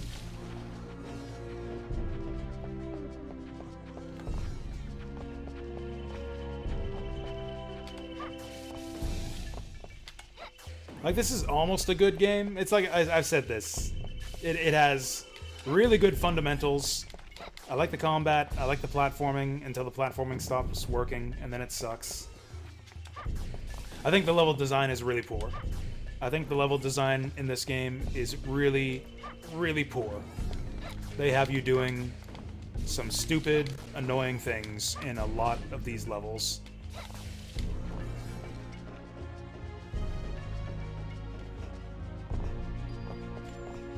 It's like ever since the third stage, I think, like, the first two stages are pretty good.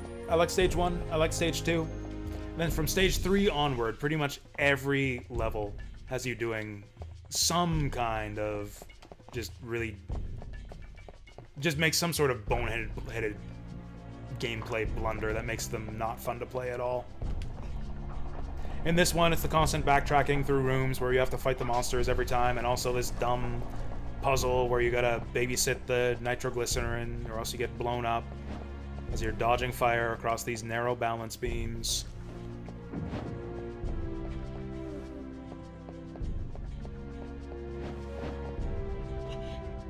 I'm on fire.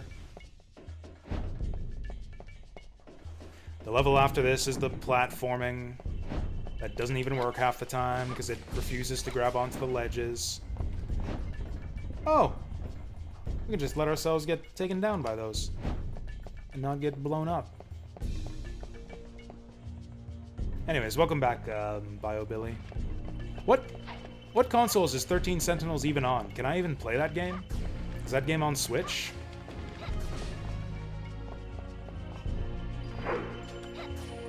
I thought that was a PlayStation exclusive.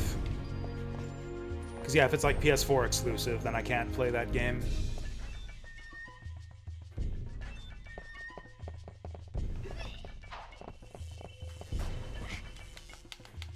Womp womp.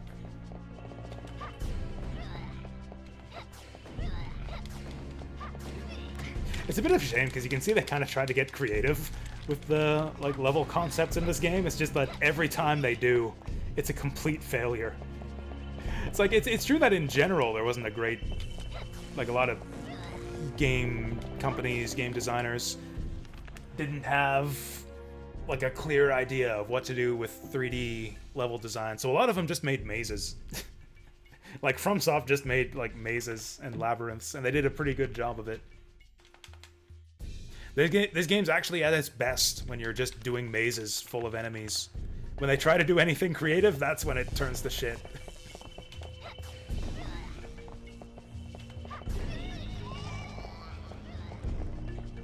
Oh, PS4 and Switch, okay. Could maybe do the Switch version.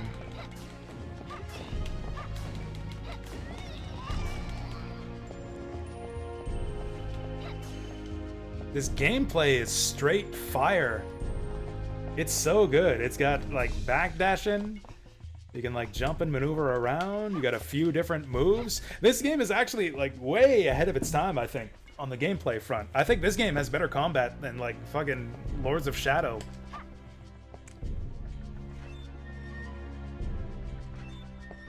Yeah, I really, really dig the basic gameplay here. The platforming is good too, except for the fact that, like, you die if you fall in a pit.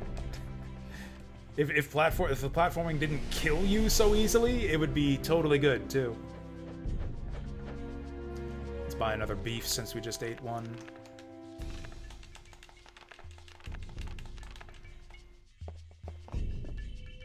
Oh yeah, there was money up here, or no, meat up here. I didn't even have to buy my beef. There's free beef up here. If we can remember how to get it. There we go. I am pretty disappointed so far about how similar Carrie's story is to Reinhardt's. They basically play the same levels and even see pretty much the exact same cutscenes. Oh, that's right. There's a save point in the magical nitroglycerin room. Literally made the argument. I really disliked Lords of Shadow. I was surprised that game was praised as much as it was.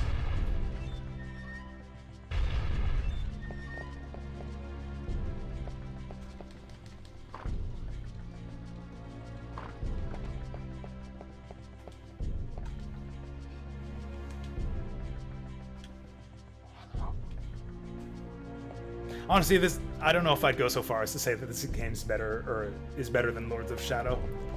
I honestly think this is a pretty bad game. The fundamentals are really solid. Lords of Shadow mostly just bored me and kind of frustrated me at times. It didn't piss me off to nearly the same degree that this game has. Access journalism? Honestly, maybe. I don't know.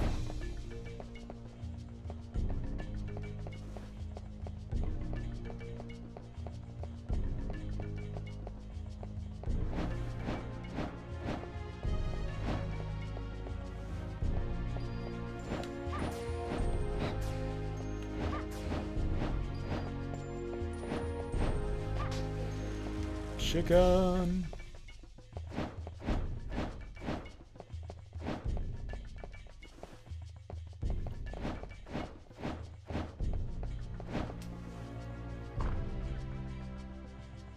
Oops. You know what? I'll save that chicken. I'll save because we got chicken.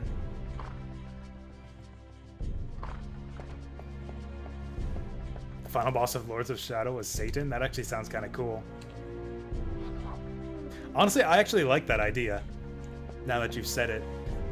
Like, there's so much, like, religious stuff behind just, like, vampire lore and, like, you know, the crosses and holy water and all that. Dracula quotes the Bible in Symphony of the Night, even though that's not really canon. And it was pretty much made up by the translator.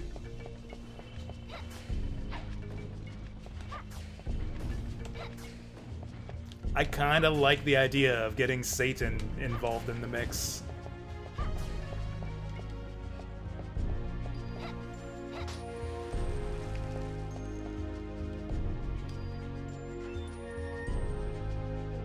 Also, Dracula basically just looks like Satan anyways.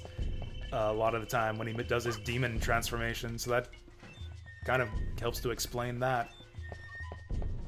Yeah, like Dracula's final form in Dracula X on the Super Nintendo is basically Blue Satan. Oh, right, now we get to do this.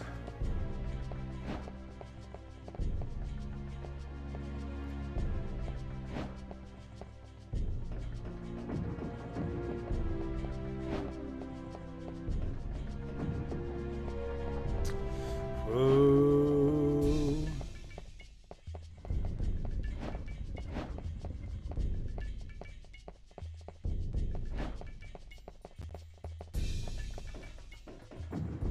Oh. Whew, we made it. Okay, then we gotta do the gears.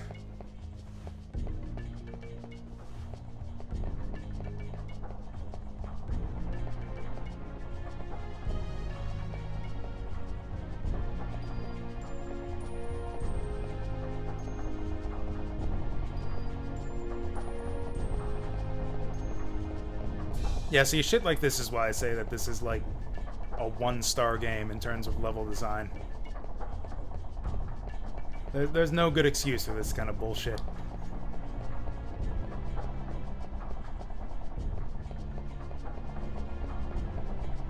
And then, like, maybe we get crushed at the end of this and have to redo it all. Fuck that.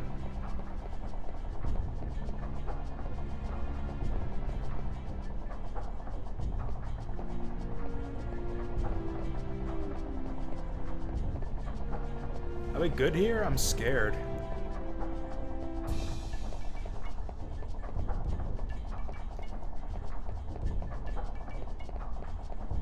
Fuck! God damn it! Okay, so we get to do that walk again. We get to do that walk of idiocy all over again. Man, fuck this game.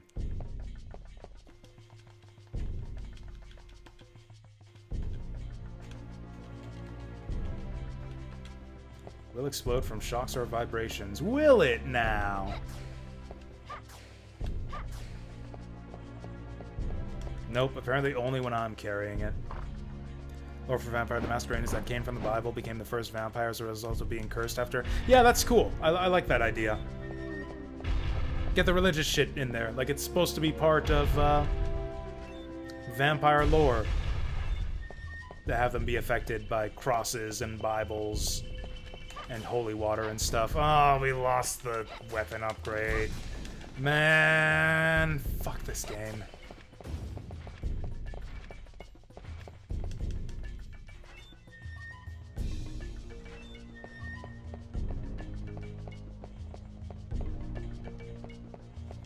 We'll go for one more.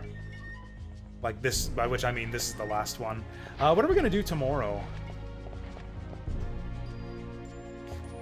I feel like I don't want to go back to Lament of Innocence because we won't have enough time to finish it. Actually, we probably won't have time to finish anything that we start up fresh tomorrow. Maybe something like non-Castlevania? I don't even know. I don't know. I'll have to think about it. For now, I have no idea what we're doing tomorrow. Definitely not more of this. Maybe we'll try the sequel. Maybe Castlevania 64 2. Or I guess Castlevania 64 0? I'm told it's a prequel. The Lord of Darkness or whatever it's called.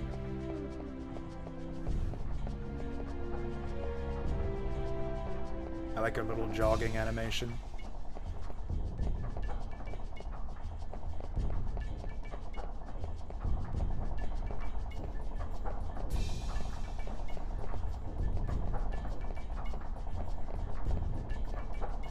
You know, it'd be smart if she just took this explosive jar, just took it out of her pocket and like put it on the ledge, just set it down gently on the ledge there, and then climb up the ledge, and then grab the jar again.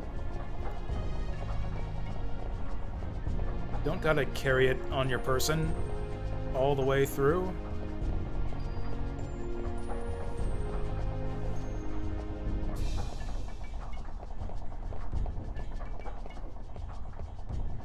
What do we do here? How did I do this last time?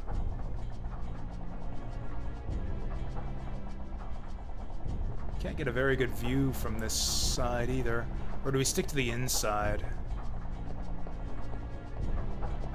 Maybe that's it. Maybe we stick to the inside.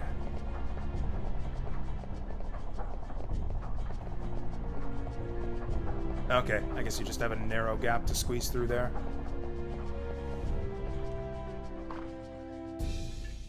Alright, gotta be careful here.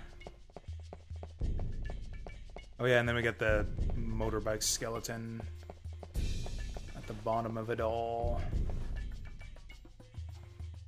I almost accidentally hit the A button there.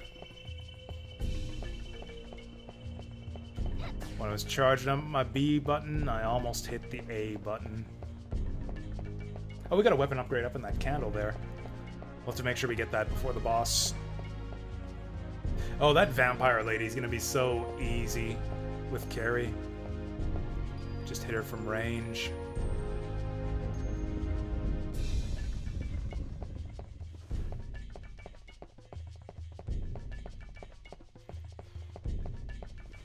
Okay, what button do we want? It's down for sub-weapon.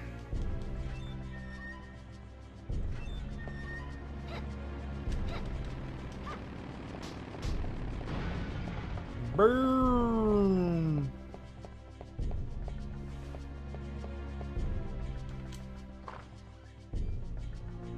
Alright, if I can just walk through this room without pressing the A button, we've got it. I think this zombie cow should be easier with Carrie too. Actually, this whole game is pretty much easier with her.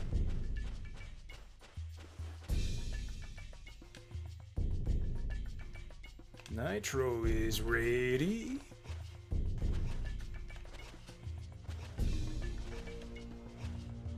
Alright, that basically solves it.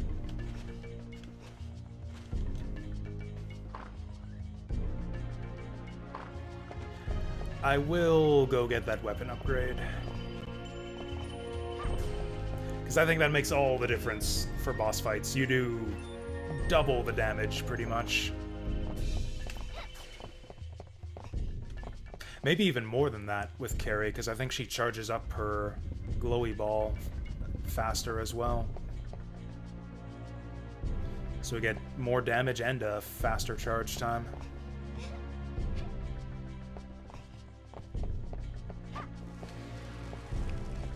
Power up!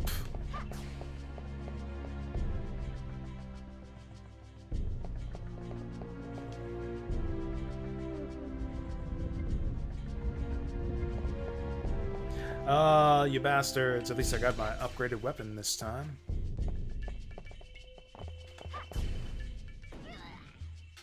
Oh yeah, right. Also, we can just not aggro them. 2 for 1. These guys are idiots!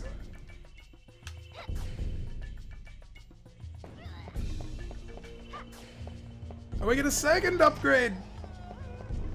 Maybe that's what I was doing wrong with Reinhardt. We should have been grinding enemies for weapon upgrades.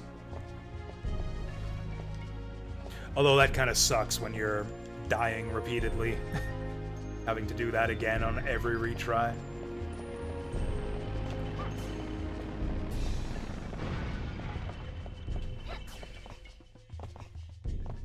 You know what? There's nothing pretty much between us and the Mandragora. Let's grab the Mandragora, then save.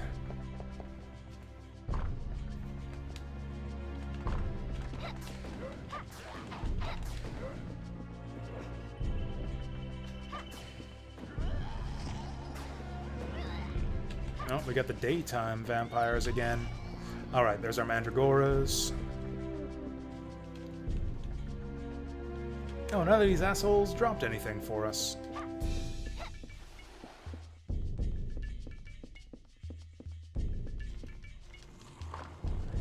The ghosts only show up afterwards. I wonder if those are meant to be like the ghosts of the vampires we just killed. Do vampires have ghosts inside them? You know, that'd be a funny idea for a Castlevania boss. It's like you kill a vampire, like burn him, and then his like then his ghost floats out and his skeleton attacks you at the same time. It's like you have an undead monster turning into 2 new types of undead monsters.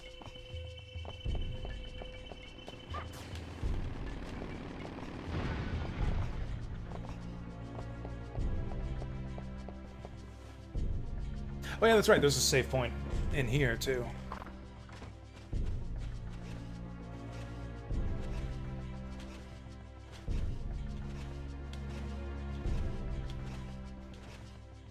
Seeing that idea for a vampire ghost boss. Actually, you could do it with a zombie too. You could have like a zombie whose skeleton jumps out of him and he becomes a ghost. Although I guess ghosts, you wouldn't really expect a zombie to have a ghost. If the ghost is like a person's spirit or whatever. Zombies are mindless, so you wouldn't think of them as having spirits inside of them.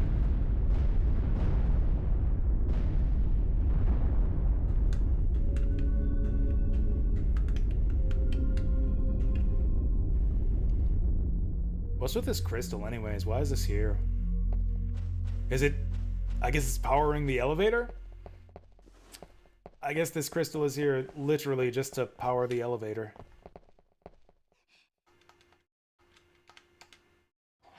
Okay, I predict that this fight will go a lot more smoothly with Carrie.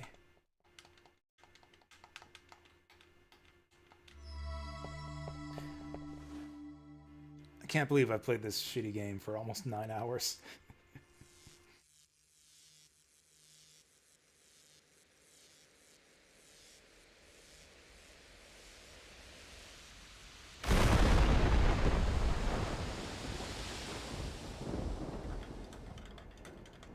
It's alive!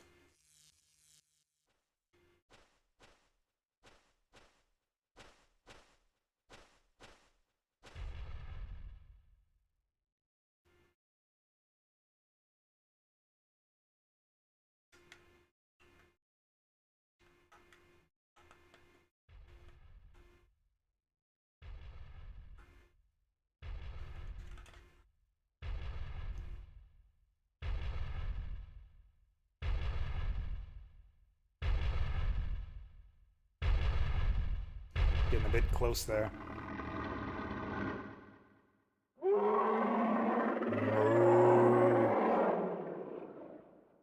It's a good sound effect. That's a good, like, scream that this beast makes. It's like halfway between a moo and a roar.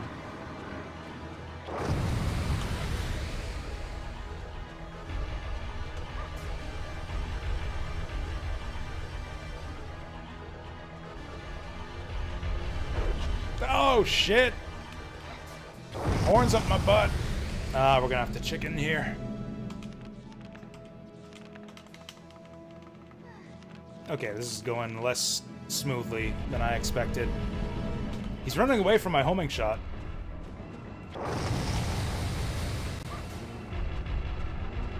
Yeah, we actually can't get him with that. And we can't get away from that either. Or that. Man, fuck this. I don't want to lose my weapon power up though, so I guess I'll just keep eating chicken. Okay, the key was to get close last time, so I guess we'll keep doing that.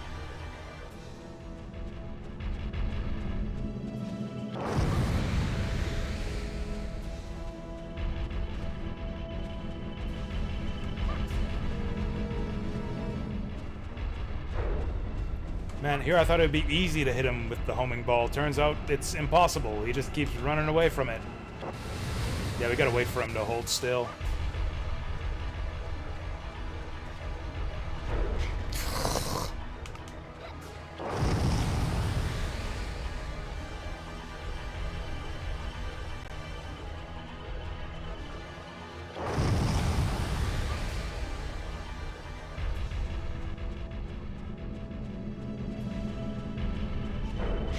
How the fuck is this hard? Oh, we died. Well, okay, so much for our weapon upgrade. We're fucking dead. This is somehow even harder than it was with Reinhardt. It's actually way harder to hit him with the homing ball than it was to get him with the whip. And now we have no weapon upgrade. I think it's stupid. I think it's completely stupid that you basically permanently lose your weapon upgrade when you die. Not permanently, but like basically for the rest of the level. There is no reasonable, efficient way to get it back, so you're just stuck without it until the next stage. And the levels in this game are way too long for, like, restart from beginning of stage to be a reasonable option.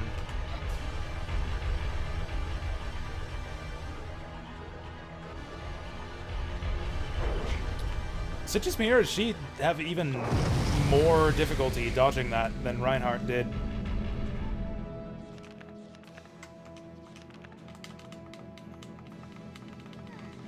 Well, we did it with Reinhardt by spamming axes, so maybe we do that again this time. Okay. It's half my health gone in one attack.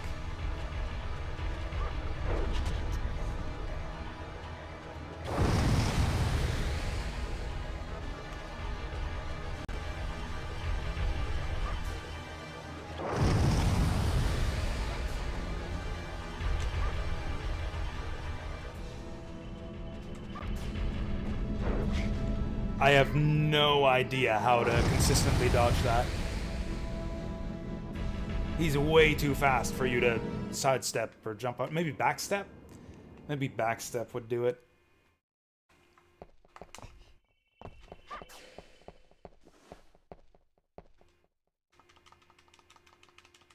Well, this is totally different than I thought. This fight is actually somehow harder with Carrie here. I keep forgetting her name for some reason.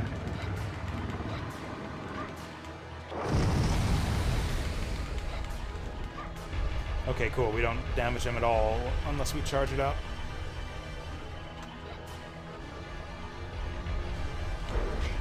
Nope, backstep doesn't do it.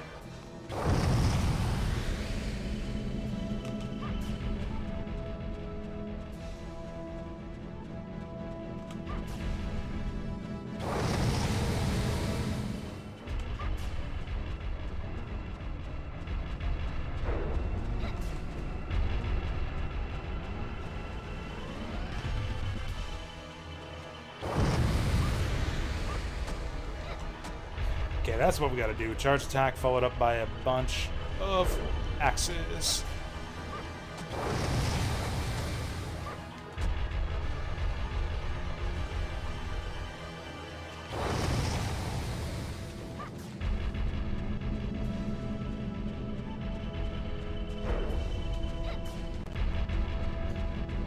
Actually, yeah, one problem with the charge shot compared to the whip is that you can't really rapid fire it.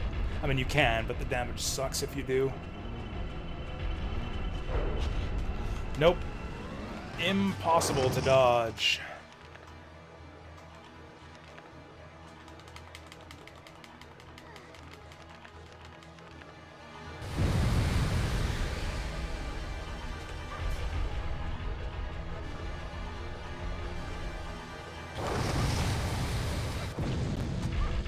Oh, we got the head.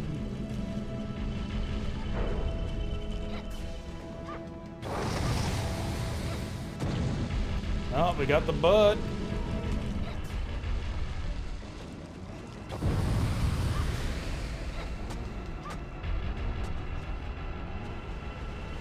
Oh, we are doing shit for damage here.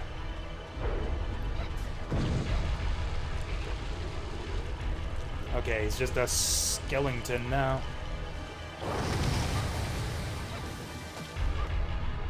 Oh, I think we do more damage once his skeleton's exposed.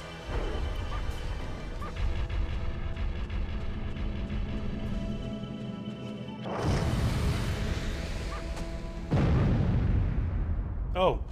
Or he just blows up once his skeleton's fully exposed. Okay, works for me. Oh, wait,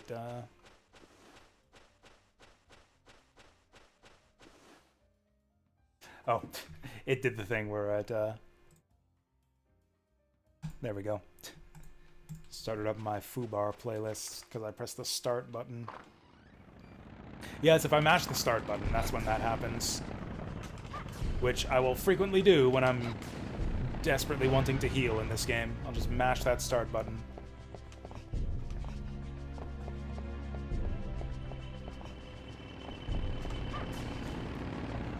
So I think we can't actually get to the weapon upgrade candle before the next boss fight.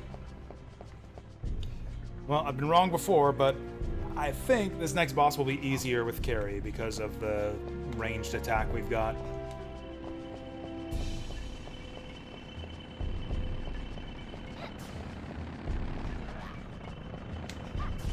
Yeah, she's like right in here, isn't she?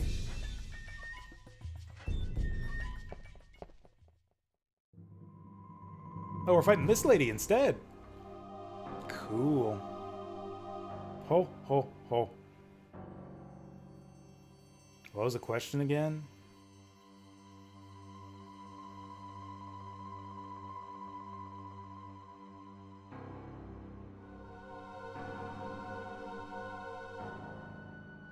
Damn, Carrie's hardcore. Oh, who's our opponent? Oh, are we fighting Rosa after all? No, we're fighting... I don't know who that is. Green... Is it... Oh, is that Medusa?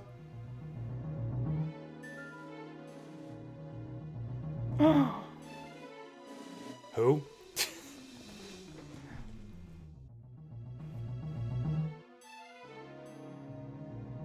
A Fernandez? Is that us? Are we Carrie Fernandez? I like her hat. Huh? Nice feet.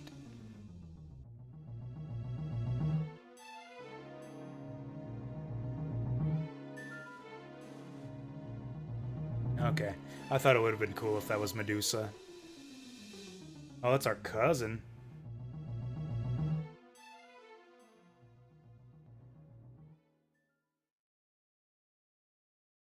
Well, okay, so much for an easy boss fight against Rapier Lady. Oh, hey! I know this theme. I know this music. Whoa. Okay. So we're having a wizard's duel. Uh-oh.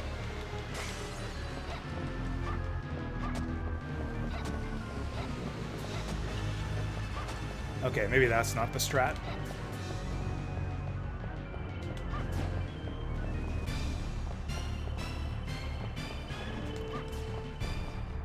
This lady's got homing balls? That's cheating!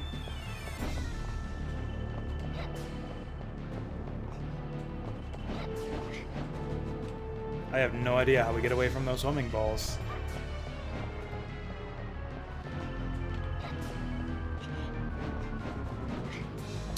Okay, this ain't good. How are we doing for damage on this bitch? Alright, halfway there.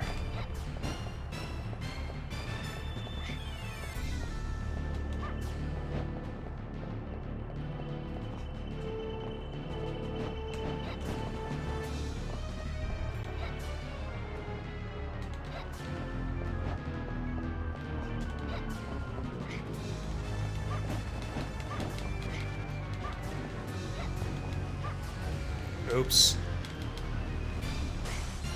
Oh, that was big damage.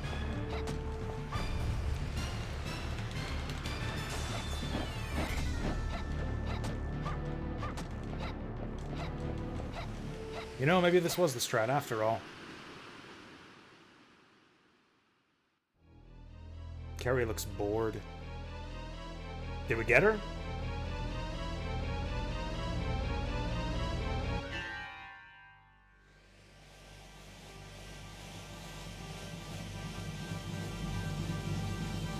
Oh, I think we exploded our cousin. That's sad. Rosa got to teleport away. Alas, poor... what's her name? We hardly knew her.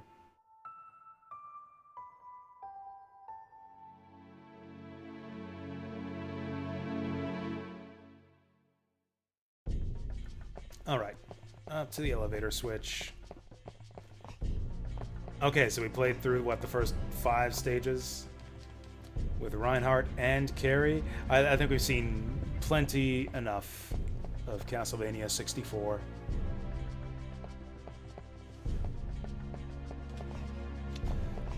The only question that remains is what are we going to play tomorrow?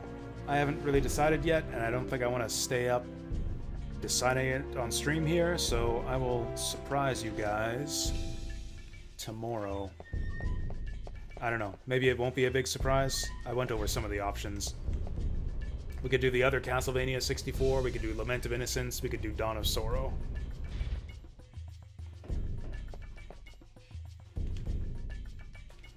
Halloween's tomorrow, right? Or today, technically? Yeah. Or maybe we'll do something completely different, since I don't expect that we'll, like, be able to finish any of those games. Oh, it's Ghosts instead of Medusa heads here.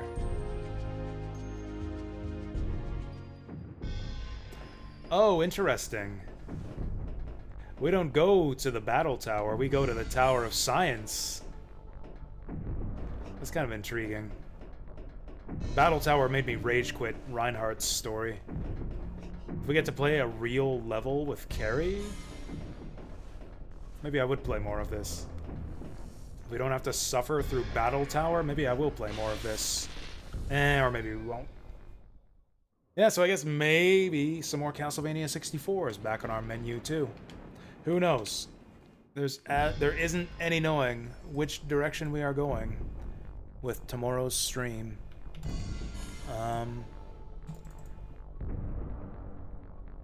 Yeah, so I guess I'll just have to decide that later.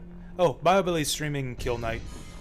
I'll raid him since he's a friend of the channel and cool cat. Okay. BioBilly Bonet /raid. Alright, I'll send you guys over to BioBilly's for the rest of the night. Thanks again for watching. We'll be back tomorrow with some